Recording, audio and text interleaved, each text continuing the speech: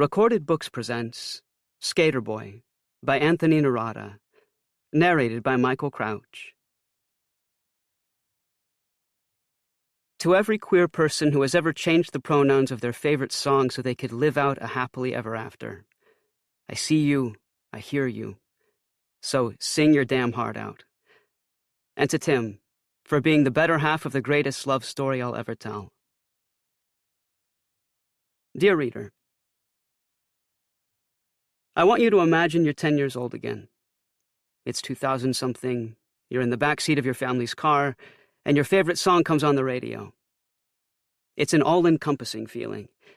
The way the hairs on your arms rise, the car suddenly transforming into a sold-out arena. But despite all that joy, you sing a little quieter than your siblings, secretly changing the pronouns to the lyrics you know by heart, so that you can capture in words a world where you are free to be yourself. I couldn't have known then what I was doing, but I'd like to think that my debut novel, Skater Boy, was born in that moment, amidst carving out a space for myself where I, too, could live a happily ever after through song. When I first came out in 2013, I thought it was my duty, my obligation, to embody what I perceived to be the defining pillars of the LGBTQIA+ community. And while I did grow to love and appreciate shows like Will and Grace and pop stars like Lady Gaga, I lost sight of who I was. Writing Skater Boy gave me permission to return to myself.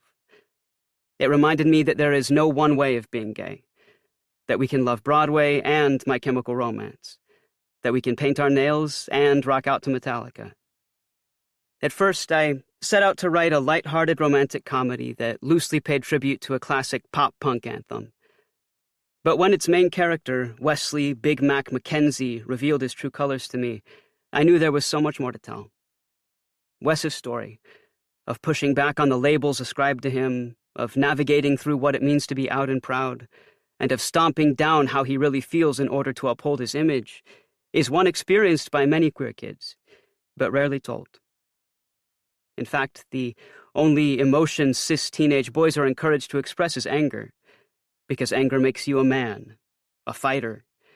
Any other emotions only serve to emasculate you. It's a slap in the face, really, to yearn to express yourself, then be punished when that expression isn't the right one. In Wes, I wanted to write a character who unapologetically shows his emotions, who never questions who he is. And while he may come out within these pages, I never wanted that to be the focus. In my eyes, what makes Wes special is the fact that it's not just his sexuality that's holding him back, but the internal conflict of being gay while also being labeled a punk, something he never truly felt he was.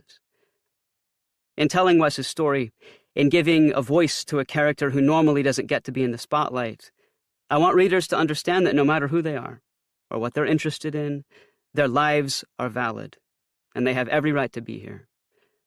I wrote Skater Boy as much for myself as I did for the queer kids on the outskirts of what society defines as being acceptably gay, the ones who are angry and hurt and filled with emotions they can't quite put a name to. To that closeted kid in the back of his family's car, I want you to know that this one's for you. Your voice deserves to be heard. Anthony Nerada. Chapter 1. God Save the American Idiot. I hate people. They're fake and pretentious. They make assumptions about everything, and no matter how hard they try, eventually they always let you down. And let's be real, I couldn't care less if they liked me back. But when I grabbed the kid by the collar of his Captain America t-shirt and pinned him to the lockers, the pang in my chest is almost enough to make me question how I ended up here. Almost. Hand it over. I growl into his ear, patting his pockets with my free hand. What can I say? The kid had it coming. He'd been peering out from behind a dumpster when I first spotted him. I was bent at the knee, keying the side of Principal Cohen's car during third period, when the shutter on his phone went off. I'd been caught red-handed. Kids like that, we don't run in the same circles. They have a habit of turning me in. Lucky for me, though, I knew to wait for him outside the principal's office. The kid never asked why I did it. If he had, I would have told him that I overheard Principal Cohen calling me a lowlife this morning. But I doubt he'd care. telling the truth won't change anything. It never has. Please, I don't have the picture anymore, I swear. Tony got to me first and made me delete it. His eyes dart around the hall searching for help. It's not that I don't believe him.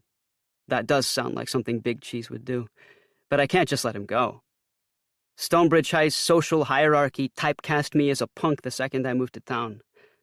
Whether I like it or not, I have an image to uphold. I'm not going to lie.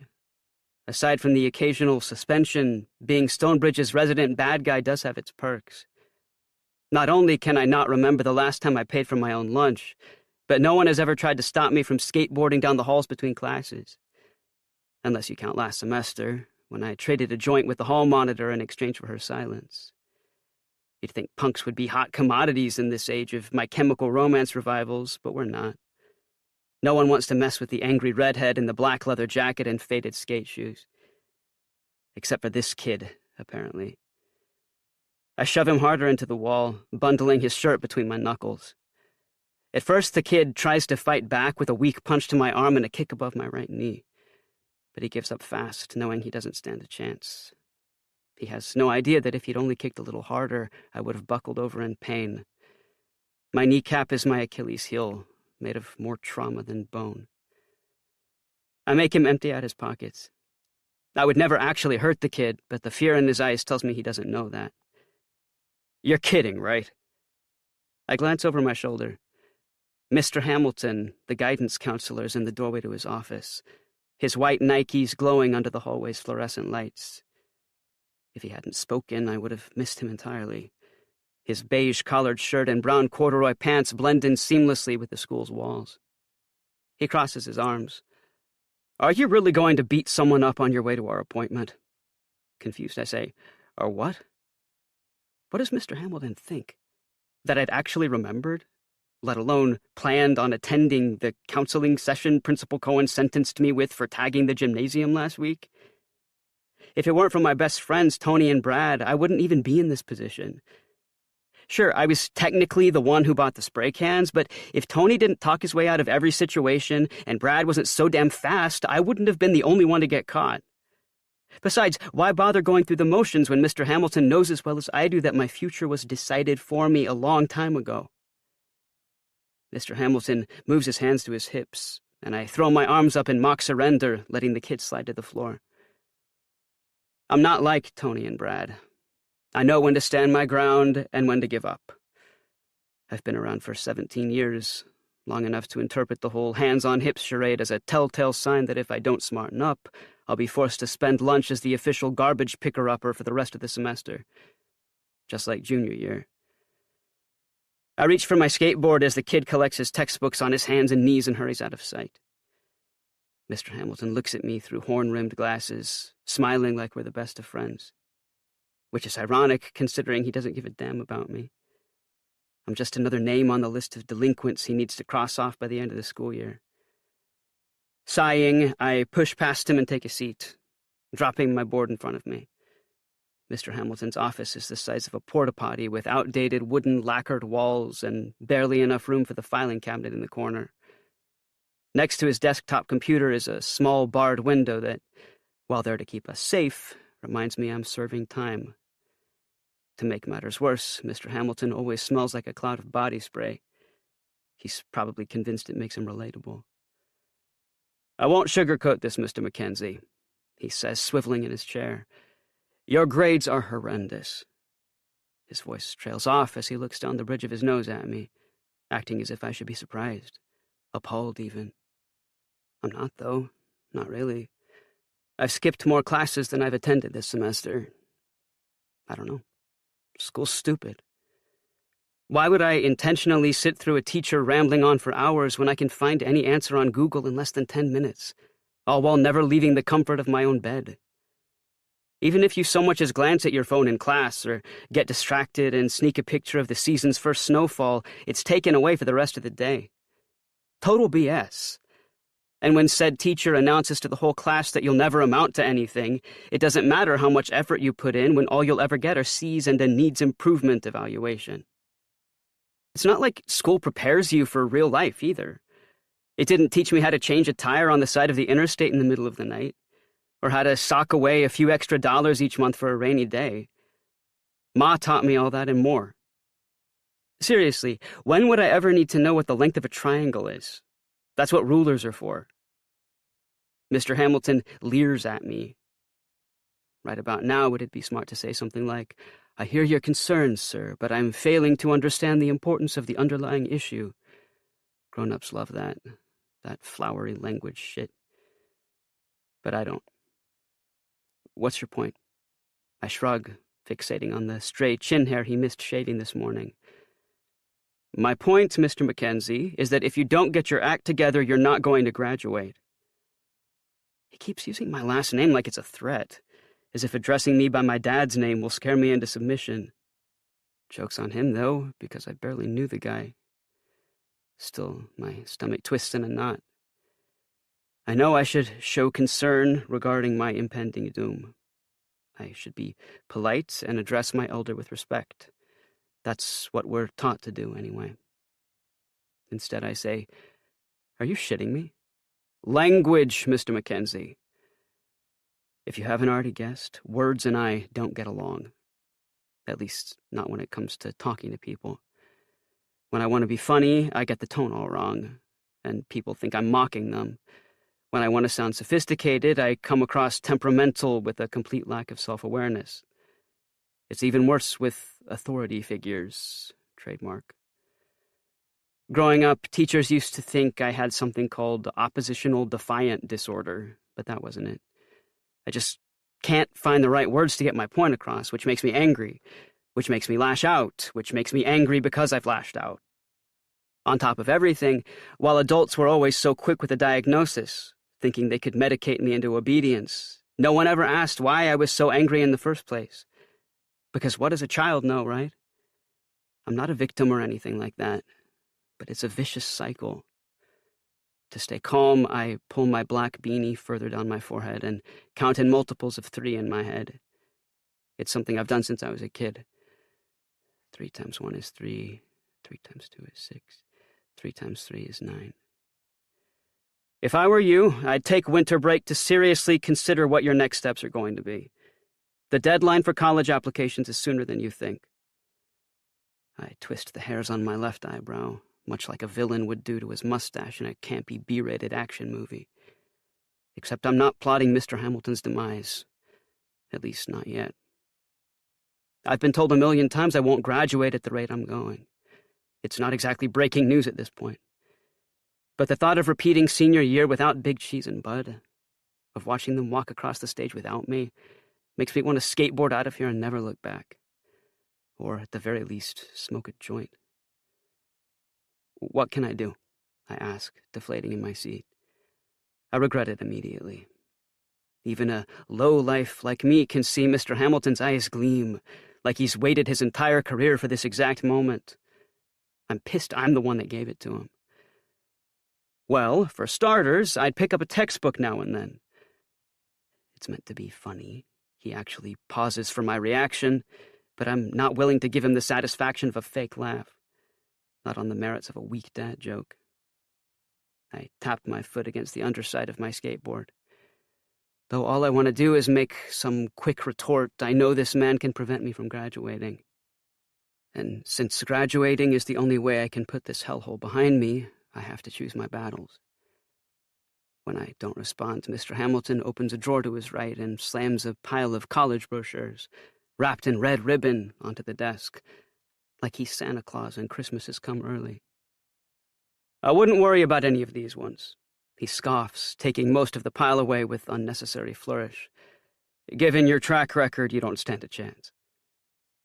I crack a smile and feel the corner of my mouth lifting with pride. My rap sheet of detentions is longer than any of my academic achievements. The guys and I beat Austin McNally's '06 record last year. After Mr. Hamilton's finished sorting through the pile, only 3 brochures remain. 1 for a community college in the next county over, and 2 with such terrible stock images I don't even bother committing their names to memory. I don't want to go to college. I huff, flipping my skateboard up between my knees. I just want to graduate. I'm familiar with the look Mr. Hamilton gives me next. I've seen it from adults my whole life. Though the order can be, and usually is, interchangeable, it's always the same thing. Lips pursed, arms crossed, followed by some snarky remark about not wanting to believe that. "I hope you don't mean that," Mr. Hamilton says, folding his arms. It's like fucking clockwork. His eyebrows are about to spark. That's how close they are. "Do you have any passions, Mr. Mackenzie?" I pause, biting the inside of my lip. This question always gets me.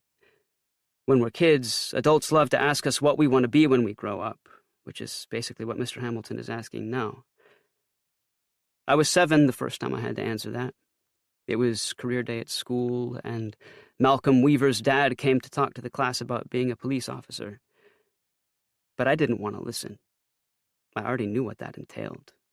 Ma and I had just moved to Valentine, Ohio, to escape the officer that, up until recently, I called my dad. And this one was no different. He walked deliberately between the desks, his boots thudding over the linoleum like they carried the life sentences of his arrests. I felt his breath on the back of my neck as he spoke, felt my knees trembling against my seat. When it was my turn to speak, I'd said I wanted to be Percy Jackson, because Percy Jackson was the man growing up. Sure, I got a few laughs from the room, but Officer Weaver wasn't amused. He rapped his knuckles along my desk and asked again, slower this time, like I hadn't comprehended the question. That shut me up real quick. I learned right then and there that I wasn't allowed to be the riptide-wielding, badass demigod I wanted to be most in life. Because the truth is, when adults ask that question, they don't really want to know what you have to say. I crossed my legs, pretending to ponder my answer. Ma says I'd make a good lawyer with all the arguing I do. Mr. Hamilton's hollow laugh fills the air with the scent of stale coffee breath. Sorry, kiddo, but you'll never be a lawyer. Not with these greats. Did I mention I hate this man? He pulls out a copy of my most recent report card, holding it between 2 fingers like it's covered in the Black Plague. Even from across the desk, I can see it's riddled with D's. Math seems to be your best bet. How about accounting? The first thought that comes to mind is Ma's mind-numbing fiancé, Tad, who popped the question last week at Red Lobster after one too many margaritas and a heated discussion about amortizations. I'd rather watch paint dry for the rest of my life, I deadpan, thinking of all the text conversations I've suffered through in the last 3 years. My phone buzzes inside my pocket, so I dig it out and find a text from Tony. Where the hell are you? When I look up, Mr. Hamilton is glaring at me.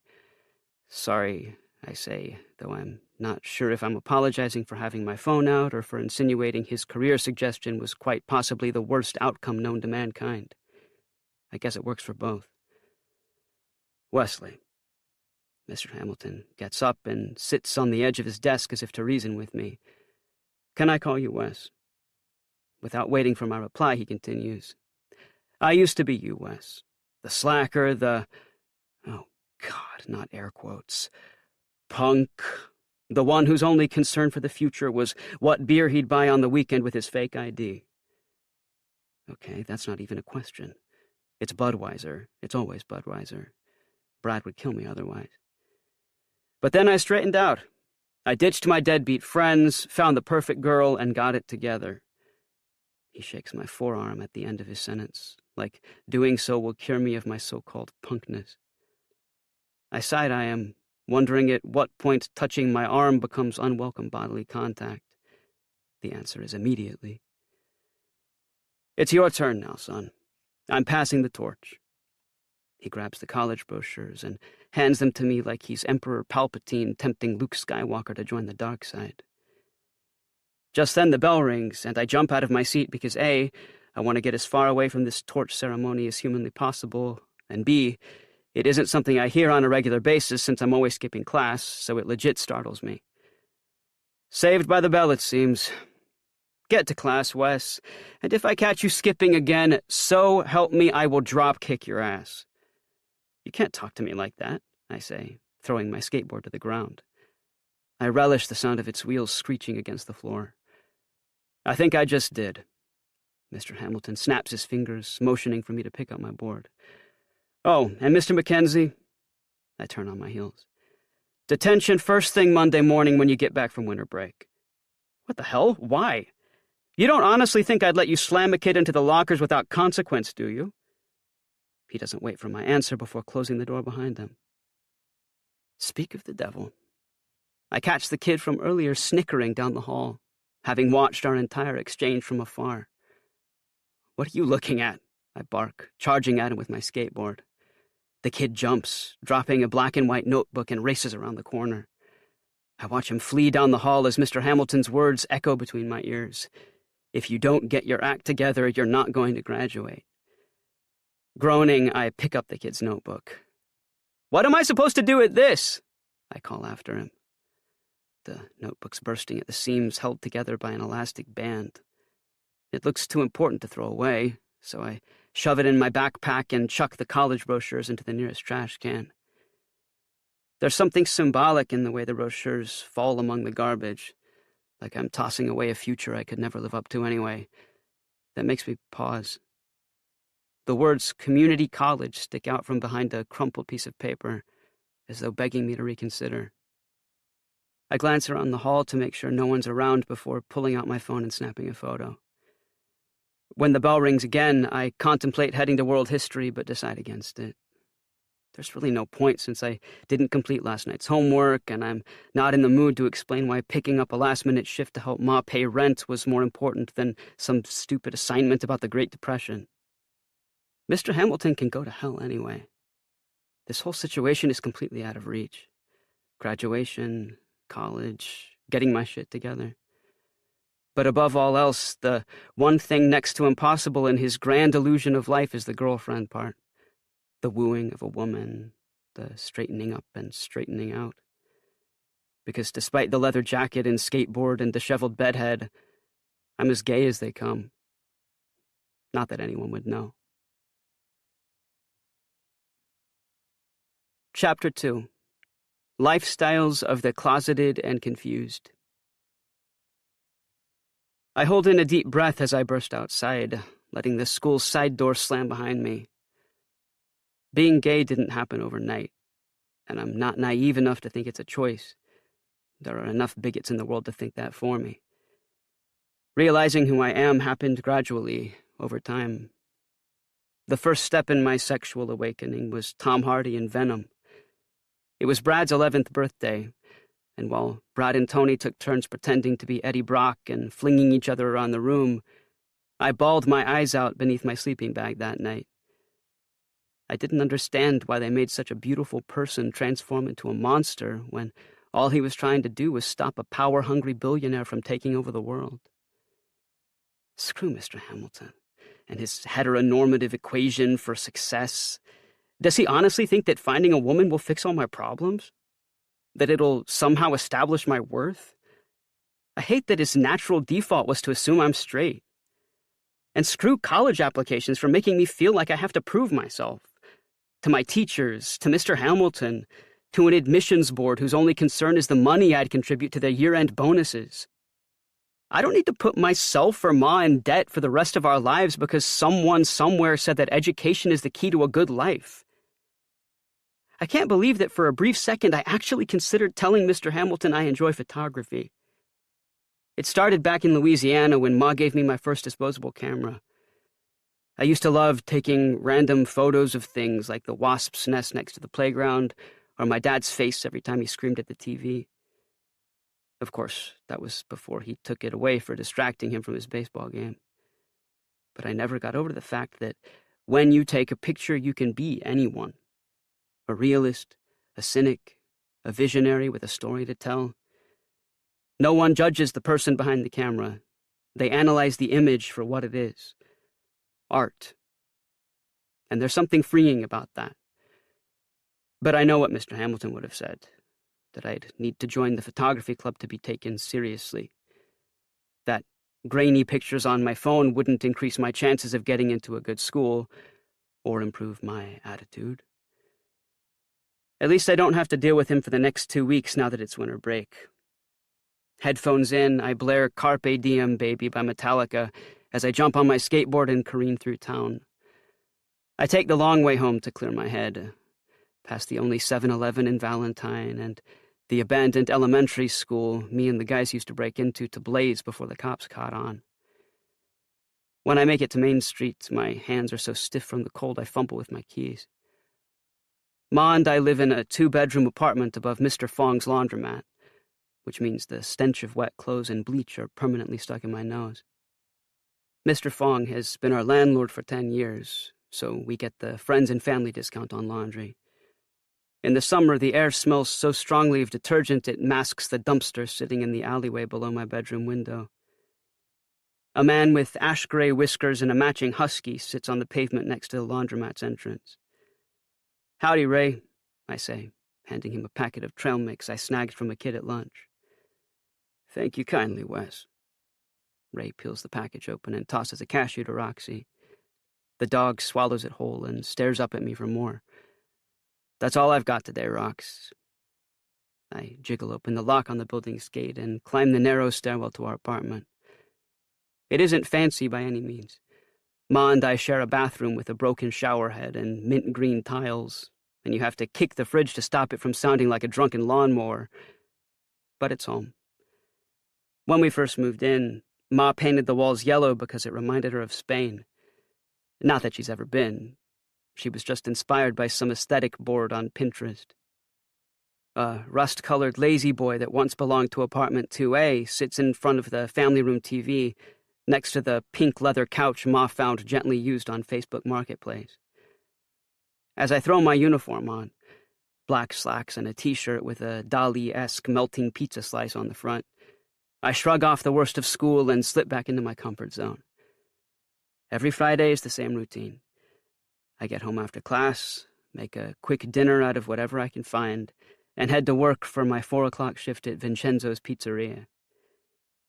I'm about to leave when Ma comes barging through the apartment door with an armful of what looks like branches. I have no idea how she fit them through the stairwell. "Hey, Ma." "Oh, hi, Stevia," she calls out as the door swings shut behind her. "Look what I found." I smile as she tells me about her day. Calling me Stevia is Ma's way of going against the masses. She's never been a fan of "hi, honey" and "hi, sweetie" moms. Ma has the same fiery red hair as me, tied in a loose ponytail that rests over her left shoulder. It's always reminded me of burning embers in a dying fire. We both have a light spattering of freckles along our nose that stand out over our white skin. Where her eyes are blue, mine are hazel, a blend of honey amber and green. People have said that my eyes make me look approachable. That is, until they actually approach me. Ma teeters on one foot now as she takes off her shoes, preferring a comfortable pair of Crocs over anything fashionable. As she shimmies out of her winter coat, I notice a splatter of soup over the new blouse she bought on consignment last week. Since moving to Valentine, Ma has spent her afternoons at a local shelter providing meals to displaced people dealing with substance abuse, all while working at the fabric store Quilts and Things. On top of that, she somehow finds time to host a Golden Girls drag show at the coffee shop down the street. Ma's been my role model my entire life, and she never even graduated high school. Mr. Hamilton can threaten me all he wants. He pales in comparison to her. "I'm going to spray paint them silver and cover them in glitter for the holidays," Ma continues, snapping me back to the present. She crouches on the floor, emptying an old terracotta pot filled with random buttons and artfully stuffing the branches inside. "You know, all that glitters is not gold." "Right," I say slowly, nodding my head. "How Shakespearean of you."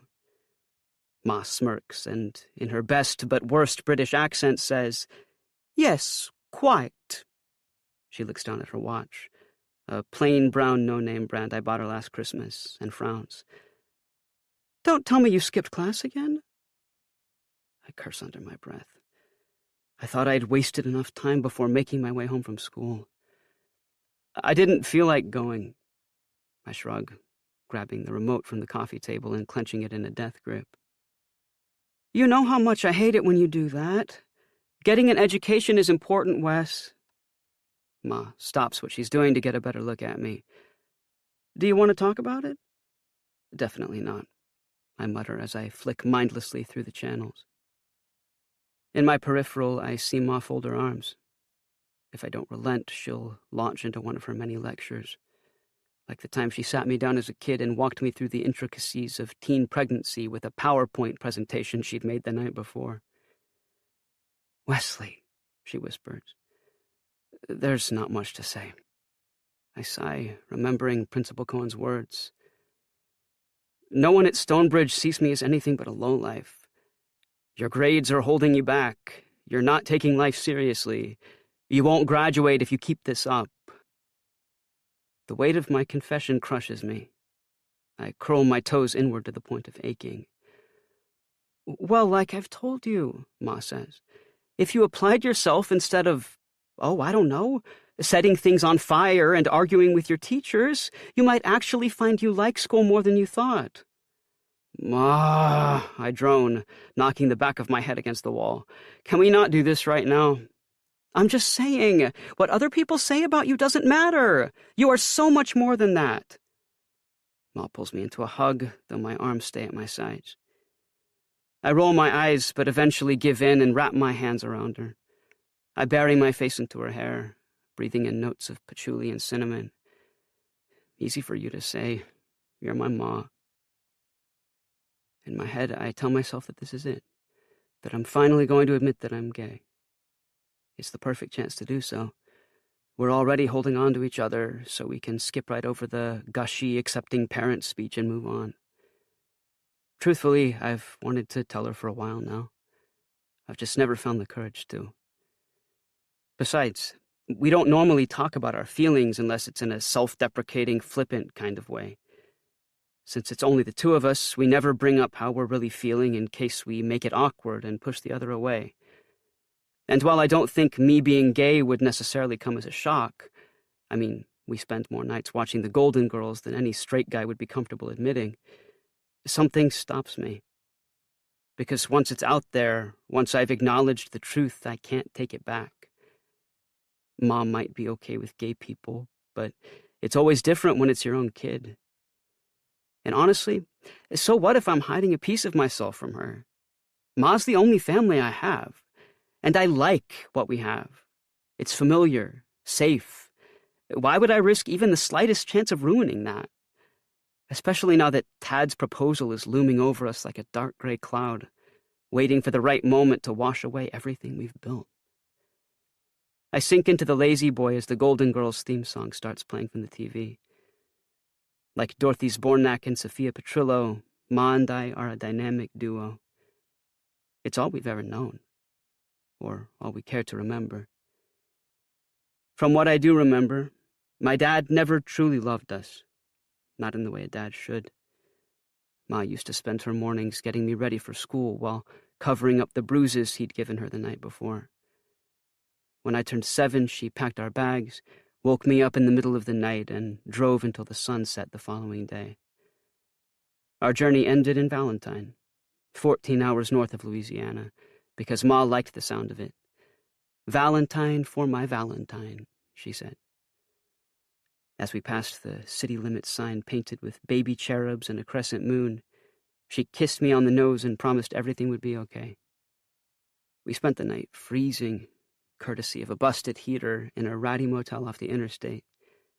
The only good thing to come from that time was discovering my first leather jacket under the motel bed. For the next 2 years, I rarely took it off. Back then, I used to have this fantasy where my dad would stumble into our apartment, a cloud of cigarette smoke clinging to his clothes, the way he always did. He'd hug me tight and promise to change, and we'd welcome him back with open arms. How messed up is that? "Remember, we're going to the ballet tomorrow night with Tad and Hannah." Damn it. For one blissful moment, I'd almost forgotten about Tad. I stick out my tongue, warranting one of Ma's affectionate punches. "You love the Nutcracker." She nods her head facetiously like I'm supposed to agree, like I'm supposed to love the ballet when we both caught each other falling asleep during last year's production.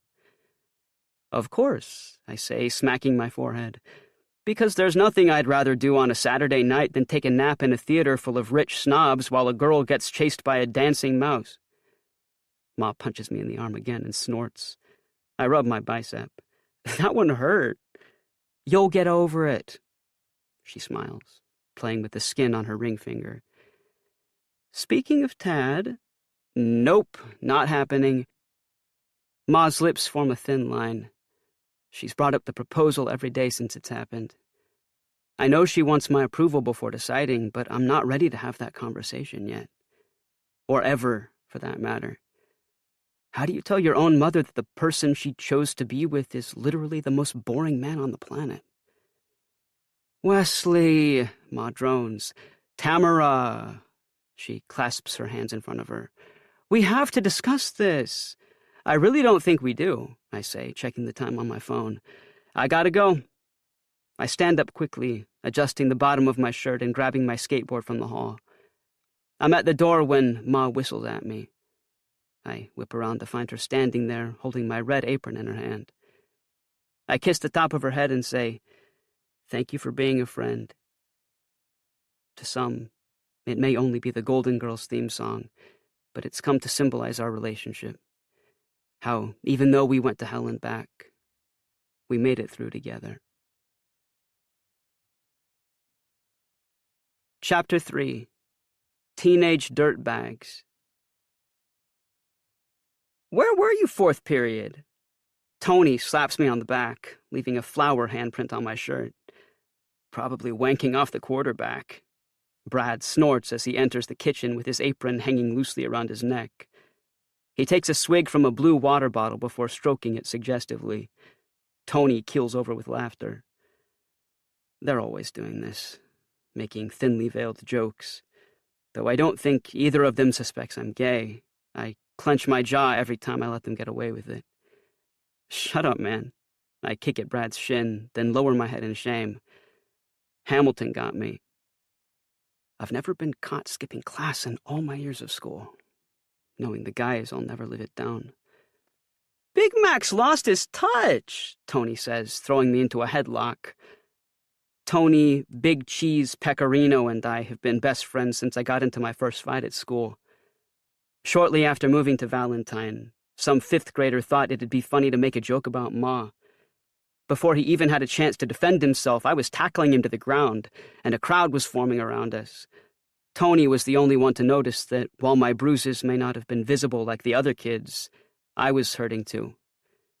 He stuck by my side after that.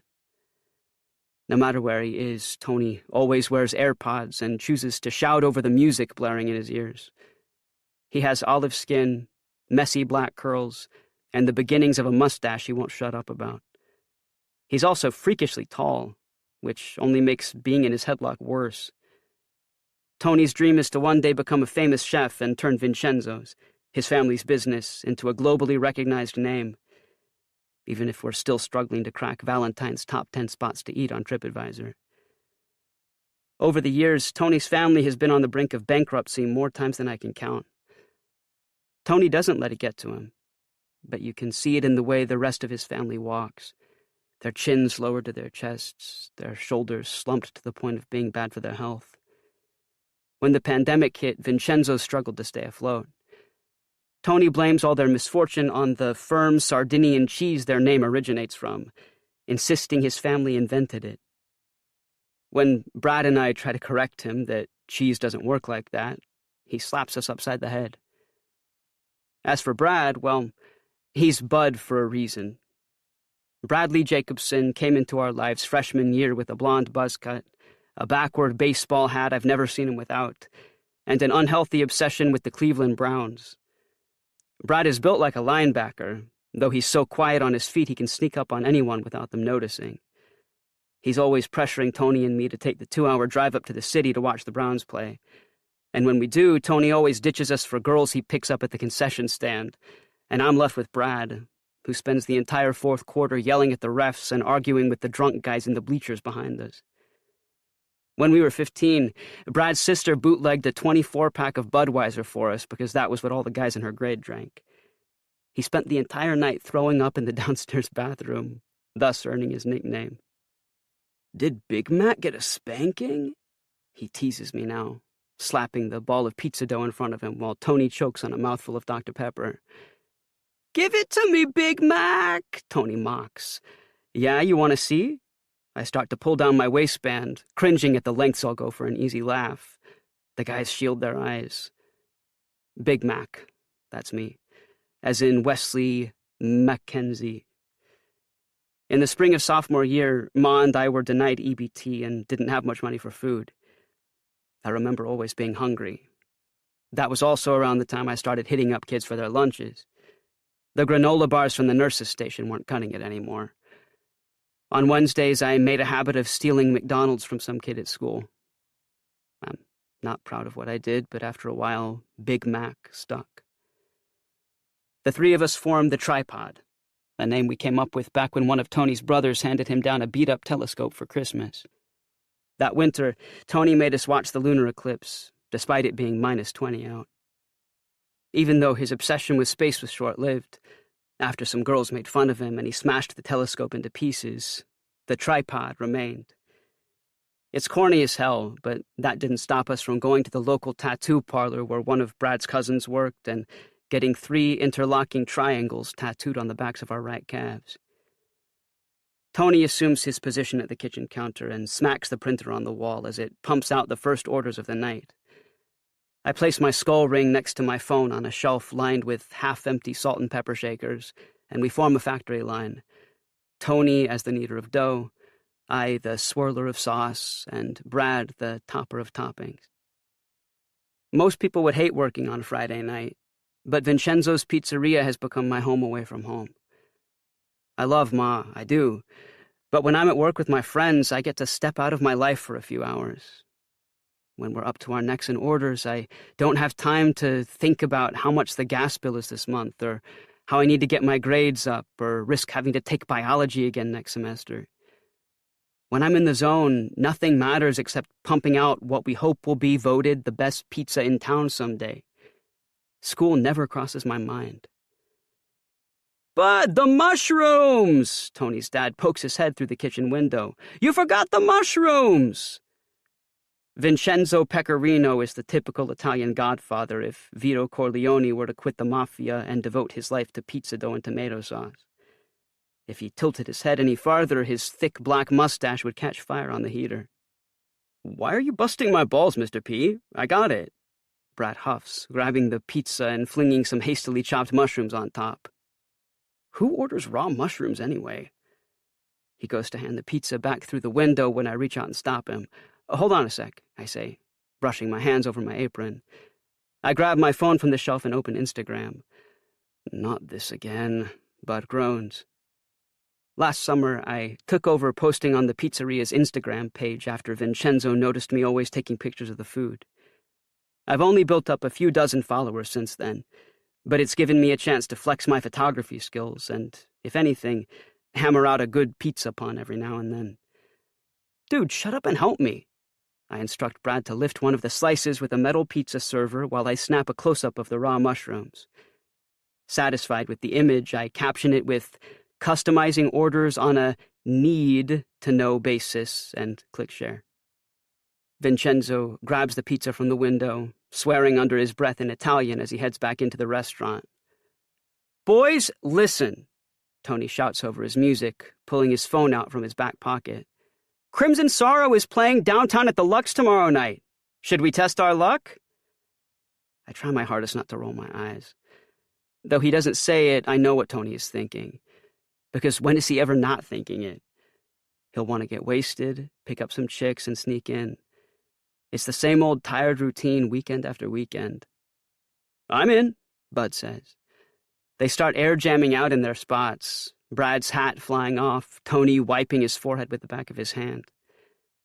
Crimson Sorrow's an indie metal band from Akron that we've been playing on repeat for months. While they're no Metallica, they're on their way to quickly becoming the next big thing to come out of Ohio. When they turn to me to play bass, I continue swirling sauce on the dough in front of me without looking up. Can't. They both freeze. Brad raises his arms and opens his fists like he's dropped his drumsticks. Tony narrows his eyes. What do you mean you can't? I can't, I repeat, shrugging. I've got a family thing. Before they can argue, the printer spits out a series of orders like it's gagging on one of those endless rainbow tissues magicians pull from their sleeves. We take our positions in silence. Tony kneads the dough quicker, I tighten my sauce swirls, and Brad flicks pepperoni faster than any knife-throwing assassin I've ever seen. We pump out pizza after pizza, making it a game by closing our eyes and passing off each order by intuition alone. We're completely in sync. I wonder what Mr. Hamilton would think if he saw me now. Would he be impressed that I've found somewhere I truly belong? Or would he scoff if I said I'm perfectly content slinging pizzas for the rest of my life in the company of deadbeats like Tony and Brad? The tripod may annoy the hell out of me, but they're my best friends. My only friends. So why can't I say it? Why do my palms sweat at the thought of talking about my sexuality with the guys? If I could look them both in the eye and tell them the truth, tell them that nothing needs to change between us, maybe it wouldn't. Maybe I could finally start feeling okay about everything. But I've heard their comments. I've seen how they react when they're uncomfortable. They shut down and put up walls, just like I do.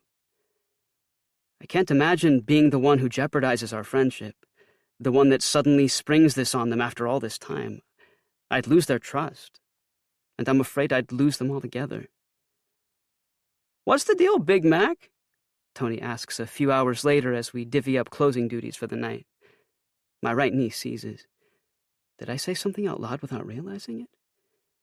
"What could possibly be more important than Crimson Sorrow?" He lines a tray with fresh batches of dough for tomorrow and turns to face me, not noticing when I let go of my breath. "Yeah," Bud adds, lifting himself up onto the counter I just finished sanitizing. He drinks from his water bottle, watching a recap of tonight's football game on his phone when he should be helping us close. "Son of a..." I grunt, swatting at his hand with a damp cloth. "We're going to the Nutcracker with Tad again. His boss's daughter is in it this year or something." Tony and Brad wrinkle their noses at each other and burst out laughing. Tony races into the broom cabinet and, in the time it takes him to come back, has somehow fashioned a makeshift tutu out of a garbage bag and hoisted it around his waist. He arches his arms into the air and twirls around the kitchen. "Save me, Nutcracker!" Tony says, pretending to faint into Bud's arms. "Assholes." I sucker punch them both in the thigh and head to the staff room to fetch my jacket. We leave through the back, grabbing our skateboards and locking up behind us. "Promise you'll save me a dance," Tony calls after me, batting his eyes. I give him the finger and leave in the opposite direction. When I glance back and see them at the side of the road, the orange haze of a street lamp illuminating them from above, they're still twirling around and stumbling in the snow, laughing. And this is why, under no circumstances, will I ever tell them my secret. Chapter 4. Complicated AF. The next night, Ma and I are waiting on the curb outside the laundromat as Tad parallel parks his old beat-up Mustang. I don't get why he tries to impress Ma. There aren't even any other cars parked out front, so he could have just pulled up. After throwing the emergency brake on, Tad smiles at me through the window and pats the seat next to him, insisting I sit up front. I bulge my eyes out at Ma, trying to non-verbally communicate that that's the last thing I want to do right now, but she ignores me and climbs into the back seat. I jimmy the handle, up twice, down once, and back and forth, before I'm able to open the door. Tad calls his Mustang vintage, but it's a POS. Some of the seats are even missing headrests, which means spending the entire car ride hunched over like we're some kind of gremlin entourage. In the back, Tad's daughter Hannah bounces in her car seat like she's on her way to freaking Disney World. The Nutcracker is all she's been talking about for the last week. Hannah is 5 years old, with light brown skin from her late mother's side and even browner eyes. She's wearing her favorite pink tutu from after-school dance lessons. In a gentle voice, Ma tells her to sit still through the bobby pins tucked between her teeth as she pulls Hannah's hair into a ballet bun. It's not that Tad and Ma wouldn't be good together. He has a stable, albeit boring, job. He showers Hannah with love and affection, And for some reason, he always makes Ma laugh. It's just complicated. The first dad in my life didn't exactly work out for us, and it took Ma a really long time to trust men again. But we've come a long way since then. Sure, money is tight, and we may struggle sometimes, but we always make it work. So why fix what isn't broken? Like me, Tad is white and wears a leather jacket for every occasion, which makes me reconsider my choice of armor every time we're forced to leave the house together. In his heydays, as he likes to call them, Tad was the drummer in a rock band known as the Incisors. They got their name from one of the band members' dentistry textbooks and put on shows at weekend farmers markets and nightclubs across Idaho, where he grew up. His hair rests above his shoulders, and his voice is permanently raspy from singing at odd hours of the night. Despite having shaved this morning, Tad looks like a caveman who's just discovered fire. "You smell like smoke," Hannah says to me, gasping like a fish out of water as she sticks her head out the window for air. She doesn't know the difference yet between cigarettes and marijuana, and I won't be the one to educate her. "You smell like a kid who's getting coal for Christmas." I reach behind my seat and tickle her. When she threatens to pee, I tickle her harder, like I'd be the one cleaning up her mess. I rest my forehead on the window, letting the glass meld with my skin in anticipation of what's to come. Tad's been in our lives for 3 years now, but he and I are still very much in the getting-to-know-you phase. Though the ride to the theater isn't long, he somehow manages to squeeze in a game of 20 questions.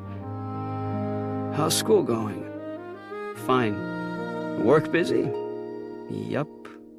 "Cold out, isn't it?" "It's December, Tad." I've made it pretty clear I want nothing to do with him. I sneak out of the apartment to hang with the tripod whenever he's over. I pick up extra shifts on nights when I know he'll stop by after work, but the guy refuses to give up. Even now, he leans forward with every answer I give him, shimmying in his seat like this is all a fun game for him, like every day is another chance to peel back one of my layers. It reminds me so much of Mr. Hamilton, I want to barf. By the time we've reached the theater, I've had all I can take. "Oh, look, we're here!" I shout a little too loudly as we turn into the parking lot. There's a lineup of cars waiting for the parking attendant to point them over to a spot, but I jump out before Tad can grill me again. Ma glares at me from the back seat, but I pretend not to see her, busying myself by warming my hands with my breath. Hannah flings the door open once they've parked and bulldozes into my leg. I toss her over my shoulder like she's a rag doll and carry her to the entrance. As I glance around the theater's courtyard, a sizable lump forms in the back of my throat. Everyone's done up to the nines, in long, flowy dresses and suits we can't afford. The class separation is written on our clothes. Tad has a brown tweed blazer on under his jacket that he regularly wears to work, and Ma's got a lavender shawl draped over her arms so no one can see her dress is really a blouse and skirt. I set Hannah down, and she skips into the theater ahead of us, completely unaware of the elitism inherent in ballet. I tug the hem of my white-collared shirt down to hide the fact that I'm not wearing a belt. "Hey, Wes." I turn around at the sound of Tad's voice, a scowl already forming on my face. He looks at me with a sheepish grin and hands me a ticket. "Can I offer you some advice?" "If you must." I clench my fists inside my pockets, using the moment to hike up my pants. Tad scratches behind his ear. "Let yourself have some fun tonight, okay? It's not about all this," he says, waving his hand dismissively at the people around us. He must have noticed me surveying the crowd. I hate that I let my walls down enough for him to sneak in. Who does this guy think he is? Just because he proposed to Ma doesn't mean he knows what's best for me. The thought of calling him Dad sends chills up my spine. "Sure, tadpole, whatever you say." My nostrils flare as I snatch the ticket from his hands, then push past the line to go find our seats. I'll never admit it to anyone, but Walter Prescott Theater is one of my favorite places in all of Valentine, despite the class warfare. It's an exact replica of an old heritage building on Hollywood Boulevard in L.A., complete with alabaster columns, ruby-red suede chairs that reek of better days, and a Phantom of the Opera chandelier that could very well fall on the audience at any moment. When Ma and I first arrived in town, they used to play old movie musicals every Sunday for $1. We were sometimes the only people in the theater, which was awesome because you can never fully enjoy Les Miserables until you've shouted one day more at the top of your lungs. The memory makes me grin as I settle into my seat. I can't exactly share my love of Broadway with Brad and Tony.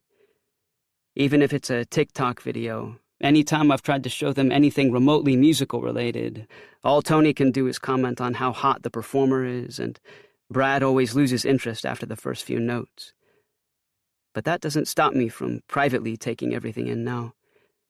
The employees walking between the aisles with bags of peppermint bark and hot chocolate for sale, the gentle rhythm of music as the orchestra draws in guests from the lobby, the muffled hustle and bustle of dancers getting ready backstage.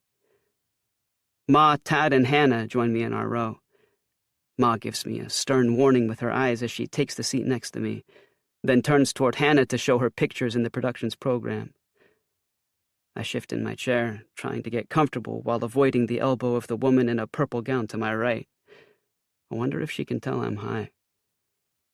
"It's about to start," Tad says, squeezing Hannah's leg as he spots his boss in the reserved section at the front. His enthusiastic wave goes unnoticed. The lights dim as snow begins to fall from the ceiling. It's just some dweeb shaking out a box of styrofoam from the rafters, but the audience applauds anyway. Easy crowd. A bunch of children in white gossamer tutus start dancing around the stage. Because it's a local youth production, they most likely hired the help of the woodworking and art departments at a local school, maybe even Stonebridge, to get the scenes right. For all I know, Tony could have helped build the winter forest backdrop, since woodworking is the only class he actually likes. While my love of Broadway knows no bounds, ballet is definitely not my thing. Ma will scold me if she catches me with my eyes closed, but I can't help it. My vision wavers after the lighting of the Christmas tree. I startle in my seat as the back of my head hits the top of my chair. I pull out my phone, dulling the light against my leg, and open a snap from Tony blowing smoke circles into the camera as he and Brad head into the Crimson Sorrow show. Without looking at me, Ma clears her throat, which is her not-so-subtle way of telling me to power down my phone. "Look, Hannah, look! It's Emily!" Tad whispers. I follow his line of sight to a teenage girl dancing on stage. She really is beautiful, with high cheekbones, golden hair, and fair white skin. Emily points her chin toward the upper balcony, the tiara on her head sparkling beneath the spotlight. As the music changes, she lifts herself up onto her tiptoes and prances around, tutu bouncing in time with her steps. Hannah gasps, hiding her face in her dad's sleeve. "She's pretty." Tad leans over and winks at me, which, gross. I sit back to shield myself from him, covering my ear when I feel it turn red. I turn to Ma instead, who's smiling, and wait until she sees me roll my eyes before mouthing, "All that glitters is not gold." The music crescendos, and I return my attention to the stage in time to see the Nutcracker making his grand entrance. Under the spotlights, I notice the way his red sergeant coat contrasts the costumes of the surrounding ensemble and his own dark brown skin. There's a severity to his face, punctuated by the sharp outline of his jaw and the arch of his eyebrows as he concentrates on his next move. Does he go to Stonebridge? I don't recognize him. Is it sexist that I never knew guys could move like that? What do you even call a male ballerina? A ballerino? A male rena? This guy moves around the stage with a fierce determination in his eyes, the likes of which I've only ever seen in athletes. Is dancing a sport? I have no clue, but watching him now makes me think it is. Suddenly, I'm not tired anymore. There's a precision to his step, a swiftness in the way he casts his arms out in front of him that's both calculated and effortless at the same time. I stealthily glance around the audience to see if anyone is laughing, but they're not. They're slack-jawed like me, following the elegant movement of his body. His feet graze the stage without ever really touching it. The Nutcracker isn't just dancing. He's commanding the stage and everyone on it. He leaps toward Emily, and unlike the rest of the dancers, he's wearing black ballet shoes. I follow the movement of his legs, holding my breath. My eyes gravitate toward his tights. I try not to. I really do try, but his costume moves with the beat of the music, accentuating everything in all the right places. I sink a little in my seat, shuffling my feet in the dark to adjust the crowding in my jeans. As the orchestra swells, the Nutcracker's eyes flit over the audience, never staying on one person for more than a few seconds. Because they don't matter. You can tell he's dancing for the sake of the art itself. The thunderous applause that comes after, that's just a bonus. Without thinking, I pull my phone out to take a picture of the scene, offsetting the image slightly so the Christmas tree on stage is in the background. The Nutcracker is mid-jump, suspended in the air like he's floating. "No photos, please." An usher in the aisle to Tad's left is waving a flashlight at me to put my phone away. I raise my hands to apologize. I've been so transfixed on the Nutcracker's dancing I'd forgotten what I was doing. The rest of our row turns to glare at me. Before I know it, the curtain falls for intermission, and even Ma looks surprised that I've managed to watch the entire first act. Tad takes Hannah to the restroom, and I reach over and snatch the program from Ma's hand. Totally nonchalant. I have to rifle past several pages of ads, but eventually his headshot stares up at me. Tristan Monroe. The photo is in black and white, but Tristan's smile radiates off the page. His bio says he's a senior at Westgate Academy, a private Catholic school down the road from here. "Quite beautiful, isn't she?" Ma nudges me out of my trance and points to Emily's picture, which is right above Tristan's. Yeah. I blush, pulling at my collar. Ma giggles like a schoolgirl and wraps her arm through mine.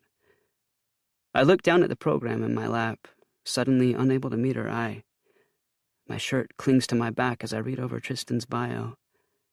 He's apparently been dancing all his life and is the first black man to lead the Sullivan Richards Youth Dance Company.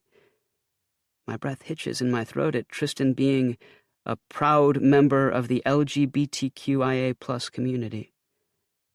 I slam the program shut, acutely aware that someone might notice how long I've lingered on this particular page. At the end of the day, this is Ohio. White supremacists showed up at a drag queen story time just last year. By admitting he's part of the queer community in writing, Tristan's putting himself at risk. But he doesn't care. He's proud of who he is. And I can respect that, even if I could never put myself in his ballet shoes. After the dancers take their final bows, we funnel into the lobby, right into a crowd hovering by the backstage door. It's funny how the arts do that. It's not like any of the dancers are famous or anything, but their friends and family gather with bouquets of flowers like we're waiting for Elphaba outside the Gershwin Theater in New York City. Tad finds his boss and waves us over to congratulate him on his daughter's success. He's an accountant like Tad, so he's exactly what you'd expect him to be, unremarkable in every way, except that a Lexus keychain dangles from his free hand. "Dad!" I freeze as Emily and Tristan come out from backstage, laughing and holding each other's hands. Emily still has her hair in a bun and her tiara on, though they've both changed into white singlets and sweatpants. Emily's dad hands her a bouquet of lilies and kisses her on the cheek.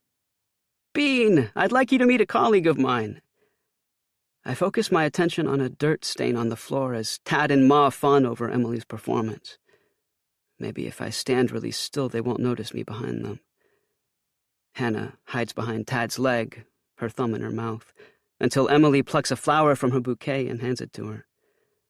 I pretend to check my phone as Hannah grabs hold of Emily's fingers and hangs on for dear life. "Wes, sweetheart, say hello," Ma says through clenched teeth. She only ever refers to me as sweetheart when we're out in public, like the other parents would judge her for calling me Stevia. "Right. Hi." I raise my hand, staring straight ahead, as Hannah lets go of Emily with a huff so we can shake. "Hey, Wes! Thanks for coming to the show." Emily's eyes inspect my clothes, her forehead wrinkling. I'm suddenly aware of how baggy my pants must actually look. "Thanks for having me," I reply, pulling away to wipe my palm along my thigh. The hell? Emily didn't invite me here. She didn't even know I existed 2 seconds ago. Isn't she beautiful? Wasn't she fantastic? Ma asks, beaming. I'm pretty sure she's convinced herself a Romeo and Juliet love affair is unfolding right before her very eyes. Let's hope I don't poison myself first. Yeah, I mumble. You were great. Emily looks over to Tristan, her eyebrows practically touching her hairline. Thanks. Ma purses her lips. She's not impressed. I wouldn't be either if I were her. I take in my surroundings, searching for an excuse to escape. I could pretend I need to go to the restroom, but the line spilled out into the hall. Thankfully, Emily's father finishes his conversation with Tad and pulls Emily away to introduce her to another family. I'll be right back. She grips Tristan's elbow as if to apologize for leaving him with a bunch of strangers. Hey, I manage to say, fixating on the lights overhead to avoid ogling over his tights again. Tristan turns toward me now like he's just realized I've been standing here this whole time. His thick black hair sits in tight coils on his head, glistening with sweat. A black cross dangles from his right ear. He must have put it in backstage because he definitely wasn't wearing it earlier. As I watch his eyes take in my leather jacket and beat-up skate shoes, I notice his eyebrows are still greatly exaggerated by makeup. He's a few inches taller than me, and the tip of my nose lines up with his chin. Hi, I'm Tristan, I know. I interrupt, surprising myself. I can feel my heart thumping in my chest, my throat suddenly dry. He gives me a look, so I wave the program between us, and he rolls his eyes, smiling.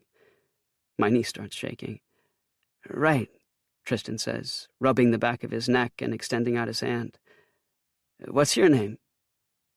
I stare down at his hand hanging in the open air, at the veins protruding beneath his skin, the onyx ring on his pinky. His fingers are slender and bony, like I imagine a piano player's would be. Big Mac, I say, shoving my hand into my pocket. It's not that I don't want to shake his hand, but my fingers are dripping with sweat. I look away, mortified. Tristan frowns and takes a step back, like I've broken some kind of social contract. Big what? Tristan peers over at Emily, and from the corner of my eye I see him tap his foot impatiently. Big Mac, I mumble, like the burger. Hearing my nickname coming out of my own mouth again makes me wince. While Big Mac might strike fear in the hearts of kids at Stonebridge, out here in the real world it's the dumbest thing I've ever heard. It's so childish, so immature. Judging by the way he shakes his head, Tristan agrees. Based on his figure, I bet he's never tasted a Big Mac, or even a burger in his whole life. No, he says, scanning the lobby, probably looking for literally anyone to come and rescue him. What's your real name? My throat tightens. I pick at the corner of my thumb in my pocket, pulling at the loose skin. Do you not know it? He asks. Of course I know my own name, I say defensively. I'm not an idiot. I didn't mean for it to come out like that. I feel disoriented, still high from the joint I smoked earlier. The lobby's glass walls wobble and sway around me. I want to tell Tristan that I could have watched him dance forever, that I'd never seen anything like it. But I don't, because that's weird, and I don't want to be weird. I want to be the kind of guy Tristan wants to talk to, not one he's doing everything in his power to get away from. This is all going wrong. I stumble backward and bump into Tad, who turns around. Chill, man, I never said you were, Tristan says, clasping his hands together and shrugging. Tad squeezes my shoulder, too tight. Everything good here, Wes? Yeah, Tadpole, we're fine, I hiss, shaking free from his hold. Tristan doesn't say anything. Everything is happening too fast. I didn't mean to snap at Tad or not shake Tristan's hand. I've never been in a situation like this, with a boy who makes my heart both speed up and want to explode, a boy whose stare causes me to shrink into myself from embarrassment. I clench my fists, feel my breath quicken. Ma steps toward me, abandoning her conversation with one of the dancers' moms. She probably sensed a shift in the room's energy. I close my eyes and inhale. 3 times 1 is 3. 3 times 2 is... Your name's Wes? I open my eyes to see Emily standing next to Tristan, her arms folded over her chest. She's got a scowl on her face I can't place. I nod my head. And you're from Stonebridge? I look between them, not sure what's happening. Yeah. Emily stands on her tiptoes and whispers something into Tristan's ear. Whatever she says makes Tristan's eyes widen. Didn't you and your friends light a car on fire last summer? He asks. I can't help but notice how he shuffles to the side, increasing the distance between us. I stop myself. The way Emily and Tristan are watching me, it's like they're sizing me up over something they heard through the grapevine. Word travels fast. Technically, yes, I admit, wondering how much they know. When they don't say anything, I continue. My friend, Brad, his sister found out her boyfriend was cheating on her with her best friend, so we stole her phone and texted him to come over.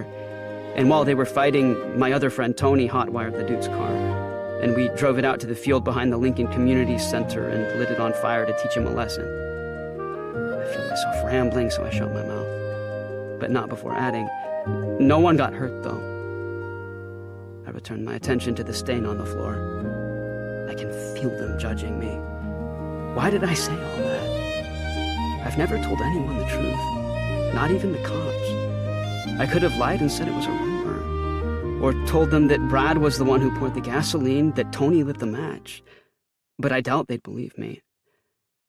After a second that drags on for an eternity, Emily says, Well, we've got to get going, but it was so nice meeting y'all. Emily gets down on her knees to hug Hannah, who nearly strangles her in return. Nice talking to you, Wes, Tristan says politely. He turns to Emily and laughs at something she said, probably related to my total lack of social skills. Emily pulls him away. Yeah, you too, I say to no one. When we return to Tad's Mustang, I yank the door open and barrel into the back before anyone forces me to sit up front again. I don't need another round of 20 questions right now. I slouch down in the seat and throw my feet up on the window's ledge, taking up as much space as I can. My heart is racing. I saw the way Tristan and Emily looked at me, how wide Tristan's eyes went when Emily connected the dots about my identity. They judged me before even giving me a chance to explain. Good thing I didn't bring up my week in juvie. I don't even want to imagine how that would have turned out. Hannah spreads her program across the middle seat, showing off all the autographs she collected. Tristan scribbled his name next to a quick sketch of a rose. I don't pay her much attention as she walks the car through her favorite scenes of the ballet because, let's face it, it was all of them. Instead, I keep replaying the conversation Tristan and I had in my head. Chill, man, I never said you were. I rub my eyes with the back of my knuckles as we pull out of the parking lot, banging my head against the window. Tristan must think I'm a lowlife, too. Between not shaking his hand and the torched car, I wouldn't be surprised if he ran in the opposite direction if we ever met again. To make matters worse, Tad cranks the most overplayed Christmas song in the history of the universe to full blast. You know the one. The whole car sings along, which I guess is a good thing, since no one hears me scream into the back of Ma's seat. I pull my phone out to a notification on my home screen. What? Why? I groan, bolting upright. Ma adjusts the rearview mirror, trying to catch my eye. What is it, Stevia? She shouts over the music. The front windshield's difficult to see through, fogged up from their singing. At first, I don't swipe right. I keep rereading the notification, a tightness growing inside my chest. The time changes on the screen. When I don't respond, Ma turns the dial down and asks again. That chick added me on Instagram, I whine, staring down at Emily's username in the dark. I don't understand. Why would she do that? From our brief interaction, it was pretty obvious I'm the last person on the planet she'd ever associate with. I hear her and Tristan laughing in the back of my head, and I almost delete the app entirely. I can picture them making fun of my feed while drinking on a Friday night. I bet it would be with wine, They seem fancy like that. Emily's a lovely girl, Ma says, interrupting the mental spiral going on in my head. I remain silent as Ma and Tad start discussing the qualities that make Emily a good catch, which is both disturbing and kind of misogynistic coming from parents. Tad glances back at me, inserting himself into my life like usual. Maybe you need a little lady love in your life, Big Mac. My whole body tenses.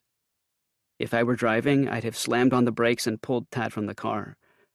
I grip the side of the door, my fingernails piercing the imitation gray leather. Everyone calls me by my nickname, they always have, but I have never, under any circumstances, let Tad get away with it. It sounds pathetic coming from him. I know this. Ma knows this. So I'm not sure why he feels the need to challenge me now. I don't know when everyone suddenly became so enamored with my love life, or lack thereof, but it's seriously pissing me off. I can't stand all the little winks and comments about Emily. They're giving me major Mr. Hamilton vibes. I can't become the prodigal straight stepson Tad seems to have created inside his head. I glare at him through the rearview mirror. Don't say lady love, tadpole. It's lame. Ma whips around in her seat, her expression feral. Wesley! Tad places a hand on Ma's forearm, like I'm some kind of monster. It's all right, Tammy. Ma shakes her head. No, it's not. Wesley, apologize, now! I let out a laugh, though there's an edge to it. I can't believe she's taking his side. Heat travels up my neck. No, not unless you tell your stupid fiancé to stop calling me by my nickname. I kicked the back of Ma's chair like a petulant child. It wasn't even directed at her. I just felt an overwhelming desire to damage something of Tad's, and her chair was the best I could come up with in the moment. Next thing I know, Ma's yelling at me about respect and what it means to act like an adult, but honestly, my head is spinning. My neck is burning up now that I tuned her out completely after the first few minutes. If people stopped assuming my sexuality, I swear I'd actually tell the truth about everything so we could just avoid all this. I swear I would. The car goes quiet. Not because we've run out of words to say necessarily. I just think we've all lost the steam to carry on. It's been a long night. I take the moment of silence to open my phone and unlock the notification from Emily. I scroll through her Instagram feed, passing photos of ballet shoes on park benches and screenshots of poems about the importance of kindness, which is rich coming from her. I lift my finger from the endless abyss of her profile, and that's when I see it. A throwback picture of Emily and Tristan from 2 summers ago. They're sitting at the edge of a pool mid-laughter, somewhere in Tennessee. My thumb hesitates above the screen because deep down I know nothing good can come from going down this path. Tristan's not going to suddenly reevaluate our first encounter with fresh eyes just because I've grown his Instagram following by 1. Do I even want him knowing I'm looking at his page?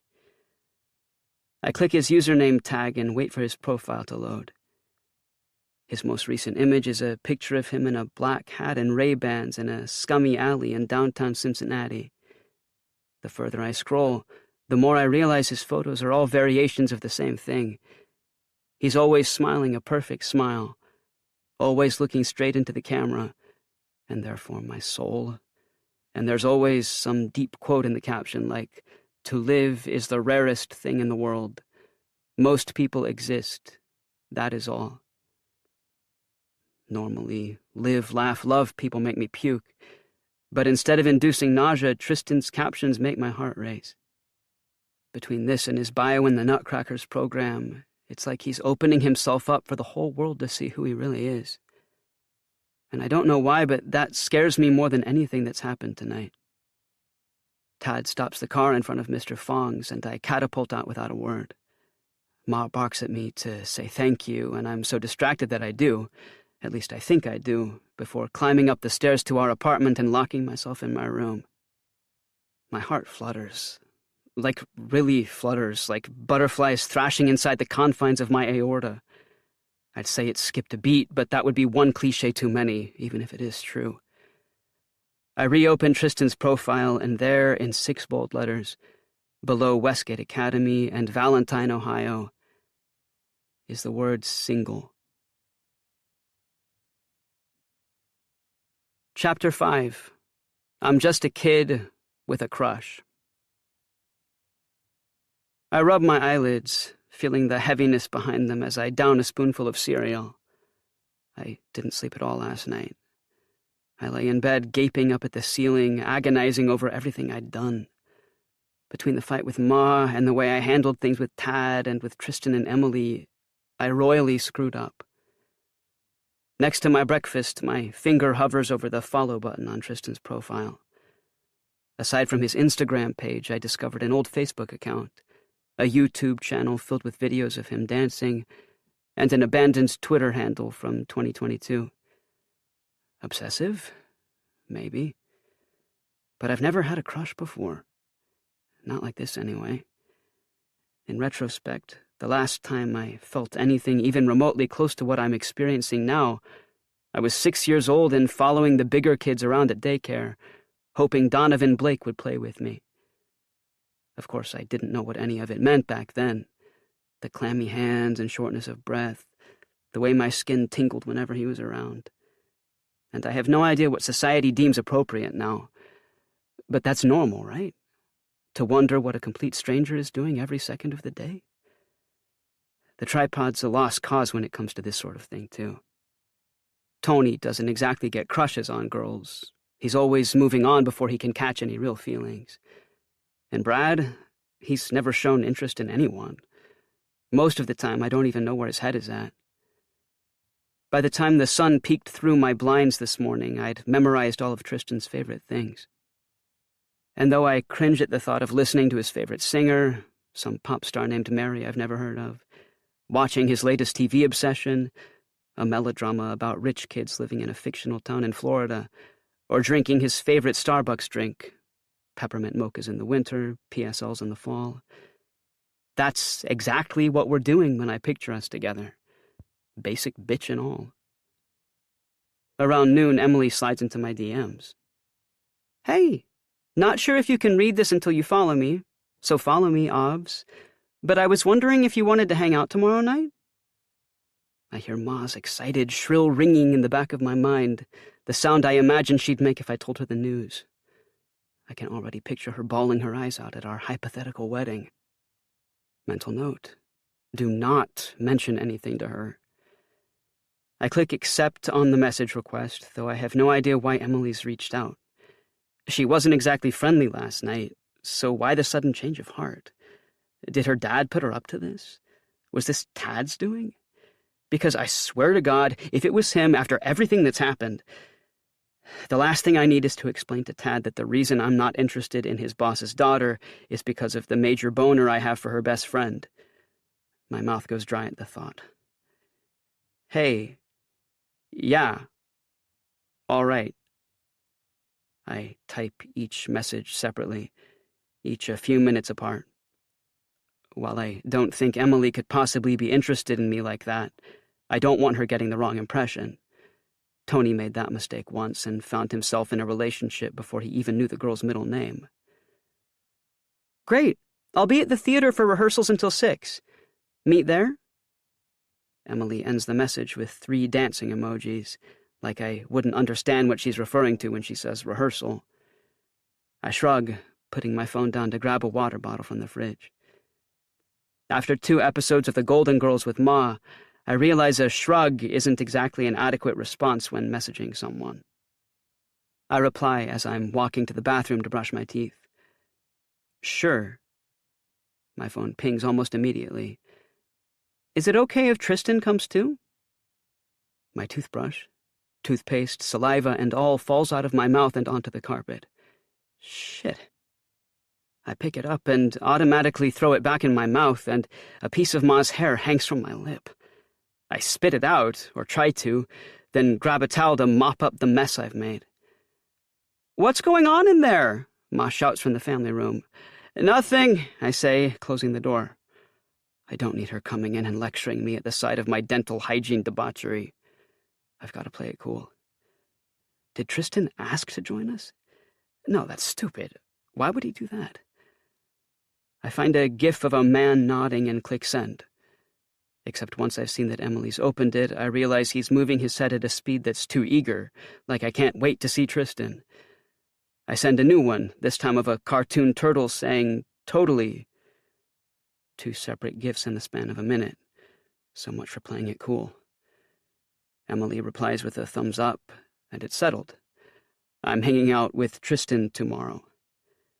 Despite the sound of my heartbeat between my ears, I crack a smile at myself in the mirror. "You've got this," I whisper, shaking out my bangs and flexing a muscle. When I return to my room, I play the trust exercise with my bed and fall into its embrace. "Hey, Alexa," I call out, lacing my fingers behind my head. "Play Unforgiven 2. An epic guitar solo pours out from the Bluetooth speaker on my windowsill before James Hetfield's voice fills the room, singing about scarring black hearts and turning stones. I fall asleep thinking of all the ways I can mess things up tomorrow. When Monday night rolls around, the temperature outside has dropped below freezing. The shop windows along Main Street are coated in frost. Of course, I don't realize any of this until I'm already skateboarding to the theater in my leather jacket, camo cargo pants, and white Linkin Park band tee. Normally, I love the way the wind grazes my face when I'm writing, but tonight my nose is leaking like a busted fire hydrant as I weave through Christmas carolers and Sally Ann greeters. Right before I left, Emily shot me a message to say that the front entrance would be locked, so I board slide down a railing to the back of the building, where some kid is guarding the door like he's a bouncer at the Lux. I tell him I'm here to see Emily, and he flips through a guest list on his phone to confirm my name before leading me into the auditorium. I take a seat in the second row, behind where Emily's dad sat last night. The lights are turned on high so you can see paint chipping in places usually hidden in shadow. The chairs around me are tattered and worn. Some are even missing their lining. I guess the people who can actually afford to attend the ballet don't even bother pitching in a few extra dollars to fix Valentine's only cultural staple. Go figure. I lay my skateboard on the ground, rolling it beneath my feet to settle my nerves. A worker in the rafters above fiddles with some wires on the chandelier. His legs dangle in the open space below. On stage, Emily and Tristan are in their street clothes with the rest of the dancers. Emily's wearing a baby blue one-piece like she stepped out of an 80s workout video. She's talking with the guy who plays Herr Drosselmeyer when she sees me in the audience and waves. I wave back, cursing myself for how stupid I must look. Am I so desperate to make a good impression that I've resorted to acting like Tad? I run my palms over the armrests beside me. Tristan peers over at me wearing a black muscle shirt and the same gray sweats as the other night. I guess I figured he'd at least say hi, but he doesn't wave or acknowledge me at all. Did I accidentally like one of his photos? Does he somehow know I've been checking out his social media all day? I try to shrug it off by taking out my phone and tapping at the screen like I'm texting someone, but I feel myself clam up. I spent all night obsessing over his dancing videos, paying painfully close attention to the way he seemed to take up every scene. But I'm realizing now that I probably haven't even crossed his mind since we met. To Tristan, I'm a stranger, a nobody. I sit in silence and watch as the ensemble goes over the next few scenes. Turns out the dancer who plays the Mouse King is also apparently a dictator in real life. He keeps flailing his hands and telling everyone they're doing it wrong. Even from afar, I can see Tristan's irritated. It's only noticeable for a second, though, before he puts on a smile again. Emily tries to lighten the mood by laughing it off and touching the guy on the arm. She glances over at me when she does it, and I drop my eyes to my lap. When rehearsals end, everyone hugs goodbye like they'll never see each other again, even though tomorrow night is the Christmas Eve show. Emily comes over and kneels in the front row. Tristan trails behind her and gives me a quiet hello. He takes a seat a few chairs down, slipping off his shoes and stuffing them into the gym bag flung over his shoulder. Should I compliment them on their performance? It was only a rehearsal. Would it be weird if I did? But Emily's the first to speak. "We were thinking of grabbing a bite to eat," she says, untying her laces. "Have you had dinner?" I shake my head, and she claps. She does that a lot.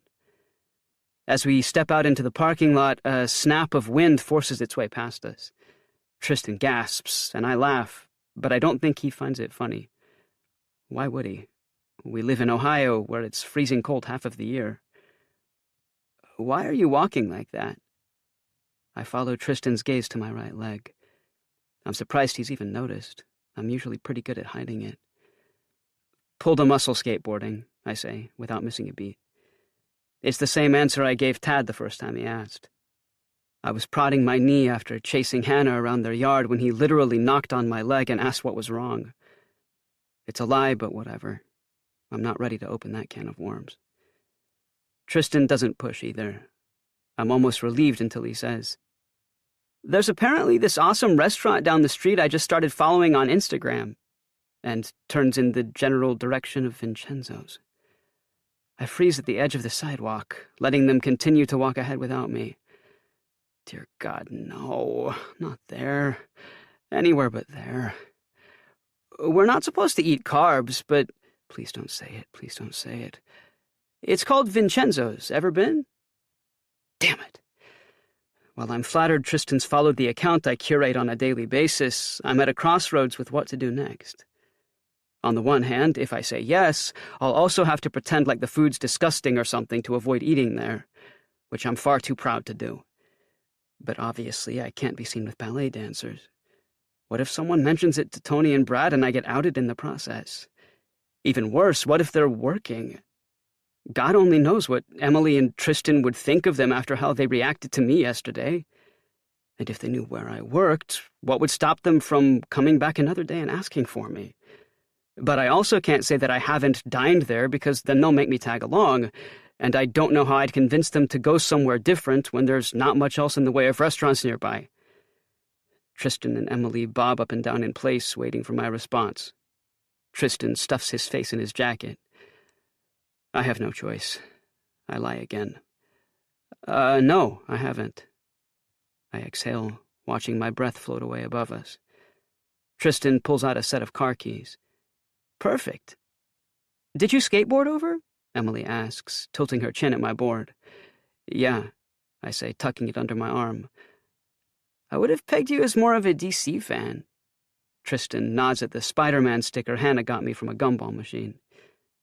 My board's covered in stickers I've collected over the years, mostly of band logos and skulls, and Betty White making a rock-on sign with her hand. I'm not convinced the Snyder Cut did any favors for the Justice League, I say easily. They're both staring at me blankly, which makes me think neither of them has committed to the 4 hours and 2 minutes it takes to know what I'm talking about. Ignoring me, Tristan double-taps the fob in his hand and opens the trunk of the car next to us. He tosses his bag inside. Do you mind throwing your board in here? And, don't light anything on fire. Yeah, I mean, no, I won't. Not a problem.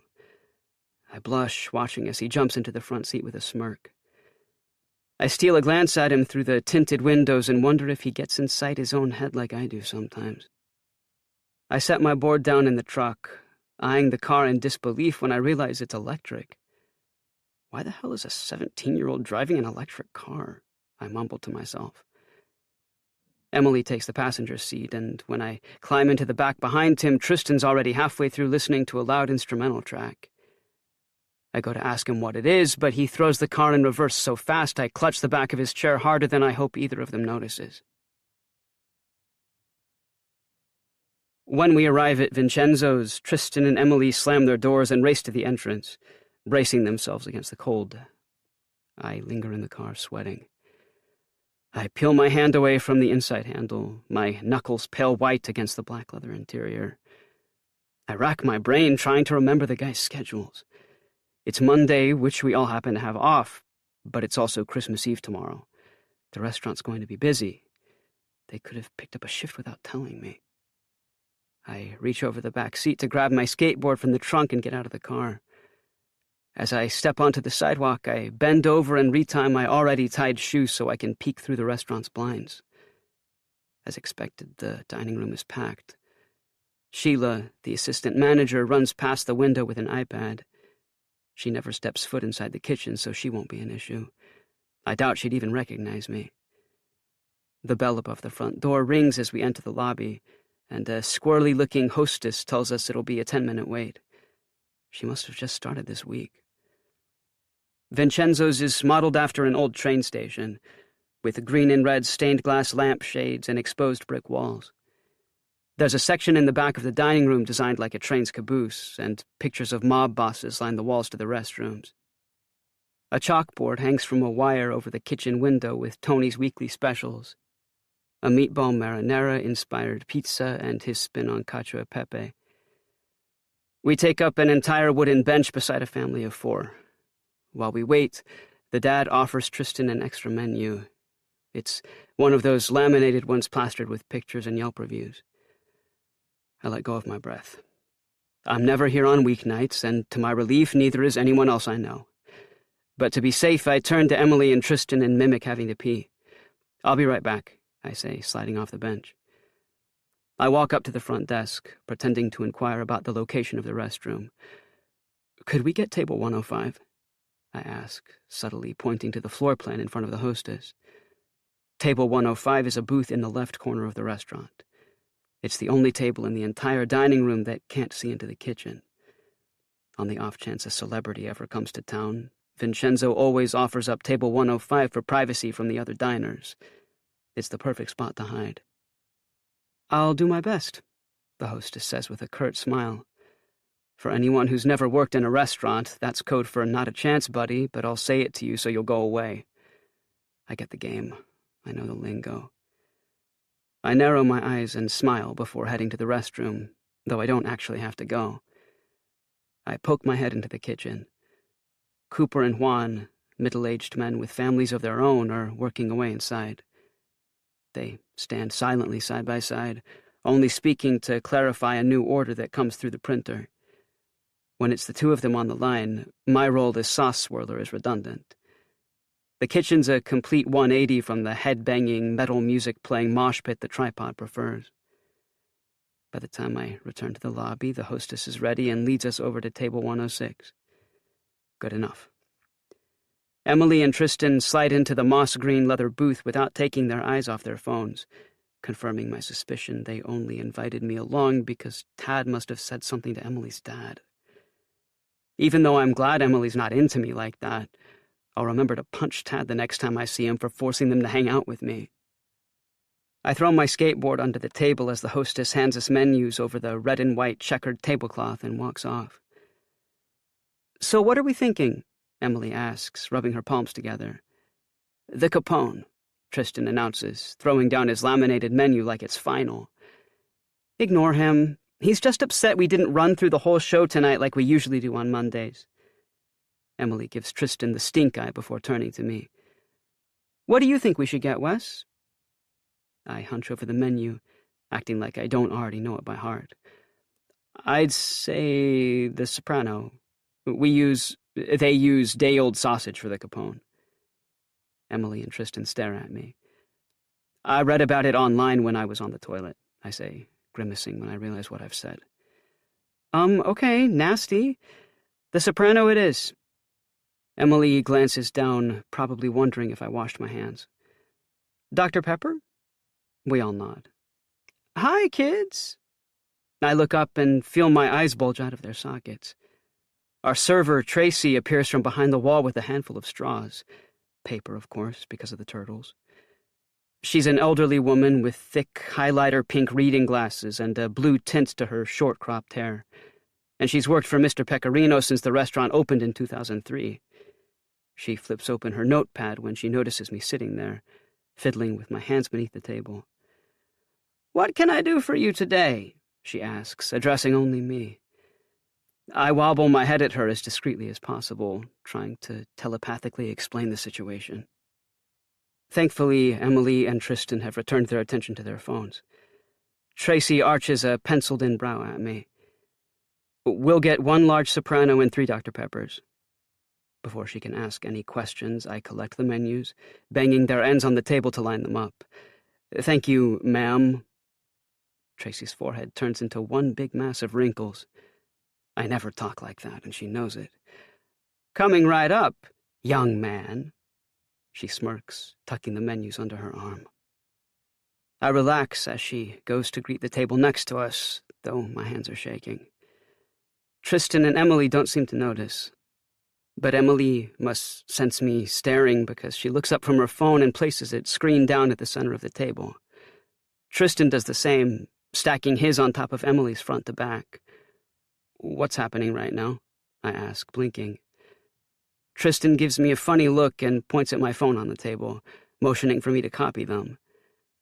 I do as I'm told, grabbing mine and slowly putting it over Tristan's.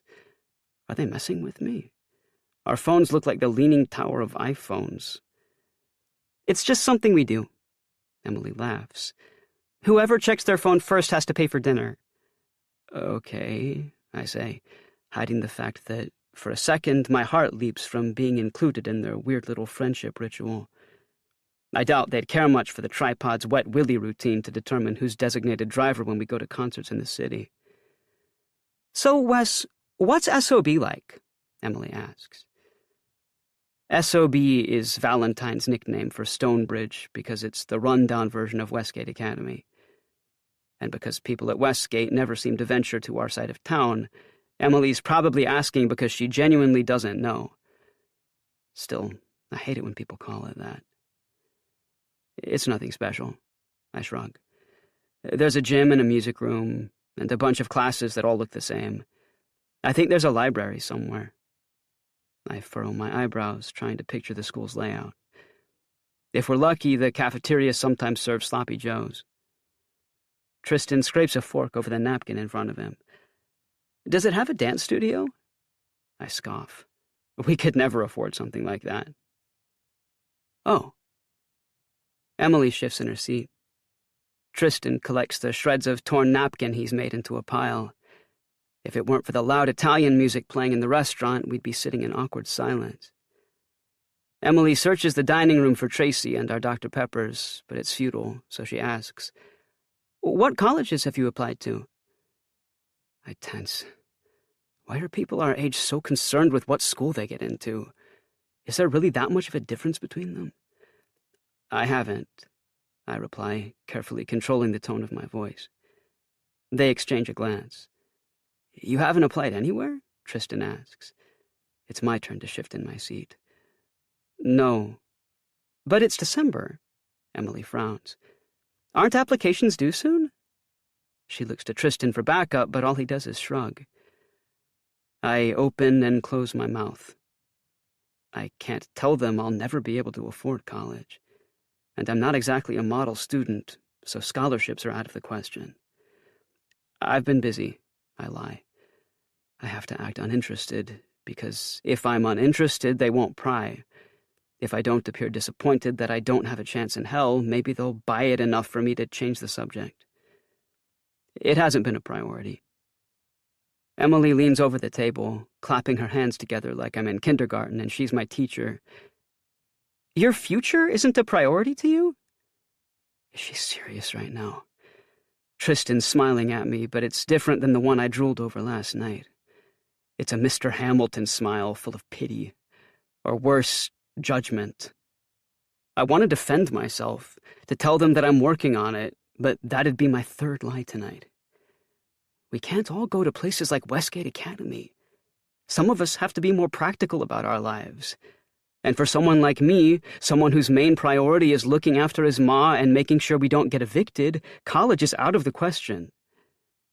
I open my mouth to say all that, to flip the table over and storm off in a huff, but the booth's light catches Tristan's eyes, and, up this close, they're a rich, dark brown, like the bark on my favorite hawthorn trees in Mariners Park after a heavy rainfall. "You have nice eyes," I blurt out. Tristan recoils like I've smacked him from across the booth, but his features soften. Thanks." He thumbs his left ear, clearing his throat. Suddenly, it's like 1,000 degrees in here. I look around the dining room, searching for the asshole who cranked up the thermostat. Seriously, where is Tracy with our drinks? Am I blushing? Again? I touch my face, feeling the warmth of my cheek. God help me if my pasty skin betrays me now. Emily coughs, trying to stifle a grin. "Well, you should join a club at least." They look really good on college applications. I let out a sharp laugh. Yeah, right. Do I look like a mathlete? I grabbed the hem of my leather jacket as if to make a point. I would never be caught dead joining a school club. Not that they'd even want me. I'm pretty sure you have to attend class consistently in order to join one anyway. No, she's right, Tristan sing-songs, grabbing Emily's hand like they're married and discussing the future with their child. If your grades suck, having an extracurricular activity on your resume can make you more attractive as a candidate. I know Tristan means to lecture me, but all I heard was suck and attractive and, damn it, I shift in my seat again. What makes you think my grades suck? I ask, folding my arms over my lap. I can feel myself getting defensive. I want to reach for my phone to hide behind the safety of the screen, but I resist the urge, knowing that if I do, I'll be stuck with the bill. Tristan raises his hands.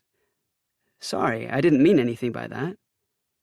The clock on the brick wall behind us reads 7:25 p.m. We've only been here for 20 minutes. I've got to use the restroom, I say, ignoring Tristan's apology and dipping out of the booth. Didn't you already go? He asks. Small bladder. Once inside, I splash water on my face and consider myself in the restroom mirror. You have nice eyes? Why would I say that? For one thing, Tristan's kind of a douche. How did I not notice this last night? And what's with the holding hands? Do gay guys do that? I've never had a girl best friend, so I wouldn't know. With all that talk about college, I can't shake the feeling that maybe I was right about Tad all along. Maybe he was trying to set me up with Emily, but for an entirely different reason than I'd thought. Maybe he was thinking she'd be a good influence on me. That, like Mr. Hamilton thought, all I need is a girlfriend to kick me into gear. It's enough to make me want to punch the brick wall in front of me and leave out the back door. I dry my hands on one of those old rolling cloth systems and make my way back to the booth. But before I get there, a voice behind me stops me in my tracks. Big Mac, what the hell are you doing here? No. Tony nearly shouts in my ear as he jumps on my back and yee-haws like a cowboy. I shake him off and elbow him in the stomach, looking back at the dining room to make sure neither Tristan nor Emily is heading this way. I want to tell Tony now's not a good time, but that would only make him suspicious. I came to pick up my check. It's not a complete lie. I do have to pick up last week's wages. But I can't tell him the real reason I'm here. That I'm dining out with a girl and her ballet dancer best friend that I spent all last night stalking on the internet. Instead, I do the best thing I can think of. Turn it around on him before he can ask a follow-up question. What are you doing here? Tony takes an AirPod out of his ear. Pops has me working overtime over the holidays. Says I gotta pay my own way once I graduate. What a jackass. He takes off a rubber glove and shuffles the playlist on his phone. He must be working in the dish pit tonight, which is why I didn't see him earlier. Sucks, man, I snap, tapping my foot against the corner of the wall. We're inches away from the dining room, mere steps from Tristan seeing me from his seat. If I can get through this conversation, Tony will disappear into the dish pit, and I can slip back into the booth unnoticed. He starts telling me how his night has been, but I'm peeking through the glass divider that separates the kitchen from the dining room tables. Tristan and Emily are sitting in the booth, diving into the pizza, which Tracy must have just dropped off. Look, man, I've got to head out. Okay. Bud and I'll stop by Wednesday morning. And don't forget, we're crashing Stacey Evans' New Year's Eve party. She's going to be so pissed. Yeah, sure, I say, patting him on the shoulder. The tripod has spent Christmas morning together since we were 15. It started the year Bud's dad hit him for stealing one of his beers. We've made it a tradition ever since, with Mom making her famous Christmas morning wife-saver casserole. It's funny because I'm divorced, she says every year, presenting the dish on the table and waiting for us to laugh. I spin on my heels and turn to leave. Big Mac? Yeah, I say through clenched teeth. Your check? He points down at my empty hands. Right. I walk past the restrooms and type the passcode into the office door. I stick my tongue out at the camera hanging in the corner and grab the envelope from the cubby with my name on it. See you later, Big Cheese, I say, slapping Tony across the face with my envelope as I head to the entrance. I'm about to turn the corner and slide back into the booth when my ears perk up at the mention of my name. Wes is gay, Ems, Tristan mumbles, putting down his pizza slice. Anyone could see that if they knew what to look for. My step wavers, and I cling to the brick wall, feeling the blood rush to my head. Time screeches to a halt around me. A woman passes me in the hall on her way to the restroom, and I think she asks if I'm okay, but the thoughts inside my head are so loud I can't even make out what she says. How does Tristan know I'm gay? Am I that obvious? I force myself to stand up straight so my shoulders are square with the wall. I put my hand over my heart to try and steady myself. No one has ever said my name in the same breath as the word gay before. Was that a laugh when he told Emily the truth?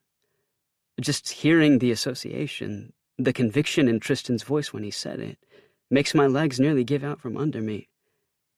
If he could make the connection so easily after only knowing me for a day, who's to say other people haven't already too?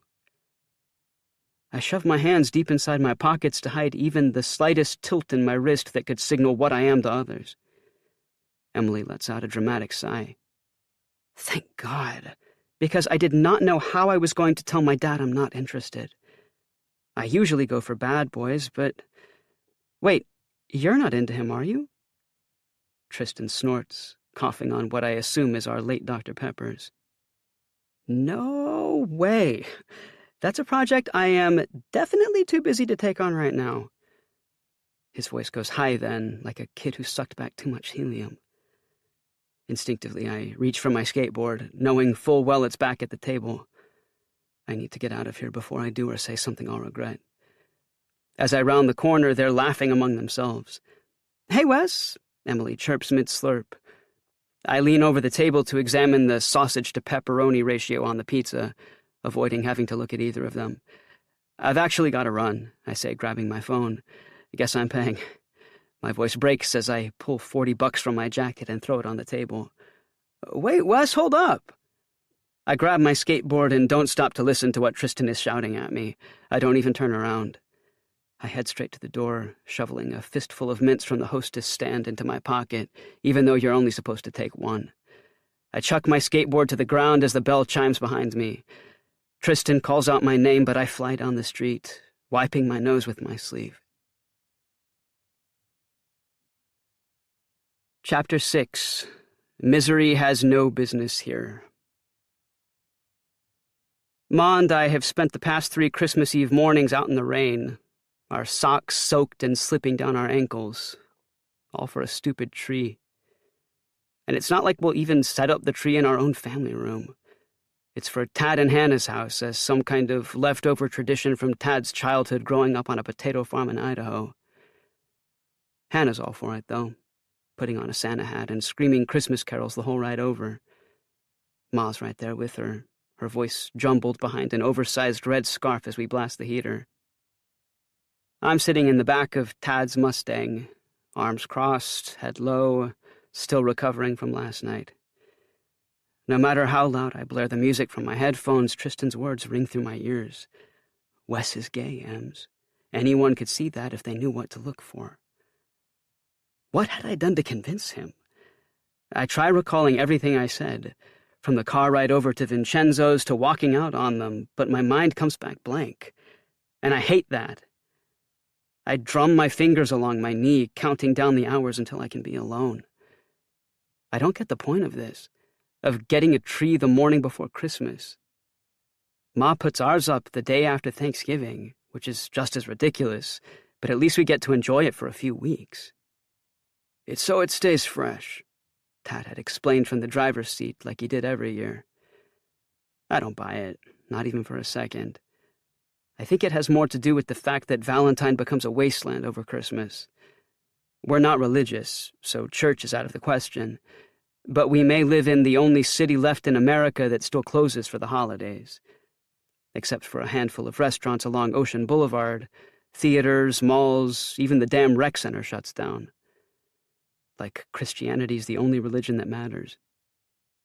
We drive through the countryside, snaking our way along the Ohio River, past barren trees and cornfields covered in untouched snow.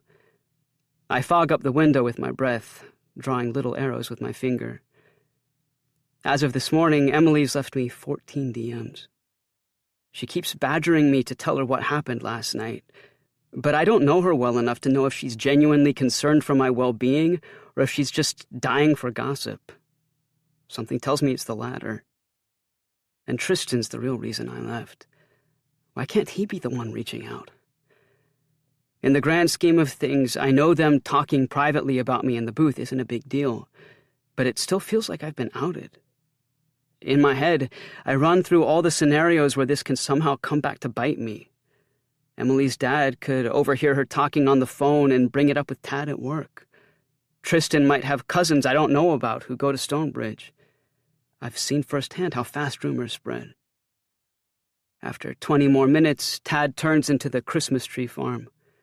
Frozen pebbles crunch beneath the tires as we park. I grab the extra pair of gardening gloves Ma shoved into the console earlier and sigh. Tad's already given me a pep talk about how it's a rite of passage for the men in his family to cut down the tree. He's trying extra hard to be all buddy-buddy today, never once bringing up Emily. I'm not sure what Ma's told him about last night, how I came home earlier than expected, how I barricaded myself in my room until she went to bed. Tad grabs a fine-tooth saw and hands me a tarp from the trunk as we head into the man-made forest, filled with evenly spaced rows of Douglas firs and white pines. The birch mulch path we walk on is spray-painted red and white to imitate a giant candy cane. We hike along the curved part, which Tad explains is the warble. Except for the owners, we're the only people for miles, surrounded by a valley of stumps like it's a Christmas morning massacre. All the good trees are long gone, so we spend the next few hours raking through the island of misfit toys while Tad tries to justify all the bald spots on the ones going for 50% off their original asking price. Ma and Tad take off in one direction to look through the measly trees that are left, while Hannah and I head to the gift shop to grab hot chocolate. They call it sibling bonding time, but I caught them making out behind a noble fir last year. They tried passing it off like they were inspecting the branches, but I definitely saw tongue. A lady dressed as Mrs. Claus passes me a tray with 4 piping hot cups and a handful of mini candy canes. You're supposed to dip them in the hot chocolate, but I never do. It gives the drink a weird, plasticky peppermint taste. Hannah's the only one that likes the flavor, so I peel off the wrappers and stuff all the candy canes into her cup. It's so cold outside we can find Ma and Tad in the back of the lot from their breath alone, which pillows in tiny clouds above the tree line. I've got to hand it to them. They've actually managed to find a decent tree. But there's a reason the one they've chosen was left behind. It's pretty wispy looking, with a thinned-out back and an underside that's already browning. It's like the tree knows how pathetic it is, too, because its needles are downturned in a frown. Tad's kind of a sap like that, pun intended. He always makes a case for the forgotten ones. "Stevie, help your stepdad," Ma says flippantly, grabbing the tray of hot chocolate from my hands. I give her a pointed look. Tad sticks his head out from under the tree and ends up kicking over his hot chocolate. The liquid creeps over the earth, steam rising as it makes contact with the dirt. By the time he hands me the saw, Tad's already managed to cut through to the middle of the stump. I get down on my knees, groaning when I accidentally kneel into a puddle. I crawl underneath the tree, grabbing a branch for support, and a pile of snow rains down on my arm. This is hands down the worst part of the holidays. I'm not a guy's guy by any means. The tripod and I don't rough it out in the woods. We don't even do physical activity, unless you count skateboarding or the occasional impromptu wrestling match. Being down on the ground like this, with dirt sneaking its way into the lining of my underwear, is exactly why. Tad reaches into the tree to keep it steady as I saw away at the trunk. A bead of sweat runs down my forehead and into my eye. I can't get into a groove for the life of me. "Hey, Wes?" Tad asks, tapping my leg with the toe of his boot. I knew it. Emily told her dad, didn't she? Tad was just waiting until we were alone to spring this on me. My grip on the saw's handle tightens as I prepare for impact. I'm sorry about the other day. His apology catches me so off guard I stop sawing mid-cut. I shake a fallen twig from my hair, not knowing where to look. What for? I grumble, cutting into the tree again. The bark crackles under the blade as I pick up the pace. Tad shifts hands to give his right arm a break. I shouldn't have pressured you into pursuing Emily like that, he admits, gazing back down at me. He says pursuing like we're in the 50s and I'm trying to court her. I bite my lip. Did Ma put you up to this? Tad laughs, his voice echoing in the empty field surrounding us. No, she didn't. It was actually Hannah who made me realize my mistake. Hidden beneath the foliage, I peek over at Ma dancing in the rain and notice Hannah watching us. Huh, I say, meeting her eye. Tad lets out a breath. Yeah, she's pretty intuitive for a 5-year-old. Gets that from Amira. The mention of Tad's first wife is so sudden I think I've imagined it. He never talks about her, at least not when he's around me. All I know is she died when Hannah was a baby. It's weird thinking about what people's lives were like before you entered them, how scared Tad must have felt becoming a single parent overnight. It's almost like you forget people exist at all outside your interactions with them. I'm sorry again, Wes, Tad says, smoothing down his jacket. But I don't take back what I said. I do think you could use a little love in your life. I pause, noticing the subtle way he's left out the word lady. What did Hannah tell him? Can 5-year-olds have gaydar? Maybe I should apologize for the way I acted too. Maybe. But I don't even know what I'd say. I still think Tad's a loser, but the way he owned up to his actions, how even though he wasn't really in the wrong, he took the high road and said it to me first. I've never known a male authority figure, trademark, to do that. I go to open my mouth, but I've taken too long to respond and the moment passes. Anyway, I'm freezing my ass off up here. Tad stomps his boots in the mud, letting out a quick brrr. $10 you can't finish this in 2 minutes. He glances down at me and smirks. You're on. I laugh, grabbing the saw's handle and frantically picking up where I left off. After dropping $40 on the dinner I didn't eat last night, I could really use the money.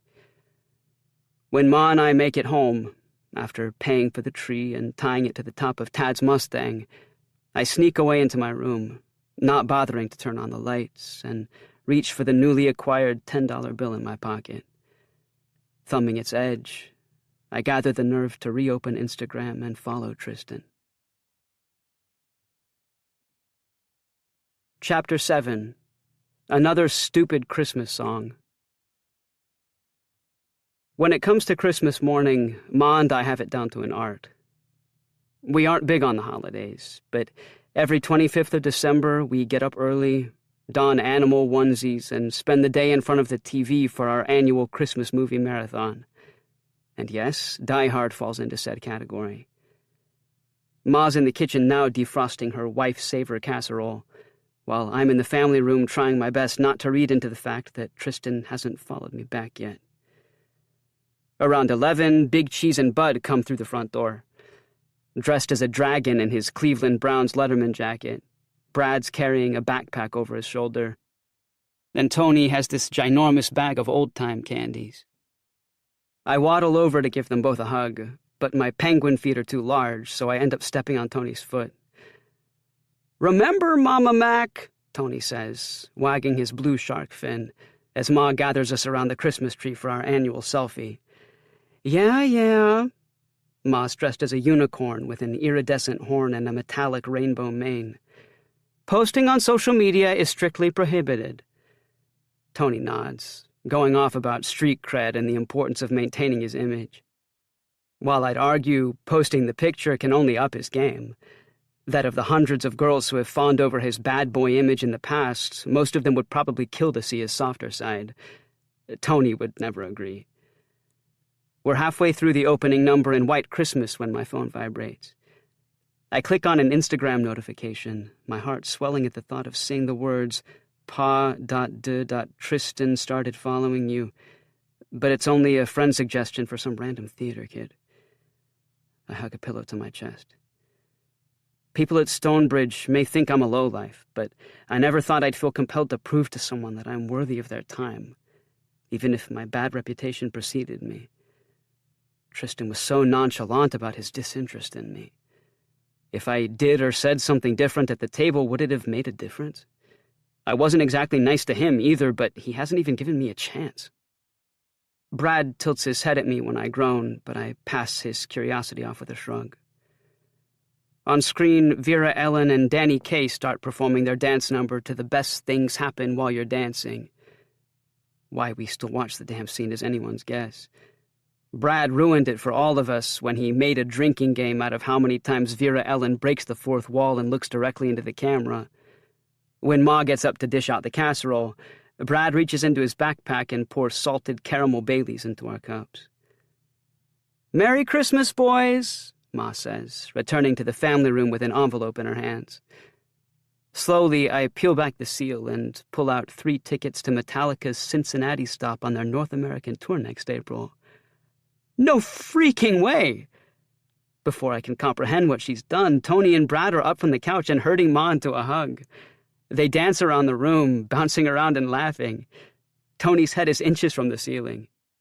"Don't be such a prude, Big Mac! Show your Ma some love!" I flip the tickets over to read the fine print. Gifts haven't usually been something we can afford, and these must have set Ma back a few $100s at least, especially with Ticketmaster's price gouging. There's no way she could have done this on her own. But how? I ask, shaking my head. Ma dismisses my question with a wave of her hand, stopping to catch a breath from all the jumping. "I've been saving for a while and wanted to treat my boys." I bite my tongue. She'd do anything for Tony and Brad. They're basically her surrogate sons. But still, are you sure about this? I can pick up some shifts at work next week to repay you. "Oh, Wesley, for goodness sake!" Ma gives me a hug. "Yes, I'm sure. Tad knows a guy at the ticket center. Quit worrying." She brushes my cheek. I hadn't realized I was crying. Tad did this? Why would he put in all that effort after everything I've done?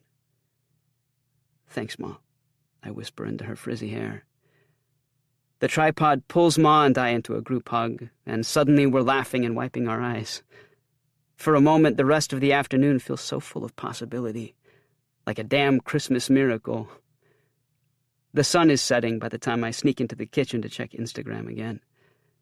I run my fingers through my unkempt hair and peer down at the screen. Still nothing. Tristan must have seen the notification that I'd followed him by now. It would have alerted him the second he opened the app. I don't have time to sulk over what that could mean because Tony appears in the doorway then and glances over my shoulder. I hide my phone behind my back, hoping he didn't catch a glimpse at Tristan's profile. "Dude, what's your deal? You've been acting so weird lately." He must mean our encounter at Vincenzo's on Monday, which I was hoping he'd forgotten. So much for Christmas miracles. "What? No, I haven't. It's nothing. I'm fine, fuck off." I swat at him. Tony narrows his eyes. He must see right through my lie, but he lets out a curt humph and heads back to the family room with his 3rd plate of food. When I know it's safe, I reopen Instagram. I contemplate unfollowing Tristan right then and there. I don't even know why I'd want him to follow me back. We've fumbled our way through 2 encounters now, each one ending up worse than the last. But I don't click the button. Maybe it's his bright smile, or how his brown eyes seem to pierce through the phone screen like he's standing across from me in real time that stops me. Brad yells from the other room, "Big Mac, get your ass back in here!" I grab a water from the fridge and pocket my phone. It burns like fire against my thigh. Upon my return to the couch, Tony's in the middle of shoving casserole into his mouth. He sticks up his middle finger when he catches me staring. I don't tell him I wasn't actually paying attention to him, that I must have zoned out. I just flip him off in return. "Now, I know we don't normally do the whole gift thing," Brad says, grabbing his backpack from the door and returning to the family room. But here. He tosses both Tony and I a wad of tissue paper and tells us to be careful. This is lit, man, Tony shouts, reaching over to fist-pump Brad. I ruffle through the last of the wrapping, and a can of Budweiser falls into my lap. Except it no longer resembles a beer at all, because Brad has somehow managed to cut up several cans and warped the aluminum to create a hamburger. There are strands of lettuce sticking out from the sides, a floppy tomato slice, and a beef patty that's been hammered out to look texturized. The bun's made from the bottoms of 2 cans, sandwiching everything together. I glance over at Tony's 3-dimensional beer can cheese, equipped with holes. These are amazing. I can't believe Brad, whose only concern in life is when the Browns are playing next, has taken the time to do something like this. I turn the burger over in my hands, examining how he meticulously twisted each piece with pliers, how long it must have taken him to do. It's nothing, really, he says, shrugging. I did them during metal shop before winter break. Ma comes in from the kitchen to see what all the fuss is about.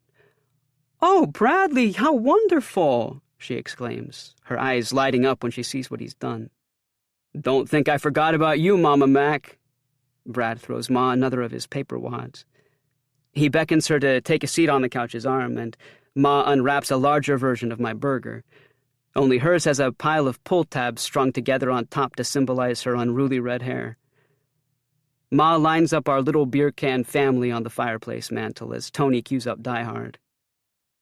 And although I try to stay present for the movie, all I think about is Tristan. He posted a video to his Instagram story earlier of who I assume is his little brother popping a Christmas cracker at the dinner table, which means he's definitely seen that I've followed him and has chosen to ignore it. My jaw stiffens at the realization. A part of me wants to shut myself off from the world and just message him already. It wouldn't be anything serious. A happy holidays or a hey man, something simple to get the ball rolling. I won't, though. Obviously. It's getting late by the time Tony and Brad say their goodbyes. At the bottom of the stairwell, a gust of wind sends snow swirling along the sidewalk. Icicles lining our building's gate shimmer in the neon glow of Mr. Fong's laundromat sign. Brad hovers at the door, asking if he can stay. He does this every year. And every year, Ma lectures him about the importance of spending time with family.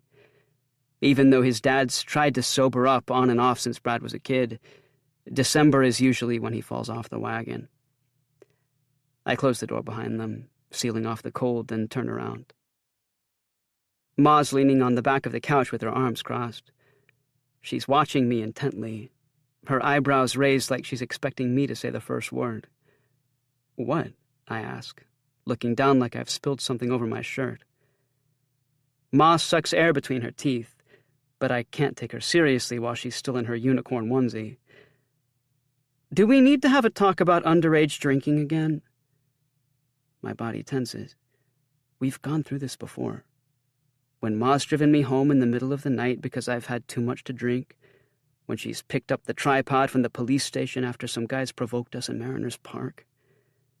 I fight the urge to discreetly check my breath. I don't know what you mean. Ma pushes off the couch with a huff and clicks her tongue. I know what Bailey's smells like, Wes. She sighs, walking over to the coffee table to clear our dirty plates. But I was a teenager once, too. And there's a very thin line between being a cool mom and an overbearing one. You know I prefer you boys drinking where I can keep an eye on you, but don't pull that crap on me again. You might be some tough guy at school, but don't you ever forget who raised you. I won't, I swear. I throw my hands up and make an X over my heart. You're lucky I care for those boys. One more drink and I wouldn't have let them leave. We move into the kitchen then to deal with the leftovers and the tissue paper explosion. Ma pauses as she shovels casserole into a plastic Tupperware. I'm worried about Brad. I pause at the fridge. What? Why? He drank before he got here. I could smell beer on his breath, she admits, waving a spoon in the air. which is not something you drink before 11 a.m. on Christmas morning, especially not as a 17-year-old.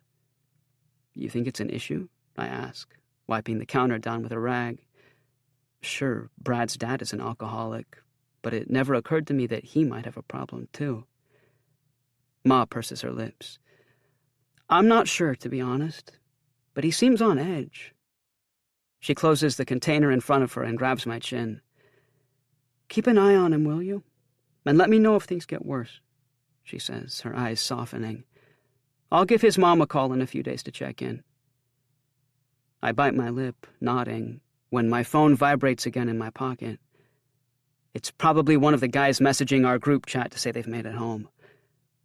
From the notification on my lock screen, I open Instagram to find that Tristan's added 2 new videos to his Instagram story, and my heart plummets. I mumble an excuse to leave, rushing out of the kitchen and turning the lock on my bedroom door. I take a deep breath and sink to the ground. 3 times 1 is 3, 3 times 2 is 6. I replay one of the videos. Tristan's camera is tilted toward the ceiling, so all you can see is the angel topper on a white Christmas tree. In the background, a dozen voices sing off-key to Santa Baby, underscored by roaring laughter and a conversation I can't quite make out. I bite my lip, stifling a smile, when my finger grazes the bottom of the screen, accidentally tapping the heart on Tristan's story. Damn it! I yelp, panicking as I bolt forward and untap the screen. Tristan's story moves on to him and his cousins dancing to a viral TikTok routine. My right hand trembles. Was I fast enough? Will he even be notified that I liked it if I've already reversed my decision? I bury my face in the crook of my elbow. Why can't I ever leave things alone? Why did I have to go and like his video the second he posted it, like some craven fan? 3 times 3 is 9. What's the point in getting my hopes up only to risk being hurt at the hands of someone who's made it clear they want nothing to do with me? As I lie awake that night, I pull up the tripod's group chat and fire off a text. Because if anyone can make me feel better, it's the 2 of them. Skate park, tomorrow, be there. I add a row of dynamite emojis just so we're on the same page. Chapter 8. King of Endless Catastrophes. When we arrive at the skate park the next morning, there's not a soul in sight. Tony empties 2 spray cans from the pockets of his puffy winter jacket and surveys the area. We follow him to a bright blue ramp. The park attendants must have painted it recently, and hang our feet over the edge. I can already feel myself starting to relax. The tripod's been coming to this skate park since we were kids. It's a few blocks down from the Walter Prescott Theater, tucked behind Valentine's City Library. This is where I'm supposed to be, with the guys, hanging out, without a care in the world, not crushing on someone who won't give me the time of day. I light a joint, and it dangles from my lip as I take pictures of Brad doing varial double heel flips in the concrete bowl below us. See if you can stop right there, I mumble, pointing to a spot on the ground. If Brad nails the takeoff, I can get a shot of him mid-flip in the exact moment where the bottoms of his shoes and the top of his skateboard don't touch. Brad nods, taking position across the bowl, and continues the story I interrupted. Rick didn't even make it to the dinner table this year. He charges down the ramp, kicking his right foot to gain momentum. It's okay, though. I let my niece draw on his face. For a moment, Brad is suspended in the air. Tony snorts, shaking the spray can in his hand as I snap a picture of Bud landing firmly on his feet. He curses out loud, his skateboard coming out from under him. I look at the photo. Brad's crouched down with his hands balled into fists. He's shouting in the direction of his board off camera. With the right Instagram filter, I think I can bring out the intensity in his eyes. We take turns skating around the park, filming each other doing nose grinds and big spins so we can upload them to Reddit, where there's a whole community of skateboarders online. The tripods made a pact to visit all the major skate parks in the U.S. after graduation. At least your family stayed away from politics, Tony huffs, stepping back to admire his work. He's drawn a pin-up doll in a sailor's suit, riding a humpback whale. Mine was so riled up by dinner, no one appreciated my spaghetti alla vongole. Unable to contribute much to the conversation, seeing as how the only drama in my life recently has revolved around Tristan, I grab the spray can next to Tony's foot and get to work on a bulldog mid-bark I stole off some website. My night was uneventful. Hannah and Tad came over, and we sweated over spicy green lentil curry and aloo gobi. After washing the dishes, we squished around the kitchen table and played one of the board games Tad brought over, which, if I'm being honest, is the only Christmas Day tradition I'd rather do without.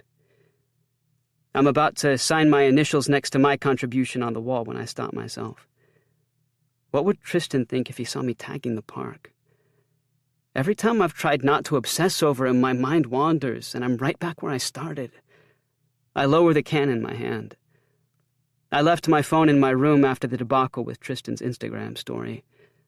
I didn't want to fixate on it any more than I already had. Then, as if I'd conjured him from my thoughts, the bell above the Starbucks door across the street rings and Tristan steps outside. He walks down the sidewalk in a black tracksuit, his head bobbing along to unheard music coming from the oversized headphones on his ears. I tell myself to ignore him, to forget about yesterday and whether he saw that I'd liked and unliked his post. But when I notice one of Tristan's ballet slippers drop out of the gym bag hanging from his shoulder and onto the ground, my feet are moving before I can stop them. I fake a call from Ma asking me to come home. Brad shouts after me, but I'm already past the park's gate and picking up speed on my board. What am I even doing?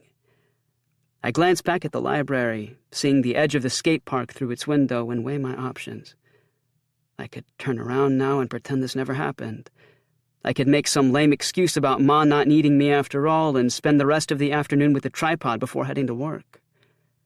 But Tristan continues on his way in the general direction of the theater, completely unaware he's dropped something.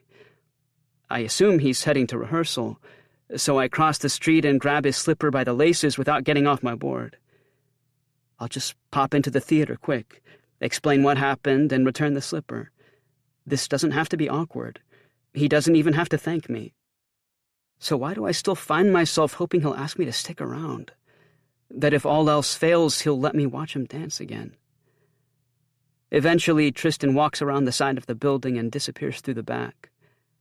I act fast, racing over and wedging my foot in the frame before the door has the chance to close behind him. The last thing I need is for that bouncer kid to return and notice I'm not on the guest list. I pause for a second, waiting to see if Tristan will come back. When he doesn't, I slip inside, and darkness swallows me whole. What the... I can't see a thing. My eyes fight to adjust, but it's no use.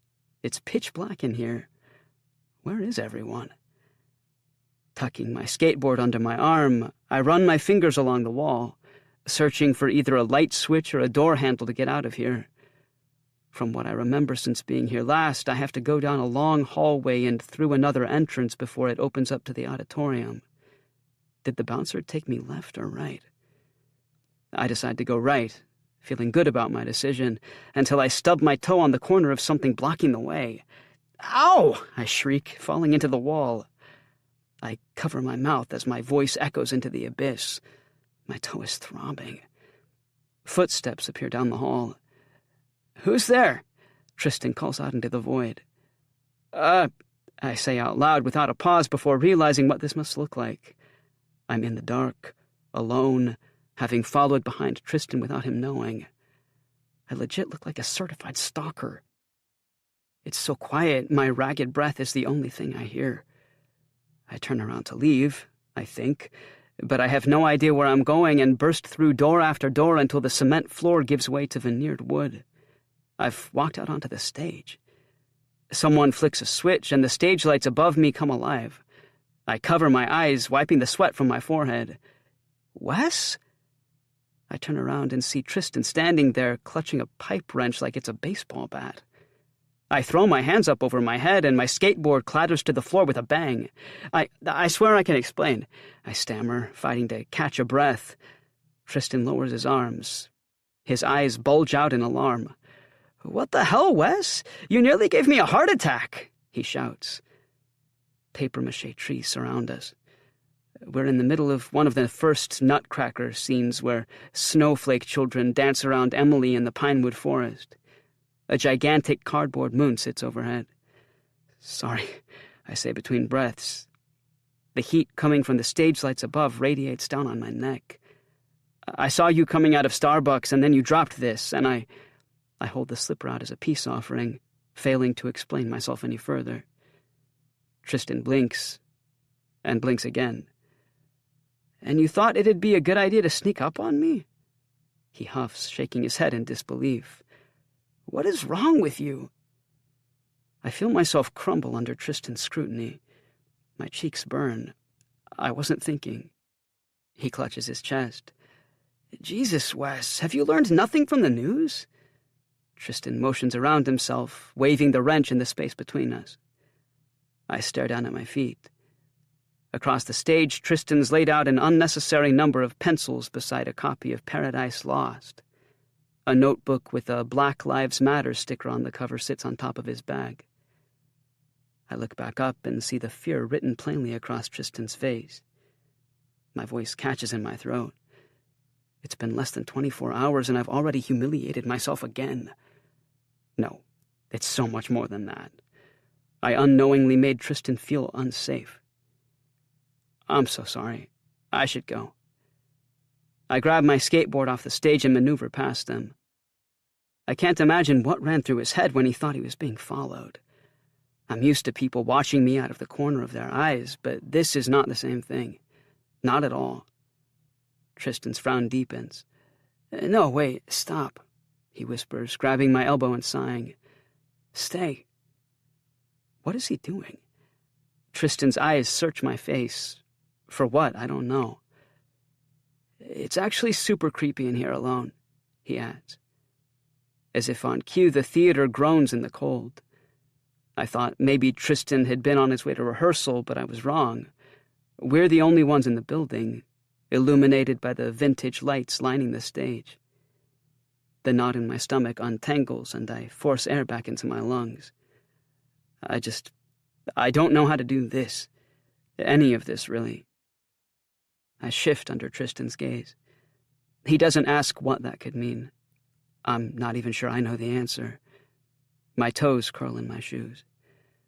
Tristan returns the wrench to a box next to the pulley system backstage and shrugs off his jacket.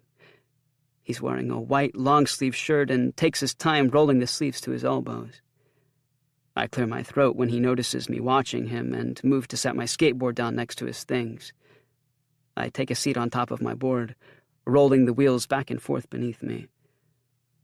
From up on stage, the rows of seats in the audience look like they go on forever. I try to pinpoint where we were sitting that night, but it's hard to tell in the dark. Is it bothering you again? Tristan asks, breaking the silence. What? I look up and he's pointing at my leg. You're limping. I don't bother correcting him. While the doctors never found anything wrong with my knee, I'm technically still limping since the last time I saw him, and every day before that since I was 7. Nowadays, the pain fades in and out, and it's such a small thing, him noticing the gait in my walk, that I almost tell him the truth. I just wouldn't know where to start. How's the book? I ask instead, reaching over and tapping the cover of Paradise Lost next to me. I wonder if he can hear my heart pounding in my chest. Tristan rolls out his shoulders. I have to read it for English. This is where I come to clear my head. He bends at the waist, reaching to touch his toes. I try my best to look anywhere but at him, afraid I'll check him out again. You remind me a lot of him, you know? He turns to glance at me, still in his bent position. Of who? Tristan raises his eyebrows as if to say, duh. Lucifer. I remind you of the devil? I ask with a scoff. He rolls his eyes. Every story has its villain, Wes. It just depends on the one who's telling it. Lucifer may be God's antagonist, but what does that make God to Lucifer? It's all about perspective. Oh, I nod, wishing for once that I'd actually done the reading. I have no idea what he's talking about, but I don't want him knowing that. My chest tightens, and I feel like I should say something to impress him. But I can't even remember the last book I picked up for school, never mind for pleasure. I always feel stupid when I read, like I can never quite decipher what the words written in front of me are saying. Tristan sees me hesitate and chuckles to himself. You should really read it sometime. I turn the book over in my hands and see the Property of Westgate Academy label in the bottom corner next to a cross. I want to object like he hasn't seen right through me, but Tristan smiles and drops down next to me. He tucks his left leg under him. So you're like really into skateboarding, aren't you? He asks. Yeah, I say, leaning back. I've pretty much been doing it since my ma bought me my first board when I was 8. I leave out the part about her finding it at a yard sale, afraid he'll judge me. Tristan nods, biting his lower lip in concentration. He walks his fingers over the ground in front of him to stretch out his quad. Who's your favorite boarder? Player? Sorry, I'm not up to speed on skateboarding lingo. Nigel Houston, no doubt, I reply without skipping a beat. Who? Highest paid professional skateboarder in the world? 6-time world champion? Tristan scratches his chin. I didn't know skateboarding was considered a sport. Is dancing? I smile, making sure to catch his eye so he knows I'm joking. The last thing I want to do is upset him again. But as I wait for his reaction, Tristan lifts his head and laughs. He falls out of his stretch, and suddenly we're laughing together. And it feels good to know I haven't completely ruined everything. How long have you been a dancer? I ask when we finally settle down.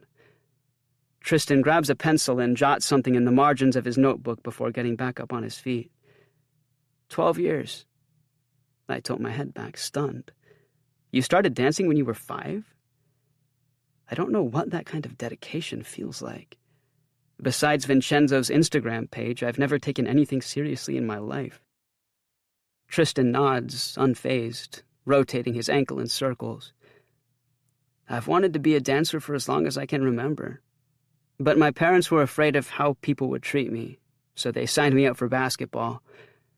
I hated it so much. But black guys play basketball, right? He asks the question, but I think it's rhetorical because he continues without a pause. One day, I got hit by the ball during a game and cried.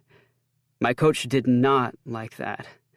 He grabbed me by my jersey, pulled me off the court, and told me that real men don't cry. Brutal, I breathe. My parents could not have yanked me out of that game faster. After that, I quit the team and picked up dancing. Tristan pushes off the stage with his right foot, pirouetting in one swift motion. And suddenly, I was the happiest version of myself. I practiced day in, day out, more than anyone I knew, because I wasn't going to let anyone take that away from me. I couldn't. Deep down, kids know who they are, and I was lucky to have the parents that I do, who encouraged me to be myself. If they had kept me playing basketball, doing something I hated, who knows where I'd be today? I could have become someone else entirely. A musician, a stoner, a punk, I interrupt. Tristan stops dancing. He squints like he's trying to see me better. Finally, he says, I could have become someone who'd rather hide themselves because they're afraid of what other people might think if they knew the real them. The tips of my ears turn red. I'm not entirely sure he was even directing the comment at me, but I look down at my leather jacket nonetheless. This is the real me, I say, noticing the heat of the stage lights again on my neck. I think both of those things can be true. But I see you, Wes. The boy in the audience that night, the one who didn't think anyone was watching him, was not the same guy I met in the lobby after the show. I raise my eyebrows. You were watching me? Tristan laughs. Don't let it get to your head. I only saw you when the lights came up as we took our final bow. No offense, but have you seen yourself?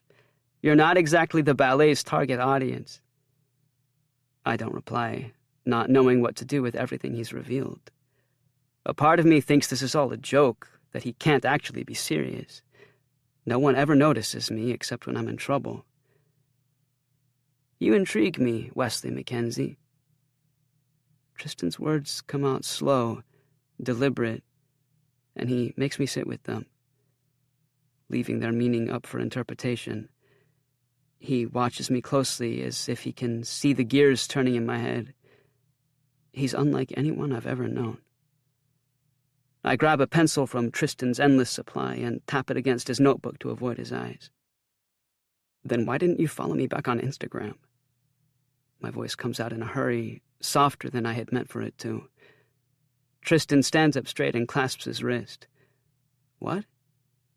I open the notebook, flipping through until I find a blank page. I feel so petty for bringing it up, like Instagram is the worst of my problems. Tristan told me his life story, and all I can think about is social media. What is wrong with me? I followed you on Christmas Eve, and you never followed me back, I admit, drawing little circles on the page. Tristan puffs out his lower lip, blowing out a breath. I turned off my notifications years ago because they were ruining my focus during rehearsals. Here. He looks around the stage and charges over to his bag. He makes sure I'm watching before getting out his phone and unlocking the screen. After a few seconds of scrolling, he says, "Done." I feel like I should thank him, and I open my mouth to do so when a phone rings. Tristan looks down at his hand, his eyebrows squishing together. He whips his head around, following the sound to the edge of the stage. Mr. Pecorino is calling," he says, reaching down and waving my phone in the air. I stand up, patting my jeans, and flinch at the sound of Tony's last name. When did my phone fall out of my pocket? My breath catches in my throat as I practically knock it out of his hand. I let the call go to voicemail. The walls of the theater feel like they're coming down around me with the weight of my lies finally catching up to me. Ahem. I turn around to see Tristan's hands on his hips. What? I cough. Don't what me, he scoffs. Why was the owner of the pizza parlor calling you? Because I ordered a pizza. Though I look Tristan in the eye, my voice trails off into the empty rows of the theater. I stand my ground, puffing my chest out to appear more confident than I actually am. Tristan doesn't buy it. He crosses his arms, arches his eyebrow. Okay, fine, I admit, reaching for the back of my neck. Me and my friends work there. Tristan ponders my response. Ah, he breathes, dropping his hands to his sides. That explains why you were acting so strange that night. Right. I can't share with Tristan the real reason I lied. That I didn't tell him and Emily the truth because I didn't want the tripod seeing us together. That if they had, who knows what they would have said. Is that why you left? Tristan asks, leaning closer. Because of your friends? Yes, I say a little too quickly, watching the way his shoulders slump when I do. I'm always so quick to lie, but right now, I don't want to. Well, no, they weren't the only reason, I admit, scuffing my shoe along the stage. I overheard you and Emily. Oh, Tristan replies. At first, I'm not sure he gets it until the realization dawns on his face. Oh, you heard us talking about you. I nod, recalling how he drew out the no in no way when Emily asked if he was into me. How he said he didn't have time to take me on as a project. I pinch my eyebrow. Were you telling the truth? Tristan lets out a breath. Wes, he redirects, tries again. It's just that sometimes Emily can be judgmental. I was going to say a bitch, but that works too. I laugh, unlocking my phone to check the time. Shit, I'm going to be late for work. I turn around and Tristan's so close we're almost touching.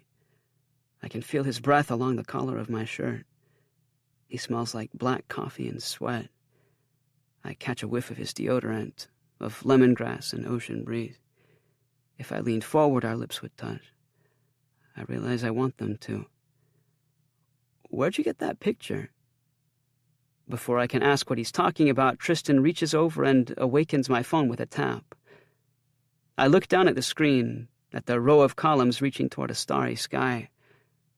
I took it on Halloween night, outside Valentine's City Hall.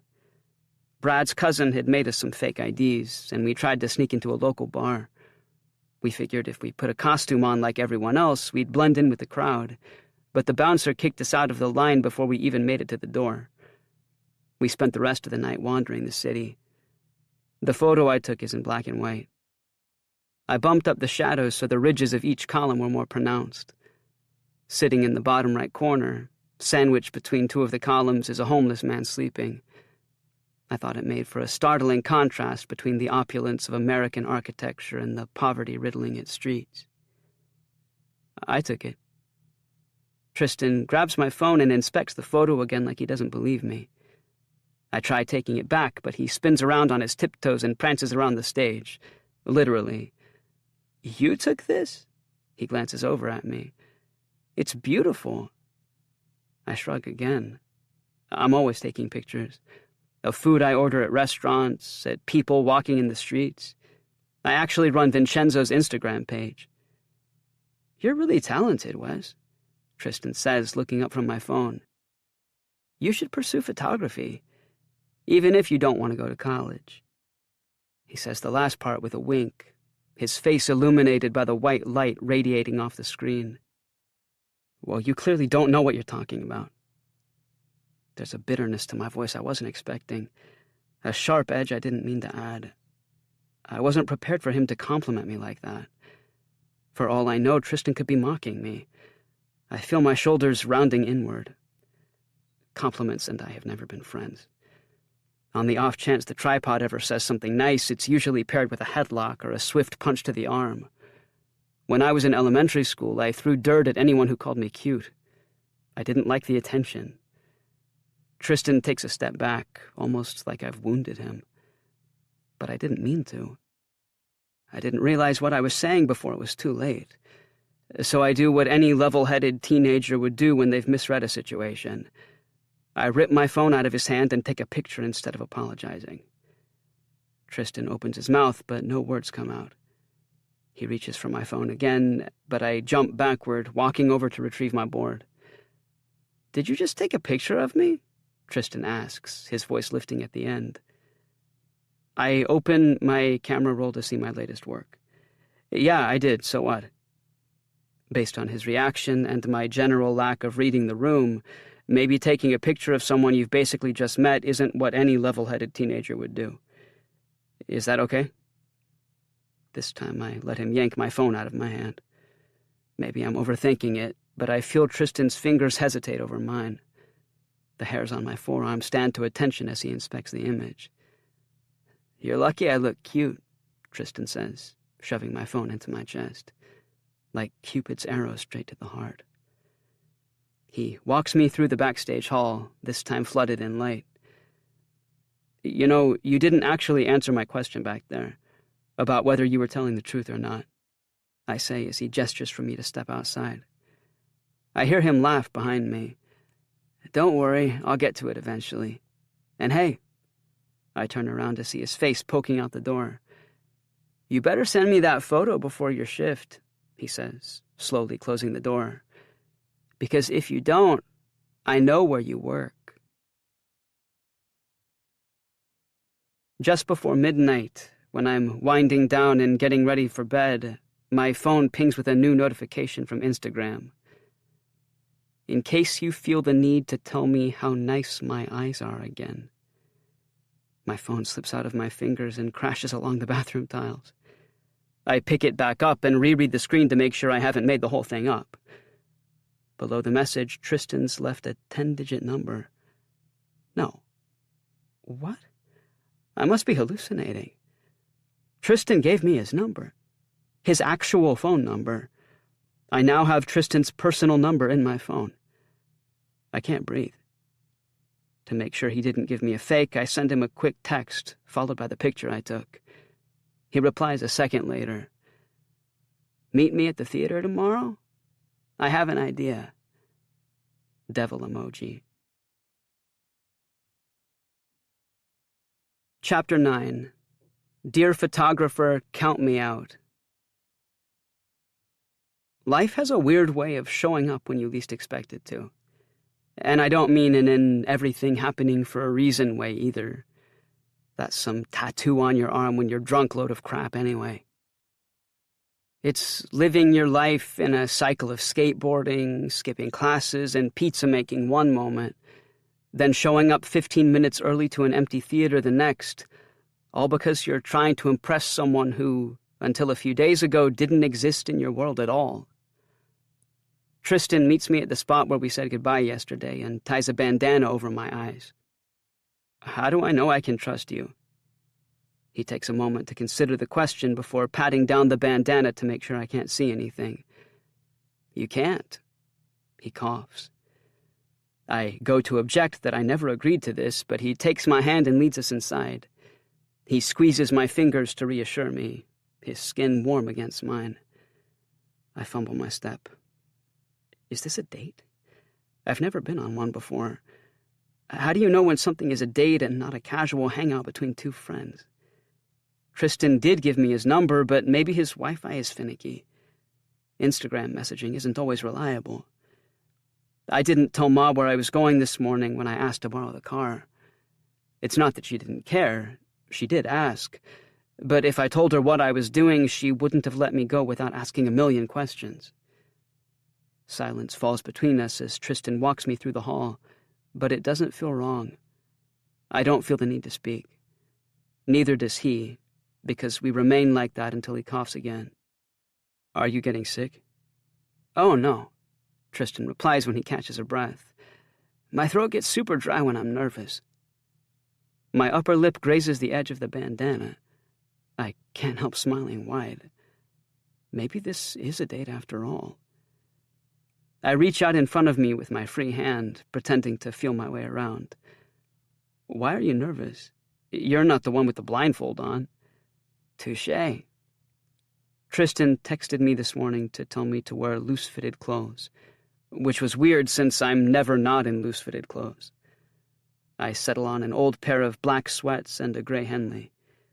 My hair was not cooperating after I stepped out of the shower, so I threw on a green beanie. You won't be needing this, he says, guiding me out of my leather jacket. I pinch my eyebrow. My jacket is my comfort zone, what I use to shield myself from the rest of the world. Without it on, I feel naked, exposed. Is this the part where you tell me what's happening? Or is someone about to jump out of the shadows and knock me out? Tristan doesn't answer. I hear him scurry off to my left, and a second later he claps his hands. It is time, he announces, dropping his voice for effect. I reach behind my head and let the bandana fall to the floor. It takes my eyes a moment to get accustomed to the light, but when they do, I see that part of the stage has transformed. In the corner, a white backdrop now covers the Nutcracker's pinewood forest with a pair of umbrella reflectors hovering over it. Things I've read about. They help soften the glow of bright lights, but have never seen in person. It's then that I realize I'm standing in the middle of a makeshift photo booth. What is all this? Sorry, I know it's a lot. I have a tendency to go overboard. But I thought it'd be fun to do a photo shoot. Tristan smiles and positions himself in front of the backdrop. He must have changed right next to me because he's now standing across the stage in a black leotard with soft pink leg warmers. I knew I should have peeked when I had the chance. Tristan turns out both of his legs, bending his knees and straightening them again. But why? I ask. I've never been put on the spot like this. My photography, if you can call it that, which you really can't, has always been something I did in my own time, spontaneously, when no one else was around. Aside from the few photos I printed at Walmart and hung around my room, of the Ohio River at dusk, of Dublin's bizarre corn-henge attraction, of the tripod skateboarding through town, they usually just sit on my phone.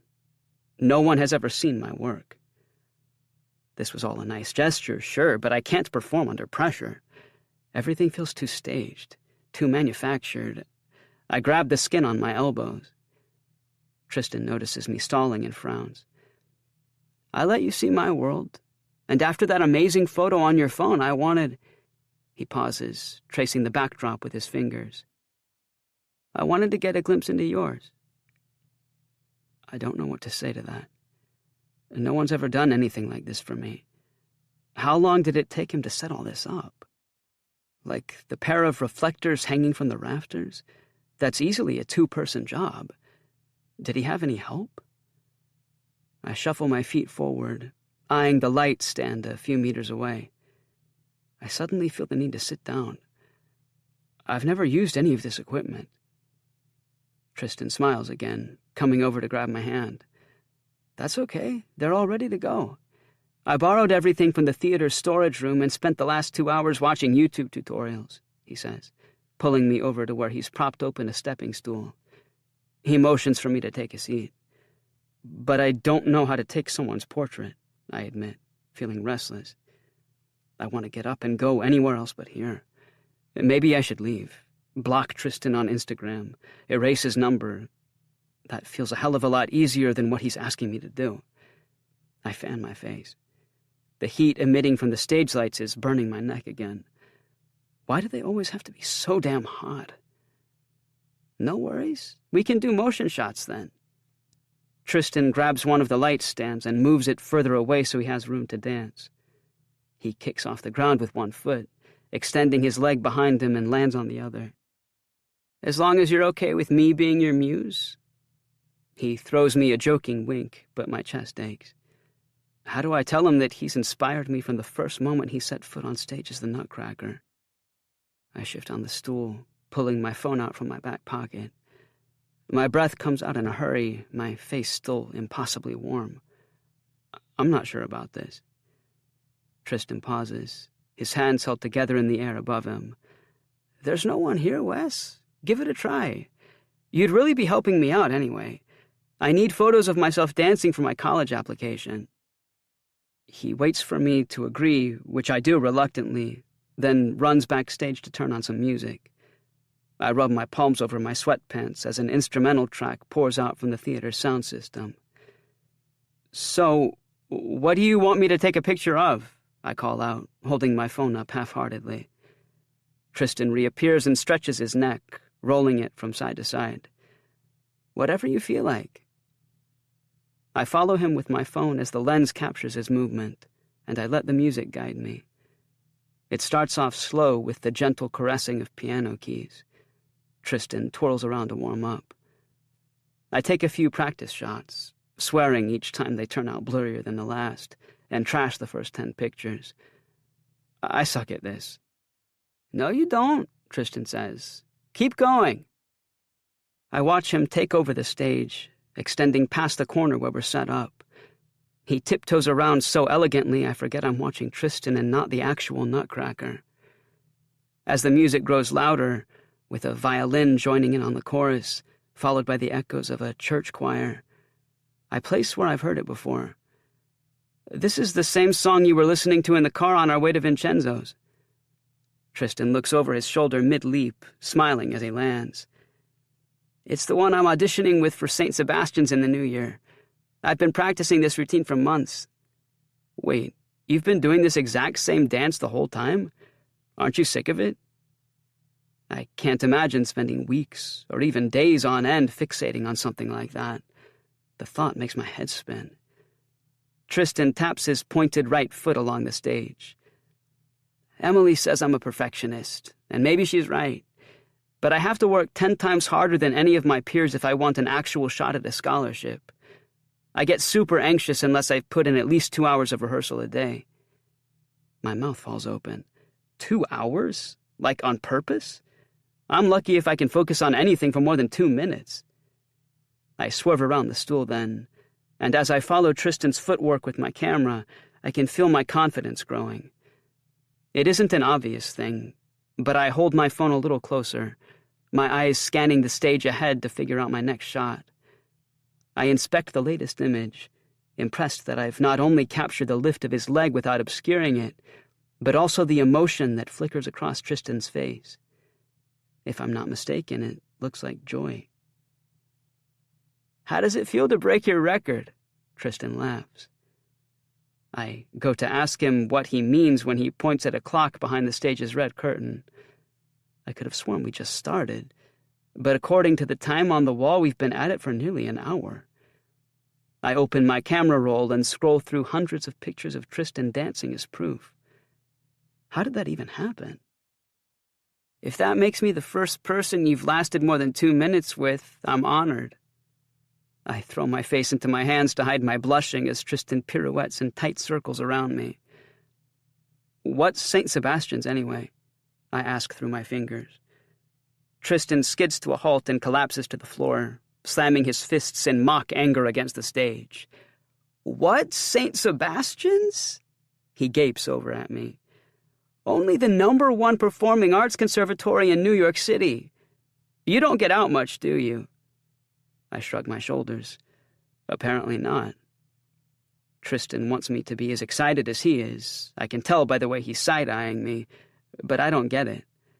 It's only a school. And New York City is halfway across the country. Immediately, I think, where would that leave us?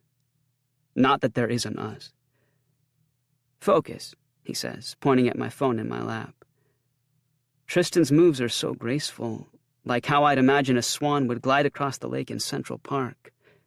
He twists his face in pain to match the rise and fall of the song as he tumbles across the stage, his arms and legs conforming to the music. I watch him through my phone when he falls to his knees and looks up at the chandelier hanging from the ceiling. His brown eyes reflect the lighting from above as dust motes dance around him. Click. The song comes to an end, and he picks himself back up, grabbing a paper towel from a dispenser backstage and bringing it to his face. How'd you do? He asks, making his way over. I place my hand over his chest and take an exaggerated step back so he knows not to come any closer. An artist never reveals his secrets. Tristan tilts his head, adjusting a strap on his leotard. So I'm a secret, then? Though I scoff, it's the truth, isn't it? He's becoming a secret faster than I know what to do with.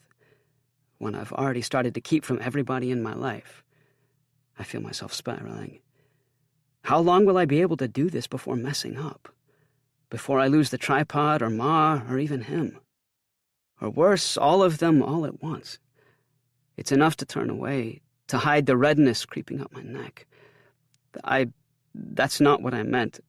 Tristan puts a hand on my shoulder. Wes, I'm kidding. I swallow hard. Kidding. Right. Because this is our first time hanging out alone on purpose. There's no reason to be getting worked up like this. And yet, I try not to let it get to me. The weight of everything to come. How do you manage to act so cool all the time? I ask, pocketing my phone. Nothing ever seems to faze you. Tristan arches an eyebrow, looking at me like I've said the stupidest thing possible.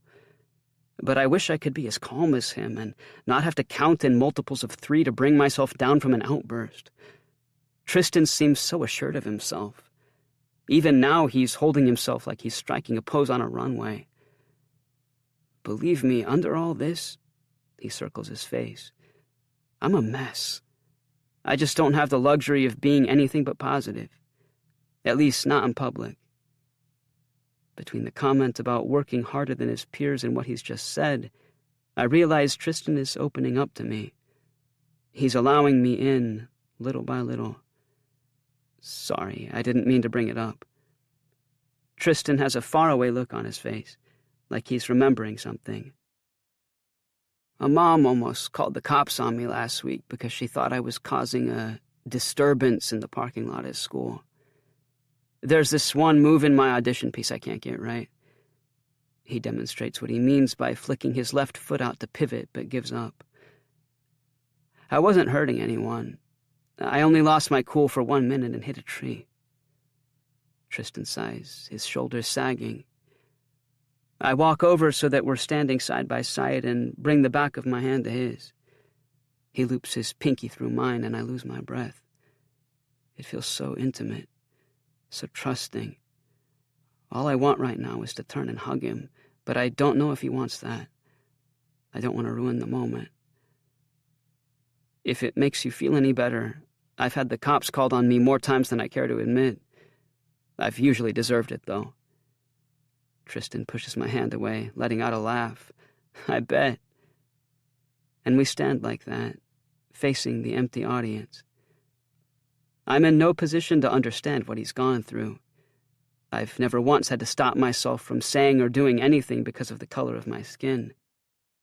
I've never been judged by something I can't, nor would ever want to change about myself. I don't know what that feels like. From the corner of my eye, Tristan wipes his nose. "Wait here," he says, walking away from the audience. "There's something I've always wanted to try." I turn around, and he's at the opposite end of the stage, fixing his attention on the floor. "What are you doing?" Tristan shushes me and counts the number of panels between us out loud. When I think he's got what he's looking for, he claps his hands again. "You ready?" he calls out, crouching down into a runner's starting position. "Ready for what?" I look around frantically, hoping I missed something, but Tristan takes off, charging toward me like a bull to his matador. When he's within reach, I throw my hands up, and he catapults himself into my arms. He forms a plank with his body as I lift him into the air and spin in my high tops. Tristan barks with glee, waving his arms in triumph as we lose it, laughing and collapse to the floor. I fall back onto the stage, the wind escaping my lungs when Tristan drops on top of me. "I can't believe we just did that," he cheers, shoving me as he tries to stand. I reach for his arm, pulling him back to the ground. I've never wanted to be closer to anyone in my life. Tristan looks me in the eye, his breath rippling over me as he gasps for air. "Are you—" He doesn't finish. He shakes his head, that perfect grin of his forming along his face. I know what he's asking without actually saying it. He already knows the answer, but it's something we have to get out of the way, to protect ourselves. "Yeah, I am," I say before quickly adding, "but don't tell anyone." Tristan's gaze briefly falters. "I would never do that, Wes. You have my word." I don't say anything more, and he doesn't press the issue. I've never actually said the words out loud to another person. Sure, I've stared at myself in the mirror and said it when I was certain Ma wasn't home, but this feels different. Like if I shared my truth with him now, it would make it all the more final somehow. More real. I like Tristan. There's no denying that. He makes me feel alive. And more importantly, after the stunt he pulled today with the photo shoot, he makes me feel seen. Tristan smiles again. And in this moment, I know there's a possibility he might like me back. I can feel it in the way his palm rests gently on my chest, how his eyes never quite leave mine. We're forced apart suddenly when a janitor enters the mezzanine and turns on a loud vacuum. I stand first, using both hands to help him up. Tristan checks his phone. "Emily." He laughs when he sees me staring.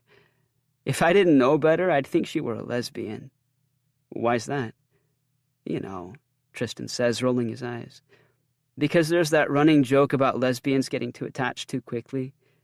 Meeting, moving in together, getting married before they know each other's last names." He stops himself mid-sentence. "Actually, that's pretty offensive now that I think about it. So let's pretend I didn't say anything, okay?" "I don't think she likes me that much," I admit, then mentally facepalm. Why did I have to bring that up? Maybe it's a gut reaction from what she said about me in the booth, but I have no reason to believe Emily actually feels that way. Tristan heads across the stage to pack up his things. "No, she does." He grabs his bag off the floor and pauses before throwing it over his shoulder. "I just don't think she gets you." "And you do?" I ask, racing over to help him tear down the backdrop. Tristan looks right at me. "I'm trying to." I let go of one of the corners of the backdrop and it shoots toward the ground, rolling into itself with a deafening clang. I wince, adjusting my beanie to avoid eye contact as Tristan laughs. No one's ever chosen to get to know me before, especially not willingly, and I don't know what to make of that. After gathering the rest of the equipment and shoving it into the theater storage closet, we linger next to Tristan's car in the parking lot, stealing glances at each other when the other isn't looking. "Thanks for today," I say, fidgeting with my skull ring. "Really, it was nothing. I actually needed that too. I've been under a lot of pressure lately," he replies, playing with the side view mirror. He holds up a finger and turns to me. "But I do think you should reconsider joining your school's photography club. That is, if SOB even has one." I smirk. "I'll think about it." I look around the empty parking lot. Once I see that no one's around, I pull Tristan into a hug. His arms stick out at his sides like he's not sure what to do outside of the darkness of the auditorium, before leaning in and laughing into my shoulder. I hold on longer than I should. At some point, we wish each other a happy new year and say our goodbyes. When I climb into Ma's car, it takes me a long time to come down from the high I'm feeling. It pulses beneath my skin, like sunshine wanting to return to the sky. For a while, I just sit there, key in the ignition, running my hands along the steering wheel, wondering if it's possible to feel like this forever. Chapter 10. Old Languishing Sein. I get my answer 3 days later. By the time Brad, Tony, and I climb the hill to Stacey Evans's New Year's Eve party, icicles have formed along the hem of our pants. We hip-check each other into the mountains of snow piled along the street. Brad throws snowballs at passing cars with such accuracy that it squashes any suspicion I previously had that he'd already been drinking. "Grab my foot!" Tony shouts as Brad hoists him over the wall of Stacey's gated community. We take turns carefully scaling the bricks so we don't drop the beer Tony's brother bootlegged for us. Brad and I drag our boots through the snow. Stacey has a party every year, and every year we aren't invited. I try telling Tony this isn't a good idea, that like usual no one will want us there and we'll end up getting thrown out, but he's unrelenting. "What exactly is our plan? They're going to know we're coming," I say, pointing to the lamppost overhead where a security camera is following our every move. "Don't worry about it, Big Mac," Tony says, punching my arm. "That's what the snow gear is for." He turns his back to the camera to demonstrate that we could be anyone under our baggy jackets. Brad gives me the side eye and shakes his head. When I pull out my phone, Tristan sent a selfie of him and Emily blowing on party horns. They're standing next to a wall done up with gold and silver streamers. "Having fun?" He replies instantly with a gif of Betty White clinking a gigantic glass of wine with a friend. We bonded over the Golden Girls through text last night, taking turns to answer a BuzzFeed quiz determining which characters we were. To no surprise, Tristan got Rose, while I ended up with Dorothy. I sent back a shivering selfie followed by a meme of B. Arthur holding her hand up to her chin with the caption, "I've had it up to here." Tristan reacts to the message with a thumbs down, and I stifle a laugh. Tony turns back to look at me, then kicks snow at my feet. I spent the last 3 days diverting any questions about my recent whereabouts. Between hanging out with Tristan and texting any moment we're apart, the tripod's begun to notice my absence. Though we've seen each other at work, we usually spend all of winter break together, so it's enough of a red flag when I stopped being around. Honestly, the thought of hanging out with them while I'm keeping this huge secret makes me want to avoid them entirely. I try to be nonchalant about it by running over and sliding on a frozen puddle, but I can tell something's up by the way their eyes narrow every time I check my phone. As we head further into the gated Shady Pines community, Brad hugs the beers to his chest. "Let's get this over with," he groans. Unless he's at a football game, Brad hates large crowds. He's been that way since his dad left him alone at the county fair to go day drinking. I don't blame him. Music spills out into the night from Stacey's open front door. We push our way inside, and strobe lights dance through smoke-filled air like we've entered a nightclub downtown. My feet stay rooted on the wet doormat. The entire senior class is here tonight, and then some. There must be at least 100 people.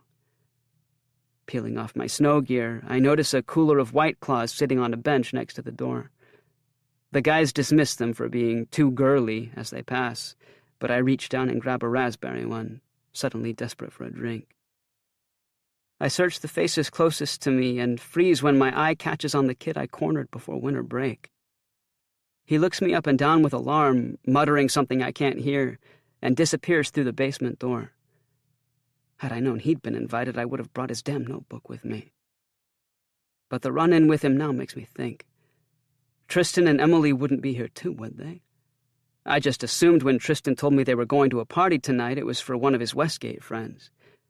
But as I look around the room now, I'm not so sure. There's even a pretty good chance this is his neighborhood. I'm on high alert as I poke my head around every corner. My heart is racing. I elbow past couples grinding in the family room, hunting for any sign of them. Sliding the back door open, I scour the patio. "Do you mind?" I ask a kid smoking at the table. I don't wait for him to reply before grabbing the cigarette from his hand and taking a long, slow drag to quell my panic. "Dude, what the hell?" he shouts, shoving me into the wall. I mumble an apology, smoke escaping my lips, and step back inside. Brad finds me at the door, his arms raised in the air. Beer spills from the overflowing cup in his hand. "Where'd you go?" "I thought someone called my name." I know I told Ma I'd watch Brad's drinking, but I'm honestly too distracted for that right now. I don't meet his eye, afraid he'll see right through my weak lie, like anyone at this party would be calling me. Before he can answer, I do another lap around the house, and when I'm certain Tristan's not here, I realize Brad has followed me. "We've got a situation," he says, nudging the crook of my elbow as he leads us back into the kitchen. "I said go!" Stacy yells into Tony's face, slurring her words. She hikes up the top of her silver dress. Her cheeks are bright red. "Come on, Stace," Tony pleads, though he laughs when he says it. On the way here, a part of me worried that Tony was always planning to cause a scene. That no matter what, we were always going to end the night with the football team tossing us out into the cold. "Nothing will happen this time! Promise!" Stacy flinches at what I assume to be the memory of sophomore year. I flinch too. The guys and I were playing drunken football in the living room. I don't even know where the ball came from, to be honest. I remember Tony looking over his shoulder at Stacy, throwing her a kiss, and then proceeding to knock her grandma's urn off the mantel. Ashes filled the air like someone let off a smoke bomb. "Fuck off, Tony," Stacy warns, poking a manicured finger into his chest. "Grab your asshole friends and get out of here." I shove my hands in my pocket when Stacy glares over at me, hatred spewing from her eyes. I haven't actually spoken to her since 5th grade when I stuck gum in one of her braids. To be fair, she did call me an idiot in front of the whole class for not knowing how to spell metamorphosis. But I was 11. Who knows how to spell metamorphosis when they're 11? Everyone in the kitchen goes quiet. Some even take out their phones to film. I can feel the judgment radiating off them as they sip their drinks, only barely pretending to make conversation with the person next to them. I knew this was a bad idea. Brad grabs someone's red cup from the counter and takes a swig. Where did his own drink go? "I think we all just need to take a step back and breathe." Tony pinches his fingers together in front of him, pretending to meditate. Stacy shoves him against the fridge. "If any of you start a fight," she says through her teeth, looking between us, "if you break anything or set another car on fire, I'll call the cops."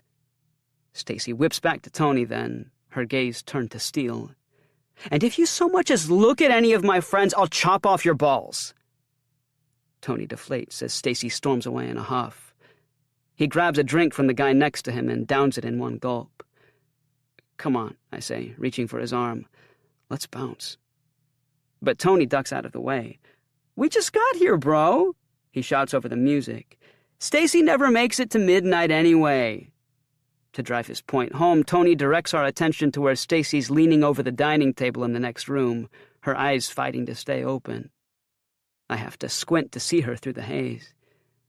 It's only been 15 minutes and I've already had enough. My head hurts.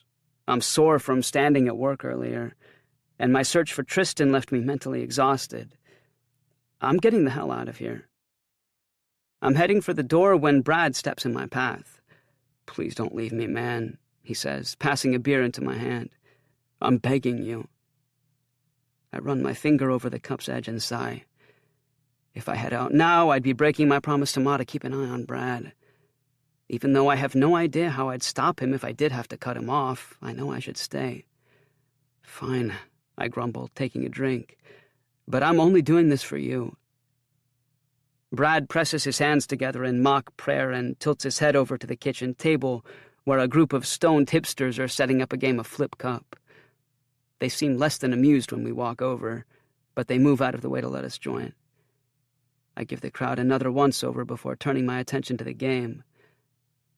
SOB's version of flip cup is the same as anyone's, except that the losing team has to chug beers from the mouth of a plastic flamingo that's been passed down through every senior class since 1991. Brad and I have never lost a game, so we buddy up. And because we always win, Tony ends up losing, which makes him furious. When Brad calls him over to play, Tony dips into the living room and returns with the biggest football players he can find. We've tried telling him in the past that size doesn't matter, but he never listens. Once we've counted down from 10, Brad squares off against a linebacker whose hands are way too large to even grasp the cup. From across the table, Tony barks at his teammate, shouting for him to move faster. "One day we'll go easy on you," I say after flipping my cup over in 2 tries and winning the game for our team. I reach over to give Tony a handshake, but he swears under his breath and grabs the flamingo to chug back a beer.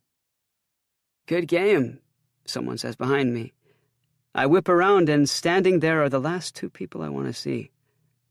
Time stops as Tristan goes in for a hug. I want to wrap my arms around him in return, but my muscles tense beneath his touch. I feel my lips move, but nothing comes out. For a second, I forget how to breathe. I case the room over Tristan's shoulder and spot the gold and silver streamers hanging behind Stacy's couch. They're the same ones from his selfie earlier. My words come out in a jumble. "What are you doing here?"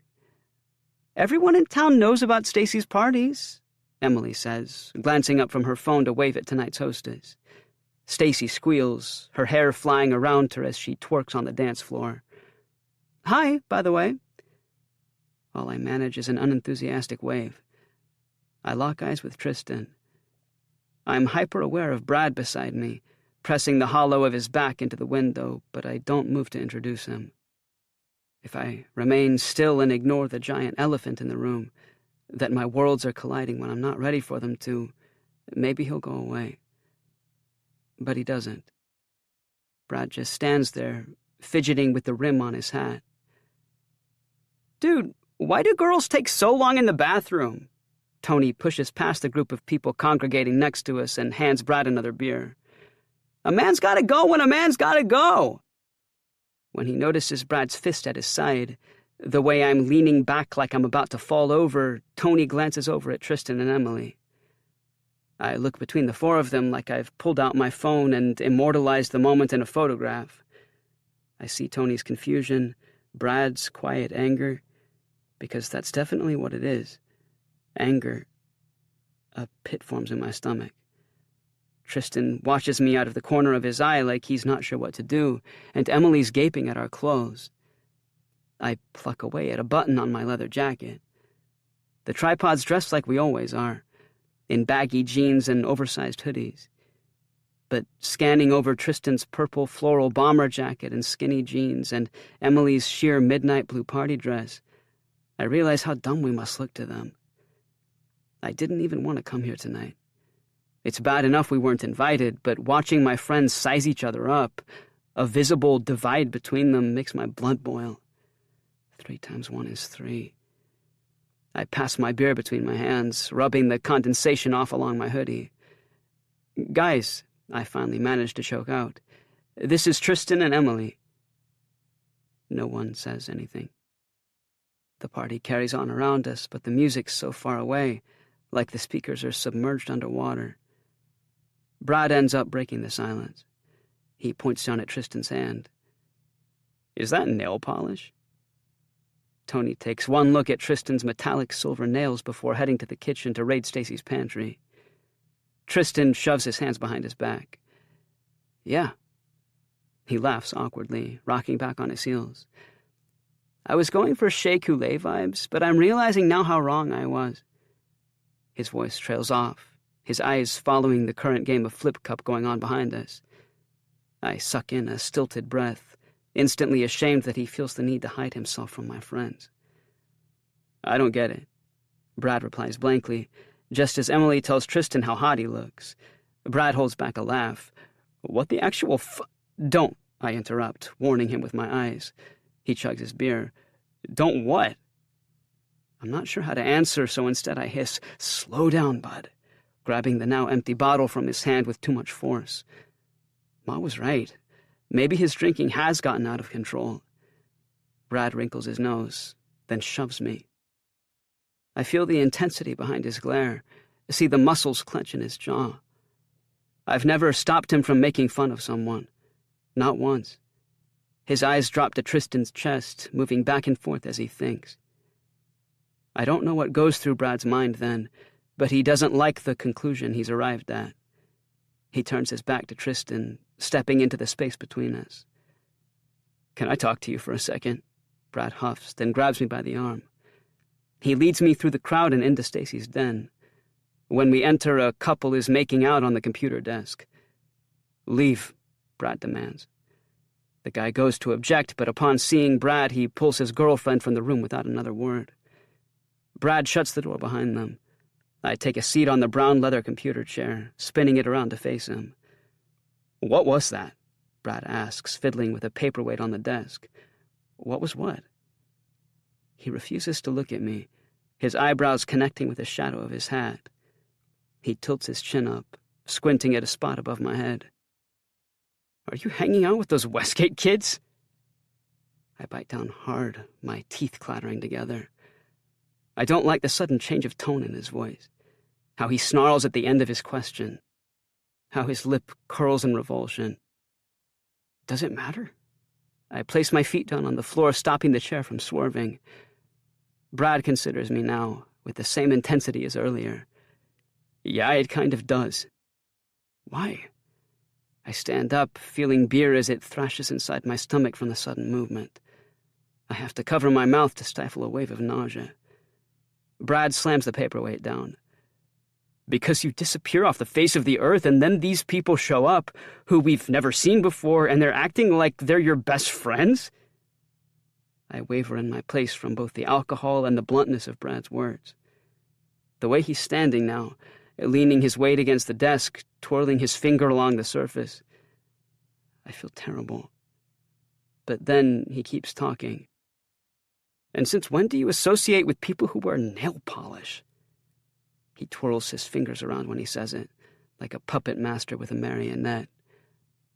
Are you kidding me right now? I cross the room, bumping Brad's chest with my own as I move into his space. Brad staggers backward and I shove him into the bookshelf next to the window. Why is that even important? Brad pushes off with a grunt and lunges at me, but I slam my hands into his chest again. He bares his teeth, momentarily stunned that I've hit him. But I could feel the anger surging within me the second he made fun of Tristan, like the flick of a switch. He left me no choice. I hold my palms flat against him, pinning his shoulders down. A memory flashes before my eyes. I'm swinging from a set of monkey bars in Louisiana when I overhear my parents fighting on the park bench. Something about the other night when Dad failed to come home. My dad's voice grows harsher, and tears start falling from Ma's eyes. She notices me watching them and tells me not to worry, but I can't look away. Something about our conversation now transports me back to that moment in the park, except I'm the one sitting on the bench, angry, while Brad's the one crying. He's actually crying. I let go of him, and his shoulders slump like my hands were the only things holding him up. Why are you so upset? I reach out to comfort him, even though that's not a thing we've ever done.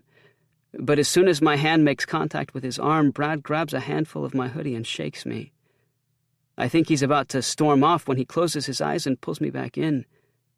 for a kiss. On the mouth, with his mouth. His breath reeks of stale beer. It's not like this is my first kiss. That happened during a game of kick the can when I was 12. I always hid in this one spot, wedged between a dumpster and the back wall of a now-defunct corner store. Tony's neighbor, Mohan, found me and bartered kisses in exchange for not making me it. Though I didn't want to agree at first, because boys didn't kiss other boys. We met there every day after school, stealing quick pecks when we knew no one was watching. His family moved the following summer, and because Ma forbade me from having social media until I was in 8th grade, we lost touch. This feels like that, but much, much worse. Like a transaction I never agreed to make. I keep my lips shut, staring at him with wide-open eyes. This is all wrong. Brad's my best friend. He's been a constant in my life for so long I can't even remember what it was like before he moved to Valentine. But I can't process what's happening right now. It doesn't make any sense. As he lets go of me, tears are streaming down his face. He exhales. I've never seen him like this. His cheeks burn scarlet red as his eyes come back into focus. He doesn't wait for me to say anything before yanking open the door and hurrying down the hall. I blink slowly. I should go after him, make sure he's okay, but I don't move. I can't. My feet are stuck to the carpet, my heels backed into the wall. I watch through the den's window as he hurries out into the storm. 3 times 1 is 3. 3 times 2 is 6. A football player, whose name I think is Chase, pokes his head in and sees me standing there unmoving. You okay there, bud? The bathroom's down the hall if you're going to puke. Bud. I snap out of my trance, ending my count at 33, and race to the door, not bothering to grab my shoes. I thump down the front stairs and onto the lawn, my socks instantly drenched. The snow has started up again, obstructing everything in sight. I call Brad's name, my voice breaking over the roar of music inside, but it's no use. He's long gone. I pull my phone out and dial his number, but it goes straight to voicemail. Fuck!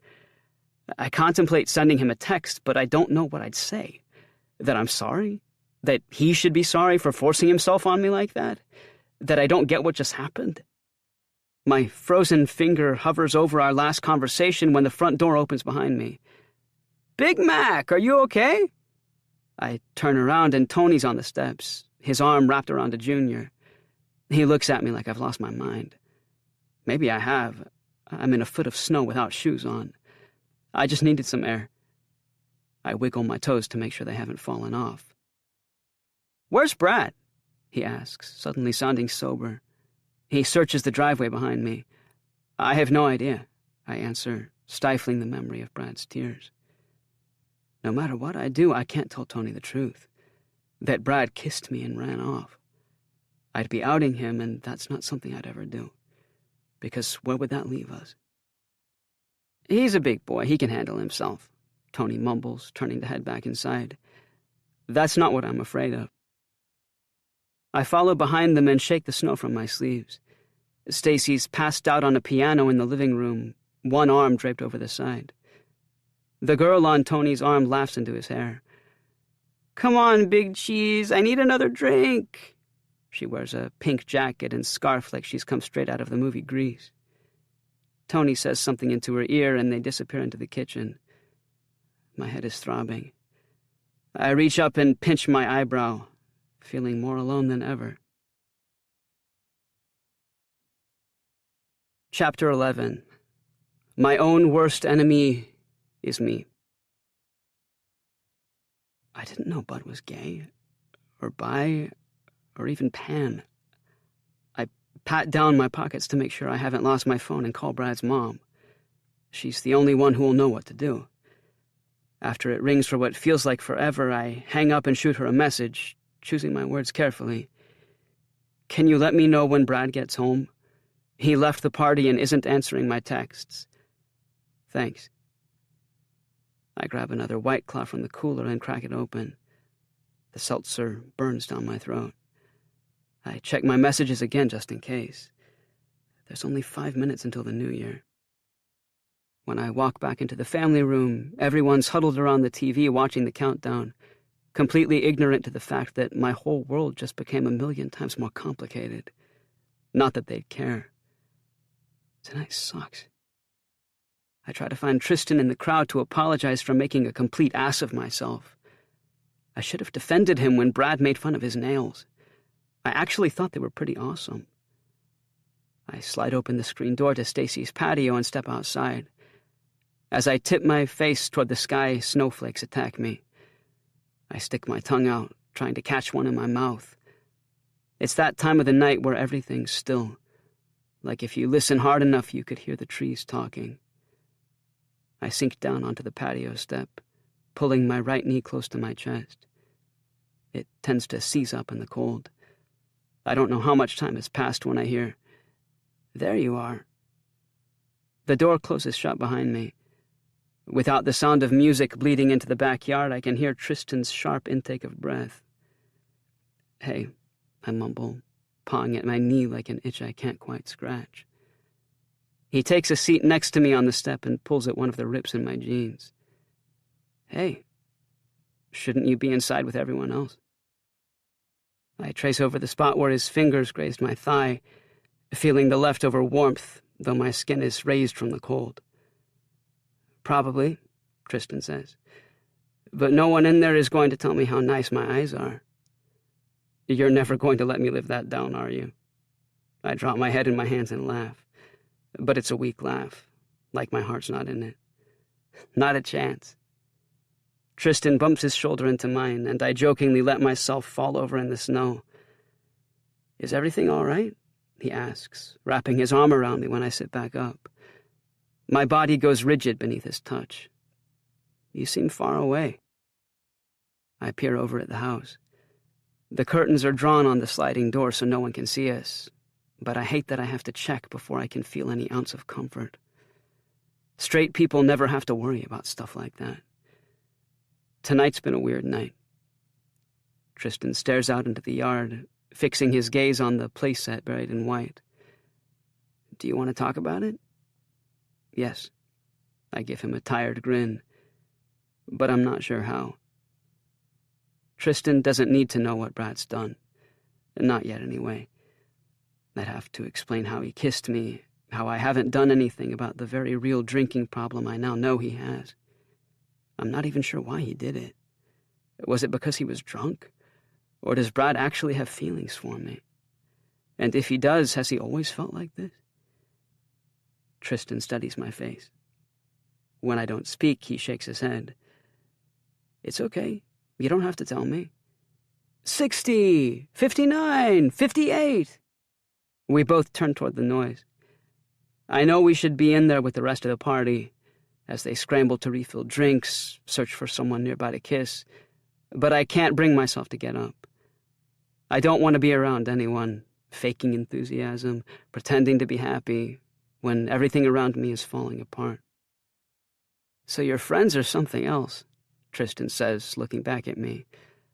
"Don't take this the wrong way, but you're better off without them." I avoid his eyes. Did he see Brad and me in the den? Does he know that Bud ran out of the party? I try picturing what he said, my life without the tripod, but my mind draws a blank, like it can't even comprehend a future like that. I don't have the energy to talk about this right now, to convince Tristan that even though the guys are rough around the edges, they mean well, because I'm not even sure I believe that anymore. I've never been in this position before, itching to be close to someone but too terrified to actually go through with it. I reach into my pocket for the dollar store lighter I keep for emergencies and light a joint. Tristan bats the air in front of him to fan away the smoke. "Sorry." I jut my lower lip out so my breath travels sideways away from him. "It's fine," Tristan replies. He's doing that thing where he's trying to act cool, indifferent, but he drops his arm away from me and shuffles his feet on the step. "It's just not good for my lungs." I pound my chest with my fist. "It's probably not good for mine either," I admit. Tristan eyes the joint in my hand. He reaches over and plucks it from my fingers, taking a deep inhale like his life depends on it. Whoa. I lean back on my elbows, laughing as he stomps his foot and wheezes. Rebel. 10, 9, 8. Tristan nudges me when he's cleared his lungs. If it's any consolation, I'm happy you're here tonight. Me too, I say, trying to sound sincere when all I can see inside my head is Brad pulling me in and kissing me. As the clock strikes midnight, I wipe my mouth with the back of my hand, dreading the thought of seeing Brad Monday morning at school. The house erupts into cheers behind us.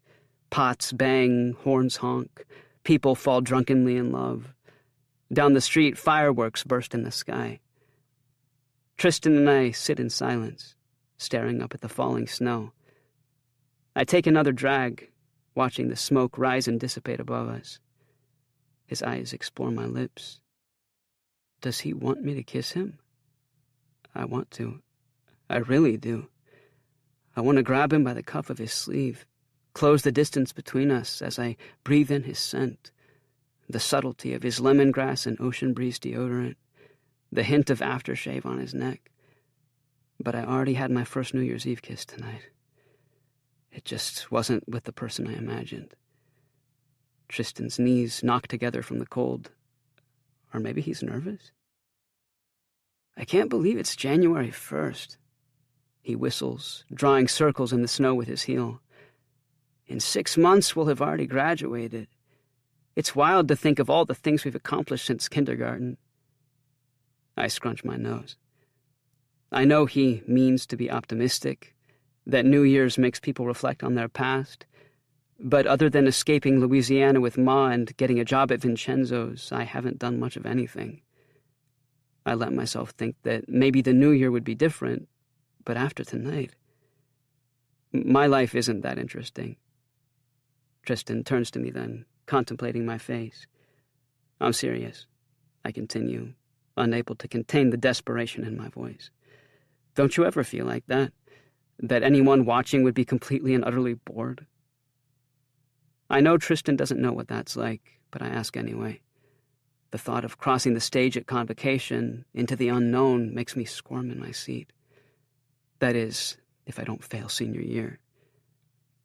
Sometimes. Tristan licks his lips, pondering the question. I'm terrified of not getting into St. Sebastian's. I think that's why I've been pushing myself so hard lately. I don't know who I am without ballet. He eyes the smoldering embers at the tip of my joint and sighs. But the next chapter in your life is for you to define, Wes. Whatever you were in high school, whatever mistakes you made, all that goes away. I don't know if I believe that, I whisper. I can't ignore the pit of dread growing inside my stomach. What if I don't get my grades up in time to graduate? What if this doesn't work out between us? What if things are never the same with Bud? Even if I do magically make it to graduation after high school, all I'll have is Vincenzo's. Valentine was supposed to be a new start. But it's been 10 years since we began our new lives here, and I've got nothing to show for it except a bunch of failing grades and a permanent record. I'm just so damn angry all the time, and I have no idea why. My heart lodges in my throat. Even now, I feel my fingernails digging into my palms, the sweat forming at my hairline. The word alone produces a visceral reaction in my body. Tristan reaches over and pats my knuckles. Have you ever talked to someone about it? Yes. I feel my shoulders collapse inward, feel the shortness in my breath. My elementary school principal referred me to a counselor after only a month in Valentine. We couldn't afford more than 2 sessions, and the school did jack shit to help. Not that it mattered anyway. I couldn't even make it through the first 30 minutes before punching a hole through the counselor's wall and storming off. I'm talking to you, aren't I? I laugh it off as a joke, as if my chest doesn't hurt when I say it. The sliding door opens then, and Omar from my biology class sticks his head out.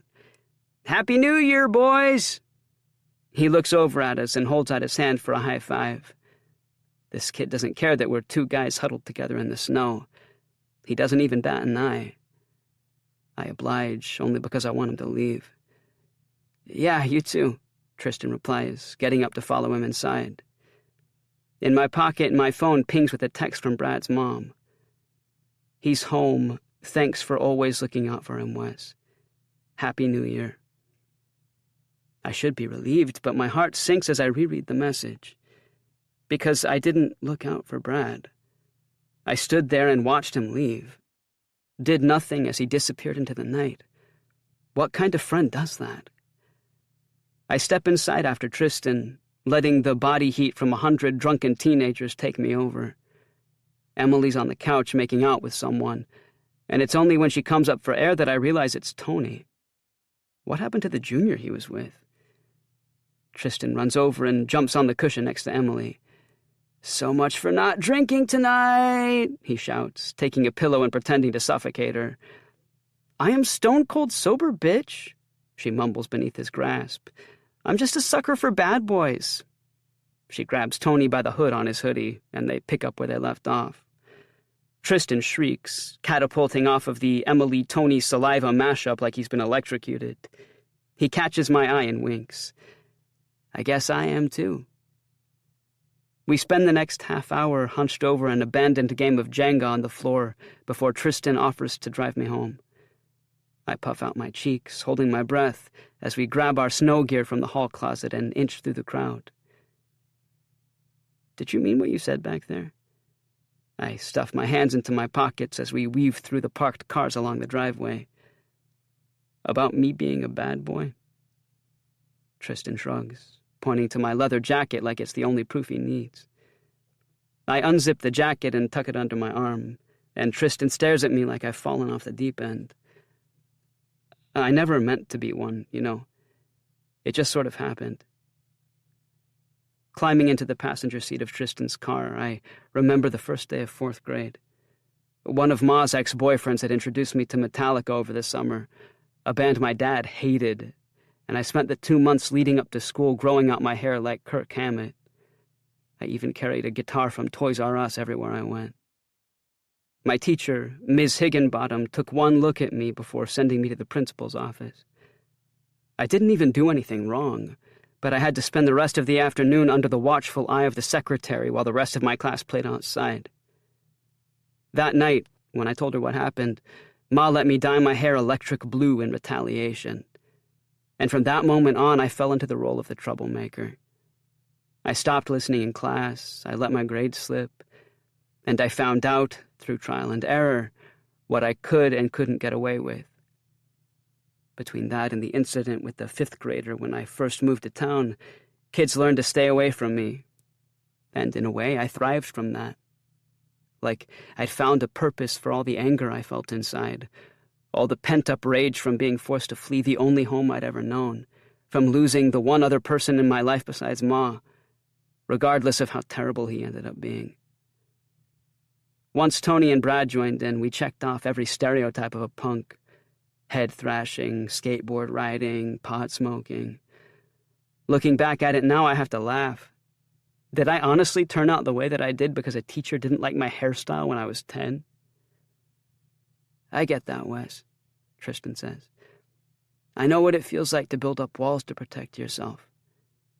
But it's never too late to be a good person." I ball my hands up in my lap, rubbing them against my jeans to stay warm. I did some pretty messed up things to a lot of people. My vision spots as I look over at him. It feels like the car's air is suffocating me. Why? I search for answers through the window over his shoulder, imagining all the people I've hurt or disappointed standing at the side of Stacy's driveway like drudged-up ghosts from my past.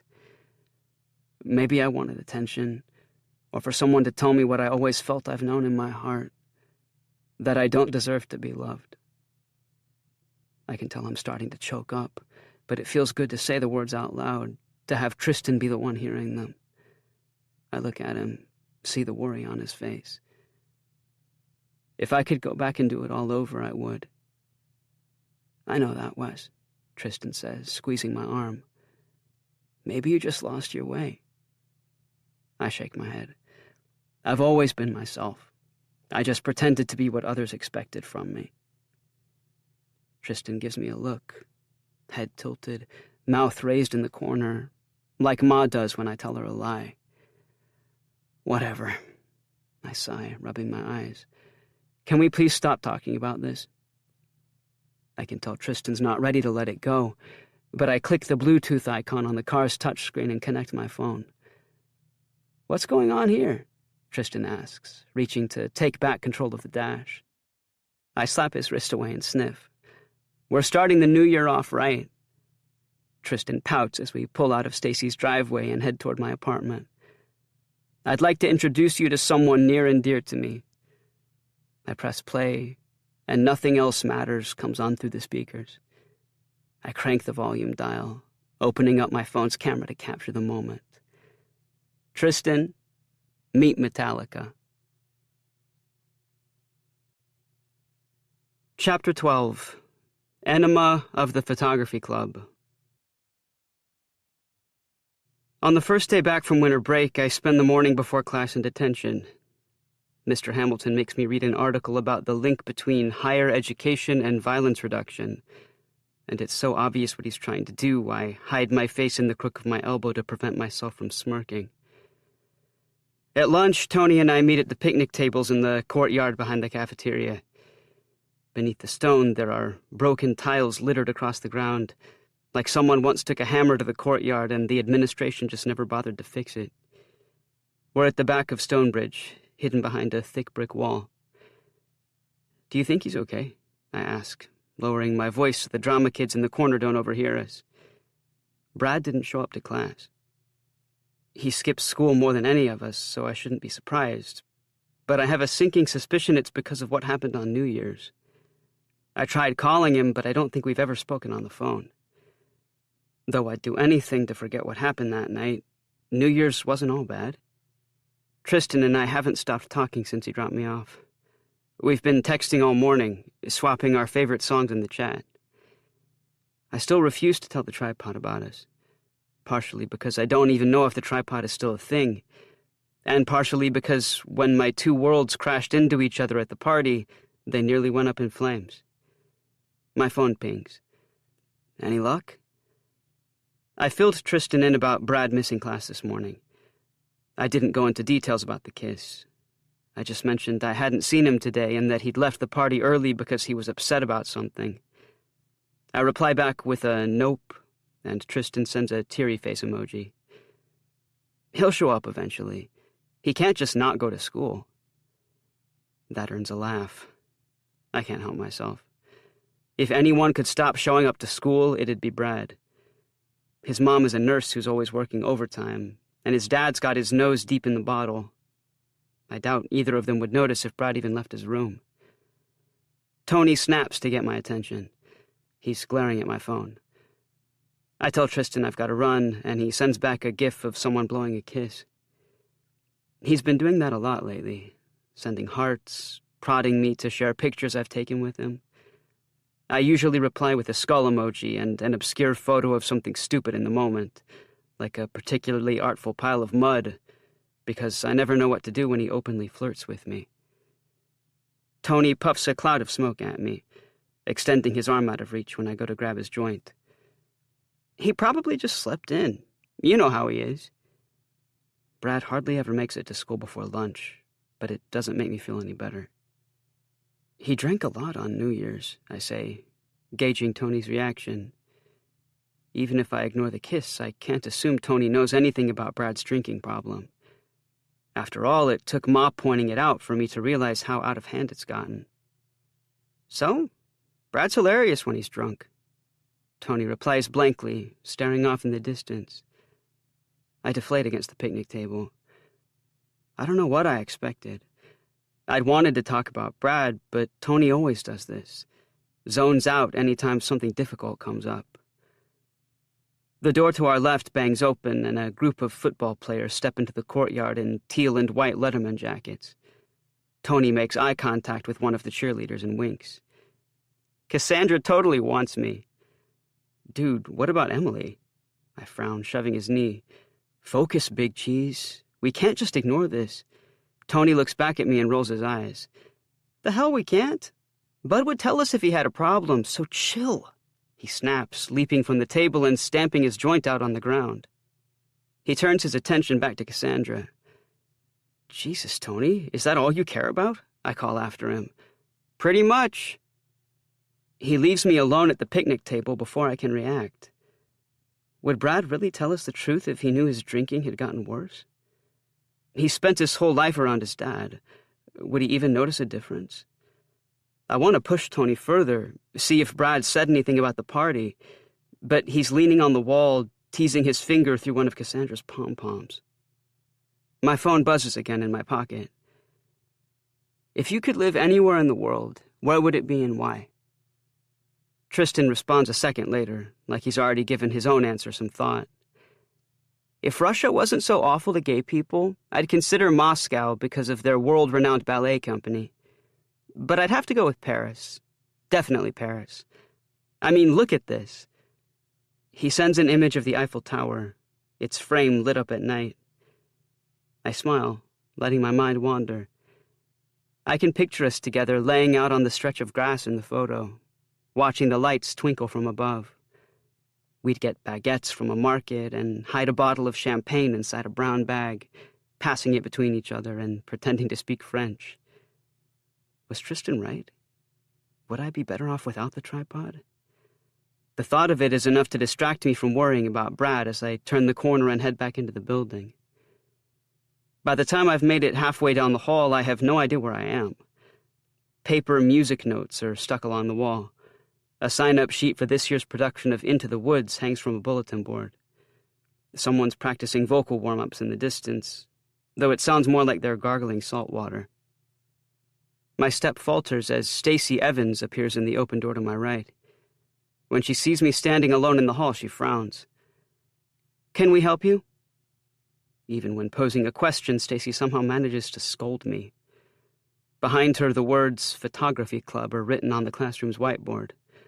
I'd forgotten she was the club's president. Except for a darkroom in the back corner, the classroom is like any other in the school. Stapled to the wall are old National Geographic magazine covers and a large color wheel. I stammer, looking over at the window. There's a prism dangling from a string that catches the light from outside, reflecting it back in slivers of rainbow. My first impulse is to just laugh it off, to tell them I walked here by mistake. It's not like I actually meant to end up outside their door. But the memory of Tristan telling me to reconsider stops me. You might actually enjoy it. I think back to our photo shoot, how it made me realize how much I like taking pictures. I glance over at the nearest desk, at the Nikon camera sitting there, like it's waiting for me. Clearing my throat, I decide to go for it the same way Tristan did when he leaped into my arms that day. "Do you think maybe I could sit in on your meeting today?" I run my fingers through my hair, peering down at my shoes. Stacy blinks. "Pardon?" I know she heard me, but I speak up anyway. This time I look right at her. "I want to join your club." I pull out my phone and flip to my camera roll. I take pictures all the time. I know it's not much, and you're all probably way more talented than me, but no. I know I shouldn't let it get to me. I've been shut down my whole life by people like Stacy, people in charge, but my cheeks burn at being denied. One of the other members, a girl with light brown skin and auburn hair that's shaved on one side, raises her hand. "Wait a minute, Stacy. Give him a chance." Stacy shakes her head like she's trying to flick a mosquito from her hair. "No way. This guy is an asshole." "Aren't all the best photographers assholes?" The girl snorts, throwing her leg up and placing her black army boot on her desk. She has her eyebrow pierced with a Hello Kitty piercing, and her jean jacket is covered in anime and "The future is female" patches. "No, absolutely not," Stacy hisses. I'm afraid her head might actually snap clean off of her neck. "We all know how he's treated Sky." The rest of the club turns their heads toward the back of the room where Sky Nguyen is sitting next to the kid I confronted before winter break. Seriously, why does he keep popping up everywhere? Captivated by a book on cameras. It takes me a second to place Sky. Until I do. Back in sophomore year, to avoid bugging Ma for the money she didn't have, I built up an impressive schedule of students who would bring me lunch each day. Sky just happened to be my Wednesday appointment, the day I always had a Big Mac. I haven't thought much about Sky since then. School policy is to let anyone in who expresses interest, the girl with the piercing says. I glance from her to the guy next to Sky. They look identical. I've never had any classes with either of them, which makes me think they're super smart and in all the AP classes at the opposite end of the school. Him and his friends are total dicks, someone shouts from the dark room. I raise a finger, leaning into the room. He's also still here. Shut up, Wes, Stacy barks, banging a plastic gavel onto the teacher's desk like she's Judge Judy. Sky, do you have anything to say about this? Sky glances up and our eyes meet from across the room. I take a step back, my foot edging out into the hall. I've learned to numb myself to authority figures, trademark, telling me I'm worthless, but this is different. I've never had to face my own actions from someone I've hurt before. These are entirely uncharted waters. I try to force a nervous smile, but Sky's expression is unreadable. He can stay. I let out a quiet breath, squeezing my shoulder blades together to stretch. Stacy stares at Sky in disbelief. Are you sure? Sky nods. Everyone deserves to be part of something. After a brief pause, Stacy grunts and turns her back to the class. You get one shot, Mackenzie, she says, then scribbles a series of numbers onto the whiteboard. It's actually Big Mac. I stop myself from talking when Stacy drags her marker down the board like a knife ripping through a bedsheet. Never mind. Heading to the back of the class, I pass the girl who spoke up for me earlier and mouth a quick, thanks. She brings 2 fingers to her brow in a salute before whipping back around to face the front. I should probably learn her name. Once I find a seat, I get a text from Tony asking where I went. Stopped at 7-Eleven for a drink. I lie, annoyed that he's only now just realized I've left. Tony replies with a whatever man, and a purple message appears at the bottom of my screen saying that he's silenced his notifications. I stare down at my phone, a vein throbbing in my neck. What did he expect? That I'd wait around while he hit on Cassandra, freezing my ass off in the cold? If he won't talk to me about Brad, why should I bother telling him where I am? I scroll over to my conversation with Tristan, realizing I never answered his question about where I'd want to live. I look around the room at the National Geographic covers, stopping on a picture of the Empire State Building. I've always loved taking pictures of architecture, the way the light reflects off the surface of buildings, how they tower over a city, seeming so out of reach. NYC would be cool. Tristan reacts with a heart. NYC is the perfect choice for you, especially since I'll be there. Winky face emoji. Don't forget, everyone, the Pictacular is only a month away, Stacy announces as she weaves through the desks. I want every single one of you submitting an entry this year, so make sure it's of the caliber to make Regina Hale proud. Regina Hale is the Annie Leibovitz of Valentine. She died like 30 years ago, but she's the only real success story to ever come out of Stonebridge, so the administration takes photography very seriously around here. There's even a plaque next to Principal Cohen's office dedicated in Regina's honor.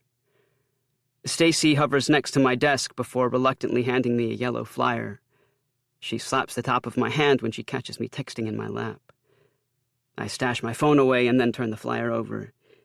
It reads, Stonebridge High presents the 14th Annual Picture Pictacular Contest, open to all citizens of Valentine. $1,000 cash prize. Submissions due before the end of school, February 3rd. Though the cash prize does pique my interest, I shove the paper inside my backpack. Stonebridge High would never be proud of me. Not in a million years. Today, the photography club is working on framing. How you can tell a story by the way you set up a shot. Seeing all the members interact with each other, the subtle closeness of their chairs, the way they lean over to help a friend navigate their camera's interface, makes me wonder how anyone different than them could ever fit in. I have no idea what they're talking about when they mention something called apertures, but they nod their heads, so I do too. Embarrassed, I flip through my iPhone's camera settings as everyone else around me fiddles with the touchscreens on their Nikons and Canons. But at least they let me stay. The bell rings to signal the end of lunch, and the club funnels out of the room. Stacey throws me a final scowl before disappearing through the door. When we're the only two people left, I walk over to Sky and reach into my backpack to pull out the black and white notebook I've been carrying around since December. Do you think you could give this to your friend? Sky takes the notebook from my hand and adds it to a stack of books next to me without a word. I'm already turning around to leave when Sky asks, "Why exactly are you here?" Panic rises in my throat again. "It might not make a lot of sense," I mumble. "And I'm not sure I understand it either, but I'm trying out this new thing where I'm not a total prick. I don't want people seeing me like that anymore." I wait for Sky's response, knowing what I've said isn't enough. Sky walks over to the back of the room to return a stray camera to the cabinet. "I get that. You do?" Yeah, Sky says, nodding and blinking at the same time. "Before I came to Stonebridge, I went by another name. It can be hard for some people to get accustomed to, and using they-them pronouns adds a whole other level to it." I hang my mouth open, confused by the sudden curveball they've thrown. Why is Sky being so open with me? Historically, I haven't exactly been friendly to them. "How's that going for you?" Sky takes a minute to lock the cabinet. They're wearing a salmon-colored button-down with a Venus flytrap pattern, sleeves rolled past the elbow. Their black hair, longer on the top, short at the sides, is slicked back on their head. I can tell by the way they fiddle with their watch that they don't like attention. I notice the mole just below their left nostril, almost like Marilyn Monroe. "In this town?" Sky asks, nervously smiling. "Being non-binary, I get misgendered daily. Most of the time, I'm pretty sure it's on purpose, too. But I don't see myself as a him or a her, and I don't like conforming to what society says about gender." "Oh," I say, nodding. It's probably better if I keep my mouth shut in case I say anything stupid or offensive. I have a tendency to do that. "I contemplated not saying anything because I didn't want to give you another reason to make fun of me." Sky giggles, snort and all, but I don't laugh with them. I pull back, my lips moving without saying anything. I'm not going to lie and pretend I'm holier than thou all of a sudden, but I've been a royal douche. I never realized Sky could be hiding part of who they were, too, in order to protect themselves from people like me. And I can't believe it's taken me this long to recognize that. "I'm sorry I hurt you." I take Sky's hand, and they squirm like they're not sure what to do. That makes two of us. I notice their skull ring next to mine and smile. Maybe we're more alike than I realized. Sky shrugs. "I know it was all in good fun." I shake my head because I can't accept that. Sky's so innocent, and not just because their phone case has a literal kitten on it. There's a softness in their eyes that, despite years of relentless hounding from yours truly, they never lost. I think my problem was that I never saw people for who they were. I never once took into consideration that there might be more to them than what I could see on the surface. Assuming they were one-dimensional made it easier to steal from them. Maybe for my friends and me, but not for you. I really am sorry. Sky rubs their arm. Thanks, Big Mac. Hearing my nickname from the mouth of someone I've hurt makes my skin crawl. Please call me Wes. Okay, Wes, Sky says, drawing out my actual name, probably for the first time ever. I have a chemistry test I can't miss, so... Right, sure, I say, stepping out of the way. Have a good rest of your day. Thanks. You too. I watch Sky scurry from the room. This is going to be more difficult than I thought. I knew joining the photography club would have its own set of challenges. I just never imagined it like this. But I can at least try to change. right? I can see where this goes while improving my photography skills at the same time. I can put more effort in with Tad, be more open with Ma and the tripod, figure out how the hell to navigate things with Bud. I pull my phone out again, bypassing the lame photo I took of the window's rainbow prism as part of today's lesson, and message Tristan. "You'll never guess how I spent my lunch today." Camera emoji. He texts back instantly with a close-up selfie of his face and a K written on the screen across his nose. I take a picture of the whiteboard and click send. My phone goes off in my hand, one ping after the other as a flurry of messages appear. They're all the same thing, a million exclamation marks and star-eyed emojis. I bite my lip to stop myself from smiling. I didn't think it would matter much coming from someone I only met 2 weeks ago, but seeing Tristan share in my excitement confirms what I already know to be true. I send a single blue heart, not caring how it comes across. Chapter 13. I'll keep you my flirty little secret. Tristan and I meet behind 7-Eleven after school on Thursday. I figured if we're going to be spending all this time together, I might as well teach him a thing or two. "You have got to be kidding me." Tristan gawks when I hand him the extra skateboard I dug out of storage this morning. I hid it in my locker all day to avoid any questions from the tripod. Not that I saw either of them. This whole thing between us is fucked up. We've gone from 60 to 0, best friends to complete strangers in a matter of days. It's like they're blaming me for what happened. The first time I saw Brad at school since the party, he physically turned around and went in the opposite direction to avoid me. Tristan takes a step backward over the curb and shakes his head. "Not happening. Don't worry, I'll go easy on you." The sun is shining for the first time in weeks as we walk the 3 blocks to the skate park. It's warmer out today, so I'm wearing a plaid shirt beneath my jacket with gray pants cuffed up to show off my Vans. I force Tristan to put on the helmet and knee pads I pull out from my backpack, and he does so willingly. He looks like a sexy Michelin man, if you're into that sort of thing. I take his hands, and Tristan steps onto the board, his knees wobbling like he's forgotten how to walk. "Aren't you a dancer?" I tease. "I'm used to solid ground, thank you very much." We circle around the park so Tristan can get used to the motion. He holds onto my shoulders the whole time, flinching at every turn. "You actually like doing this?" he asks, shifting his weight when he begins to tilt. I shrug, and it causes him to temporarily lose balance. His fingers dig into my jacket, his grip tightening on my shoulders. "We can't all have electric cars," I say with a smirk, feeling the crisp January air on my face before adding, "There's something about the wind blowing through your hair on a hot summer day while you cruise down the street, rocking out to music without a care in the world. I forget myself sometimes. When it's just me and my board, nothing else matters. Not school or the way everyone's eyes follow me as I'm sent to the principal's office. Not my grades or graduation.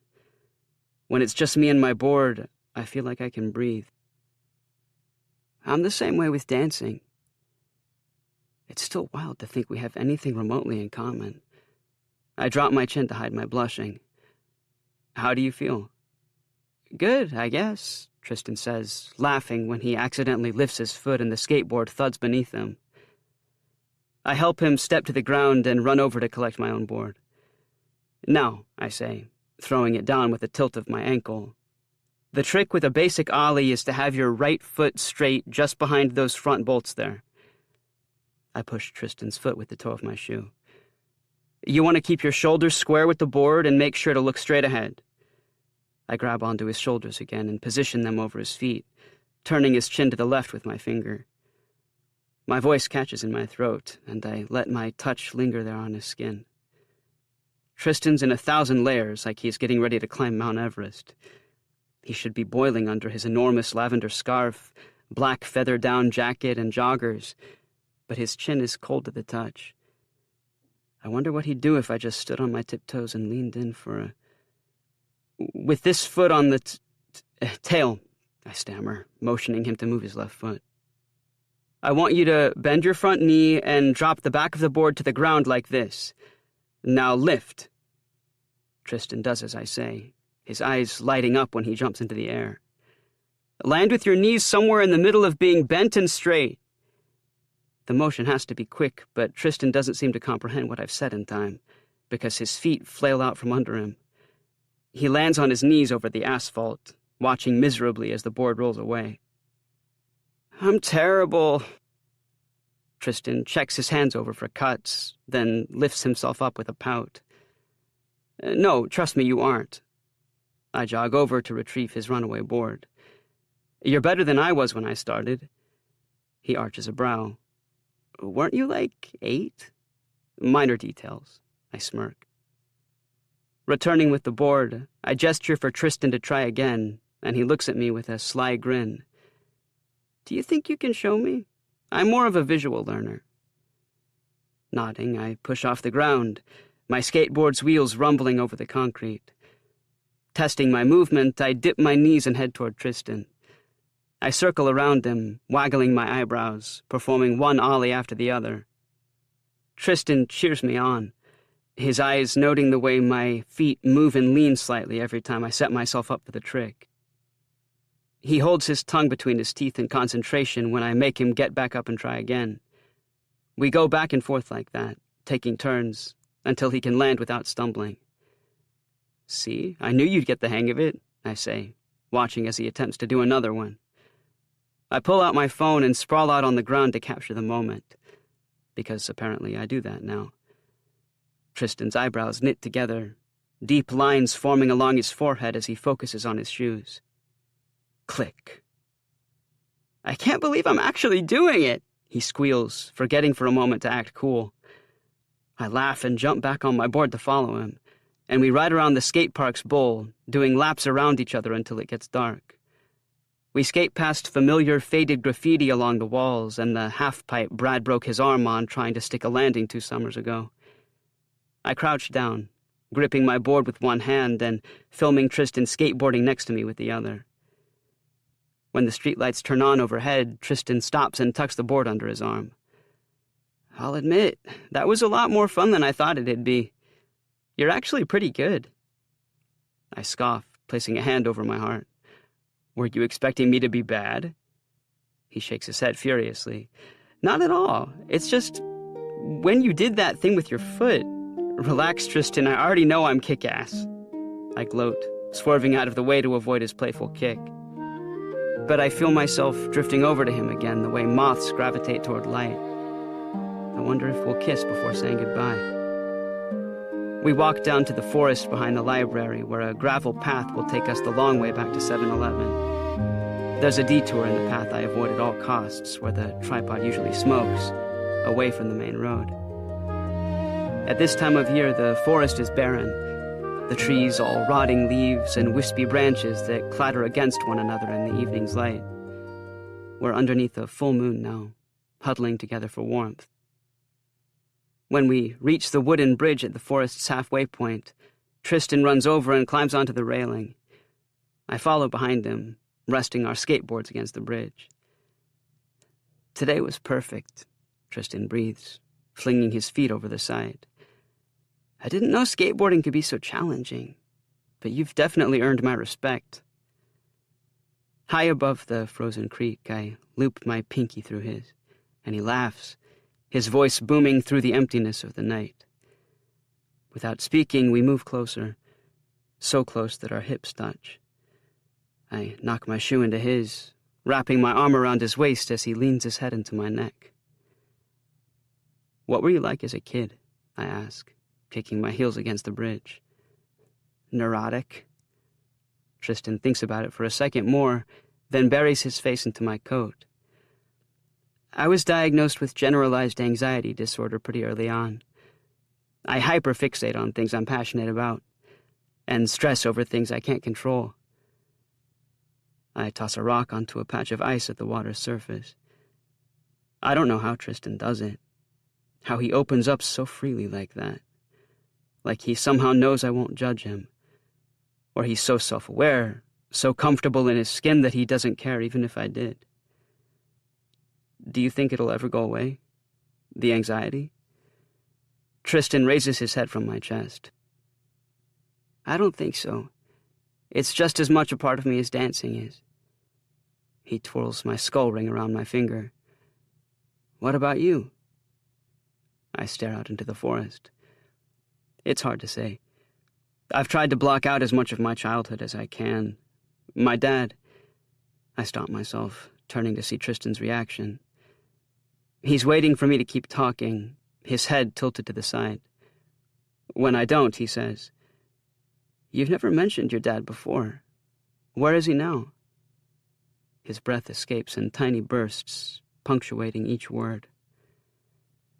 I want to tell him the truth, but what would I even say? How not even Ma and I talk about what happened? How for years after we left Louisiana, she checked over her shoulder everywhere we went to make sure he hadn't found us? The words I need to explain my past never come to me, so I don't say anything. "I think you turned out pretty okay, Wes," Tristan eventually says, weaving his fingers through mine like he senses it's a sore subject. That's all the reassurance I need. I lean forward then and press my lips to his. I don't think about what this could mean or how it might complicate things. I just fall into it, realizing I've wanted to kiss Tristan from the moment we met. At first he doesn't move, and I worry that I've made a mistake, that he only wanted to be friends, that I was right in thinking he'd never be with someone like me, like he said that night at Vincenzo's. I back away, my wet lips exposed to the cold, when Tristan grabs my arm and kisses me again. He smiles into my mouth, his lips exploring my own as I reach for his neck. I trail the tips of my fingers through his hair, and he breathes into me, filling my core with warmth. He wraps his foot around mine in the air. I never want this to end. Our bodies blend together, our tongues acting as one, as we teeter precariously on the bridge's railing. We could go over the edge at any moment, but the fall would be worth it. I break away at the sound of laughter in the distance. Looking over my shoulder, my legs seize, turning into metal. Down the path, heading toward us, are Tony and Brad. Tristan leans back to see who it is, but I block him. "We need to hide," I announce, launching myself off the railing. I don't think they've seen us yet because Tony's leaping from one boulder to the next along the forest's edge. "Excuse me?" Tristan asks, hopping down to grab his skateboard and bringing it to his chest. I can still feel the ghost of his lips along mine, but there's hurt in his eyes now. His expression is a combination of anger and shock. But he must sense the urgency in my tone because he lets me lead him around the bridge's side, his feet shuffling silently down to the creek. I look back up at the tripod. Brad's walking with a pizza box in his hands while Tony parkours against a tree stump. Thankfully, they're mid-conversation. "Fuck, my skateboard," I whisper when I realize I've left it behind. Swallowing the lump in my throat, I race back to grab it, but I don't have enough time. Brad and Tony step onto the bridge. I strangle the wheels behind my back to stop my hands from shaking. "Hey, guys," I say, taking a step toward them, hoping they didn't hear my voice break. "I thought you were working tonight." Smooth. Tony looks around the forest like he's not sure why I'm out here alone. "Dad called us off. The afternoon was slow, so Cooper and Juan asked to stay for the dinner rush." He pauses, looking at me. "What are you doing?" "Some kid was looking for weed. She just left." I shrug, wondering if the lie will stick. I brush my fingers over my lips. Can you tell when someone's recently been kissed? Brad stands a foot behind Tony, jabbing the pizza box's edge into his stomach. He's got a hoodie on with the hood up under his Letterman jacket. He's not wearing his baseball hat. I wait for him to acknowledge me, but he pulls out his phone instead and sets it on top of the pizza box. I can see even from a distance that he's scrolling through the latest football stats. He won't even look at me. "Where are you headed?" I ask, trying to stifle the anger surfacing inside me. Tony kicks a clump of snow through a slat in the bridge's deck. My jaw clenches as I stare down at the spot where it disappeared, praying it didn't fall on Tristan's head. "Going to 7-Eleven for a drink. Tony says, repeating the last words I sent him over text. I know what he's doing. He's getting back at me for ditching him the other day. And I realize what he's saying between the lines, too. That I'm not invited. That they've made these plans without me. Without saying it directly, they've shut me out. Brad watches a squirrel as it scurries up the side of a tree, and Tony stands his ground. He meets my eye. But I don't take the bait. They're to blame for our falling out just as much as I am. Cool. Have fun. I nod my head as I straighten my back against my board to appear taller, to pretend I'm not affected by any of this. They both shrug and continue over the bridge. No one says they're sorry. No one explains why we haven't been talking. I lock eyes with Brad when he passes. I half expect him to be angry at me, to mutter something under his breath. Is he disappointed that I didn't chase after him that night? Does he hate me now with a burning passion? But there's nothing behind his eyes. No rage, no remorse, no love, nothing. The tripod disappears over the hill. You can come out now, I whisper, my eyes still glued to the trail of their footprints left in the snow. After a moment's pause, Tristan reappears and stomps up the creek's side. Here. He shoves his skateboard into my chest and storms off in the opposite direction. I juggle the two boards in my hands and race after him. I'm sorry, okay? I exhale loudly, stepping haphazardly through the snow. I still haven't told them about you yet. I thought you said you were okay with that. Don't twist my words, Wes, Tristan huffs, looking everywhere but at me. What are you so afraid of? That they'll judge you for being seen with me? The boy from the party with the nail polish on? I run my fingers through my hair. You're angry, I breathe, deflating into myself. If I can just... I'm allowed to be pissed off, Wes! Tristan cuts me off. You kissed me and then made me hide under a bridge, like I'm some kind of troll. I know, I didn't mean for that to happen. I look down, rearranging the skateboards under my right arm. I don't want to say the wrong thing here. Tristan stomps through the snow, apparently not caring if his shoes get ruined. Then don't. It's just, you wouldn't understand. Of course I wouldn't. How am I supposed to unless you talk to me? Tristan walks off. But how can I explain this? I can't exactly bring up all the times the tripod said something homophobic. Even if they were jokes, they were at the expense of people like Tristan. People like me. We might be fighting, but I still have this lingering feeling of wanting to protect them. I know I should tell all this to him, but I can't. What if it only makes him more upset? Either way, it's a lose-lose situation. I'm not good with words, I yell, punching the tree next to me. A murder of crows scatters from the branches overhead, and pain ripples through me as droplets of blood fall from a cut along my knuckle. I watch them fall, turning the snow at my feet red. I look up to see that Tristan stopped walking ahead. Forget it, Wes. We can end whatever this is between us right now. Because I've had a lifetime of people making fun of me for being gay, and I don't need that coming from the guy I like, too. Wait, I say, trailing behind him. You just said you like me. He clenches his fists beneath his armpits. Tolerate would have been a better word choice, he says. And just so you know, I scratched myself back there when you forced me to hide. He spins around and lifts the sleeve of his jacket to where a piece of skin hangs from his wrist. I said I'm sorry, all right? I huff, angrier now than I was before. I panicked. I didn't know what else to do. Maybe you've always been out, but I'm not, and I'm scared, okay? For a brief moment, the hardness in Tristan's eyes dissolves, and I feel myself recoil. What does he see when he looks at me?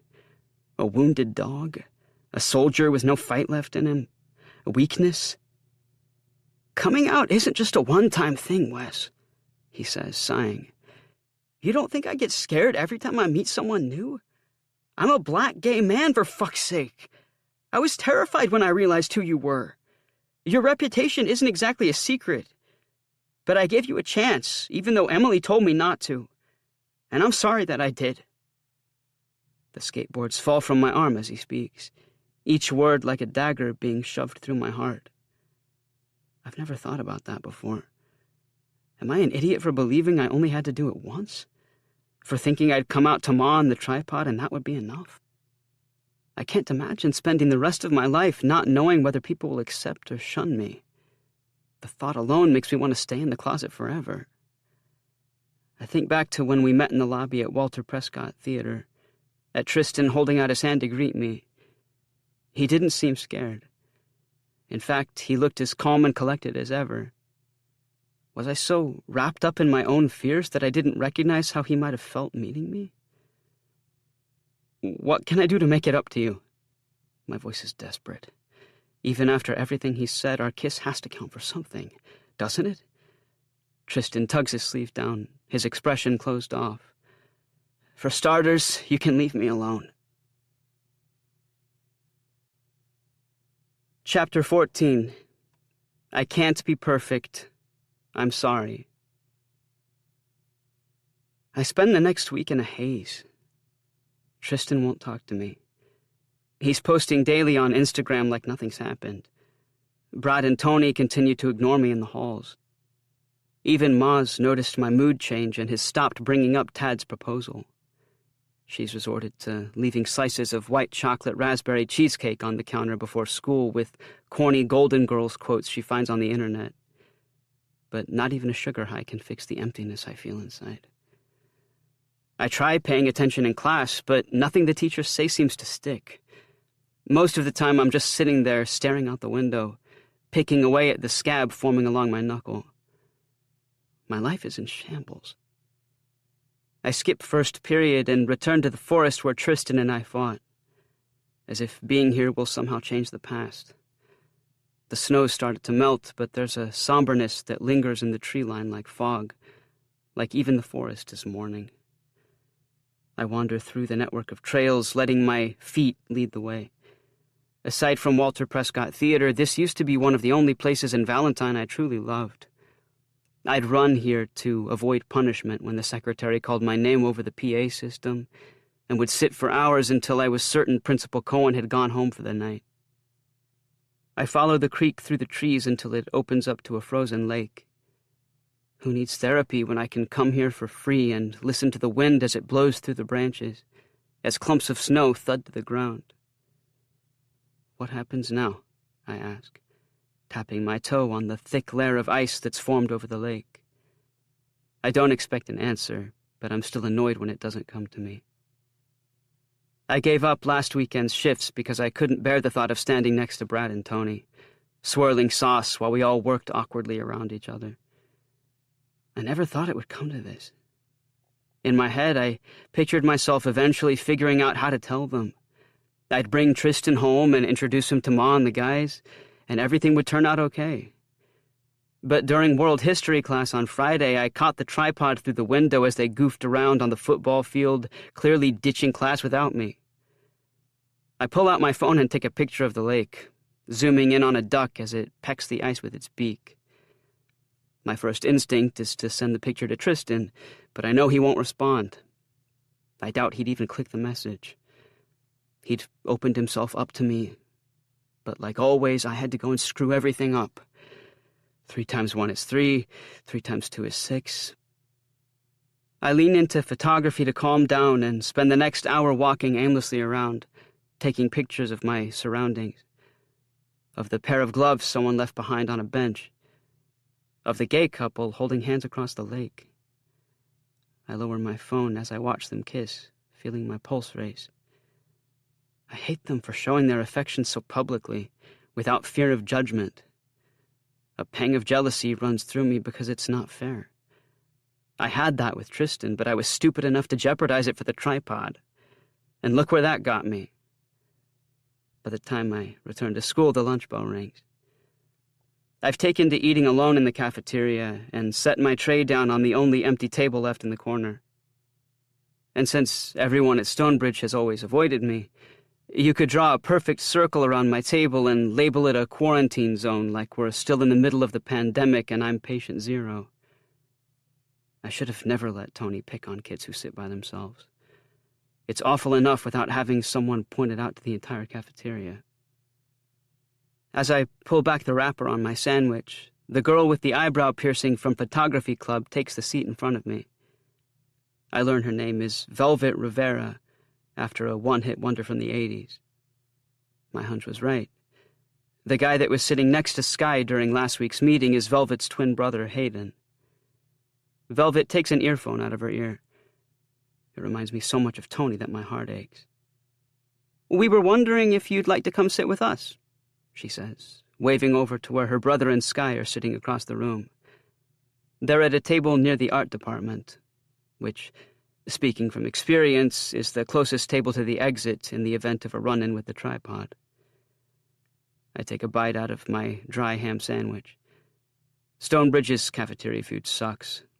It's either a week-old deli meat or chicken nuggets sitting in grease. Why would I want to do that? "Well," Velvet says, resting her elbows on the table, "I noticed you've been sitting by yourself the past couple days. And no offense, but you're not very good at talking to people, so I wanted to see if you'd like company." I set my lunch aside. "So what you're saying is that your friends don't really want to be part of this. You've just decided to take pity on me." My voice cuts across the table at her, sounding angrier than I'd intended. But I don't care. I've been in a constant state of aggravation since Tristan left me alone in the woods. "What? That's not at all what I said," Velvet insists, fidgeting with her piercing. "I see right through you, kid." I tilt my head, taking in her bright yellow bucket hat, the black choker around her neck. While I'm thankful she helped me out last week, I'm not some lost soul she needs to save. Somehow I don't think you do. Velvet returns the earphone to her ear. "Suit yourself." She gets up to leave, the legs on her chair screeching against the cafeteria floor. Without thinking twice, I jump up, flipping my lunch tray into my lap. No, wait. The whole cafeteria watches as I scramble to upright a bottle of Gatorade. Velvet looks down at me with a huge grin. "Thank you for proving my hypothesis," she says, taking her phone out from her back pocket and writing something down in her notes.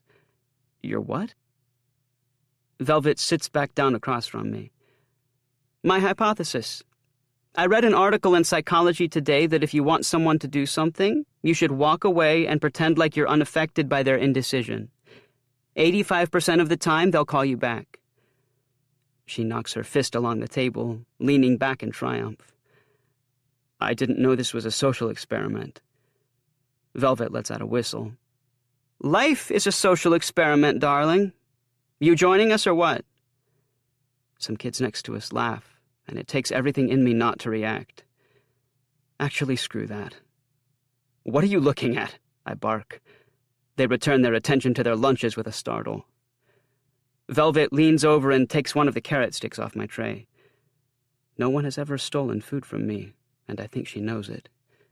She watches me, pushing her cheek out with her tongue, waiting for a response. I glance around the room, knowing if I don't accept, I'll have to finish lunch alone. "Fine," I reply quietly. "Excellent," Velvet says as she skips over to rejoin Sky and Hayden. I grab my things, tucking my skateboard beneath my arm in defeat, and try my best to ignore the hundreds of eyes tracking my journey across the cafeteria.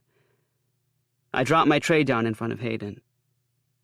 "Hey, We know who you are, Wesley Mackenzie." Hayden snickers into his food as Velvet reaches over and tousles his hair. His eyes crinkle at me from behind his glasses.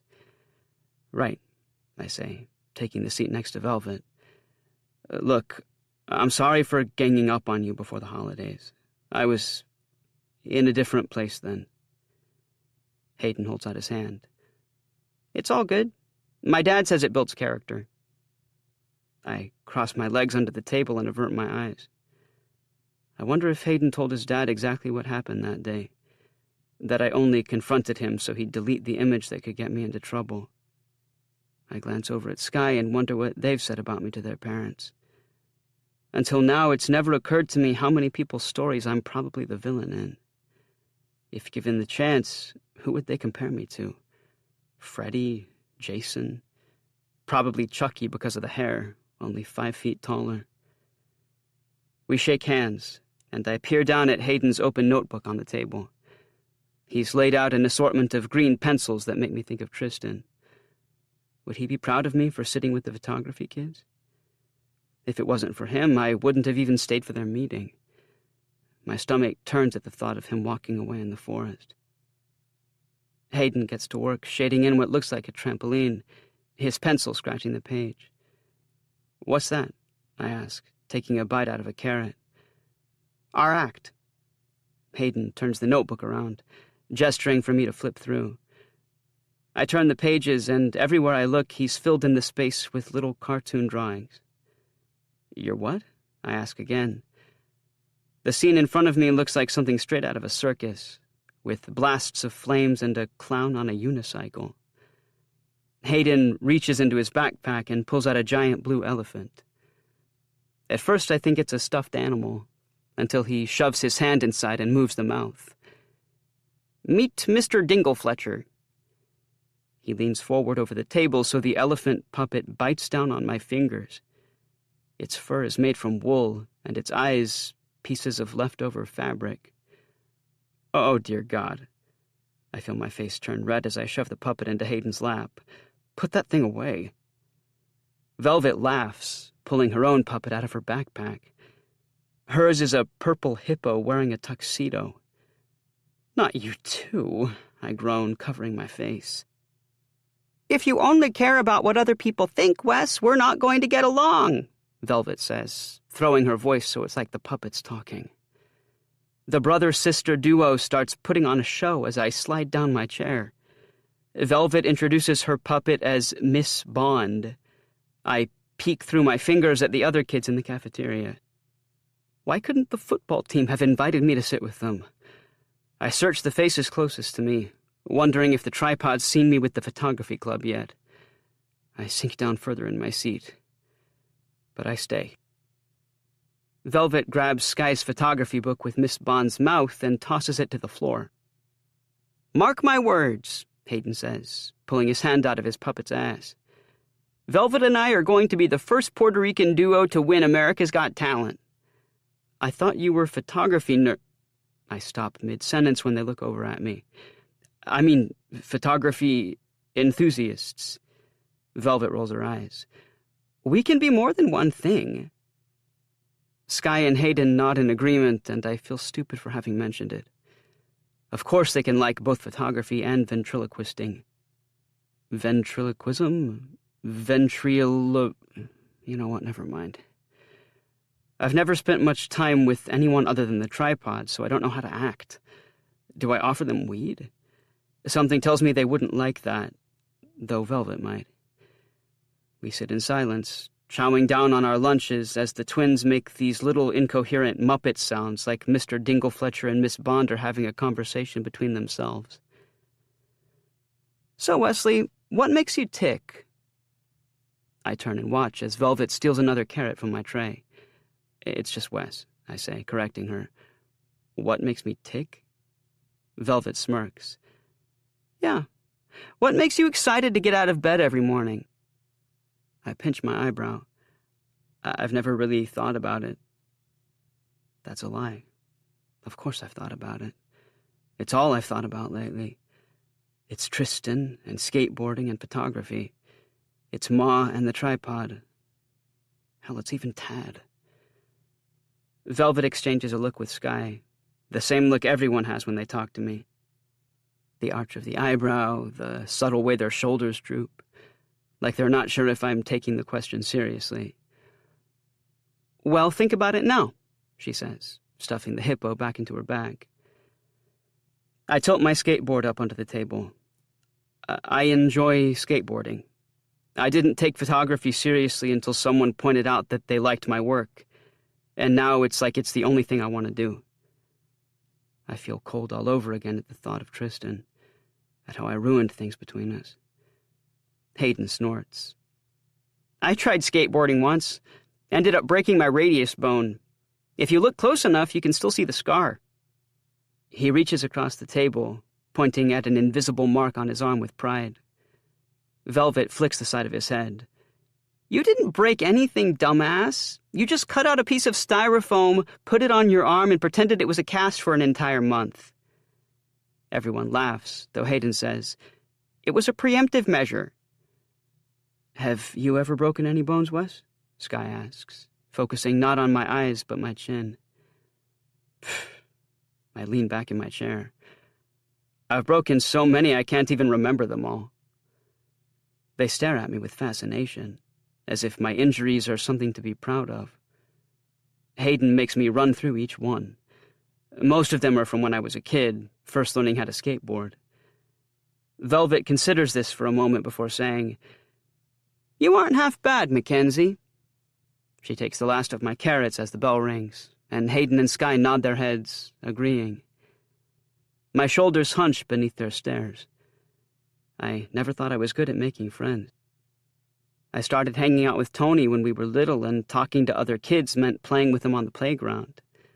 When you're that age, friendship comes so naturally. Tony's the one that brought Brad into the mix.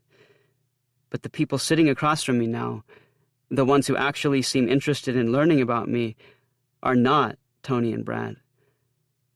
I try letting that sink in. Sky nudges me as we walk to class. "Sit with us tomorrow?" I search the halls. Brad and Tony must have skipped today, because I haven't seen any sign of them. "Yeah, sure, okay," I say indifferently, like I'm asked that all the time. Then I stop myself and look Sky in the eye. "Thanks for asking." Chapter 15. The Boy in the Backward Hat. During my next shift at Vincenzo's, I pull Mr. Pecorino into the office and ask to be moved into the dining room. He agrees right away, saying that he's been meaning to promote me for months, though I suspect Tony begged him to do it. I'm only a busser, but it gives me a chance to interact with some of the servers, something I wouldn't have cared to do even 3 weeks ago. I go around the dining room interviewing them and taking their portraits for a new employee spotlight series I want to try out for our Instagram page. After only one evening together, I don't get why we hated them so much in the kitchen. When the tips roll in, something that doesn't happen when you're in the back slinging pizzas, I hand in my apron and tell Mr. Pecorino I'll never work in the kitchen again. I even start slotting a few extra dollars away to save up for a camera of my own. At some point, Brad and Tony must have found out I abandoned them, because when they saw me ringing in an order to help a server out, they put onions on a custom order, and I got into major trouble. After a week of putting up with their BS, I removed myself entirely from the Tripod's group chat. And since Tristan still wants nothing to do with me, hanging out with the photography kids has become my new normal. We usually spend lunch wandering through the school, taking pictures of things we come across. Hayden's even shown me some tricks on my phone to help me edit my growing portfolio of local architecture. Since then, I've taken every chance I can get to fine-tune my skills, though I'm nowhere near his level of talent. Sky's pretty cool, too. They carry a different Funko Pop figurine in their backpack every day for good luck. My favorite is Maleficent, and swear George Ezra is the most underrated artist of the century. We've gotten into the habit of trading lunches every Tuesday because Sky loves Ma's tuna pickle sandwiches, and I can't get enough of their dad's bangoi. Hayden and Velvet bring out their puppets more. Maybe it's because I'm here to stand up for them now, or because I'm one less threat to worry about, but we see Mr. Dinklefletcher and Miss Bond on a regular basis. They've even gained a decent following of juniors who sit at the tables around us, waiting for the show. Someone even created a TikTok account for them that's gained over 100 followers. For once, it feels good laughing with people instead of at their expense. So why can't I stop myself from constantly searching for the tripod in the halls? On Wednesday afternoon, as I'm walking to the photography club's weekly meeting, I catch Brad heading to the bathroom alone. Knowing I can't confront him in front of Tony, I take the only chance I've had in weeks and follow him inside. Brad's standing at the urinal, his back turned toward me, wearing a red Nirvana band tee and khakis. His shirt is so wrinkled it looks like he just picked it up off the ground and threw it on. I step over to the sink and lean against the porcelain. Brad's blue water bottle sits on the ledge. Quickly, I reach down and give the bottle a squeeze, and it wheezes beneath my grip. The smell of spiced rum wafts through the air. I wasn't expecting that. Brad's drink of choice is beer. It always has been. He turns at the sound, and when he sees me standing there, zips up his fly. "Get lost, man," he says, staggering over to the sink to wash his hands. I scrutinize him in the bathroom mirror as he flicks the tap on. I haven't seen him this up close in days. He's got dark circles under his eyes like he hasn't slept at all. His skin is ashen gray. I'd prepared to go off on him, to tell him that it wasn't okay to kiss me at the party like that. But seeing Brad now, seeing the toll the alcohol has taken, I'm at a loss for words. "We need to talk," I say, my heart racing as fast as my words.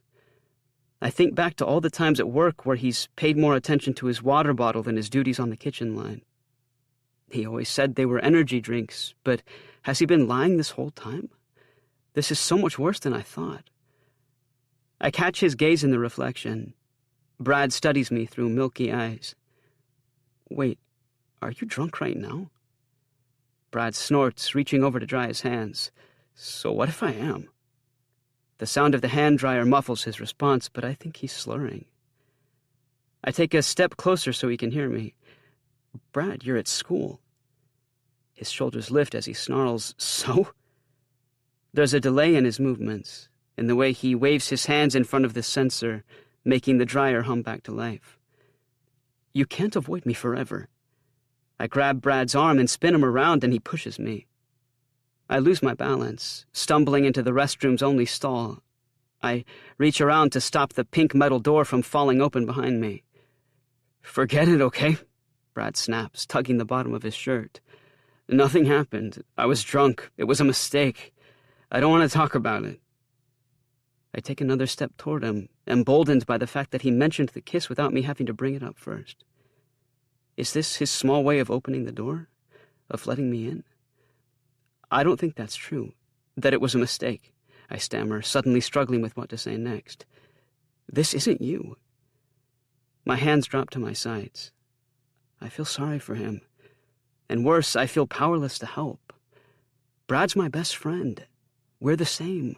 Now more than ever. Coming out should have brought us closer together, but it's only pushed us apart.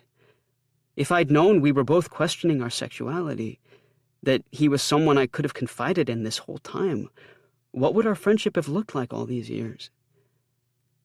I can't ask him that, though. Not when he can barely stand on his own 2 feet. I take a closer look at him. His eyes dart around like he can't concentrate. His body sways as if the ground's coming out from beneath him. I want to scream. Tell him how worried I am. How it only takes one moment of weakness to get behind a wheel and kill someone.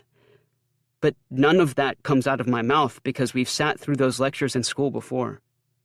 If it didn't get through to him then, why would it now? I look at him and say, "Brad, you have a problem." It's so quiet, the thing I've been meaning to tell him since New Year's, that I don't think he hears me. I say it again, this time with conviction. "You have a problem." Brad rolls his eyes, drying the leftover water from his hands over his pants. "Like you care." "Of course I do."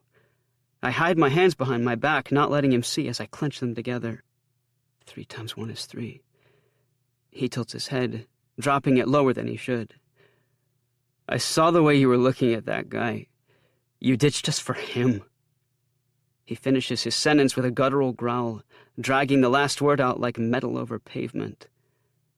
"And now you don't even want to work with us anymore." I flinch. "You haven't talked to me since Stacy's party. What was I supposed to do?" "But you're right. I shouldn't have lied. I wasn't ready to tell you. But this isn't about the tripod. This is about your life. We can't just ignore the way you kissed me." Brad grabs me by my collar and throws me into the stall. He's got at least 50 pounds on me. If he wanted to, he could beat me up right here and now, and none would be the wiser. "I said forget it," he shouts into my ear, the dog tags around his neck clanging together. He holds me against the stall, searches my face before letting me go. "I've got somewhere to be." Brad shoves past the bathroom door out into the hall. I take a moment, see my terrified expression looking back at me from the mirror. Afraid he's going to get into his Jeep and drive off, I chase after him. We step out onto the sidewalk, and I race in front of him to block his path. "Brad, stop!" Brad looks down at me, watching as I fight to catch my breath. The smell of alcohol is so strong on him, like it's leaking from his pores. Was he like this at Christmas when Ma first asked about his drinking? How could I have missed that? "I don't take orders from you," Brad grumbles, pushing past me and thumping down the stairs. "Come on, bud. You can talk to me." At the mention of his nickname, Brad stops on the last step. For a moment, I think he might take me up on the offer. But he looks over his shoulder and says, "No, I really can't." I want to argue with him, but I get it. I really do. We've never allowed ourselves to talk about anything. The closest we've ever got is the time Brad mentioned his dad's own drinking problem while playing video games at Tony's. He shut down before it got too intense, turning over in his sleeping bag and pretending to fall asleep. I remember how Tony waved him off like it didn't matter. But it did then, and it does now. We've never allowed ourselves to talk about anything, but that doesn't mean we can't start. I want to save this friendship. I need to for his sake as much as my own. Does Tony know? My voice comes out even quieter than before. Am I asking about his drinking or his sexuality? Brad's eyes narrow. I think he might cry, but he blows out a breath, then runs his hand through his hair. For some reason, I can't stop focusing on the fact that he's not wearing his hat lately. Does he know about you? I've mulled the scene over in my head since Brad stormed out on New Year's. We could sit Tony down, get everything out in the open once and for all. I know he's proud, but Tony would never allow himself to lose both of his only friends. Family is everything to him. I thought, if we told him together... Brad turns his back toward me. I said, "Get lost, Wes." And he leaves me standing there like that. I feel the energy drain from my body. All the anger, all the sadness, escape through the soles of my shoes. I watch him walk away. Okay. I swallow down my fear as he turns the corner of the gymnasium and disappears. I have no choice but to go back inside. Chapter 16. Don't write yourself off just yet. Unbeknownst to me, Ma stays home from her Saturday morning shift with the flu.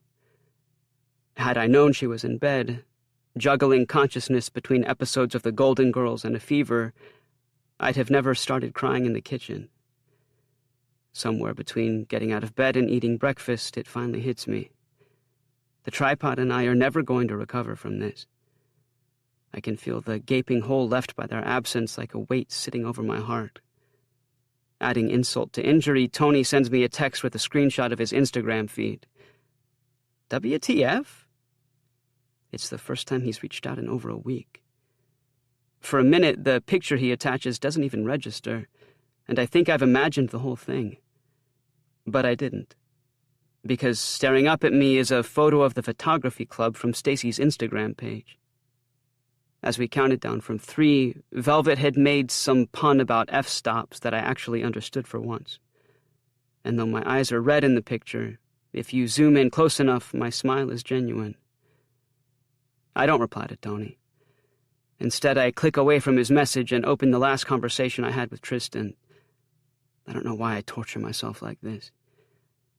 We were in the middle of debating the hottest male celebrities, pitting Michael B. Jordan against Henry Cavill, respectfully, when one of us must have fallen asleep. If only I knew then what was about to happen. Maybe I would have kept the conversation going, stayed up just a little bit longer, to savor the before. I've spent all week writing and rewriting an apology text to put down in words how awful I was to him in the forest that night. Even now I fight the urge to send him a snap of the tiny paper Kremlin in my hand. But I have to respect his space. If nothing else, I owe him that. At noon, Ma emerges from her room in the same satin pink and white laced robe as Rose Nyland, her nose bright red and runny. She finds me sitting at the kitchen table, gluing down important dates for my world history project and trying my best not to let teardrops fall on the poster paper. Joseph Stalin, eh? Ma wipes my hair back and kisses my forehead. It doesn't matter how many people vote, only who counts them. That man was batshit, though I'm afraid he was right about that one. I slammed my phone face down on the table, hoping she didn't see Tristan's name on the screen. Do you ever feel like if you stood still and held your breath, time would stop? I did that a lot when we first moved to Valentine. I'm not sure why. Maybe all I wanted was to rewind the clock and go back to my childhood. I know it's not what I really wanted. I sure as hell didn't want my abusive asshole of a father back in the picture. But sitting here now, I hold my breath again, hoping to turn back enough time for Ma to reverse walk into her room, for me to scrub my eyes and keep it together long enough for them to dry. But that's not how time works, apparently. Stevia, is everything okay?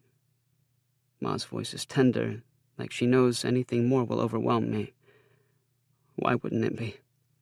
I sniffle when I ask, screwing up any chance I had of her believing me. Ma leans over my shoulder and gives me a hug. Her hair is done up in a fountain ponytail so that when she holds me, it tickles my nose and I sneeze, sending loose pieces from my project to scatter in the air. I could tell her right now that I'm gay, that I've met a guy I really like, that I've pushed my friends away in the process by keeping it all a secret. As if reading my mind, Ma shuffles in her bunny slippers and flattens her back to the fridge. She waits for me to look over before speaking. I regret not being a good enough parent and having to spell this out, but I hope you know we can talk about anything. This is it. Ma's laying the bait out in front of me. All I have to do is bite. But I see Tristan's face in my mind, see the way Tony shot me down in the forest, how Brad snubbed me as he turned the corner. I've already lost everyone close to me. I can't risk losing Ma, too.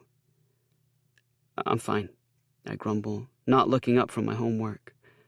This isn't a Hallmark movie. I'm not going to come home from college during Thanksgiving and surprise her with a boy I met during orientation week.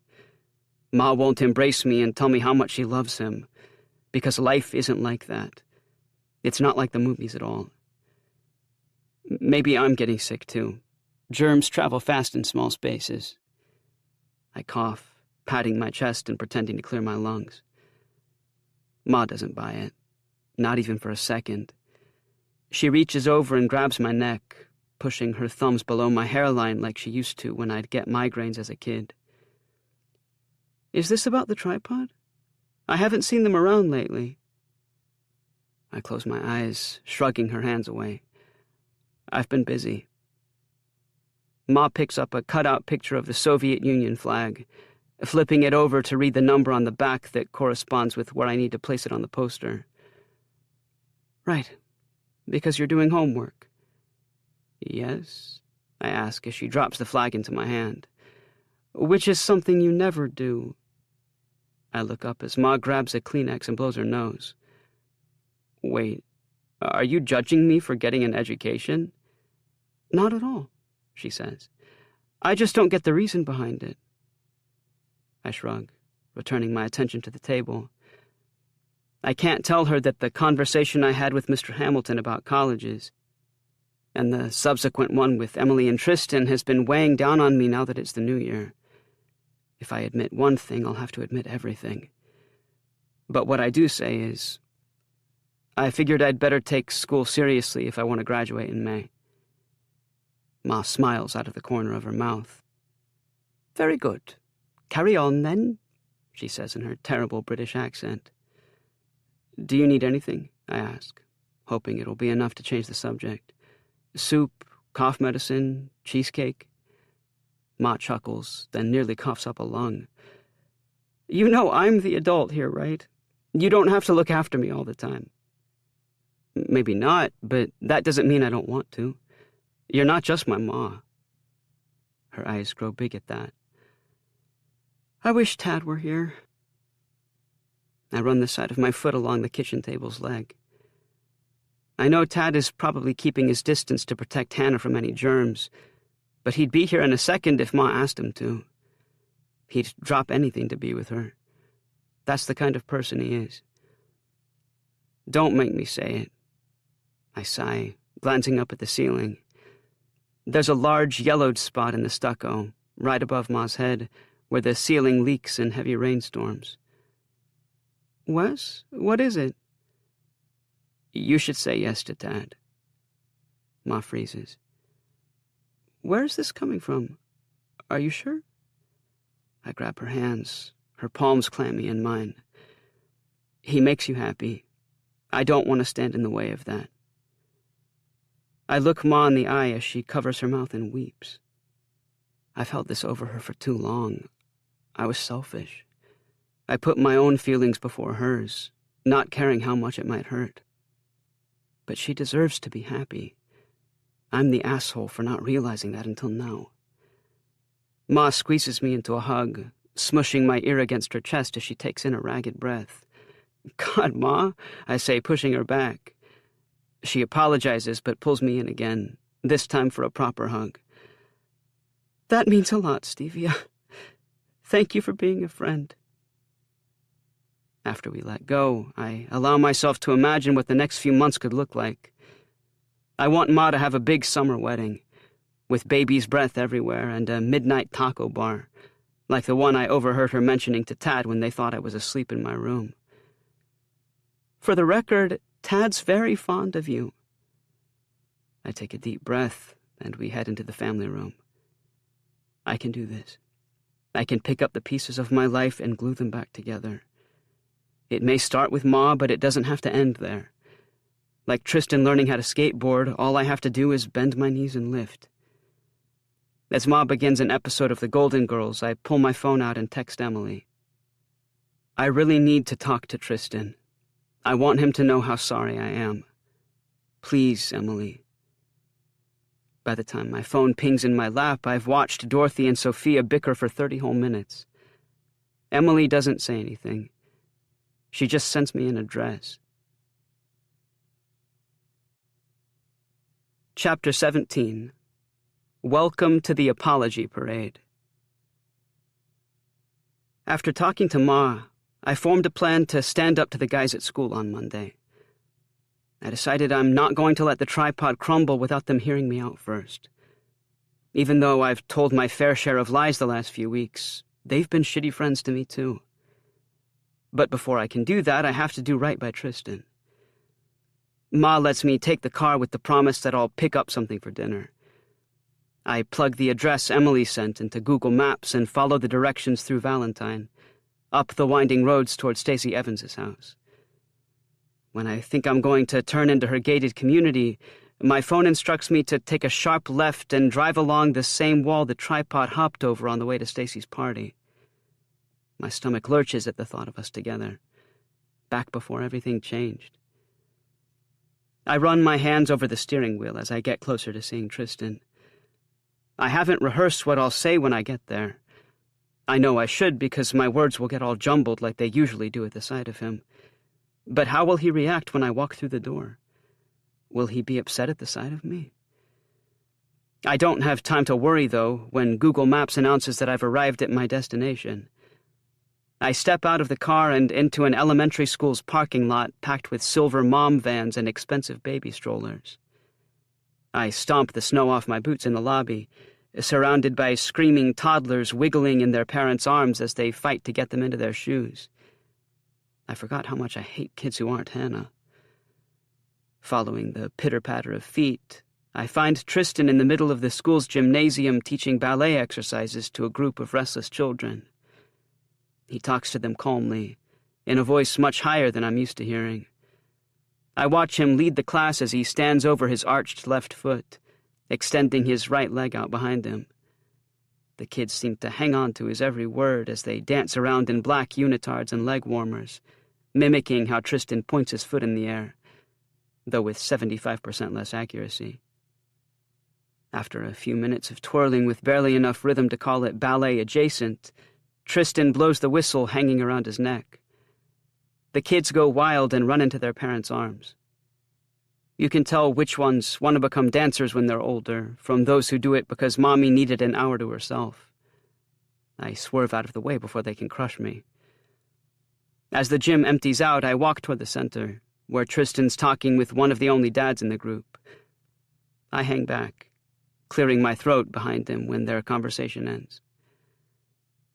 "Is there anything you can't do?" I ask, and he turns. "I need to know now because a Westgate Academy, electric car driving, dancing humanitarian I can handle.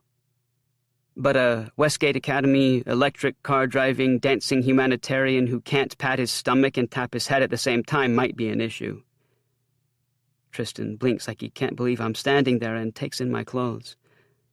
Under my leather jacket, I'm in a mint green collared shirt and acid-washed black jeans.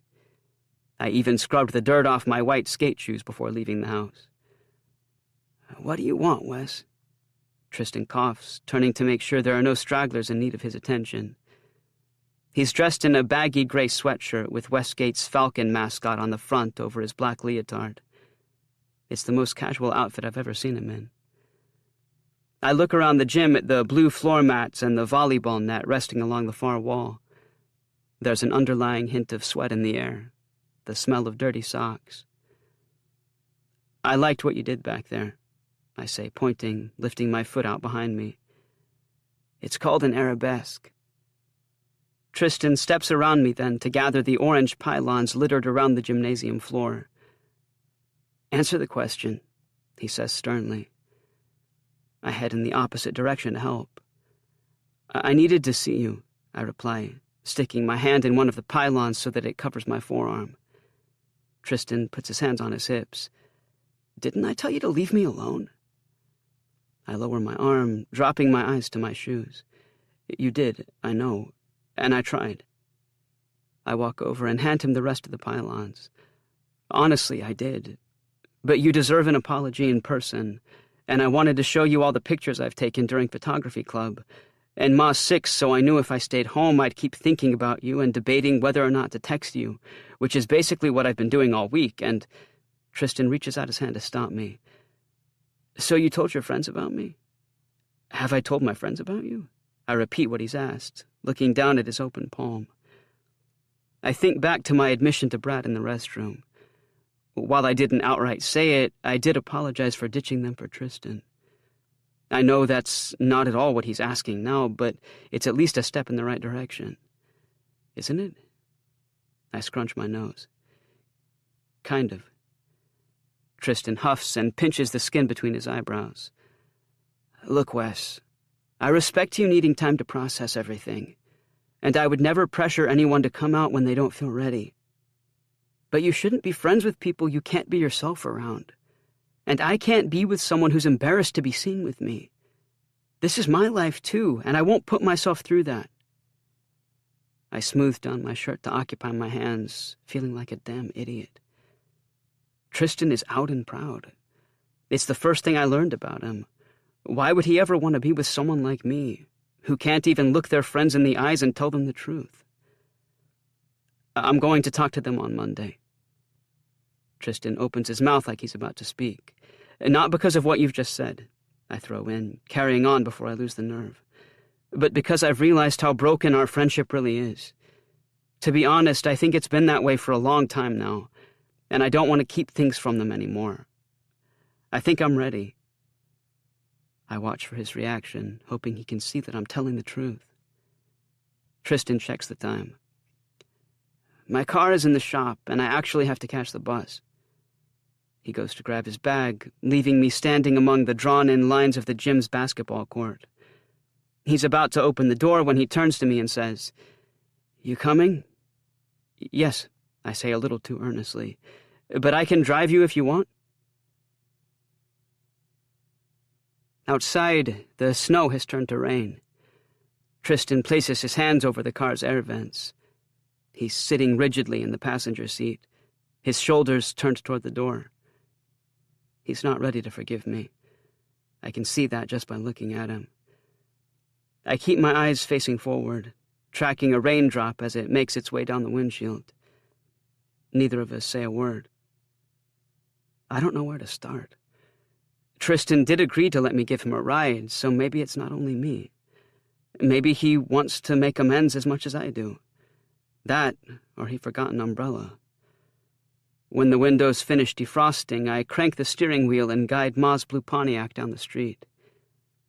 I've never been to Tristan's house, so he has to direct me where to go as we drive through an unfamiliar neighborhood. All the houses on this side of Valentine are red stone brick with wraparound patios.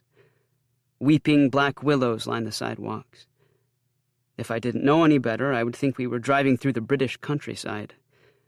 The city's kept the main roads clear since the first major snowfall back in December, but the side streets leading to Tristan's house are still blocked. I take a detour and climb the side of Mount Rockwell. I apologize to Tristan for taking the scenic route, thinking he might laugh at my lame attempt to make a joke. He doesn't, though I take it as a win when I catch the hint of a smile in the side mirror. Ma's car heaves up the hill as I push down on the gas. It's getting dark, the kind of darkness I try to avoid when driving. I start breathing heavily. I don't mean to. The last thing I want is for Tristan to see me like this. I'd meant to stay in control, to look him in the eye and say I was sorry, but it seems the night has other plans. We're the only ones on the road now.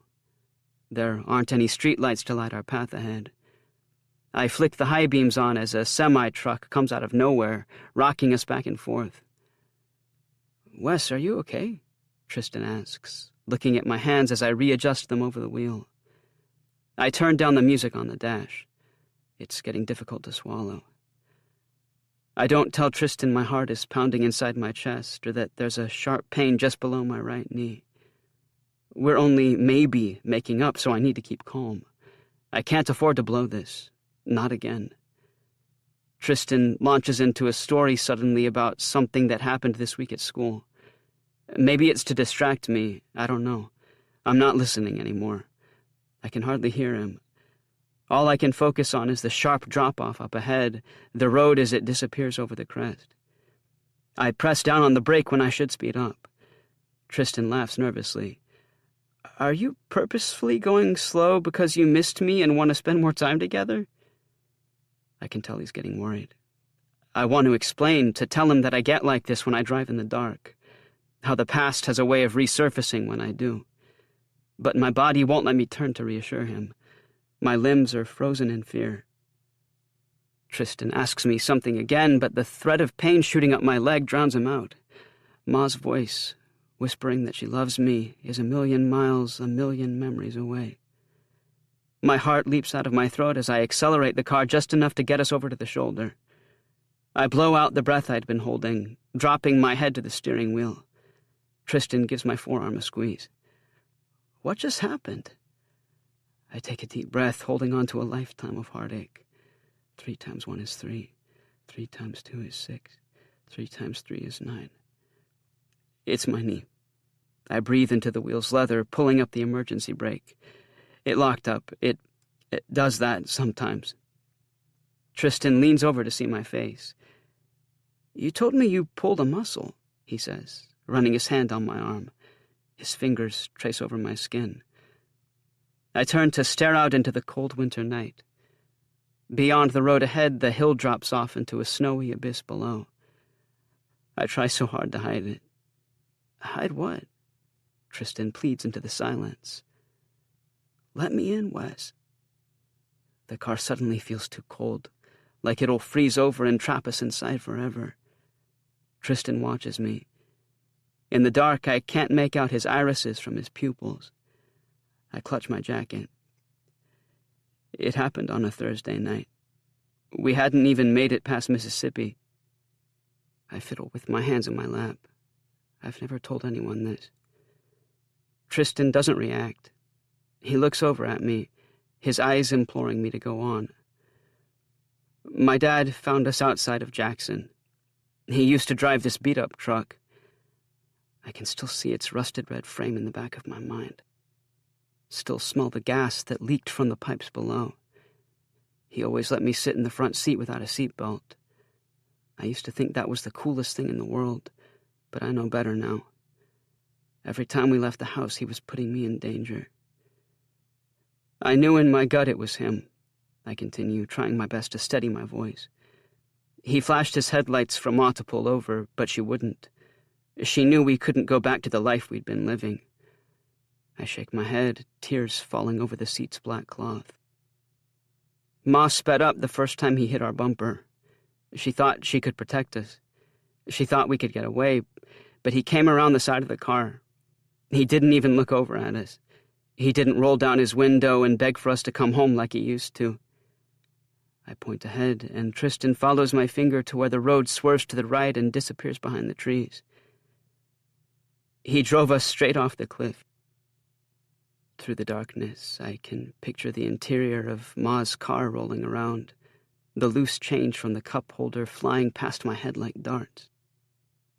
When you're suspended between your seatbelt and death, the inevitable landing feels so much longer than it should, like it'll never happen. But when the impact of the ground finally does come, it rattles you to the core. When I opened my eyes, I was upside down in the back seat, watching my dad drive away. Tristan gasps, covering his mouth, his own eyes welling up now with tears. "Wes, I'm so sorry. I didn't know." I don't let him finish what he's about to say. "How could you? I've never talked about it. I guess it's kind of a recurring problem," I say, remembering his words to me in the woods. I shake my head to rid the image of me and Ma falling. I couldn't feel my legs. I remember turning to Ma in the driver's seat. She'd lost consciousness. There was blood everywhere.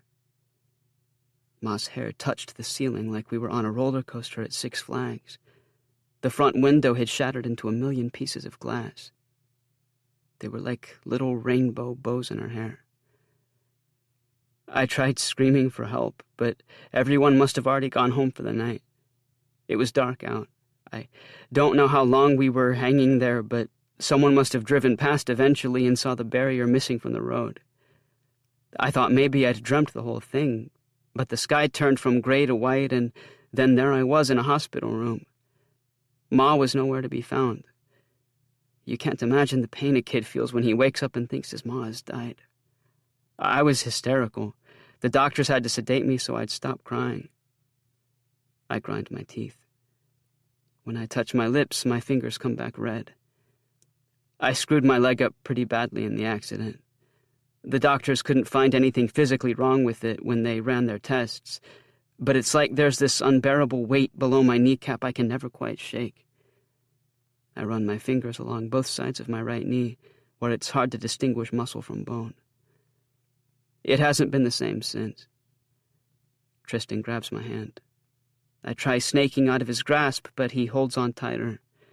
I fidget with a loose stitch on my jeans. I think I've always blamed myself for what my dad did. Like if he couldn't have Ma, no one could. Not even me. "How old were you?"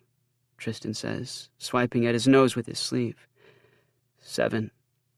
I managed to keep it a secret for a while, but after my teachers found out what happened, they let me skate around on the school grounds even though you're not supposed to. I'd always been terrible to them, but I guess they felt bad for me. Tristan stifles a cry. "What about your ma?" "She had a concussion for a few months, a couple of broken ribs. The doctors said she shouldn't have made it out alive, but she did. She was holding my hand when they found us." Tristan grabs my neck and pulls me into a hug. I've never let anyone see me like this. My body shakes against his, but he doesn't tell me to stop. He just pulls me closer. "I'm all she's got, Tristan," I murmur into his sweatshirt, choking on the words. "I can't follow you to New York. I can't leave her." I can see Ma in my head the way she had been, how frail she was when we were finally discharged from the hospital. We had to make multiple stops on our way to Valentine so she could rest. When we found the apartment above the laundromat, I did everything I could to help out. Tristan's breath runs over my ear. He begins to lean away, but I pull him back in. "What about Tad?" The question catches me off guard. I run my tongue along the roof of my mouth. What about him? Won't he always be here to look after her? I suck a breath between my teeth. Now that they're getting married, we'll most likely move into Tad and Hannah's townhouse, since they have 3 bedrooms and an extra bathroom we wouldn't have to share. I should be relieved that Ma has found someone to be with. I meant what I said to her about marrying Tad. But right now I can't shake the feeling that it's only temporary. You don't know that for sure. There it is again. The shadow of my dad leaving us to fend for ourselves. I feel Tristan nod his head in the crook of my neck. I can smell the aftershave on his skin, just like on New Year's. I grab at his sweatshirt, bundling the extra fabric in my hands. Is that why you don't want to go to college? Are you afraid she'll move on without you? Tristan speaks slowly when he asks, contemplating each word carefully like they have the power to break me. Maybe they do. You haven't applied because something's holding you back. I wipe my tears on the cuff of my jacket. Ma's not holding me back. I'm helping her out. We're still paying off medical debt. Tristan shrugs, thinking over what to say next. She's not going anywhere, Wes. You know that, right? You're wrong. Am I? I pull away from him then, letting my head rest against my seat. No, probably not. Aside from the tripod, Ma's been the only constant in my life. Once she gets married, where does that leave me? Am I the one who's afraid of being alone? I start the car, not realizing I'd turned it off, and Tristan lets me drive the rest of the way without saying anything. Thank you for being vulnerable with me, Wes, he says as I pull up to the curb. Turns out Tristan only lives a few blocks away from Stacy, in another gated community called Serpentine Hill. The Monroe household could fit my entire apartment, Mr. Fong's laundromat, and half of the playground across the street inside.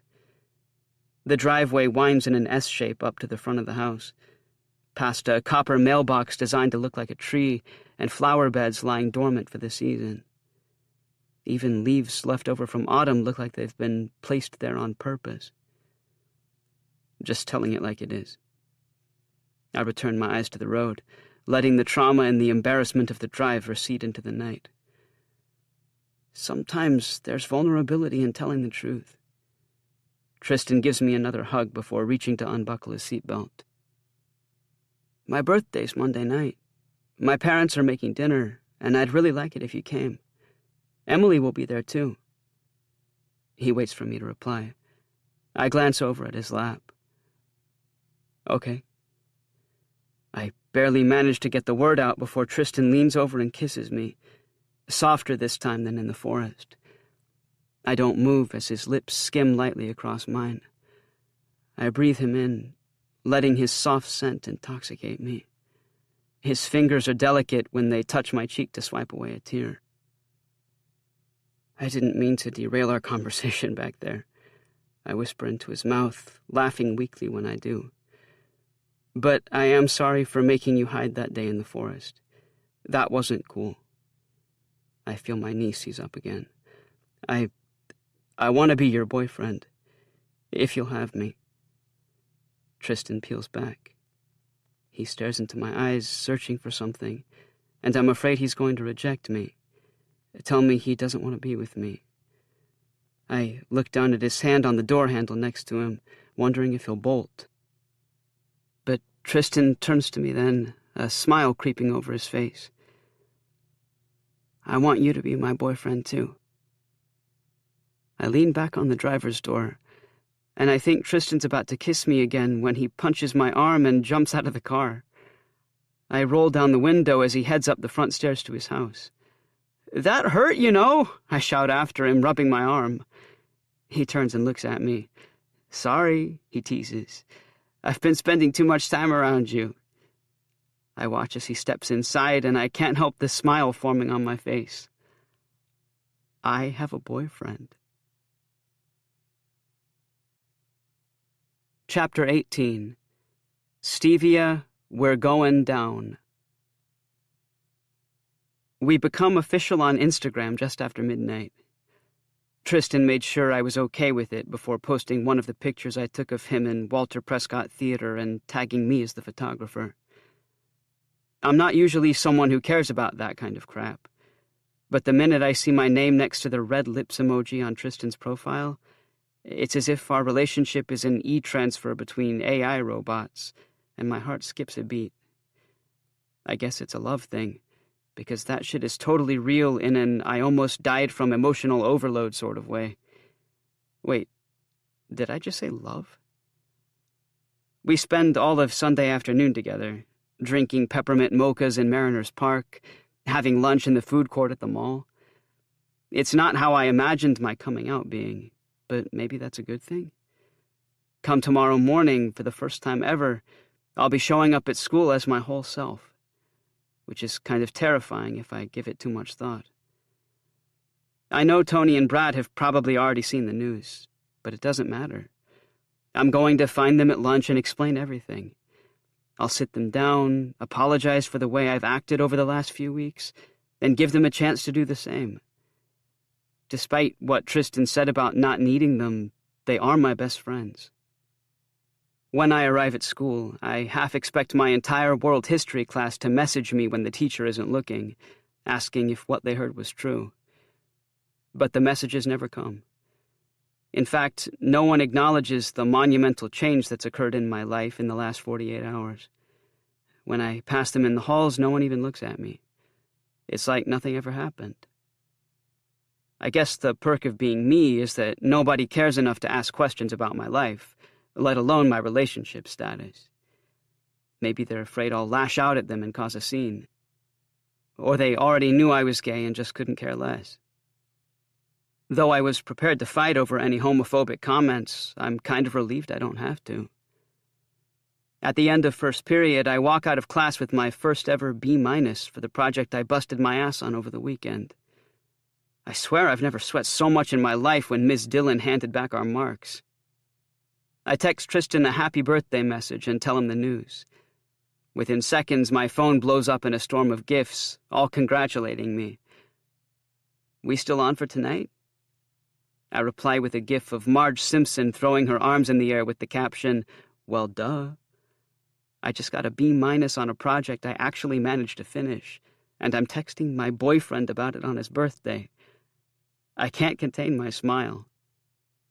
I'm so damn proud of you. XOXO. When I open my locker, a stack of college brochures is waiting for me inside, held together by ribbon. I roll my eyes as I flip through several community colleges I've never heard of. While I've managed to avoid Mr. Hamilton for over a month, I guess this was bound to happen. But I won't let him get to me. Not today. Walking through the halls, I hold my chin high, feeling taller than I ever have before, but the smile melts off my face as I round the corner. Because at the end of the hall, as if expecting me, Tony and Brad are standing there, and they're not alone. Oh, hell no. Oh, hell no. Any confidence I felt evaporates, leaving my body with the release of my breath. I want to crumble to the ground, curl my knees into the fetal position, but I can't. Because Hayden is standing next to them with his back against the lockers. He looks between Tony and Brad, holding the straps of his bag with closed fists, nodding furiously. I don't have time to ask questions. Before the tripod can lift a finger, I race over and grab Tony's backpack from behind. Tony swings his arms out like he's lost his balance. He tries to clip me, but I'm too quick, twisting out of the way so his hands come back empty. He should know better. I invented that move junior year. "What the hell are you doing?" Tony snaps when he sees that it's me. His voice sounds hollow, devoid of any emotion. I take in the tripod's appearance then. The disheveled look of Brad's hair, the way Tony's silver chain necklace sits off-center on his chest. Their brown eyes scan the hall like they're hunting for their next victim. This is all my fault. They know I joined the photography club, know that Hayden is my friend. They're upset and targeting him on purpose to get back at me. I feel ashamed suddenly, both of myself for thinking belittling people made me happy and of them for still believing it. "Did they hurt you?" I ask Hayden, watching Tony from the corner of my eye. Hayden's eyebrows crease. He shakes his head. "Wes, no," Brad cuts him off. Are you joking right now? We weren't doing anything. I don't believe you. I flinched at the guy's laughter, but keep my eyes trained on Hayden. Get out of here. Now. I don't have to tell him twice. Hayden looks up at me, as if to say he's sorry, before running out of sight. Brad takes a step in Hayden's direction, no doubt to chase after him, but I clutch his arm. Let him go, bud. Stop calling me that. Brad huffs through gritted teeth. What the hell has gotten into you, Wes? Tony asks as the final bell for second period rings. All down the hall, doors close. No one comes to help. No teachers peek their heads out of their classrooms to check for stragglers. If they did, they'd see us standing here, see the fight about to break out.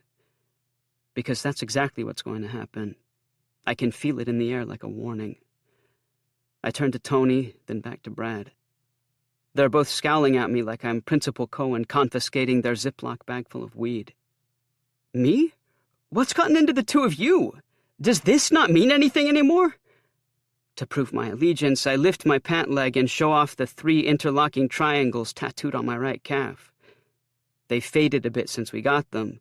The surrounding hairs have long since grown back, but the symbol's still there, permanently marking our friendship.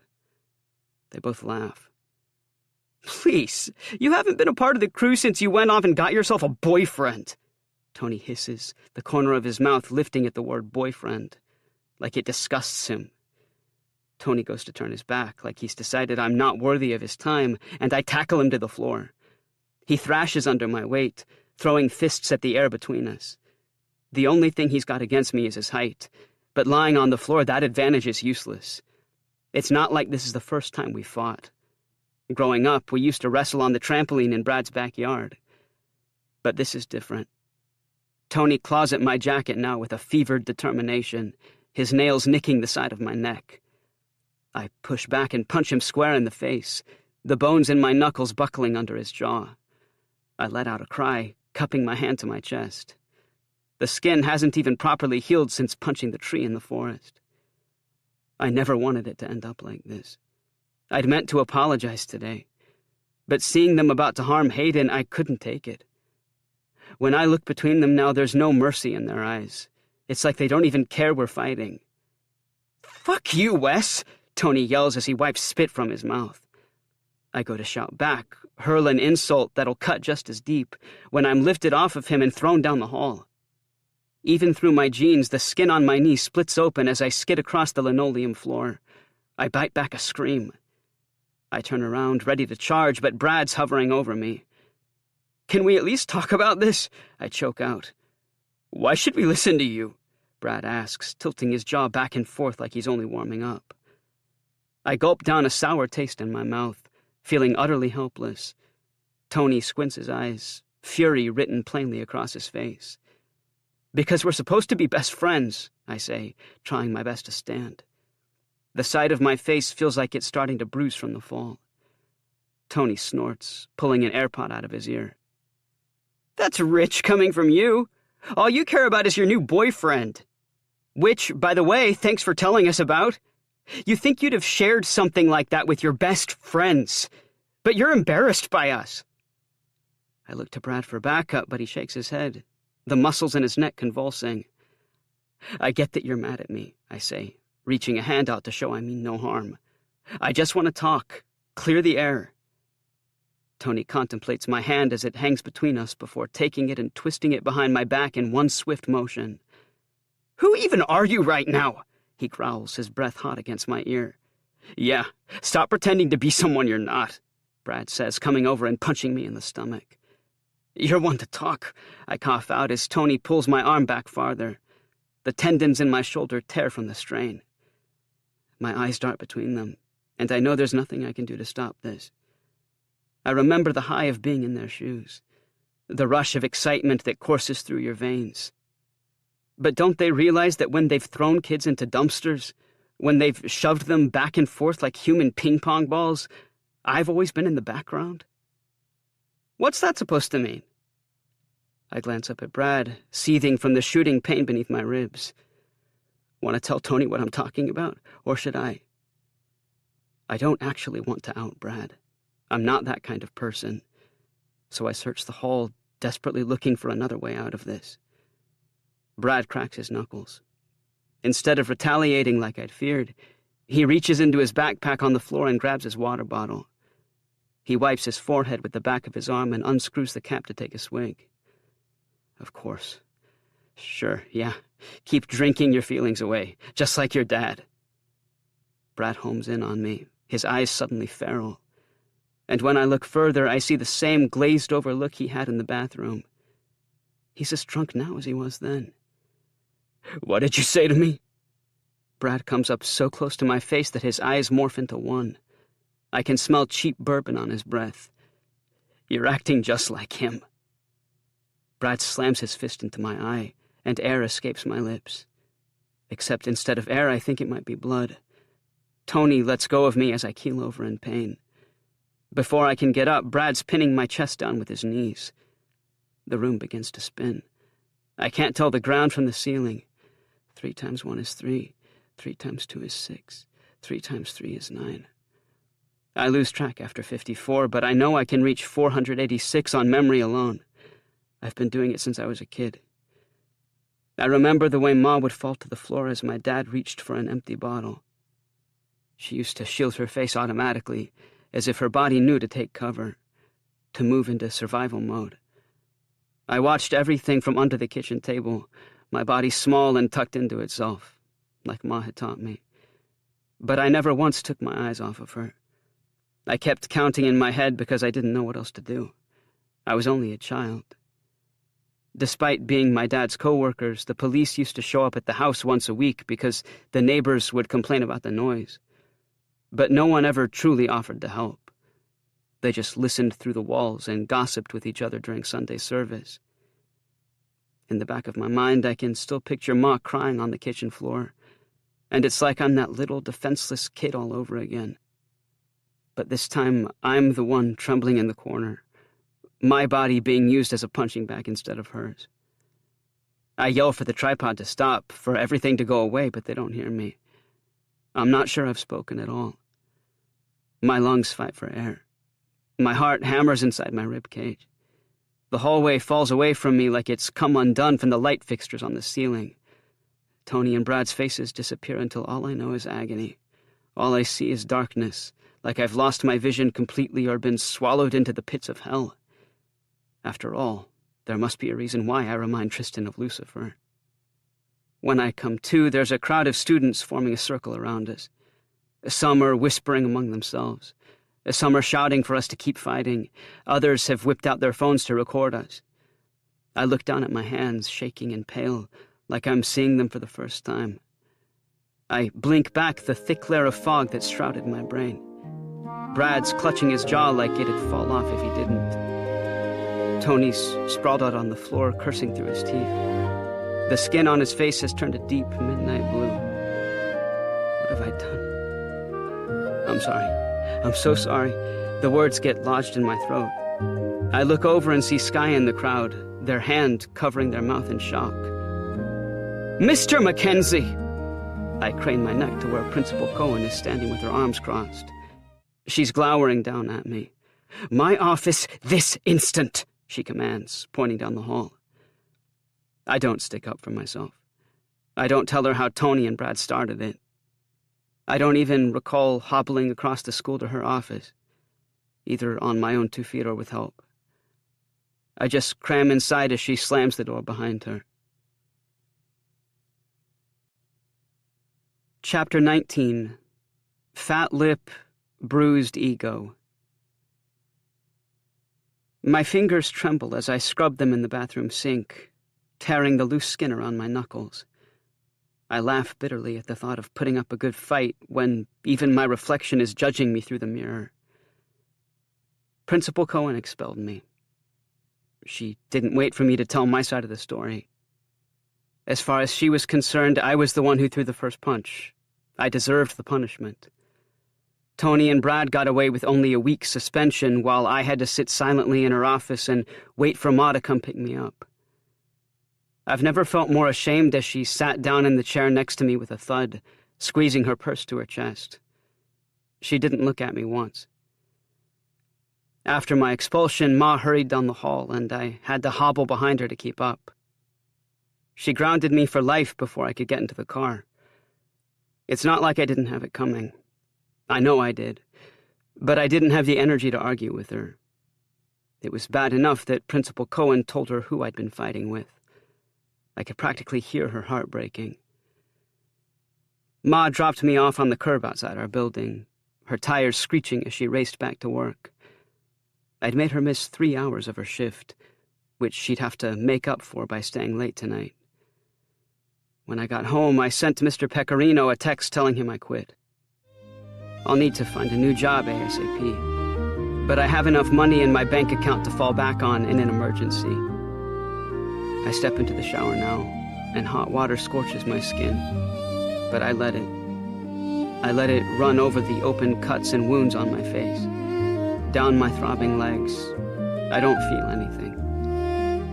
What the hell just happened? I've never had time slip away from me like that. It was like something took me over completely, something I had no control over. I clench and unclench my fists, turning my hands over like I don't recognize them. I lean against the mint green tiles and moan. My right kneecap feels like it's been dislodged.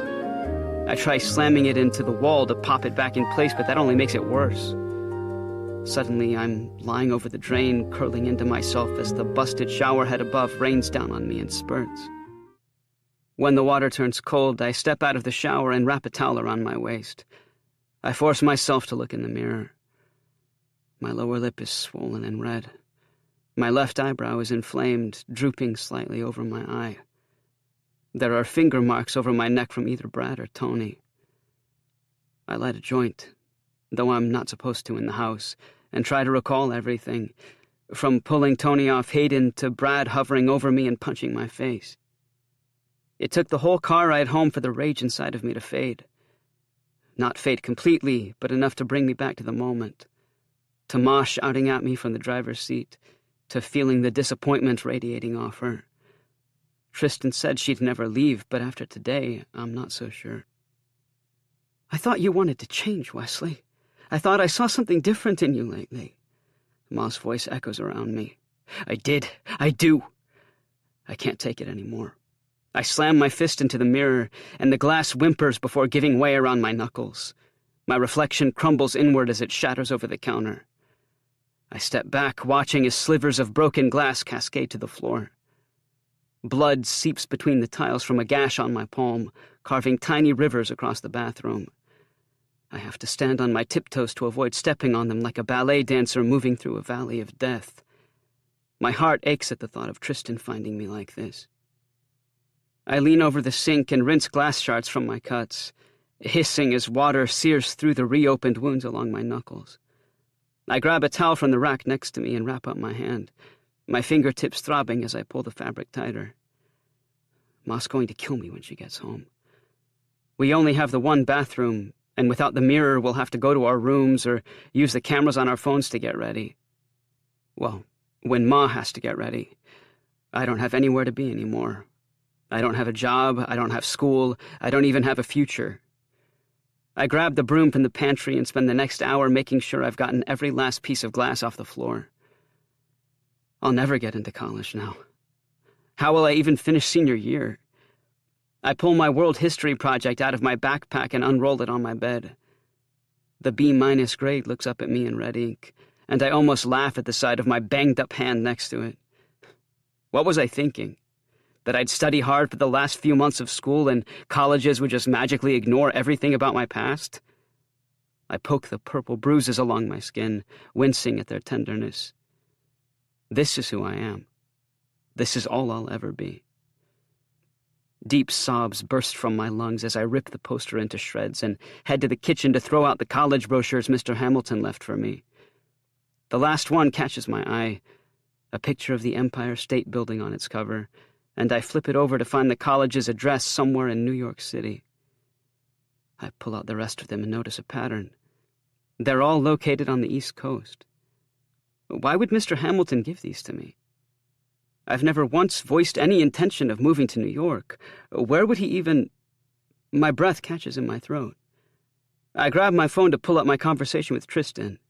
His last message taunts me. "I'm so damn proud of you. XOXO. What would he think if he saw me like this?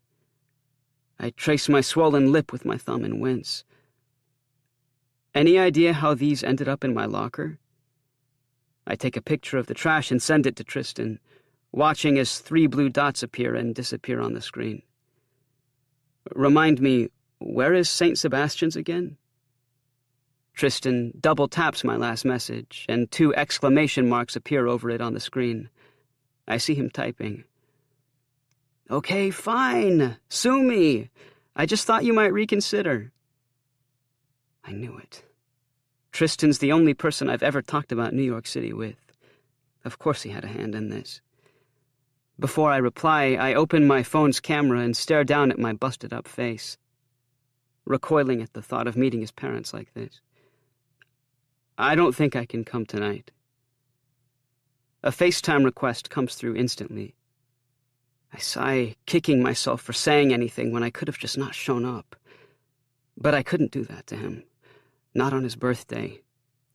I slide my finger over the screen to answer the call, and Tristan's face appears. His mouth falls open at the sight of me. "Jesus Christ, what happened to you?" I begin to explain everything when he waves a hand. "Forget it, I'll be right there." I go to tell him no, that I don't want him seeing me like this, but he hangs up before I get the chance. Sky, Hayden, and Velvet have all reached out, asking if I'm okay, but I don't respond. Because what good would that do? I did this to them. I was the one who put Hayden in danger. They're better off without me. 20 minutes later, Tristan's standing at the gate of our building. I buzz him up, and he comes storming inside with a tote bag hanging from his wrist. He's dressed in a crisp blue button-down long sleeve with a red polka-dot bow tie around his neck and brown plaid pants. "Happy birthday. You look nice." I mumble as he grabs both of my cheeks to examine my cuts. "You definitely do not," Tristan says with a frown. He must mistake my wincing from the cold of his hands for the pain of my injuries, because he throws his things onto the couch and leads me to my room. My sheets are slung over the side of my bed, with dirty clothes dispersed in utter chaos around the floor. You never notice how messy you are until you have company. It's like a bomb went off centuries ago, and I'm only now seeing the ruin in its wake. I realize this is the first time Tristan's been in my room, or my house for that matter. I take the time to walk around and throw things in my hamper, flinching when I have to bend to pick something up. My room is painted a dark Merlot red, with yellow caution tape I stole from a crime scene hung up where the molding should be. My gray and blue comforter is nothing out of the ordinary for a teenager, but the sight of it still makes me feel self-conscious. Like everything I've decorated my room with is far too immature for a 17-year-old. Even my bookshelf is boring, home to video games and movies I haven't watched since I was little. One of the shelves collapsed under a pile of skateboard wheels last summer, and I still haven't bothered to fix it. I kick a bundle of weed into the closet and shutter the doors. Tristan doesn't seem to mind, though, because he climbs onto my bed and gestures for me to join him. He looks down at my ruined world history project, taking a ripped piece out from under him as I sit on the edge of the mattress. He rests his head in my lap, but moves to a pillow when I cry out in pain. Tristan is already not the biggest fan of the tripod, but he listens as I retell the story, not once interrupting. I love that about him.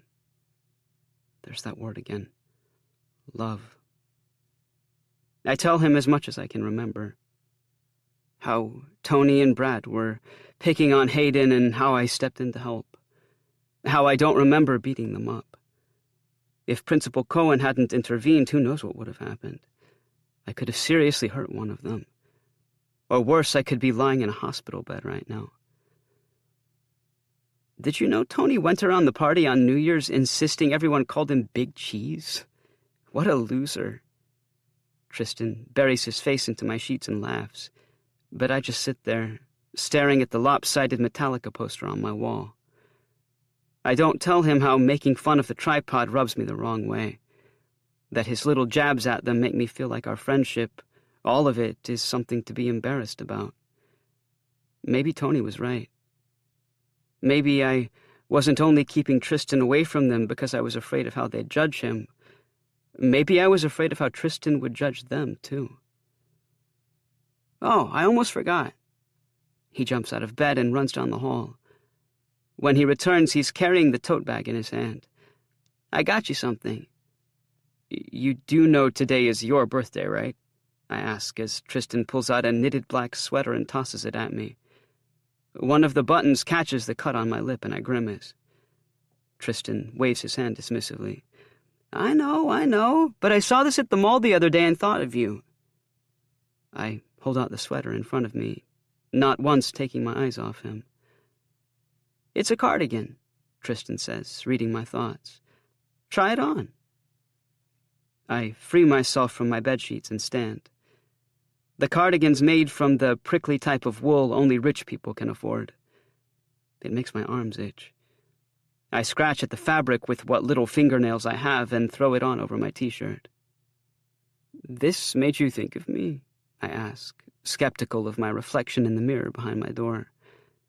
My cut-up face stares back at me, and the swelling over my eyebrow makes me look confused. Which, fair. Though I wouldn't go so far as saying I look bad, it's definitely not my style. I thought your leather jacket could use a vacation tonight, Tristan says, winking. I glance over at my jacket draped over the chair at my desk and feel a twinge in my heart. I can't recall the last time I left the house without it. I watch as Tristan walks over to my black IKEA dresser and pulls out one of my only pairs of jeans without rips in them. He makes me change out of my sweats and scours my closet before deciding on a brown polo shirt I've never worn. I step in front of the mirror, pinching my good eyebrow, and stare at my shirt underneath the cardigan. The whole outfit screams prep school wannabe. Really? I ask, holding my hand up to block Tristan as he pulls out his phone to take a picture. Relax, Tristan laughs, flipping through the images he just took. I think you look cute. Give me that. I grab his phone as something finishes uploading to Instagram. Tristan's captioned the photo with a red heart and some random person has already liked it. I trace over the image. I'm not looking into the camera, instead ogling Tristan off screen. He's applied a filter so the bruises on my face are invisible. I hardly recognize myself. I shove one half of the cardigan across my chest, suddenly uncomfortable in my skin, like I'm standing stark naked for the whole world to judge me. I drop Tristan's phone onto the bed next to him. I don't think I could ever get used to this. I bend down and adjust the legs of my jeans. They're stiff from their last wash and hugging my knees a little too tight. Tristan takes in the sight of the new me with a big smile on his face. A part of me wonders what this version of myself would be like. Would I ever reconcile with the tripod? Would I transfer to Westgate, get good grades, and be elected to student council? I want to burst out laughing, but Tristan's got that look in his eye, the look of a proud parent. Does he want me to dress like this all the time? Between the new clothes and the college brochures, is this his way of sending me a message? That he wants me to change? The joke he made to Emily about me being a project pops into my mind. Suddenly I feel exhausted. I head to the bathroom to brush my teeth. Tristan comes in after me and closes the door. His eyes briefly wander over the barren wall where the mirror used to sit, taking in the discarded towel left on the counter. He hip-checks me out of the way to wash his hands before rummaging through the drawers. When he finds what he's looking for, he makes a whoop noise with his lips and pulls out a lipstick container from Ma's things. Here, let me, he says, tilting my face toward the light as he smudges lipstick over my skin. I grab his hand and gawk. What do you think you're doing? It's cover-up, Wes. Don't worry, your masculinity is not in jeopardy, he tells me, being careful not to push down too hard as he blends whatever cover-up is into my eyelid. There. I have to take my phone out of my pocket to look myself over, but when I do, it's like Brad never punched me at all. Whoa, I say, touching the skin below my eye. Tristan tisks, grabbing a towel to clean his hands. You'll smudge it. As we leave the apartment, I send Ma a quick message saying Mr. Pecorino needs me to work tonight. She doesn't know that I've quit, and she won't be home until later. That gives me at least a few hours to get away before she can do anything. I know I'm breaking the rules by sneaking out, but I can't not go to my boyfriend's birthday. What would his parents think? I throw a wrapped box onto the back seat of Tristan's car, and he glances over at me with a grin. Never you mind, I say before he can ask what's inside. Most of the snow is gone now from the streets, so the drive to his house is quick. We avoid Mount Rockwell entirely by going through town. When we arrive, Tristan looks over the cover-up on my face and smiles. You ready? I shove my hands between my legs to steady them. Hell no. You'll be great. Come on. He comes around to the passenger door and has to practically yank me out of the car. As I amble up the driveway behind him, I stare at the Monroe household, at the copper chimney at the back of the roof, at the intricate layering of bricks along its sides, and gulp. Chapter 20. When My Heart Stopped Beating. Tristan's mom greets us at the door. Come in, it's freezing out. She pulls Tristan into 18 birthday kisses before turning to me and smiling. You must be Wes. Hi, I'm Cammy. Though I hold out my hand, Cammy goes in for a hug, squeezing my ribcage so hard I have to hold my breath from the searing pain that shoots through me. Cammy, which I learn is short for Kamisha, is a head shorter than me. She's wearing a black blouse draped off the shoulder and an orange skirt with a blue and red triangle pattern that falls to her ankles. Her hair's done up in a gray head wrap, and golden hoops hang from her ears.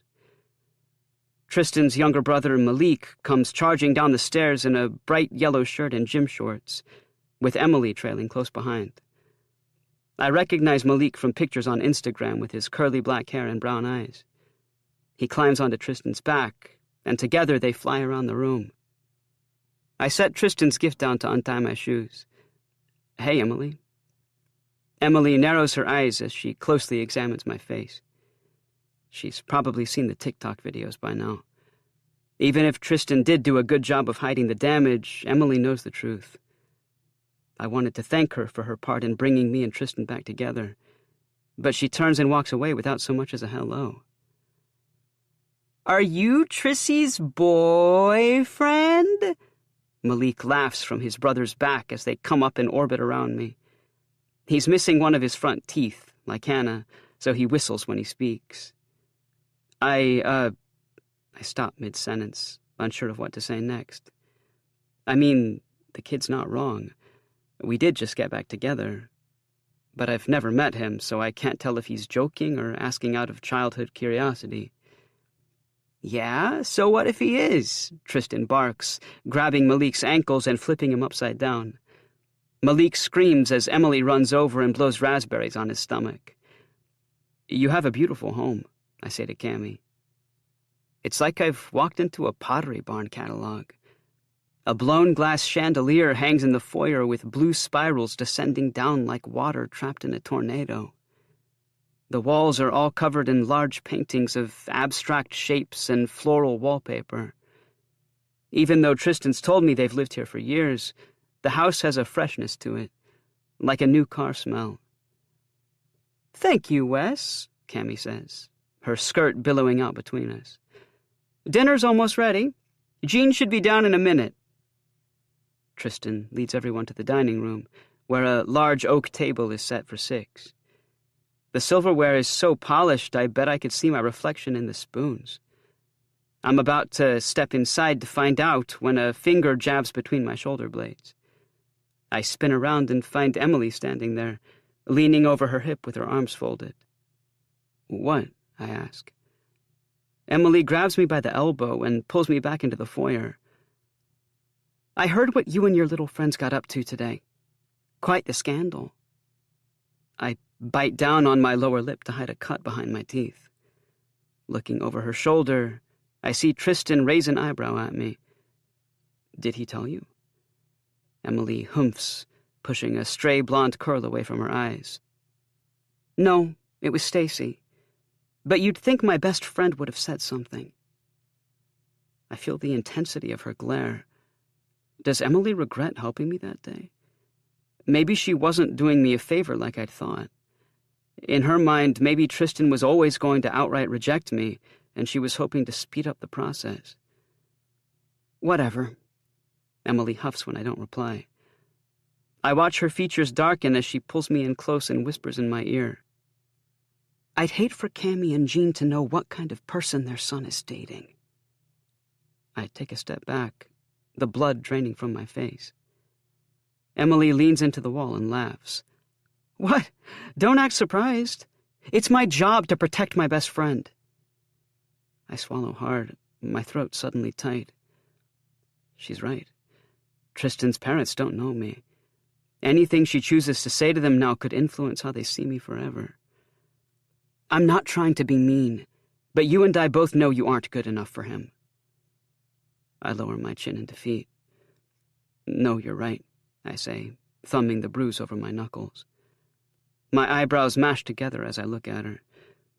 But that doesn't mean I won't do everything I can to be the person he deserves.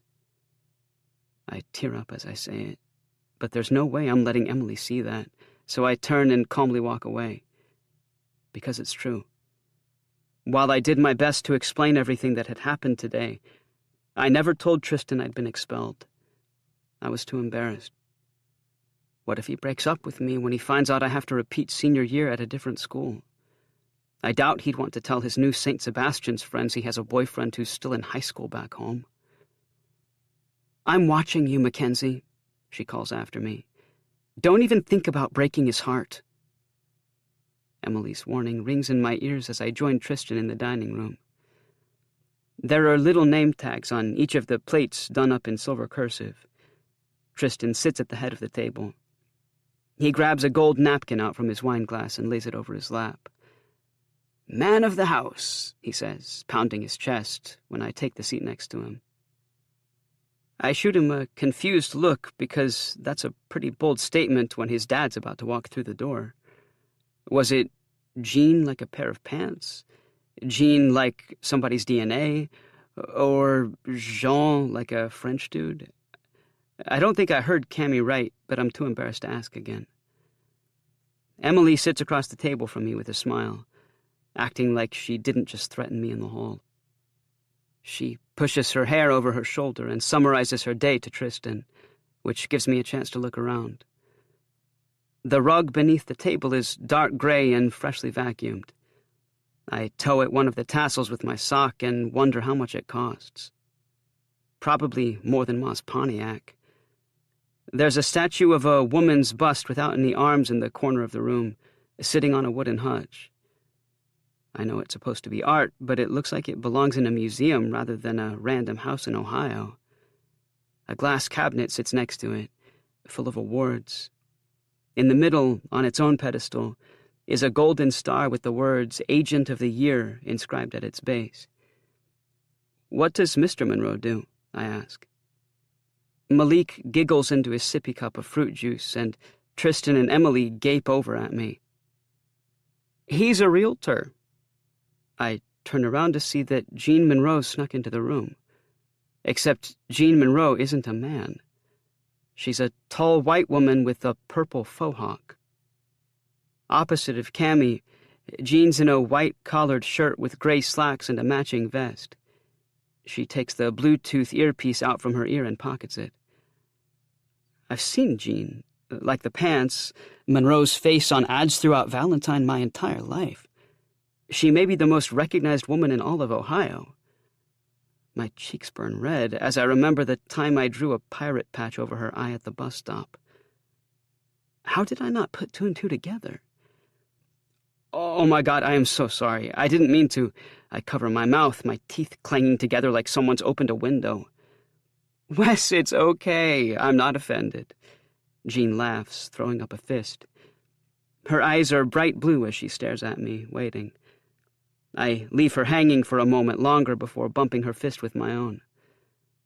Cammy walks into the room, popping the cork from a bottle of red wine and waving it in the air. Shh, don't tell your father, she says, holding a finger to her mouth as she pours Tristan, Emily, and me a glass. Everyone at the table laughs. Malik bangs his plastic cup over the table like it's the funniest thing he's ever heard. I sink down in my seat, laughing nervously. Since it's Tristan's birthday, we're having chicken luombo and chapati, which is apparently his favorite. I now understand the meaning behind the term foodgasm, because I legit moan at the table. Malik mimics me, and we go back and forth seeing who has the biggest, loudest reaction. He reminds me so much of Hannah that for a moment I realize how long it's been since I've seen her. Maybe I don't actually hate kids like I'd always thought. Cammy asks Tristan what he wants to do in the next 12 months now that he's a year older. And he brings up all the things he has planned for New York after graduating. It'll be amazing. Biking around Central Park, skating in Rockefeller Center at Christmas time, Broadway shows on the weekend. He grabs my hand when he talks about it like he sees me in this vision of the future, and it almost makes me forget everything that happened today. That in Tristan's mind we still could run off together and live this perfect happily ever after. But Emily's still glaring at me from across the table, the shadow of a smile biding its time on her face, probably knowing that at any moment she can make everything come crashing down around me. A full-time job between classes to pay for it all. Jean coughs over her shoulder, returning my attention to the table. I join in laughing with the rest of them, but I cover my mouth with the napkin from my lap and see the bruises along my knuckles. After we finish dinner, we sit around the table and watch as Tristan opens his presents. Emily bought him a pair of ballet slippers to go around his rearview mirror, and his mom's hand him a card stuffed with a few $100 bills like it's nothing. Malik climbs onto Tristan's lap, and together they open his next gift. With some help, he made Tristan a stapled book full of "I'll do the dishes for you" and "I'll make your bed" coupons. It's super colorful, with Malik paying close attention not to draw outside the lines. I hand him my present, and he rips it open to find a family-sized box of Cheerios. Jean smiles at me, then says something snarky about fiber and low cholesterol. Tristan frowns until he realizes the top of the box has been taped down. He pops open the flap and pulls out a smaller box, this time for saltine crackers. "Oh, come on!" He's laughing now with the rest of the table as he tears through the cardboard and pulls out a devil bobblehead figurine. It's perfect. Tristan gives me a knowing glance before leaning across the table and kissing me in front of his family. I blink rapidly, firmly rooted to my chair. I've never kissed anyone in front of other people before. Normally, I hate PDA with a burning passion, but I let our lips linger. "Get a room!" I shoot back in my seat, and everyone's laughing at Cammy, except for Emily. She sticks out her tongue, pretending to gag. I try to ignore it. Jean and I get to talking about music, and soon we're bonding over our similar tastes. She commends me when I tell her I introduced Tristan to Metallica over the winter break, something she's tried to do for years. "Forced me to listen to more like," he announces. Tristan's moms tell the story of how they met at a poetry slam competition during college, and how Jean proposed 2 years later at an Alanis Morissette concert. "It was all very gay," she laughs. I look around the room, feeling the acceptance from Tristan's family like a wave crashing down on me. No one asks about the cuts on my face. No one shames us for being who we are. I wonder if I'll ever get to this point with Ma on the tripod. My temples throb at the thought. But still, I absorb the joy in the room like it's a tangible thing. Other than Tony's family, I've Never known any parents to stay together for as long as Jean and Cammy have.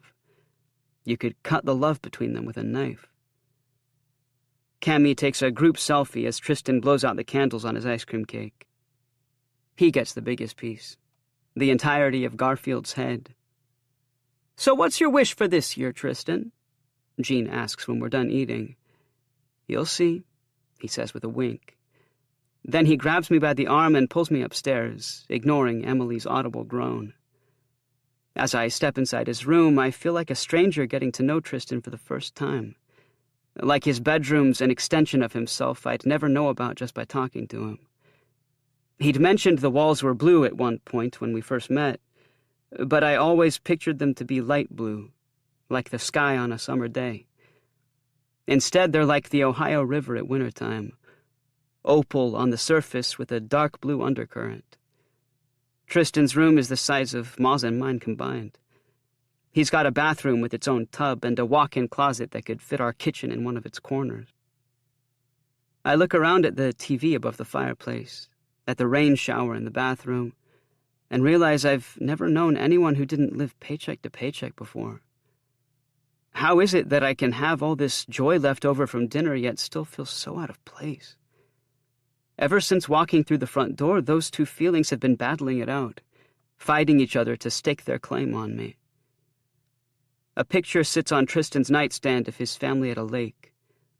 Cammy and Jean have their arms around baby Malik while preteen Tristan and another girl lie on the dock, their fists beneath their chins, smiling for the camera.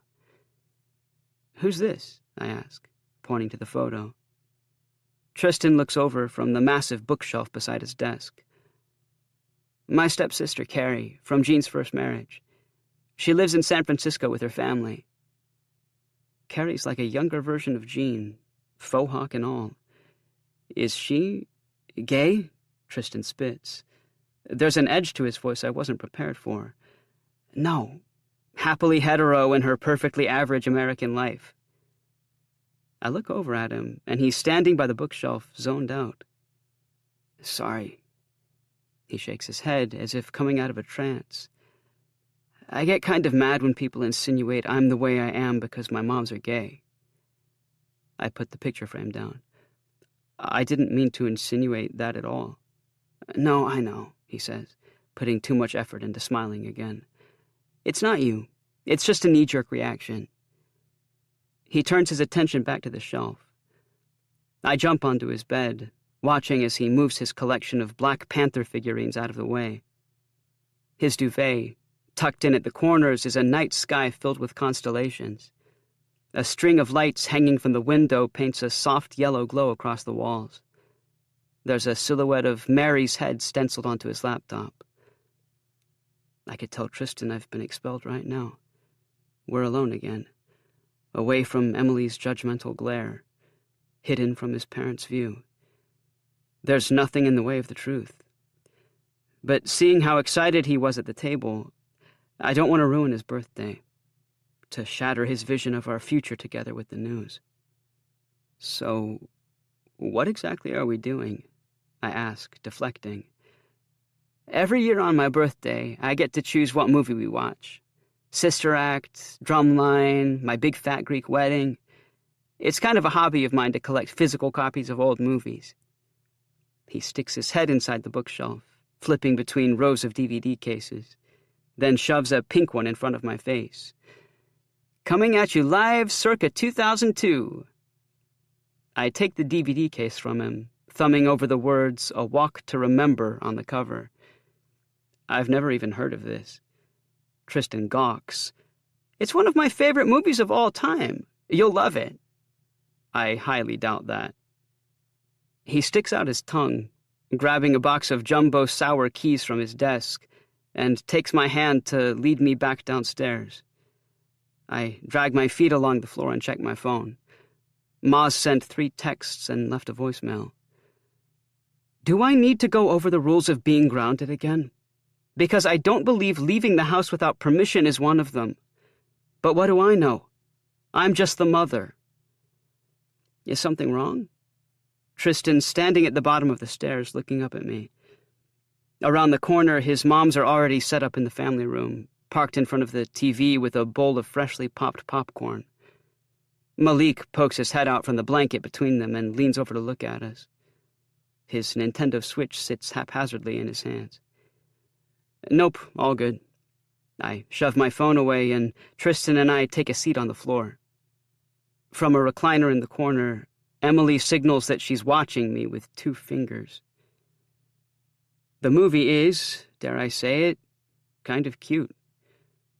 I didn't pay much attention to the beginning, and it's not something I'd ever choose to watch on my own, but being here with Tristan's family, my arm wrapped around him, feels sort of perfect. I pinch myself in the middle of Mandy Moore singing to make sure I'm not dreaming. When the final scene fades to black, Cammy passes around a box of tissues. I loved all the songs, Malik says, the glow of his Switch bathing his face in white light. Jean tickles his foot that's sticking out from under the blanket. Me too, Boobaloo. Can't go wrong with a good redemption story, Cammy says, gazing over at her wife on the opposite end of the couch.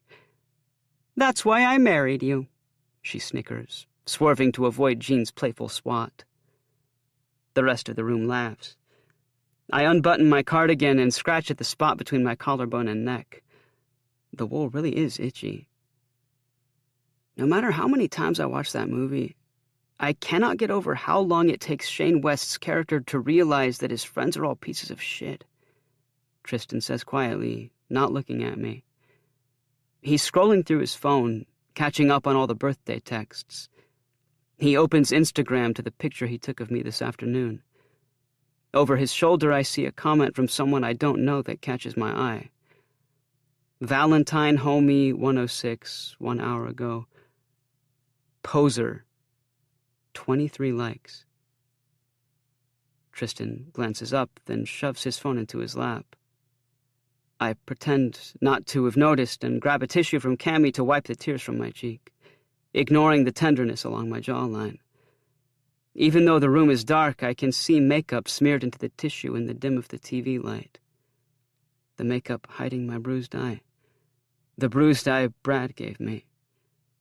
Brad, who until recently was supposed to be my best friend, alongside Tony. Tony, who accused me of ditching them for Tristan. I swallow the lump in my throat as I go to zip up my leather jacket. Except my leather jacket is back at home. Tristan convinced me to take it off. My favorite article of clothing.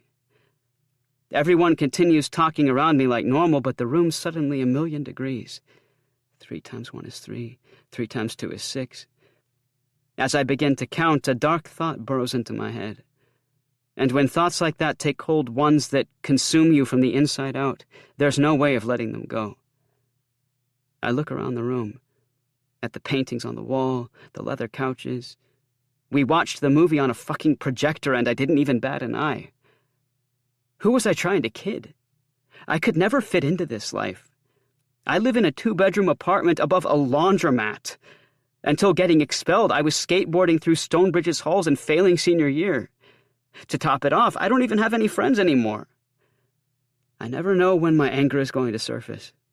Usually I can predict it. A teacher sighs after I've answered a question wrong. A shop owner calls me a thief, though I haven't stolen anything. I can feel my skin prickle, the muscles in my hands tighten. But sometimes, despite the warning signs, I can't see it coming until it's already too late. And it's too late. Without saying anything, I walk out of the room, grabbing my shoes as I head out the front door. There's a bitterness to the wind tonight, the kind that remains in your lungs long after you've gone inside. I put on my shoes, not bothering to tie the laces, and amble across the lawn. The grass is wet beneath my feet, fighting for its life after being smothered to death from the snow. This is bullshit. That first night at Vincenzo's, Tristan and Emily lectured me about getting into college. Was it their mission to lead me down the path of righteousness or something? The thought makes me feel sick. The front door swings open behind me. Wes? I look over my shoulder and Tristan's marching barefoot across the driveway toward me. What's the matter? I am some kind of project to you, aren't I? I barely managed to say over the wind. What are you talking about? Tristan's looking at me like I've lost my mind. The trees surrounding us groan. I need to keep moving. Away from here. Away from Tristan. Away from the life he thinks I want to live. 3 times 1 is 3. 3 times 2 is 6. 3 times 3 is 9. How long have you been planning this? Are you trying to change me? I shout accusations at him, one after the other. Tristan coughs, dancing on his tiptoes. No, not at all. Where is this coming from? This isn't who I am. I point down at myself, flicking the front of my cardigan open.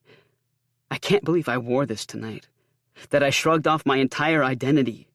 Took on this pseudo-Westgate version of myself to appease him. In a few short weeks, I've somehow managed to cut my friends completely out of my life. I joined the photography club, something I never would have done in a million years on my own. And look how that ended up. My whole body is screaming at me from getting into a fight with 2 of the most important people in my life. Tristan folds his arms over his chest to stay warm. Why are you reacting like this? Was it the movie? Just because I'm gay doesn't mean I have to be like everyone else. I exhale as the truth of it crashes down on me. Tristan never liked me. He only liked the idea of me, the idea of changing me. Tristan shakes his head. I'm so confused right now. He raises his voice, covering his mouth to cough again. No one said you had to be anybody but yourself. Jesus, Wes. I know you're upset, but are you really going to do this on my birthday? I dig my heels into the lawn, knowing I've gone and done the one thing I said I wouldn't do today. I'm not upset. Tristan watches me, unflinching. You're literally yelling at me on my lawn right now, so sorry if I don't believe you. Come back inside. Let's discuss this like adults. I rip the cardigan off, my neck raw and exposed from all the scratching I did tonight, and curl it up into a ball. I don't want to discuss anything. Do you think you're better than me? Is that why you dressed me up like some walking gay stereotype? So I could make a good impression on your family? Wes, please stop, Tristan pleads. He glances back at the house, and for a second, I'm afraid everyone is watching us from the windows. I don't belong here. Don't you get it? I snap, throwing the cardigan to the ground at his feet. Tristan doesn't reach down to pick it up. He lets it sit there on the wet grass. Yes, you do. He shuts his mouth as I let out a laugh. What were you going to say? That I belong with you? You don't want me, Tristan. Not really. Trust me. But I do, he whispers into the wind. Then you're a fool. I want Tristan to react, to slam his fists into my bruised chest, to shout in my face. But he doesn't. He just stares at me, which is so much worse. Because everything I've done, everything I've said is suddenly magnified under his stare. Tell your moms I said thanks for dinner.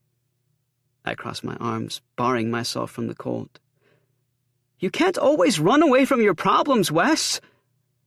Tristan's voice fades by the time I've walked down the street and turned the corner. Ignoring the crosswalk sign, I step out onto the road. I don't stop for cars as they speed past, their horns wailing into the stillness of the night. Chapter 21. Boulevard of Broken Hearts. I sit cross-legged on my bedroom floor, my back against the door. The cover art of Metallica's Hardwired to Self-Destruct album hangs next to the light switch.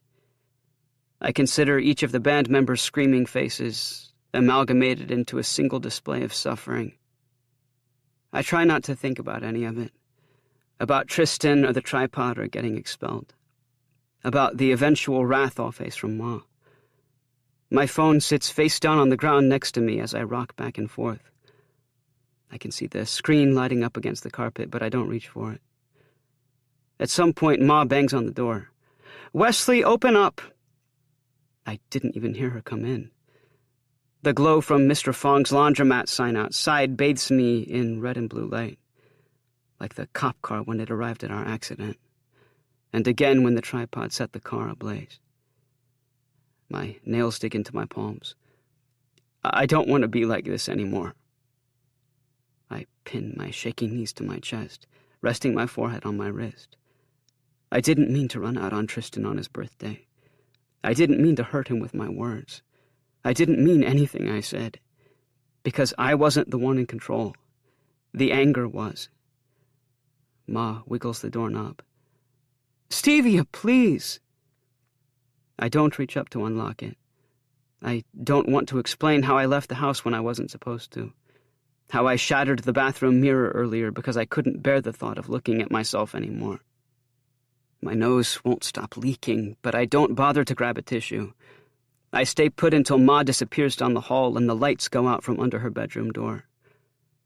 I lay out on the floor, my arms firmly at my sides, as I lower my cheek to the ground. Eventually, darkness consumes me. Around 6 the next night, the intercom buzzes. I haven't left the house all day. Ma's already been to work and returned, but I haven't been able to get myself out of bed. I felt bad for making her get ready this morning without a bathroom mirror, but I couldn't face her. I didn't have the energy to. My stomach rumbles as I walk down the hall and crack open the front door. Hannah comes into the apartment in her tutu, rolling a purple plastic suitcase behind her. She gives Ma a quick peck on the cheek, and together they lay out her dolls in the family room. Ma looks up at me with a sad smile as Tad taps my shoulder. "Hey, Big Mac." "It's Wes," I sigh, not bothering to look at him. I don't have it in me to fight tonight. "Right." Tad takes off his leather jacket and hangs it in the closet. I stare down at my wrinkled shirt and jeans from last night. I probably stink. Actually, Tad, you can call me Big Mac if you want. Tad turns to me, his forehead creased. "Really?" I nod my head. Hannah slides in next to me at the kitchen table. Climbing onto a cushion she grabbed from the couch for extra height, so she can show off her fully grown front tooth. She pulls up a picture on her iPad of Punxsutawney Phil, the groundhog who's about to decide if spring will come early this year. I pick away at my dinner plate, moving a meatball around with the prongs on my fork. When my phone buzzes in my pocket, I slide it into my lap. Even though I was the one who blew up, I hope it's a text from Tristan. But an email for an upcoming clothing store sale pops up instead. I don't even remember signing up for their notifications. I opened the last message Tristan sent, time-stamped around midnight last night. I guess this is it, then. There's a lump in my throat as I read it over. Why did I expect Tristan to fight for us? I've given him no reason to think I want anything to do with him. I stormed out on his birthday and threw the cardigan in his face. I sent the message loud and clear. I start typing. I guess it is. I don't click send. I know I should put him out of his misery, but I can't bring myself to do it. When we finish dinner, the table draws straws, and Tad and I head to the kitchen while the girls resume playing house in front of the TV. Tad hands me a towel. Amira used to hate helping with the dishes. She'd make every excuse not to be in the kitchen after dinner. Her BB was calling from India. She forgot her phone upstairs. She only had one more chapter to read. I rinse the soap suds from the plates, rotating them beneath the cold stream of water from the tap before toweling them dry. You really miss her, don't you? Tad watches me through the reflection of the kitchen window. Every day. He grabs a piece of steel wool and gets to work on some baked-on tomato sauce in the pan sitting on the counter. He seems nervous. Big Mac, I was hoping we'd have the chance to talk. About... I turn the same dish over in my hands, drying it for the second time. Tad leans back on the counter, sweeping his bangs to the side with the back of his hand and smudging a wad of soap into his eyebrow. He fiddles with the tap. I wanted to thank you. For what? I know how hard it must have been for you to give your blessing. Your ma really is a wonderful woman. If I were in your shoes, I'd protect her any way that I could, too. It's fine, Tad, I say, tossing the towel back onto its rack. Really, sometimes there's vulnerability in telling the truth. Tad shakes his head. No, I need to say this. I remember when he picked Ma up for their first date. They'd met the week prior at a singles event at the bowling alley, and Ma's team had crushed his. Tad had insisted on coming up and meeting me. Back then, he had this horrendous mustache. It was the first thing I commented on when he came through the door. By their second date, he'd shaved it off. Has he always been looking for my approval? He gazes down at the floor. You'll always be the main man in your mother's life, Wes. I can't compete with that, nor do I want to. But I hope you know I love you too, kid. I tense up. Tad's never told me he loves me before.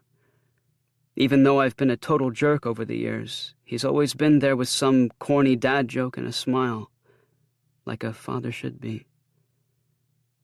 I love you too, Tadpole, I say, punching him in the arm. While I might hate to admit it, and a part of me does die a little when I say it, I realize I'm telling the truth. But I don't say it just for myself. I say it for Ma. Sometimes someone else's happiness means stepping outside of your own. Tad smiles, dunking his hands into the soapy water. I've always loved that nickname. He hands me a bowl and I take it. Really? Because I secretly wanted you to hate it. I know, kiddo. I know. Hannah comes dancing into the kitchen then and shoves us into the family room. She's decided to turn on a movie and insists we all sit down and watch it with her.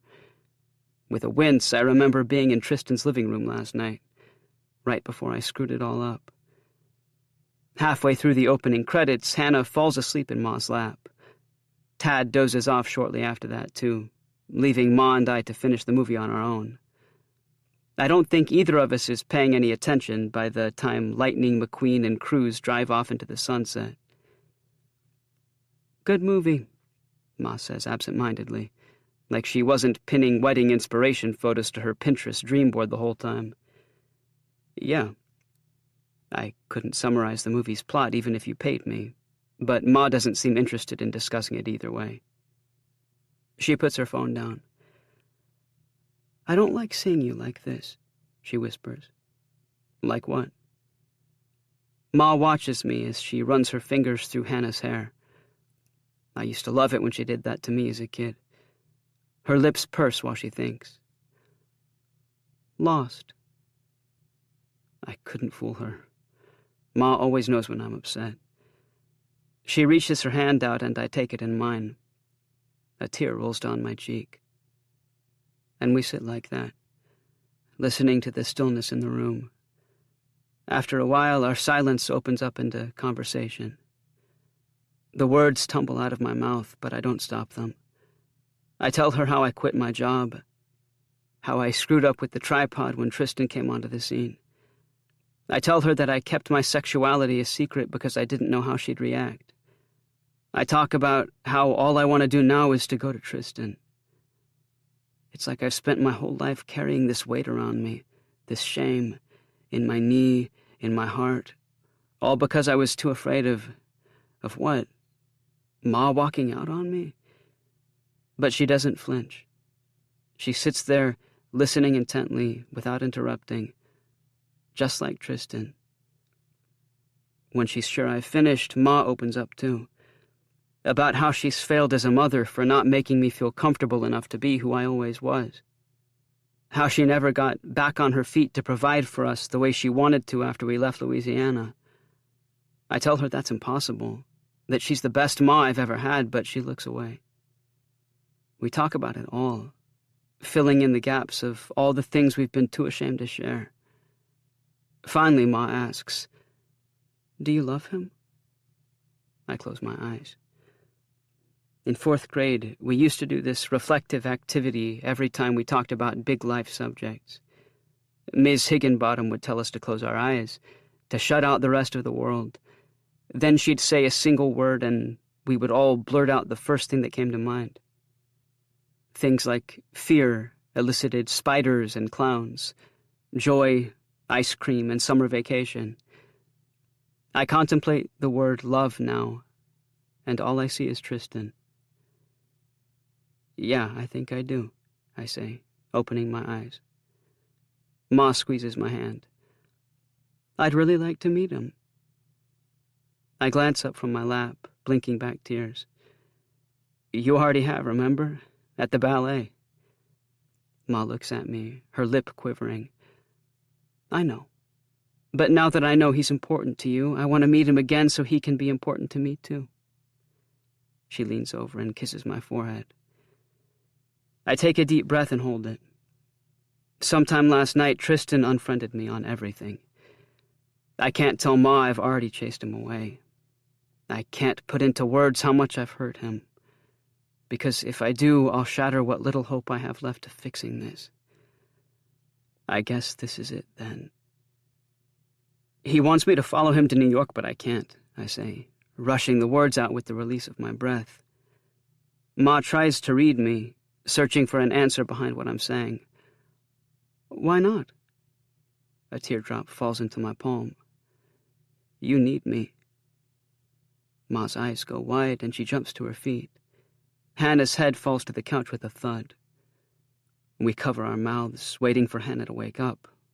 But she just turns over on her side, taking one of her dolls under the crook of her arm. Ma sits down to face me. Stevia, you are my son. I will always need you. But you listen to me, and you listen well. She crosses her legs and leans forward, taking both of my hands. You cannot live your life tiptoeing around me like you're scared of upsetting me. I will not allow it. Do you understand? She waits for my response. I'd be so far away. What about you? My bottom lip trembles so the question comes out in 3 separate parts. What about me? When I was your age, I traveled the world. I jumped out of planes, for God's sake. I met your father at a full moon party in Thailand. And if it wasn't for him, that asshole, I never would have had you. Ma grabs my head and kisses my forehead again. You are my most beautiful miracle, Wesley, she says, resting my head on her lap. You gave me the strength to put myself first. I think it's about time you do the same. I tuck my feet into the cushion between us like I did when I was young.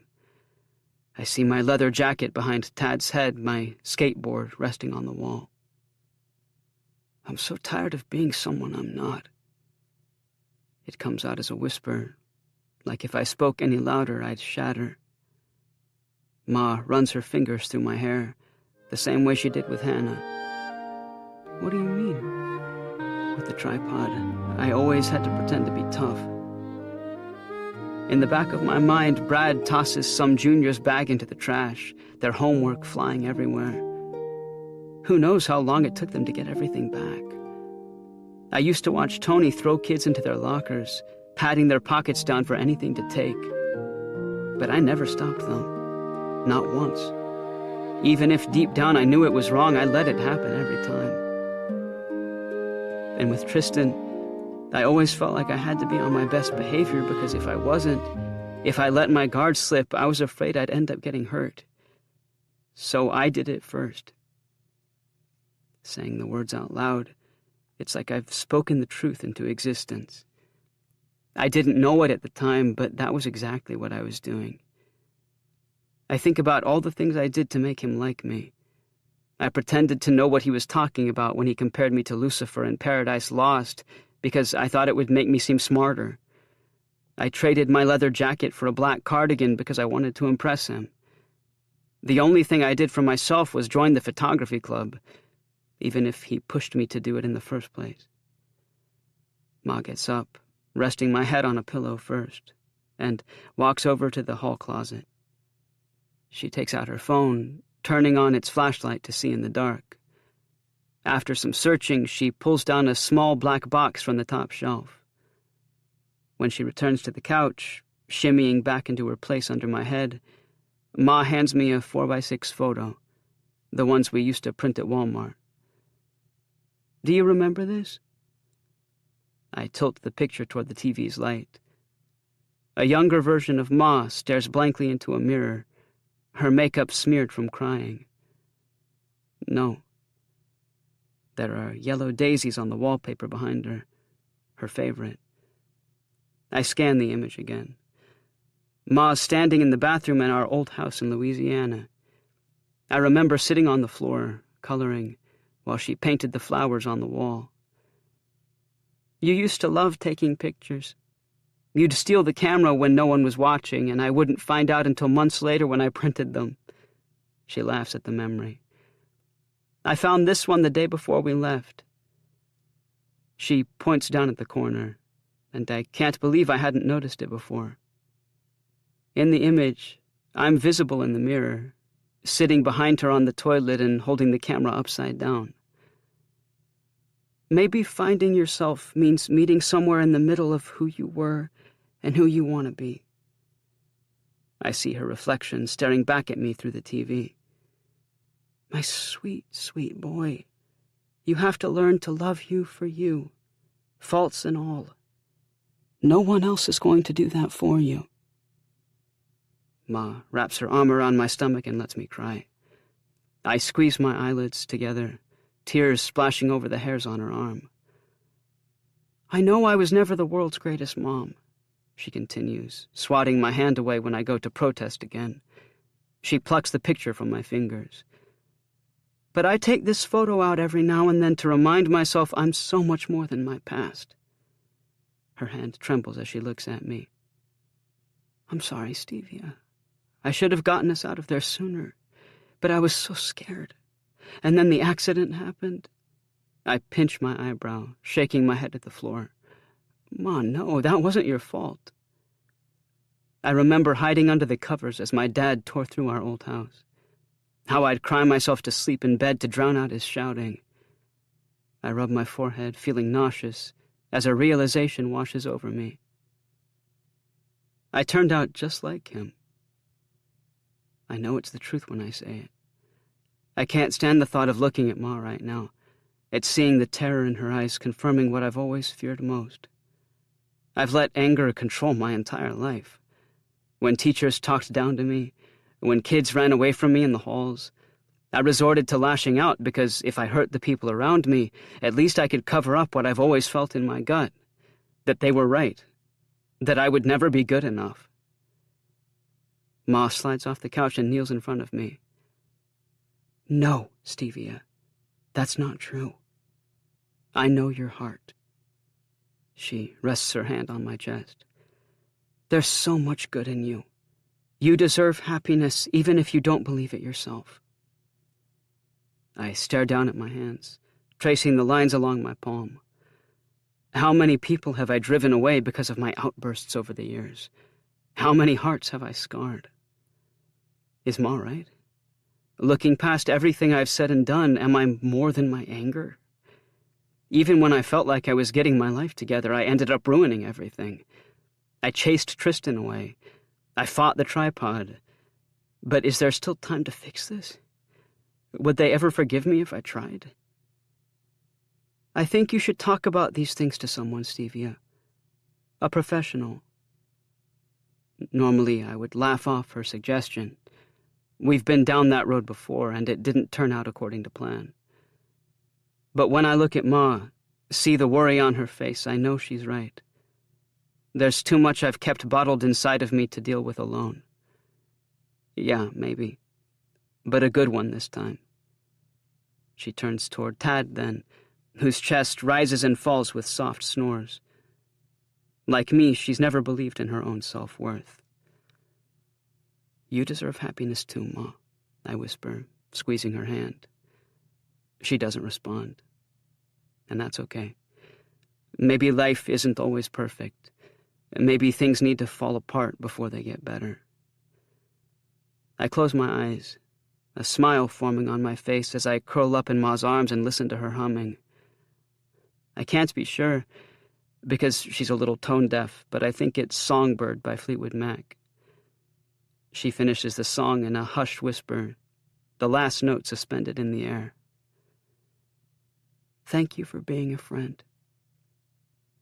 I fall asleep in her arms. And when I do, I dream of New York City. Chapter 22. In too deep, but digging my way out. I spend the next week going down the TikTok rabbit hole.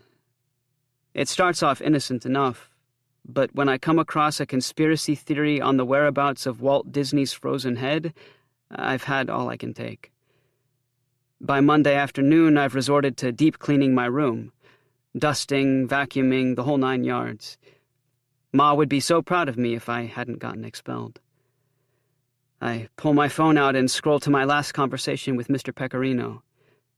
He didn't reply to my last text, but that doesn't matter. I swallow my pride and ask for my job back. Tristan was right. I can't keep running away from my problems. I'm emptying my backpack over my freshly made bed when the picture pictacular flyer Stacy handed out the first day I joined the photography club falls to the floor. I sink down the side of my bed and skim the details on the paper. I check my phone's calendar. Submissions are due today. Sighing, I pull up the group conversation Sky added me to last week and send a picture of the flyer. Fingers crossed for you all. The twins reply at once. Hayden. Don't tell me you forgot. Exasperated emoji. Send in a photo this instant. Velvet. Do it! I'm not above forcing Stacy's hand. Skull and crossbones emoji. I check the time. If I book it, I could theoretically make it to school before the last bell. But when I open my camera roll, my stomach plummets. All my photos are either blurry or out of focus. Of the select few that aren't, none are of the caliber where I'd be confident enough to submit them to the contest. I wouldn't stand a chance next to any of the photography club members anyway. One by one, I delete the poor quality images until all that's left are pictures of pizza and of Tristan dancing. I can't bring myself to get rid of those.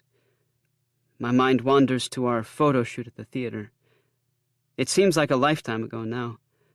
Tristan wanted so badly to get to know me then. And now, after scrolling for a while, I notice a pattern. From that first day at the ballet, almost every photo I took is of Tristan. Ignoring our breakup, his face fills every thumbnail in my phone, recapping the days together like a visual tapestry of our relationship. There's the one of him leaping on stage dressed as the Nutcracker, another where he's standing in the snow on New Year's Eve. Photo after photo, he's there. A message from Sky pops up on my screen. Sky, there's still time. Heart hands emoji. My thumb hovers over a picture from our photo shoot. I was so nervous about my ability then. I still am, but Tristan made me feel like I could do anything with my camera. I squint to get a better look. Half of the photo hides in darkness. I didn't do it on purpose, but the effect the darkness has ends up setting the mood for the rest of the image. In the top right corner, an industrial light emits a soft glow onto the stage. Tristan's on his hands and knees, head turned toward the sky. His face is painted in sorrow, brows together, eyes focused, yet he's somehow full of joy too, just like he was on stage as the Nutcracker. Sweat glistens on his forehead as dust motes catch the light, surrounding him like fireflies. I send the image in the group chat, and my phone lights up instantly with their replies. Velvet. Hell to the yes! Sky. It's beyond perfect, Wes. Hayden. Go, go, go! Hayden drops the location to a print shop nearby. Before leaving the house, I throw on a baggy hoodie and a hat, making sure my face is well hidden. I'm not supposed to be on school grounds, but if I don't go now, it'll be too late.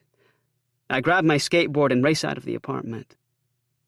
When the image finishes printing, I borrow a Sharpie from the shop clerk and, after a quick Google search, title it Terpsichore for the Greek goddess of dance, because that's what Tristan is to me when he dances, a deity from another world. I slip my submission into an envelope and stuff it into my backpack. The wind is cold on my face as I skateboard along the side of the interstate. What I'm doing is technically illegal, and I could get myself killed, but it's the most direct way to school without wasting any more time. I manage to make it to Stonebridge right as the last bell rings through the PA system. No. I take the stairs 3 at a time, shoving past other students and booking it down the hall.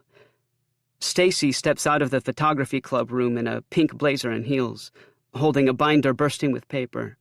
"Stacy!" I yell, waving my envelope in the air to get her attention. I have to stand on tiptoes to see her over the crowd.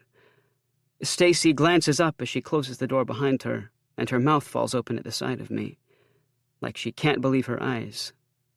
She storms over then, a scowl painted across her face. "You shouldn't be here," she hisses, looking over both shoulders to make sure no one's seen me. She grabs my arm and pulls me into the janitor's closet. "Cohen could call the cops on you for being on school property." My shoulders sag as I collapse into a metal shelving unit lined with toilet paper. I know, but I had to give you this, my submission for the contest.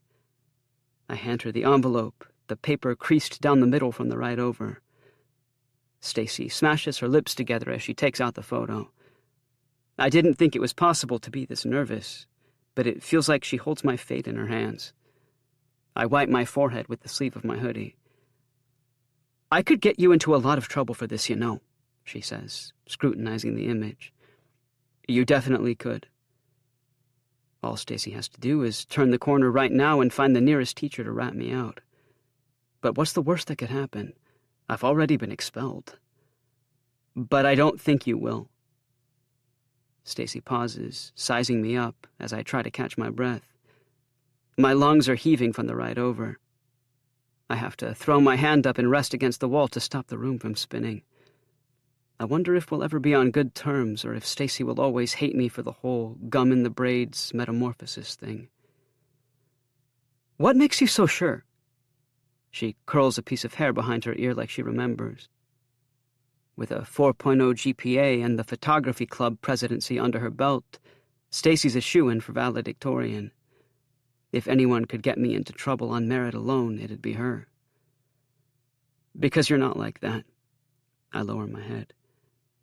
"You're not like me." Stacy doesn't say a word, but her face goes soft with a slight relaxing of the skin at the corner of her eyes. "This is important to you." It's not a question, but the weight of her words feels like one.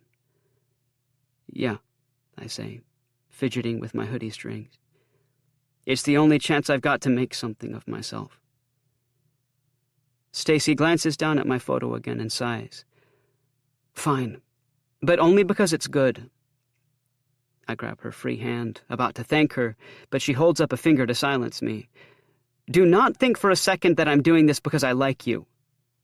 "I know," I say, encasing her finger in my fist. "That's what makes you a good person." I back into the hallway without another word, lowering my head so I won't be seen. Stacy walks in the opposite direction. She doesn't bother looking back. When I've made it outside, I jump in the air, fist pumping at the sky. Chapter 23. Who I Am Hates Everything I've Been. To pass the time, I pick up a lunch shift at Vincenzo's. Mr. Pecorino agreed to give me my job back on the condition that I never quit over text again. He said it was a cop-out, which is totally fair. I need to work on dealing with my problems head-on. I make sure to run it by Ma first, but she gives me the all-clear, so I skateboard through town and arrive just before opening. I have to admit, being at work is a nice break from the stale apartment air. There's only so much TikTok a person can consume before restless leg syndrome kicks in. Tony shows up just after 11. I pause mid-step between the dining room and the kitchen at the side of him. Maybe it was Vincenzo's way of divine intervention, because other than Tracy and another server, we're the only other staff in the building. We keep our distance from each other. Tony passes it off like it's nothing by jamming out to his music. But I catch him watching me bust tables through the kitchen window. I know he's checking in on me. Around 4, I'm shoving glassware through the dishwasher when Tracy comes into the back and whistles at me. "Some kid's looking for you at the host stand," she says, pointing to the door. Says he wants to talk. He? My heart hammers away inside my chest. I pull off one of my rubber gloves to check my phone. Tristan left a voicemail 10 minutes ago. I press my back against the dishwasher, its latest cycle rumbling beneath me. My ears perk up at the sound of Tristan's voice. What is he doing here? I creep through the kitchen on bent knees, popping my head into the order window like a whack-a-mole in one of those carnival games. Tony stops kneading the dough in front of him as I pass by. Tristan's in the lobby, scrolling through his phone. He must be heading to the theater straight from school because he's got his gym bag swung over his shoulder. I know I said I needed to deal with my problems head on, but I'm not ready to talk to him yet. Shit, I groan, crouching to a squat behind a stack of flour. Sooner or later, I'll have to go out to the restaurant to wipe a table or prep cutlery for dinner. Tony peers under the counter, one eyebrow raised. You okay, bro? It's the first time we've spoken since our fight.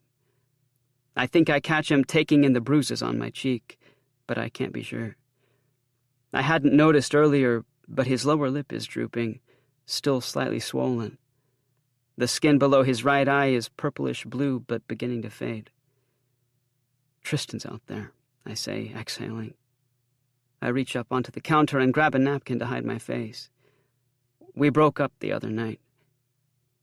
My voice catches in my throat when I realize I hadn't actually admitted it out loud until now, that we're no longer a thing.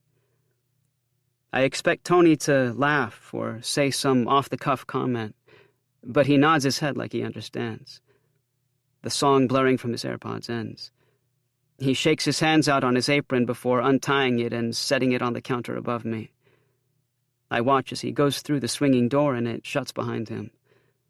Beads of sweat break out along my forehead as I jump out of my squatting position. In quick flashes, I imagine what might happen next. Upon seeing Tony, Tristan runs up and punches him in the nose, adding insult to his already banged-up face. Tony stands there stunned, unable to comprehend that a ballet dancer managed to punch him. He'll grab his nose, grumble something about it not being over, and waltz back into the kitchen. The half-empty restaurant will cheer. But that doesn't happen. When I peer out the kitchen door's circular window, ready to run out and stop him, Tony's in the lobby opposite Tristan, talking calmly. There isn't a standoff in the middle of the dining room like some old Western movie. I rest my ear against the door to listen. I know he's here, Tristan says, raising his voice. I saw him through the window. I duck down when he throws a finger over his shoulder, pointing at the kitchen. For a second, I'm convinced he'll storm right in and see me crouching behind the door. How would I explain myself? But then I hear the bell above the front door as it slams shut. I wait a few seconds, my legs shaking from having squatted for too long, until I'm sure the coast is clear. Tony walks back into the kitchen and silently reties his apron around his waist. I watch him pick up the dough he was working on earlier and roll out a new pizza order like it's nothing. So? Tony glances up, continuing to fold the edges of the dough without looking. He takes the AirPods out of his ears and drops them into the pouch on his apron. I told him you left. I tilt my head toward the sky, letting go of my breath. I don't think he believed me, but he knew he couldn't come back here, so he dipped. I rub the back of my neck. You didn't have to do that. Tony shrugs, grabbing a new tray of dough from the fridge. Well, thanks, I say, walking over to the sink to wash my hands. I grab a wad of paper towels and push the door open with my knee. And big cheese? Tony looks up. His eyes are red. I'm sorry for... I make a circle with my finger around my mouth. Tony lets out a snort. I know. No, really, I say, nodding my head. What I've been going through was never about you guys.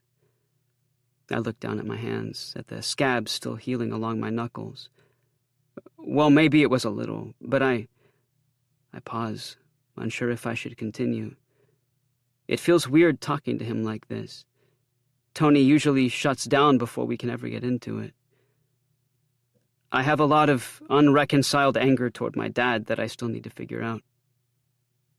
Tony stays silent.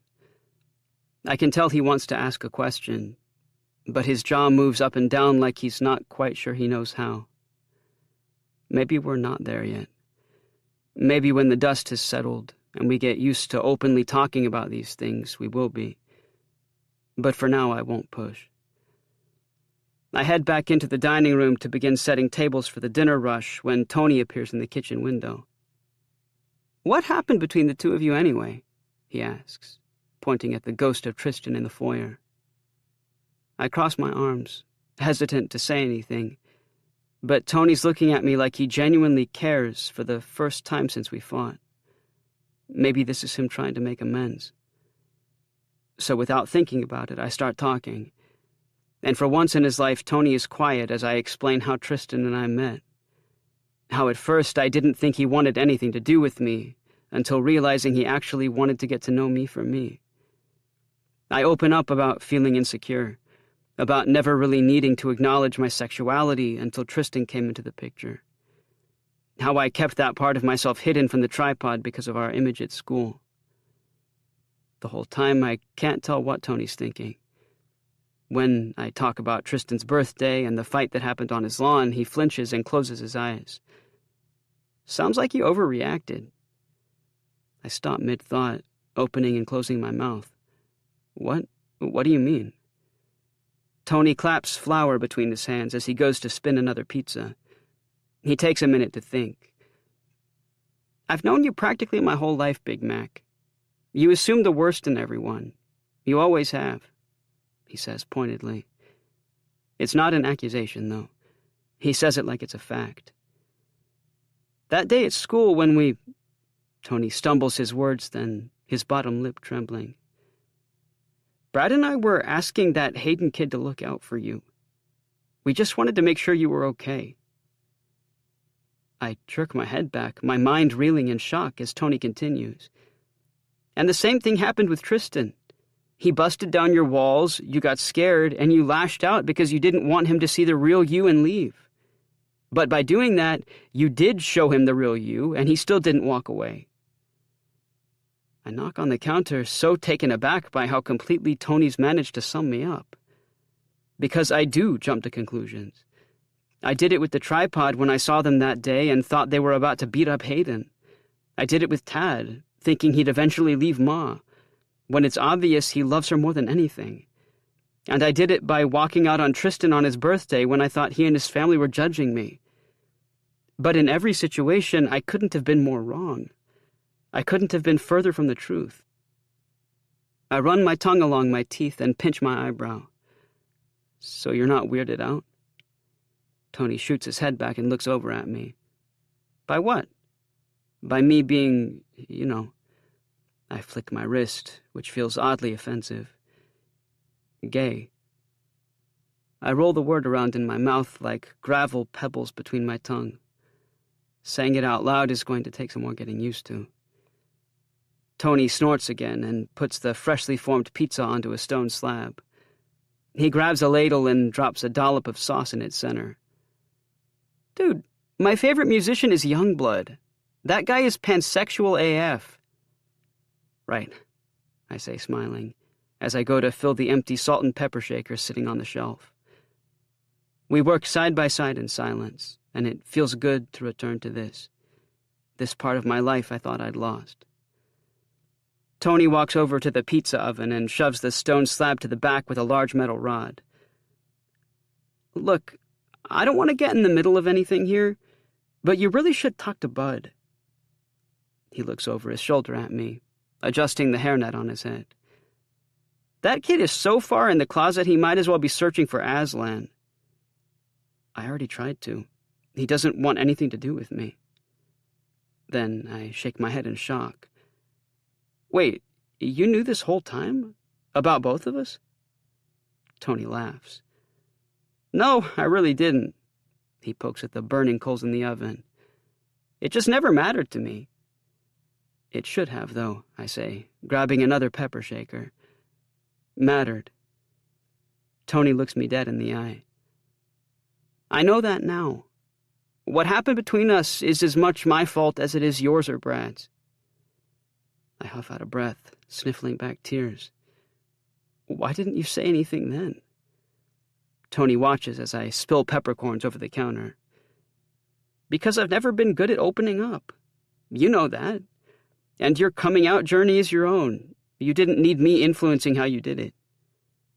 Huh, I say, impressed. I always thought Tony was a one-track mind kind of guy. He only ever showed interest in the girls at school. But like Sky, I never noticed all the little pieces that made him, him. That's actually really sweet, Tony. Tony switches the timer off next to the oven and pulls out the pizza. He looks around the kitchen before taking a piece of pepperoni and shoveling it into his mouth. Believe it or not, your boy's not all bad.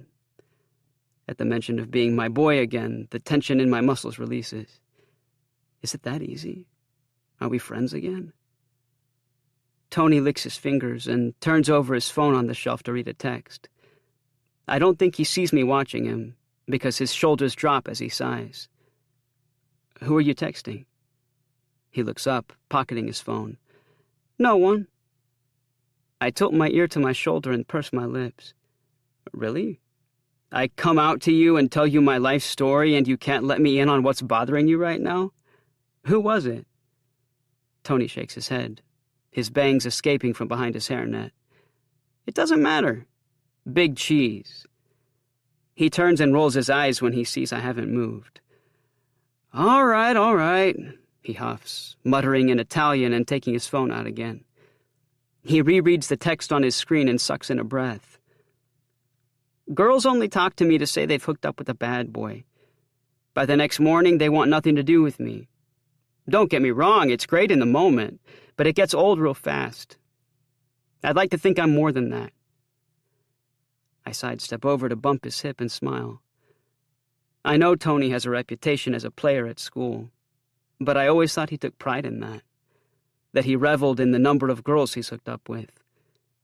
But seeing the sadness on his face, I know he's been pretending like the rest of us. You are, Tony. Trust me, I say, walking over to one of the computers and ringing in a slice of pizza. And someday, you're going to find someone who will love you for you. Dude, Tony covers his mouth to stop himself from laughing. You're better than that. The rest of the afternoon drones on.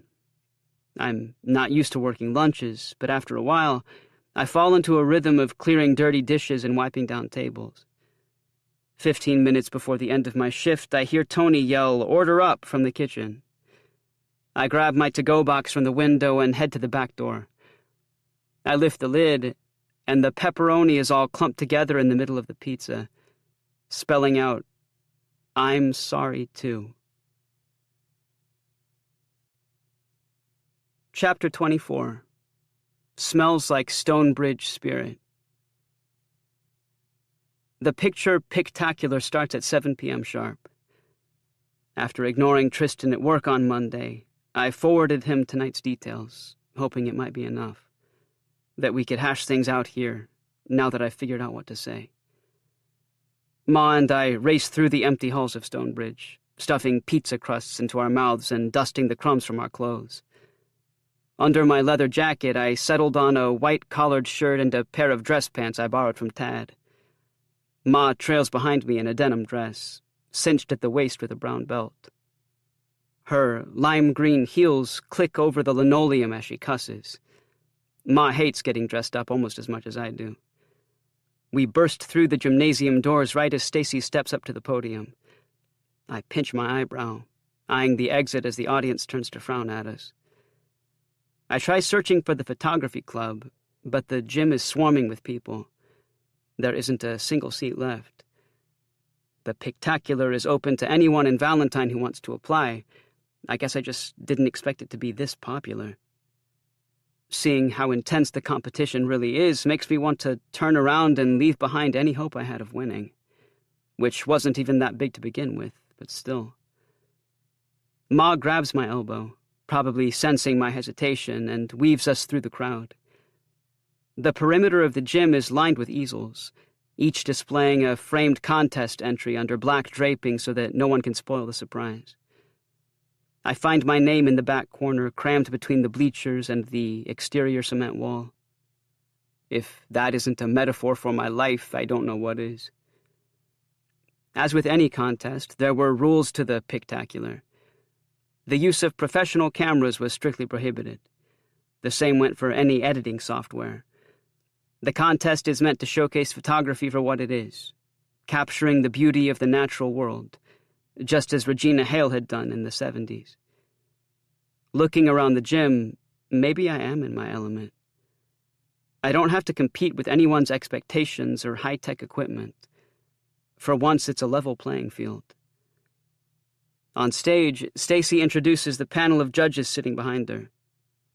They're mostly teachers and local business owners who've sponsored the event since its inception.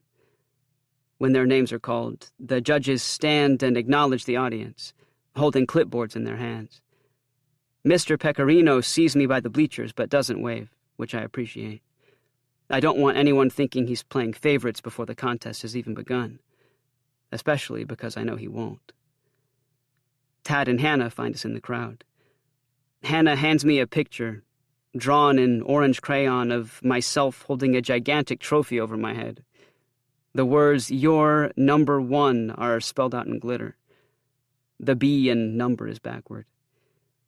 I ruffle her hair and say thank you, looking around the gym for any sign of Tristan. I can't blame him for not showing up, not after the way I treated him.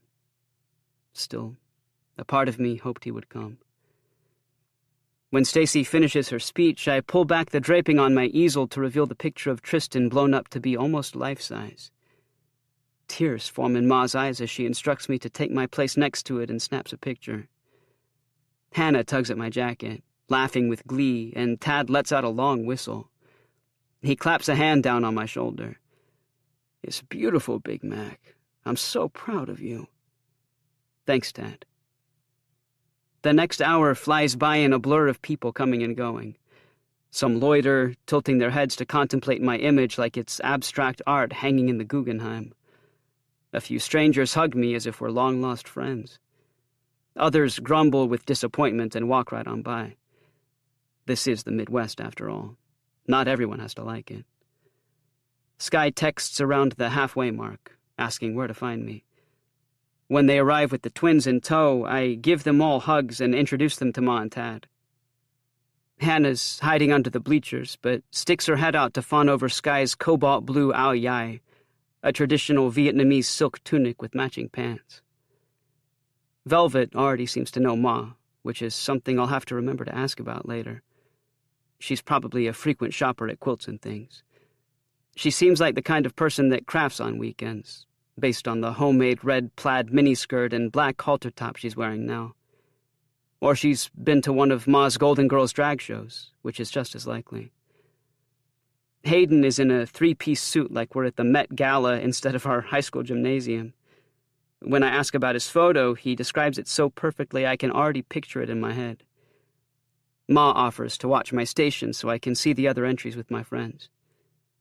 I can't believe the talent in the room. There's an image a few easels down from mine of a sun rising over a lake.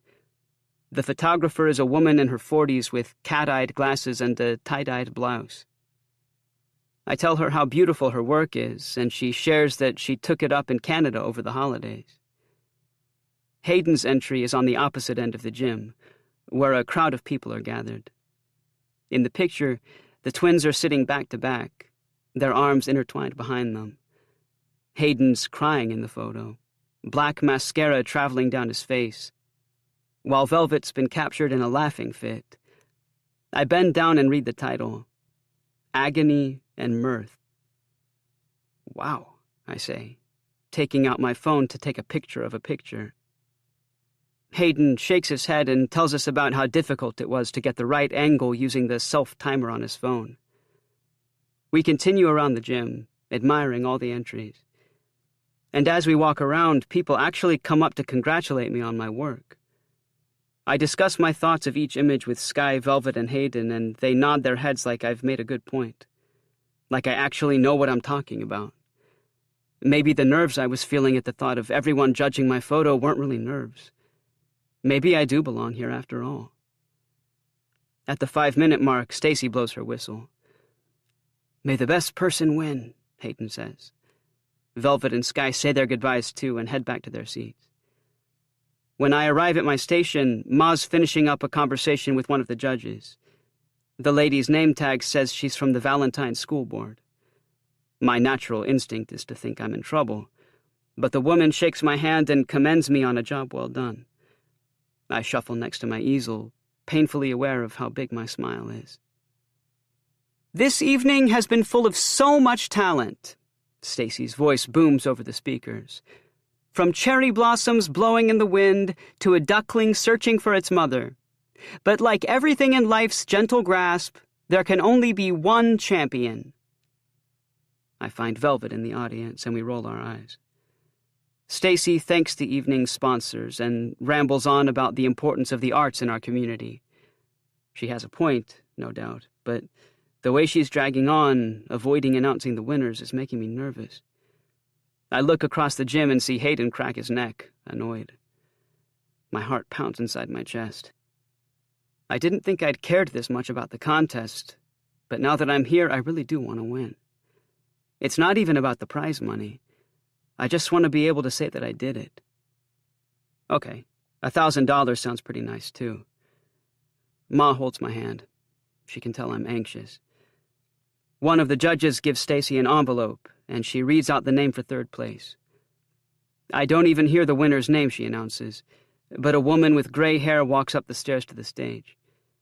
Her photograph appears on a projector screen above the basketball hoop on the wall.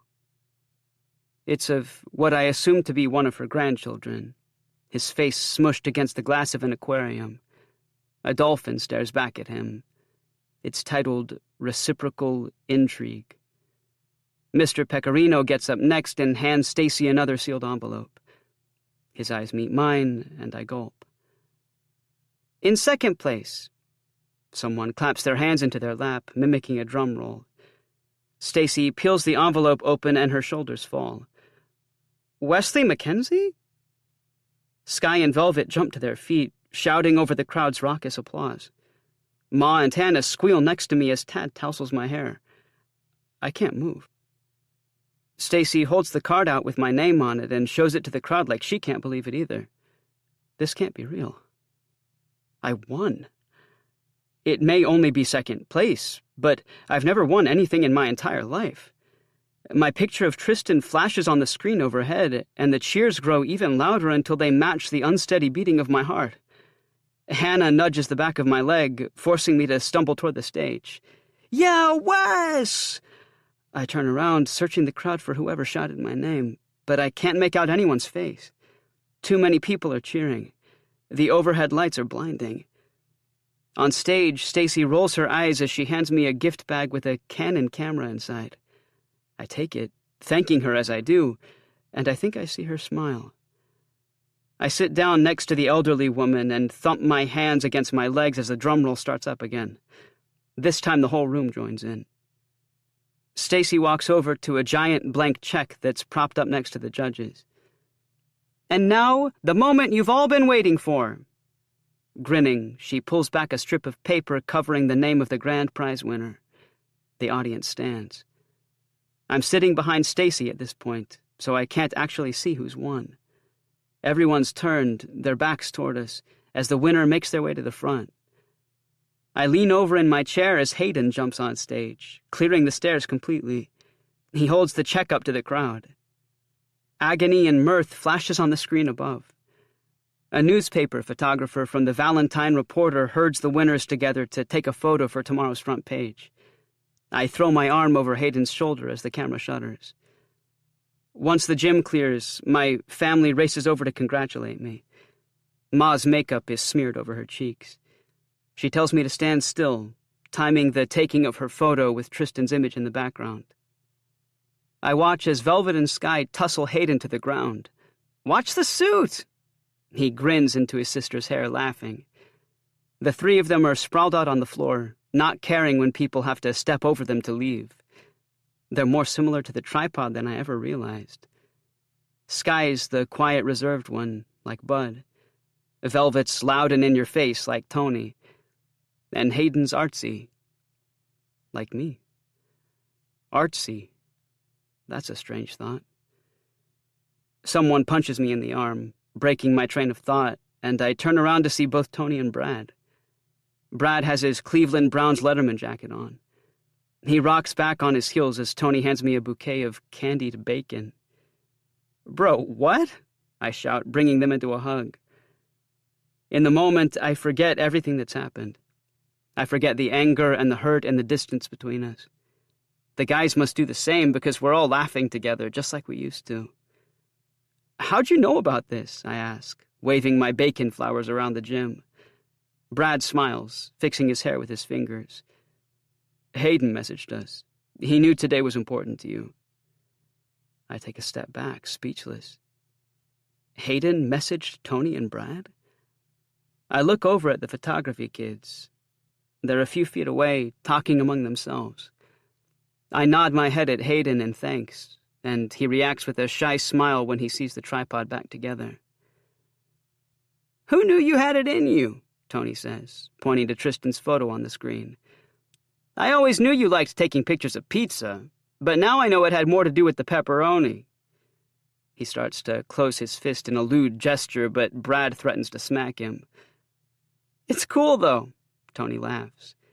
He glances back up at my photo on the wall. "I'm not going to lie. That tutu guy is pretty cute." "Yeah?" I elbow him in the side, staring up at Tristan and ignoring the sharp spasm that ripples through my chest. "Hey, bro, I am very comfortable with my sexuality." Tony blushes. "I can appreciate when a man is attractive. You've got good taste." "Thanks, Big Cheese." Brad scratches his neck. "We never cared that you were gay, Wes, or that you were even hanging out with other people. We just didn't get why you shut us out like that." "But we are sorry for how we acted. Really," Tony adds, puffing out his chest like it'll make him more macho. "Bros before... Wait, what's the gay version of bros before hoes?" "It's fine," Brad says, clamping his hand down on the back of Tony's neck. "We get it." He looks back over at me, his eyes damp. "Listen." I shake my head. "I'm sorry for what I said to you, bud. I should never have brought your dad up like that. It was wrong of me." "No, you were right. I hadn't realized my drinking had gotten that bad until New Year's Eve. And when you cornered me in the bathroom, I'd already called Des because I'd slipped up again." He motions toward a guy in a red Ohio State pullover standing beside the bleachers. I hadn't noticed him, but the skin around his eyes crinkles when he looks up from his phone and waves. He looks kind. I go to raise an eyebrow, but Brad's shoulders lift and he snorts. "Des is my sponsor." "Your sponsor?" Brad nods. "I've started going to Alcoholics Anonymous meetings. It was pretty rough at first, but I'm getting the hang of it. My dad kicked me out after I came out. I've been living with Des the past few weeks." I cover my mouth with my hand. "Brad, I'm so sorry. I should be the one apologizing for kissing you. That wasn't right. I don't even like you like that, but I felt you pulling away, and then your friends showed up at the party, and I got scared. We've always been a team, and it freaked me out to think you were abandoning us. Des has really helped me identify my triggers.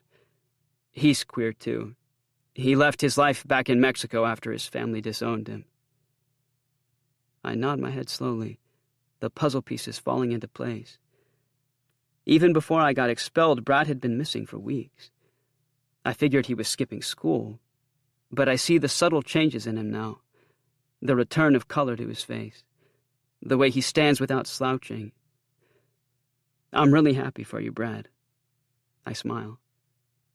Though I was afraid of coming out, I never once thought Ma would kick me out of the house. That didn't ever cross my mind. But knowing that still happens, that people are disowned and even killed for being who they are, I realize my coming out story could have been so much worse. Tony comes up behind us. "My two GBFs," Reunited at last. I tilt my head at Brad.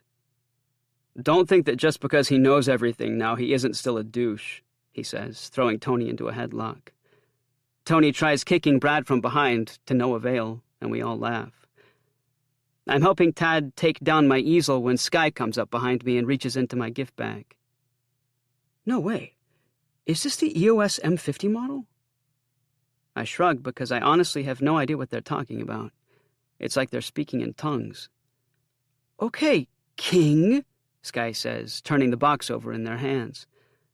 I see the joy in their eyes when they take the camera out. Keep it. Sky's eyes pop like they're ready to fall out. What? Are you kidding? Nope. It's yours. I can't accept this. They take a step back into velvet, their voice cracking. Think of it as repayment for all the lunches I stole from you. They kiss me on the cheek. Oh my God. Thank you, thank you, thank you, thank you. Sky turns to Velvet and they both scream into each other's faces. Hayden bumps into me, holding the oversized check against his stomach.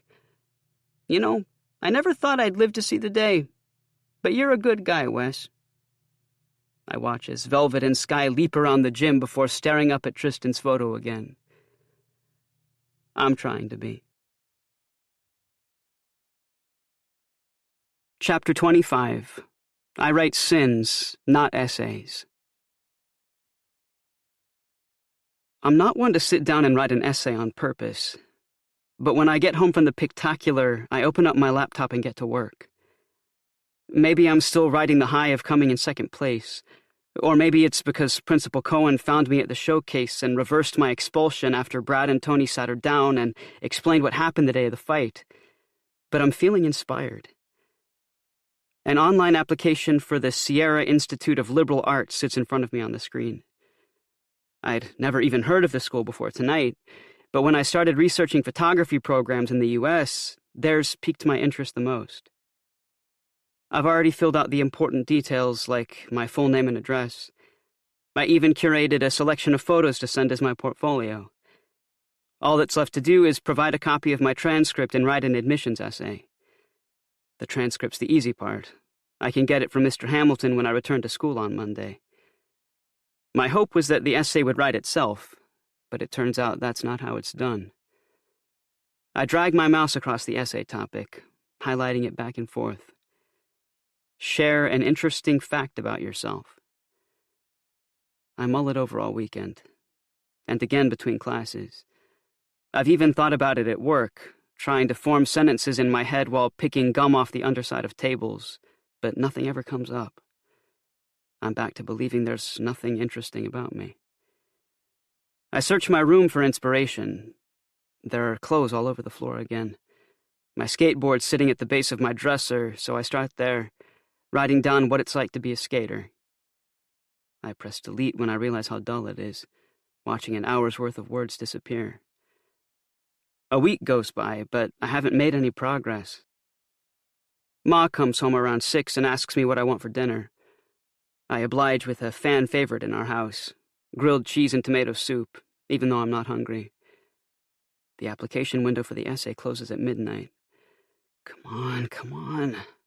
I tap my foot, holding down the U key, hoping for inspiration to strike. The Sierra Institute is located just outside New York City.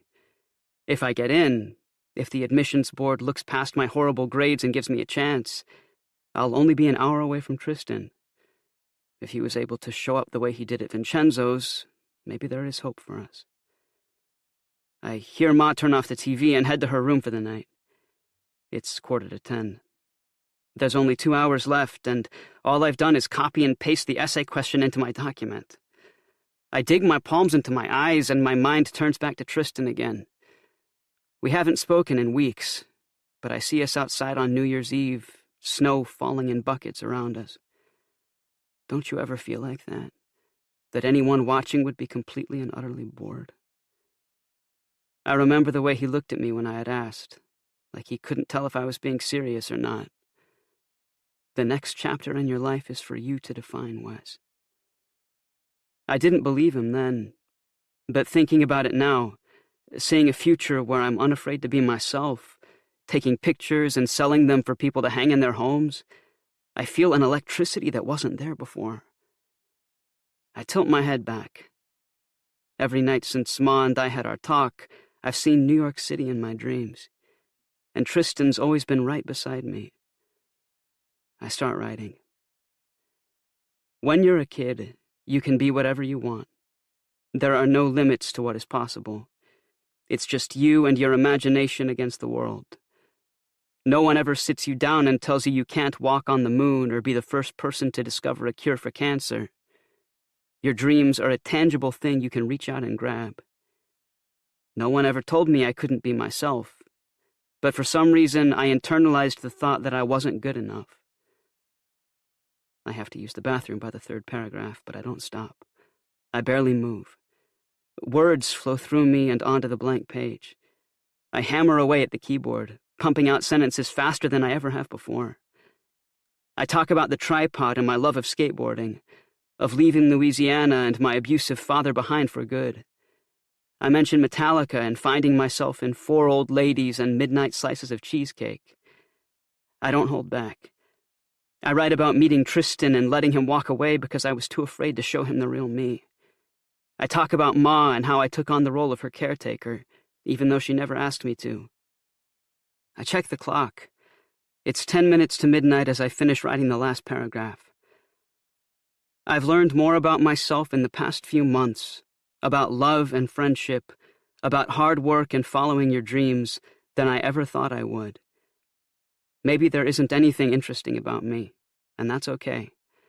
I might not be what you're looking for at the Sierra Institute, but I am trying to be a better person. And to me, that is greater than any grade I could show you on a transcript. At 11:59 p.m., I hit submit. At 12:07 a.m., I sent it to Tristan. Chapter 26. If I Could Find Him Now. I've stayed up every night this week, wondering if Tristan's read my essay. I should have told him I was sorry at Vincenzo's when I had the chance, that I didn't mean to walk out on his birthday. But I hid like a coward and let Tony do the talking for me. It doesn't matter anyway because he never replies, which is why I'm lying face down on the floor at Tony's house, painfully aware of how tired I am, while the guys play Tony Hawk's Pro Skater. Brad heads into the kitchen to grab chips from the pantry as Tony smashes the buttons on his controller. He does a series of pop shove-its with his avatar, raising his score by 400 points. "Suck it!" Tony shouts at the TV. He steals a quick glance at me from the couch, though his attention never quite leaves the game. "Shit, am I allowed to say that?" I reach over and swat at his leg unenthusiastically. "Shut up, man." The tripod's been hanging out every day after school, and we quickly fall back into a rhythm of wrestling and making fun of each other. Only this time we're not vandalizing the skate park or stealing stuff from 7-Eleven. We usually rotate between my house and Tony's, since Brad is still crashing at Dez's cramped basement suite outside of town. Brad's parents haven't made any contact since kicking him out, but he's doing okay given the circumstances. He's been attending weekly AA meetings to keep himself accountable and has picked up extra shifts at Vincenzo's to help Dez pay rent. It feels good to shoot the shit with them again, like old times, even if something's changed between us since the last time we hung out. We all sit a little closer to one another and listen more intently when one of us is talking. Maybe we've all realized how good we have it, that after senior year we won't find friendships like this again. Brad comes back into the room, licking sour cream and onion seasoning from his fingers. He grabs the controller sitting next to me on the floor, landing the perfect indie backflip while Euro Barge by the Vandals plays in the background.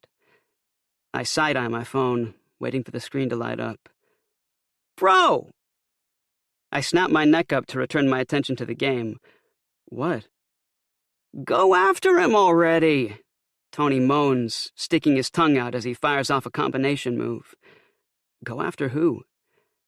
Brad lets out a dramatic huff and pauses the game. "Don't pretend like you're here right now. You've barely looked at the TV since we sat down." I glance over at Tony, and he nods his head. He's been shadowing his dad all week at work, learning the ropes to become assistant manager. Our time together is the only chance he gets to unwind. Okay, fine, I admit, unplugging my phone from the charger on the wall. It's just, what if he doesn't want to see me? I pull up Tristan's contact picture. It was one of the last photos I took of him before we broke up. He's sitting on a park bench in beige chinos and a jean jacket, his hand covering his face. I hadn't thought about what I'd do if he actually replied to my last message, but even asking the question now, I know it'll never happen. The damage has already been done. He's probably just trying to move on. That's a possibility for sure, Brad says. But what if he does want to see you? The tripod was never good at talking about our feelings before, but the guys are looking over at me now with such concern I can't believe it took us this long to open up. There's a real stigma around men sharing their emotions, and we became a walking endorsement of that. Brad took up drinking to cope, Tony used hooking up with girls as a defense mechanism, and I let my anger get the best of me. Because boys will be boys, isn't that what we're taught? But that's the problem. Saying shit like that doesn't teach us anything. It only gives permission for inexcusable behavior. You're absolutely right, I say, getting up slowly to throw my leather jacket on. There's somewhere I've got to be. Go get him, Prince Charming, Tony chirps, body slamming Brad into the couch. I take back what I said. They'll never change. As I coast down the street toward Tristan's house, I finally gain enough courage to call him. It's pouring rain, and the trek on my tires is so worn out I swerve on the road, riding waves as they crash along the curbside like I'm a surfer in Malibu. On the third ring, the FaceTime request connects, and Tristan's face appears. He's wearing his over-the-ear headphones and a Sullivan Richards zip-up sweater. The background blurs behind him like he's rushing to get somewhere. Hey, Tristan coughs, looking from me to something off-screen and back again.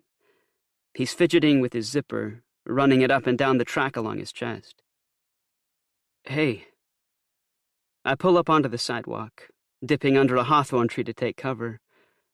The bark is rough against my back, but I use it to steady myself at the sight of him. I pinch my eyebrow while he talks to someone I can't see. He must have put his mic on mute because his lips are moving, but I can't hear what he's saying. Is this a bad time? Tristan laughs at something the other person says, and my heart falters. Is he with another guy? Have I missed my chance? Maybe I was stupid to think he might be missing me too. Though his eyebrows are creased like he's squinting to read something, he looks genuinely happy.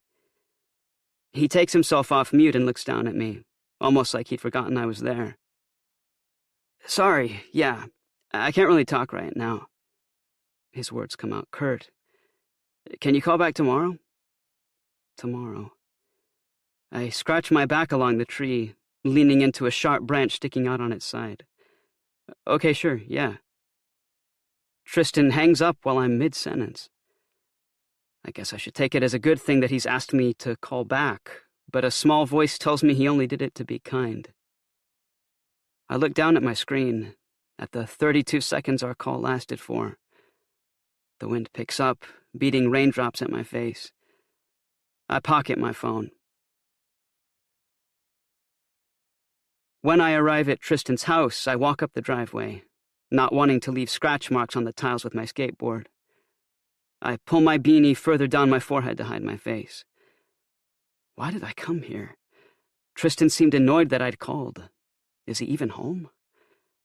Peeking through a window to the right of the door, I ring the bell.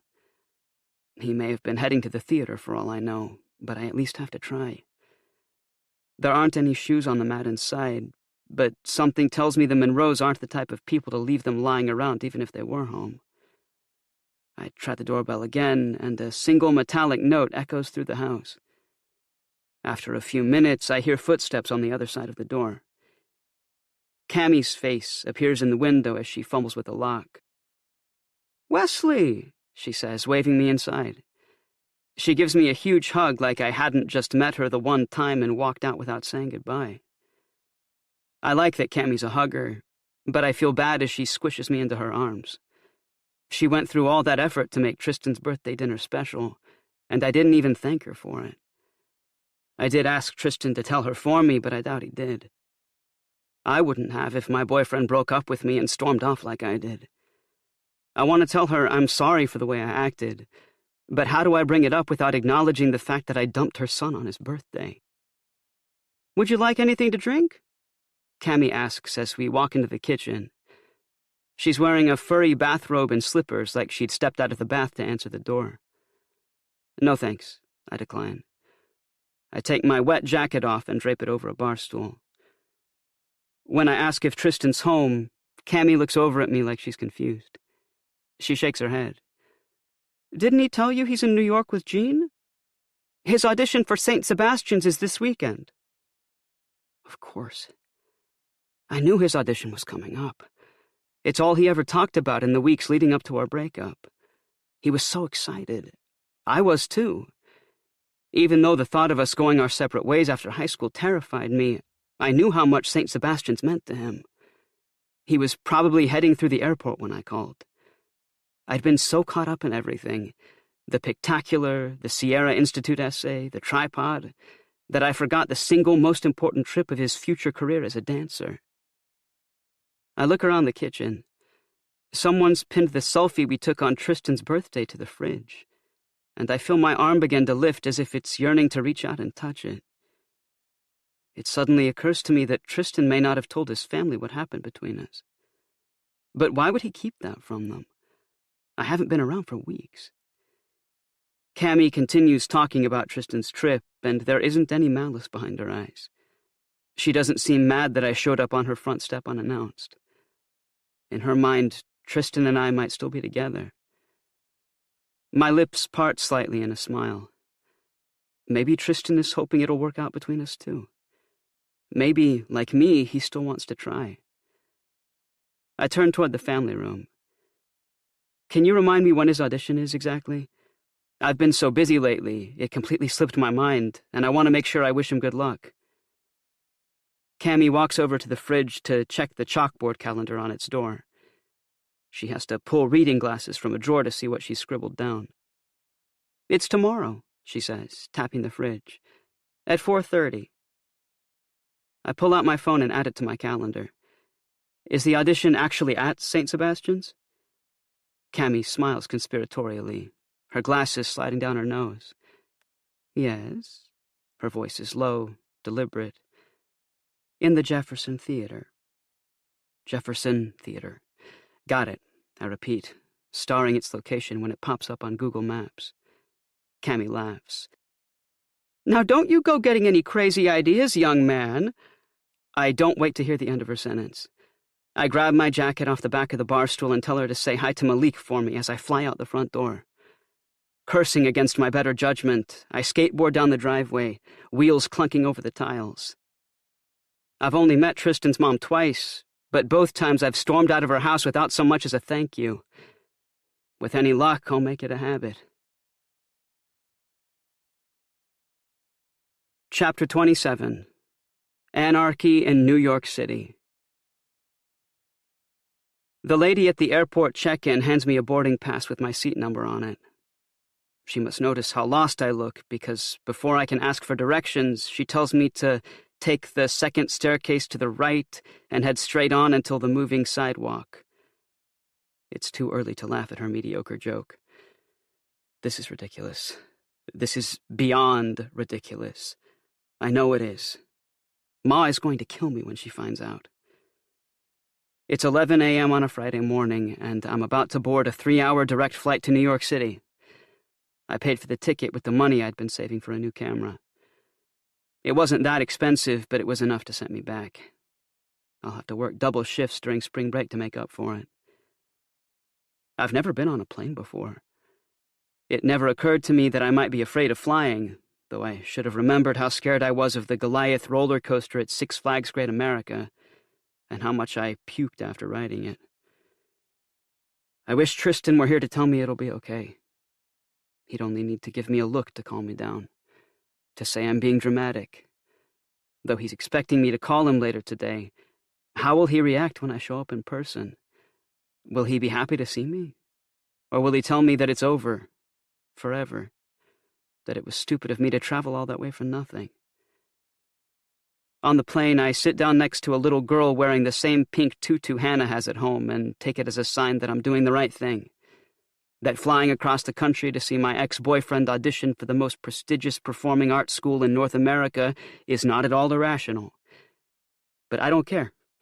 It's about time I prove to Tristan what he means to me. "I like your hair," the little girl says. I go to thank her when she stands up in her seat, ignoring the fasten seatbelt sign, and yanks my head back. What the hell? Across the aisle, the girl's dad lifts his eye mask and tells her, "Lucy," to sit down. He doesn't wait for her to comply, though. He just turns back around and pulls down his mask.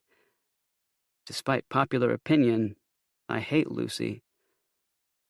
When we're 30,000 feet above, I ask a flight attendant if it's illegal to sell alcohol to minors in international skies. She sizes me up with one look and offers a ginger ale. I take it without a fight, fiddling with the pull tab between my teeth. Lucy pinches my forearm. "Why are your teeth so pointy?" I spin my head around like I'm that girl from The Exorcist and grab the armrest between us. "So I can eat kids like you for breakfast." She falls silent after that, electing to sit in her dad's lap the rest of the flight. Okay, so I snapped. We can't be good all the time. Skyscrapers tower over me, unlike anything I've ever seen. The air in the city is wet, but it's not raining. I wouldn't say the sky is full of clouds, though I wouldn't say it's clear either. It's just gray everywhere I look. I start skateboarding down 10th Avenue, but the streets are so busy for this time of day, with yellow taxis speeding past and horns constantly honking, I give up and walk the rest of the way. New York City is chaotic. Not Avengers destroying the entire city in a 10-minute battle sequence chaotic, but there's something going on around every corner. A man shouts at me from the other side of the road. I can't hear what he's saying, but he looks angry, so I put my head down and keep moving.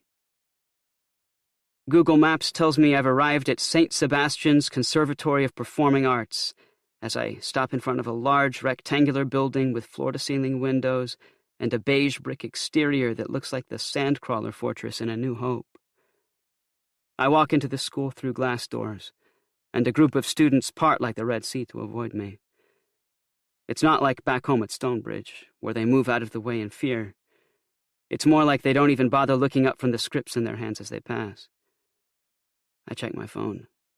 It's 4:23 p.m. I wave down a student carrying a trombone and ask him how to get to Jefferson Theater. He pulls me over to the directory on the wall to show me the way, and I thank him before heading in the theater's general direction. A row of dancers line up along the wall leading to the auditorium.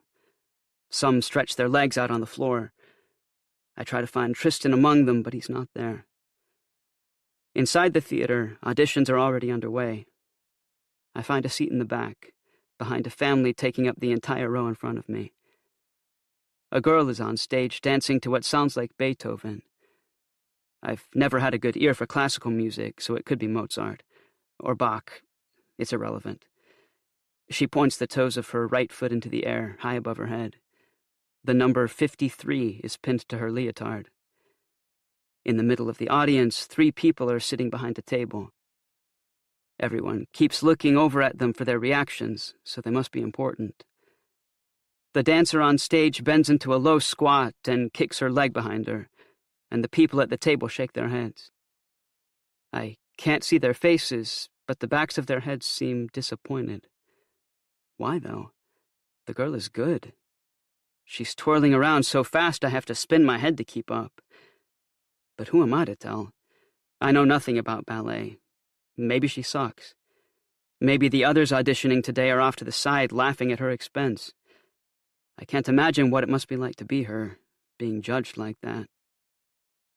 At least at the Pictacular, I could hide behind Tristan's photo. Sure, I was being judged too, but this is different.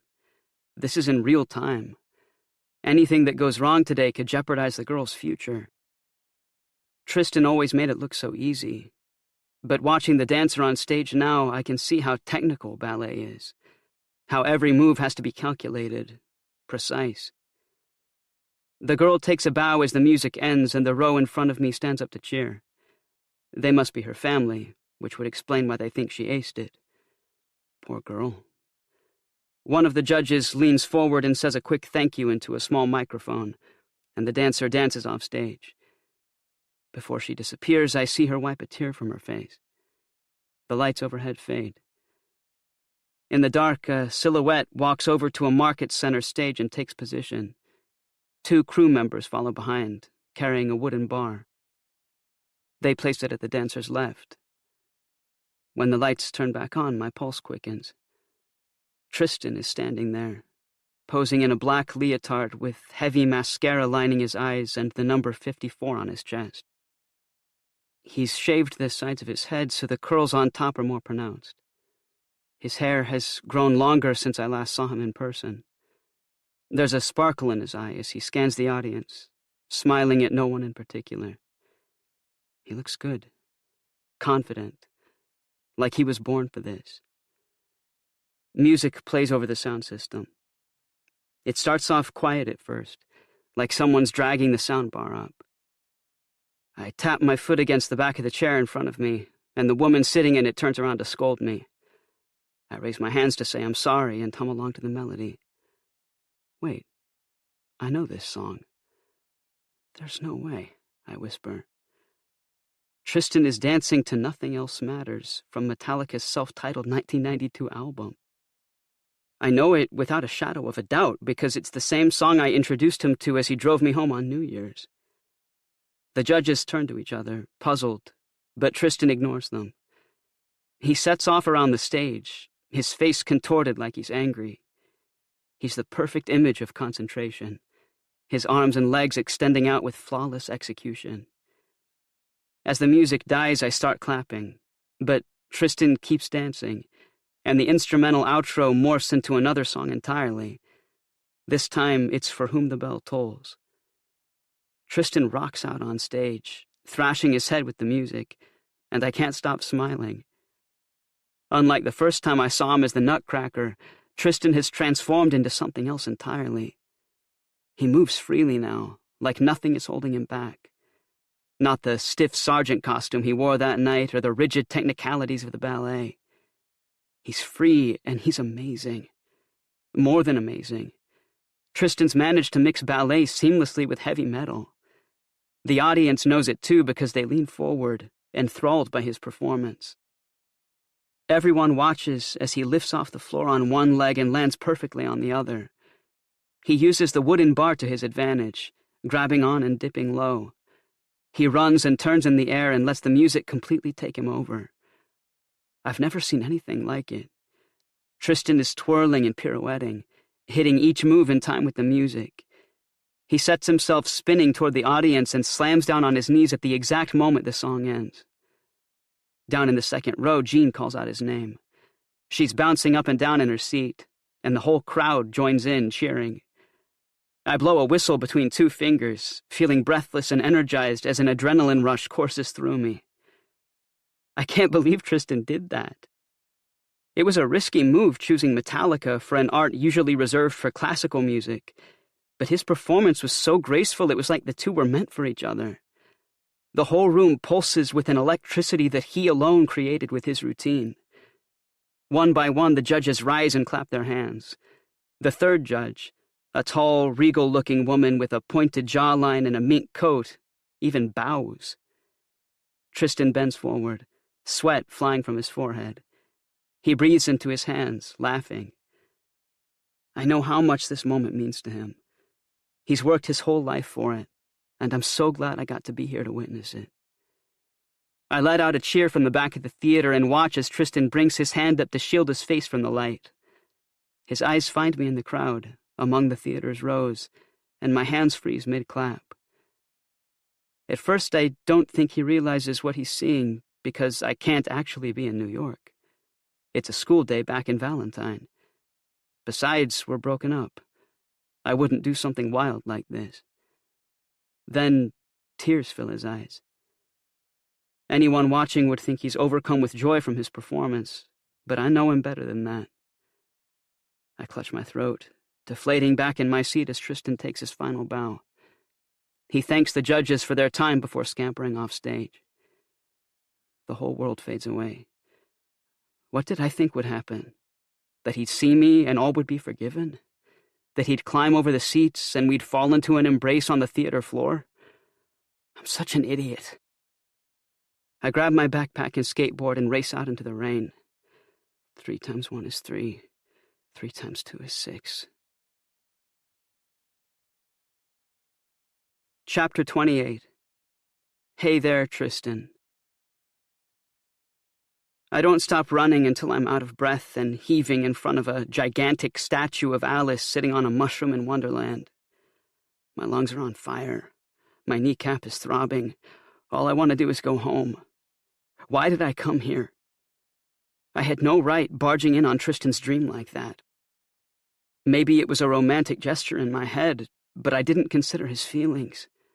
I only did what I wanted to do, like always. The rain's coming down diagonally now, striking like tiny needles against my face. I hear it dripping off the sides of the Mad Hatter's hat, softly pinging as it falls to the ground. People along the path to my right run beneath the surrounding elms to wait out the storm, their shoes the only sound for miles as they tap over the concrete. I should be on the next flight out. A one-way ticket back to Valentine, to a time before Tristan pirouetted into my life. I don't even know what to do now. I hadn't planned this far. In my mind, I figured Tristan and I would make up and we'd go from there. Maybe spend the night exploring the city. I guess this is it, then. Wes? A voice asks behind me. I turn around, and Tristan's standing in the rain beneath a yellow umbrella. He's still wearing his leotard under his jacket, his neck exposed to the cold. The shoelaces on his runners are untied. Holy shit, it is you. Tristan clutches his umbrella, observing me quietly through the onslaught of rain like he's trying to determine if I'm real or not. I wasn't smart enough to pack an extra outfit, so raindrops fall over my shoulders, soaking through the only clothes I have. How'd you find me? I ask. Tristan exhales, his breath rising in a cloud of smoke. Even though he must have chased after me, he isn't even slightly winded. I followed you from the theater. I couldn't believe my... Why are you here, Wes? I shrug and pinch my eyebrow. I wanted to surprise you. You certainly did that. I force out a nervous laugh, picking at a smudge of dirt on my elbow. I know what he must be thinking. Who in their right mind travels across the country to surprise the boyfriend they dumped and ignored for weeks? I shouldn't have showed up like this. I'm sorry. Tristan holds up his hand, urging me to stop. What are you apologizing for exactly? He takes a step back, keeping me at arm's length. Though we're only standing on a small hill, the distance between us feels monumental. He looks out at me from under the rim of his umbrella, the fabric bobbing over his eyes. For everything, I huff, feeling relief as it starts to pour because tears and rain look the same. For running out on your birthday like that, for ignoring your messages, for hiding from you at work. At the mention of that day, Tristan leans in closer. He stands at the bottom of the hill, his umbrella swaying in the wind. I pushed you away because that's what I do when I think someone's about to leave me. I did this to us, not you. Not the tripod, not my dad. I take a step toward him over the grass so I'm within his reach. Tristan motions for me to come under his umbrella, and I do. But I couldn't stand the thought of not being there for you on the biggest day of your life. Not after you made me realize how important it is to fight for the life you want to live. Tristan considers the grass beneath his shoe. The thought of you moving to New York City without telling you how I feel, I couldn't live with that. I need you to know how sorry I am, how much I want to be with you. And I hate that I can't even enjoy being here right now in Central fucking Park because all I can think about is how I screwed up. And I'm going to screw up, Tristan. It's who I am. But I'm going to keep trying until you know how much I love you. Because when I'm with you, I can be myself, my whole self. Hold up. Tristan laughs, placing his hand on my chest. Did you just say you love me? I nod. Yeah, I did. I do. I was afraid of what you being in my life meant. I thought you were trying to change me. First with my friends, then the college applications, and the cardigan. I never felt like I was good enough the way I was, so I let my gaze fall to my shoes. I get it if you want to end things. For good. Tristan frowns. Why would you think that? I shrug. Because I've been a total asshole to you. He's staring at me intently now, his hand still resting over my jacket. Yes, you have. The rain bangs over our heads. It's so loud I almost don't hear him exhale. After what you said outside my house, I wanted to hate you. I really did. I plucked a page from your notebook and set that stupid cardigan on fire in the backyard when no one was home. He waits for me to laugh, but I don't. After a while, though, I got where you were coming from. I would never have made you do or say or wear anything if I knew it had upset you. You know that, right? I drop my chin to my chest. But Tristan raises his hand, looping his finger under it so we're looking into each other's eyes. He takes my hand for a moment before letting it fall. I don't want to change you. I know. And if it's worth anything, Tristan smiles, you're not a total asshole. I look at him, unconvinced. Yes, I am. Okay, fine. But I'd say you're just an asshole, not a total one. How many times can you say asshole in a minute? We both laugh. Maybe bringing up our past is his way of saying he's forgiven me. Maybe by acknowledging all the hurt I've caused, we can finally put it behind us and move on. I hope that's the case. I turn to step out from under his umbrella, but Tristan grabs my elbow. It doesn't matter what you are, he says, shaking his head. You're here now, and you flew all the way to New York City to be there for me. I shrug like it's not a big deal. That's huge, he says. He's still holding onto my elbow. I wanted to support you. Support me? He moves in closer, sliding his fingers along my forearm and into my hand. You did more than support me, Wes. You showed up for me. I shrug again. It's the least I could do. Tristan bites his lip. No one has ever done something like that for me. The next thing I know, Tristan reaches behind me, his hand resting on my lower back, as he drops his head down to kiss me. His lips brush gently over mine, his breath warm as it runs across my cheek. I breathe in the familiar scent of him, of sweat and lemongrass, of dreams on the cusp of coming true, of home. When we part, we look each other in the eye and stay like that. Tristan glances over my shoulder to see if anyone's noticed, but that only makes me grab his shoulders and kiss him harder. I don't care if anyone is watching us. Let them. Their opinions don't matter. They never did. Tristan squeezes my hand. I never told you how proud I was of you at the Pictacular. I pull back. He's smirking. You were there? Tristan nods. I was hiding in the back. I couldn't bring myself to talk to you. I was still so mad at you for refusing to speak with me at Vincenzo's. I remember someone shouting my name when Stacy announced that I'd won, but I never placed who it was. It's okay, I say. I get why you didn't. The corners of Tristan's mouth fall. But there was no way I would have missed it. Hayden's picture was good and all, but your model was like 10 times cuter. Talk about those eyes. I swat at his stomach, and he wraps his arms around me, not caring that the rain soaks us when he drops his umbrella. I glance up at him, my chin resting on his bare chest. You were amazing today." He rolls his eyes. "I'm serious. You're getting into St. Sebastian's. It wasn't my best work, but I hope it'll be enough." Like me with my college application, Tristan's unsure if he'll get in. I can see the uncertainty there, lingering behind his eyes. He's second-guessing his abilities, no doubt a side effect of his perfectionism. I think we do that to protect ourselves.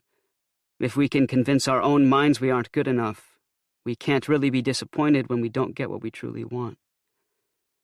But I want Tristan to believe in himself the way I believe in him. He didn't see the way the audience was captured by his performance, or how one of the judges bowed like she was the damn swan princess. So I recount it all as we sit on one of the park benches along the gravel path, never letting go of each other's hand. The wooden slats are wet, but we brush them off, ignoring when our pants soak through. "Metallica, huh?" "Shut up," he says, turning to punch me. I throw my hands in the air. I swear my body is permanently bruised from all the punching that goes on in my life. "I actually should thank you, though," Tristan continues. "I've always been so hard on myself. I thought if I wasn't the best, I was nobody. But you taught me to not take life so seriously. I don't think I would have been able to do what I did back there without you." "No way, that was all you." I smile. "But you're welcome." The rain lets up for a moment then, and for the first time since arriving in New York, the sun decides to show itself by poking through the clouds. I hunch my back up to the sky, my skin prickling under the sudden warmth.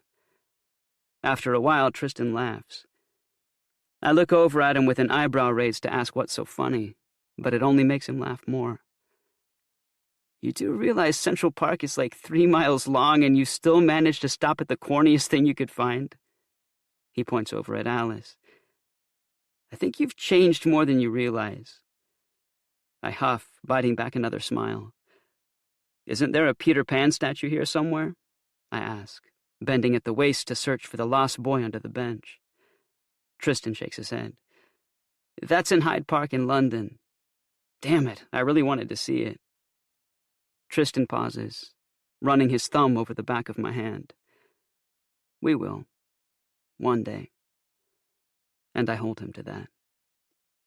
When I think about the future, all I see is Tristan and I together, exploring New York City, cooking together in a crammed kitchen that's far too expensive for what it is. Eventually, we'll even travel the world. Tristan pulls out his phone, not bothering to look up as he sends off a quick text. "We should head back. I told my mom to wait at the theater." Something tells me she wasn't impressed with that.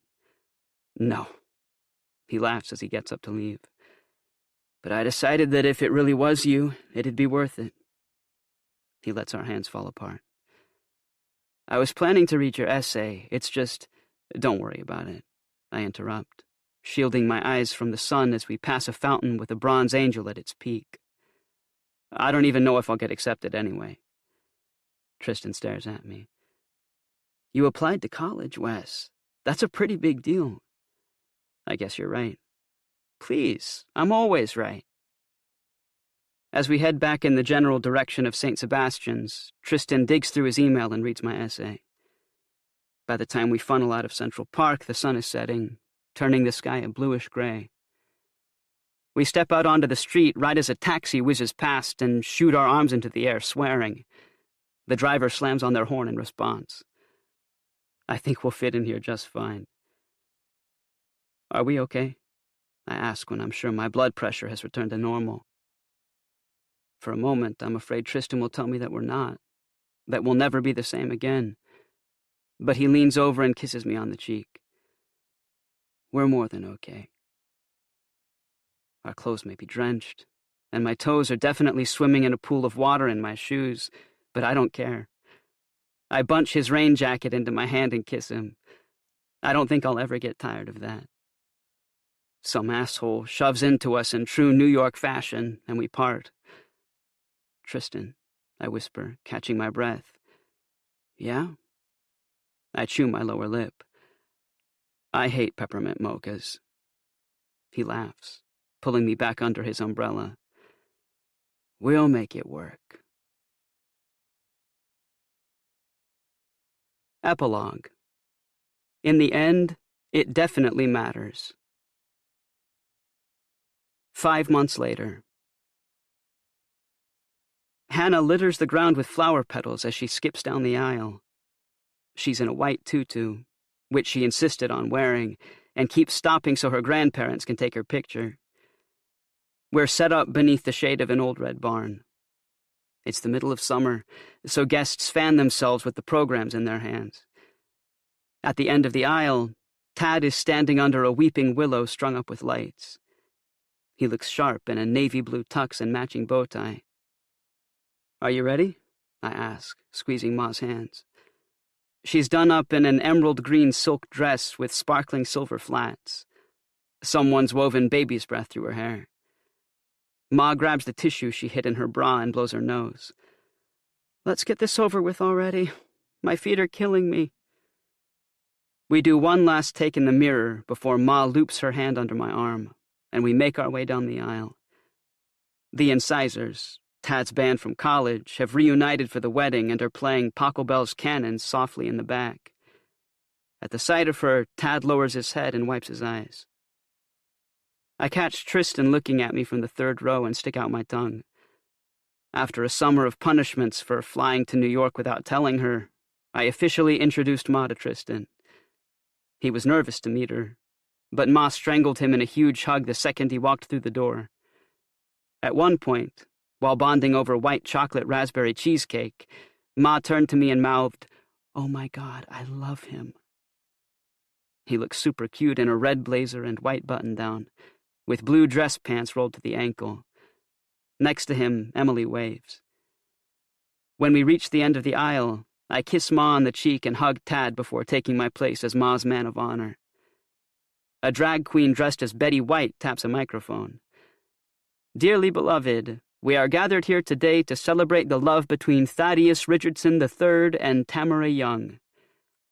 I scoff at Tad's full name, and without turning around, Ma points a finger to silence me. The officiant launches into a story of how Tad filled in as Blanche Devereaux when Ma took him to see the Golden Girls drag show on their 5th date. The audience laughs along with every punchline, and soon Tad and Ma are exchanging their vows. There's not a single dry eye as Tad promises to always take care of Ma, to massage her feet after a long day of work. In return, Ma vows to never wear the crocheted dress he bought for her birthday last year, but pledges to love him and Hannah until her dying days. When they're pronounced husband and wife, Tad dips Ma into a kiss. An instrumental version of the Golden Girls theme song plays the newlyweds out as they walk hand in hand down the aisle. Even the tripod climbs up on their seats to cheer. Tad looks over his shoulder to wink at me, and I can't help myself from smiling. I can't think of anyone more suited to be Ma's life partner. What? I do have a heart. Somewhere. I was right. St. Sebastian's offered Tristan a full-ride scholarship. The same week he got the news, the Sierra Institute granted me conditional acceptance to their photography program, as long as I got my grades up to a B- average by the end of the school year. I finished senior year with straight B's. As Ma and Tad finish their first dance as a married couple, I catch a glimpse of Brad and Tony kneeling next to the bar, seeing who can chug a can of Dr. Pepper the fastest. Brad has to repeat senior year in the fall because of all the time he missed last semester. He wasn't mad about it when Principal Cohen told him the news, but I could tell he was upset when we walked across the stage without him. At least the school let him come to graduation and be with all of us. Next year, he's planning to move to Columbus to live with his older sister. Tony spent most of the summer training and is already helping run Vincenzo's with his dad. He even enrolled in some part-time cooking courses at a local college. It's nice to see him looking forward to something for a change, rather than only caring about what girl he takes home. As for me, I started going to therapy in the spring. The counselor is nice enough, though I still shut down every time she mentions my father. A part of me will always wonder why he did what he did, how he so willingly put mine and Ma's lives in jeopardy. but the pain of losing someone you loved is far less than the pain of giving them another chance and having them fail all over again. He doesn't deserve to be in my life any more than I want him there. I don't know if I'll ever get over that, but I'm learning to acknowledge the part of me that's powered by anger. I think it'll always be there, smoldering in the shadows. After all, I'm only human. Ma and I moved into Tad's townhouse in June. I'm only going to be there for a few more weeks before heading to New York City with Tristan, and Tad let me paint my room so that whenever I make it back to Valentine for the holidays, I'd feel at home. Hayden sticks a camera in my face as he, Velvet, and Sky head over to where Ma and Tad are cutting the cake. They offered their services as the official wedding photographers when Velvet ran into Ma at Quilts and Things. At first, I thought it might be awkward to have all my friends in one place. But once apologies were out of the way, we spent every weekend together this summer. The tripod taught Hayden how to skateboard. Emily challenged Tony to a dance-off. We even attended one of Brad's AA meetings for moral support.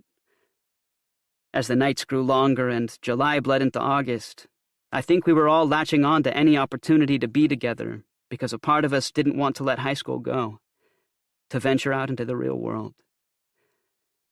Are you excited about MIT? I asked Sky as I take a seat beside them. They got into the civil and environmental engineering program for the fall. Very. I need to get out of Valentine. Sky pauses, fiddling with the lens on their camera. My parents don't get me at all. You get to be whoever you want now that Stonebridge is behind us. We all do, I say, patting them on the leg. Sky nods their head, smiling so wide I think their face might split. Across the table, Emily sits in Tony's lap and squishes a wad of icing over his nose. They've apparently been on and off since New Year's. When the incisors change songs, Tristan searches the venue until his eyes land on me. He races across the dance floor, laughing.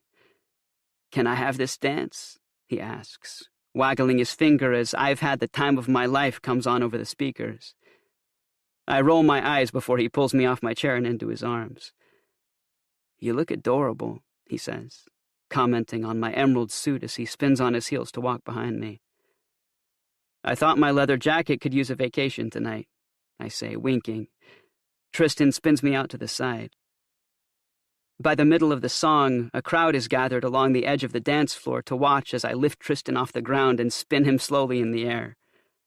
Ma lets out a holler from the head table, her cheeks rosy from too much wine. She signals frantically for Hayden to race over and take a picture. "Well done," Tristan cheers with the audience as I lower him back down. "I've had practice," I say, shrugging. As I look around the dance floor and see Brad and Tony laugh with the photography club, I realize they're going to figure it out eventually. We all will. It won't happen overnight. Life doesn't work like that. But sooner or later, we'll think back on this moment and see it for what it was. A bunch of friends learning to be themselves, together. I lean over and kiss Tristan.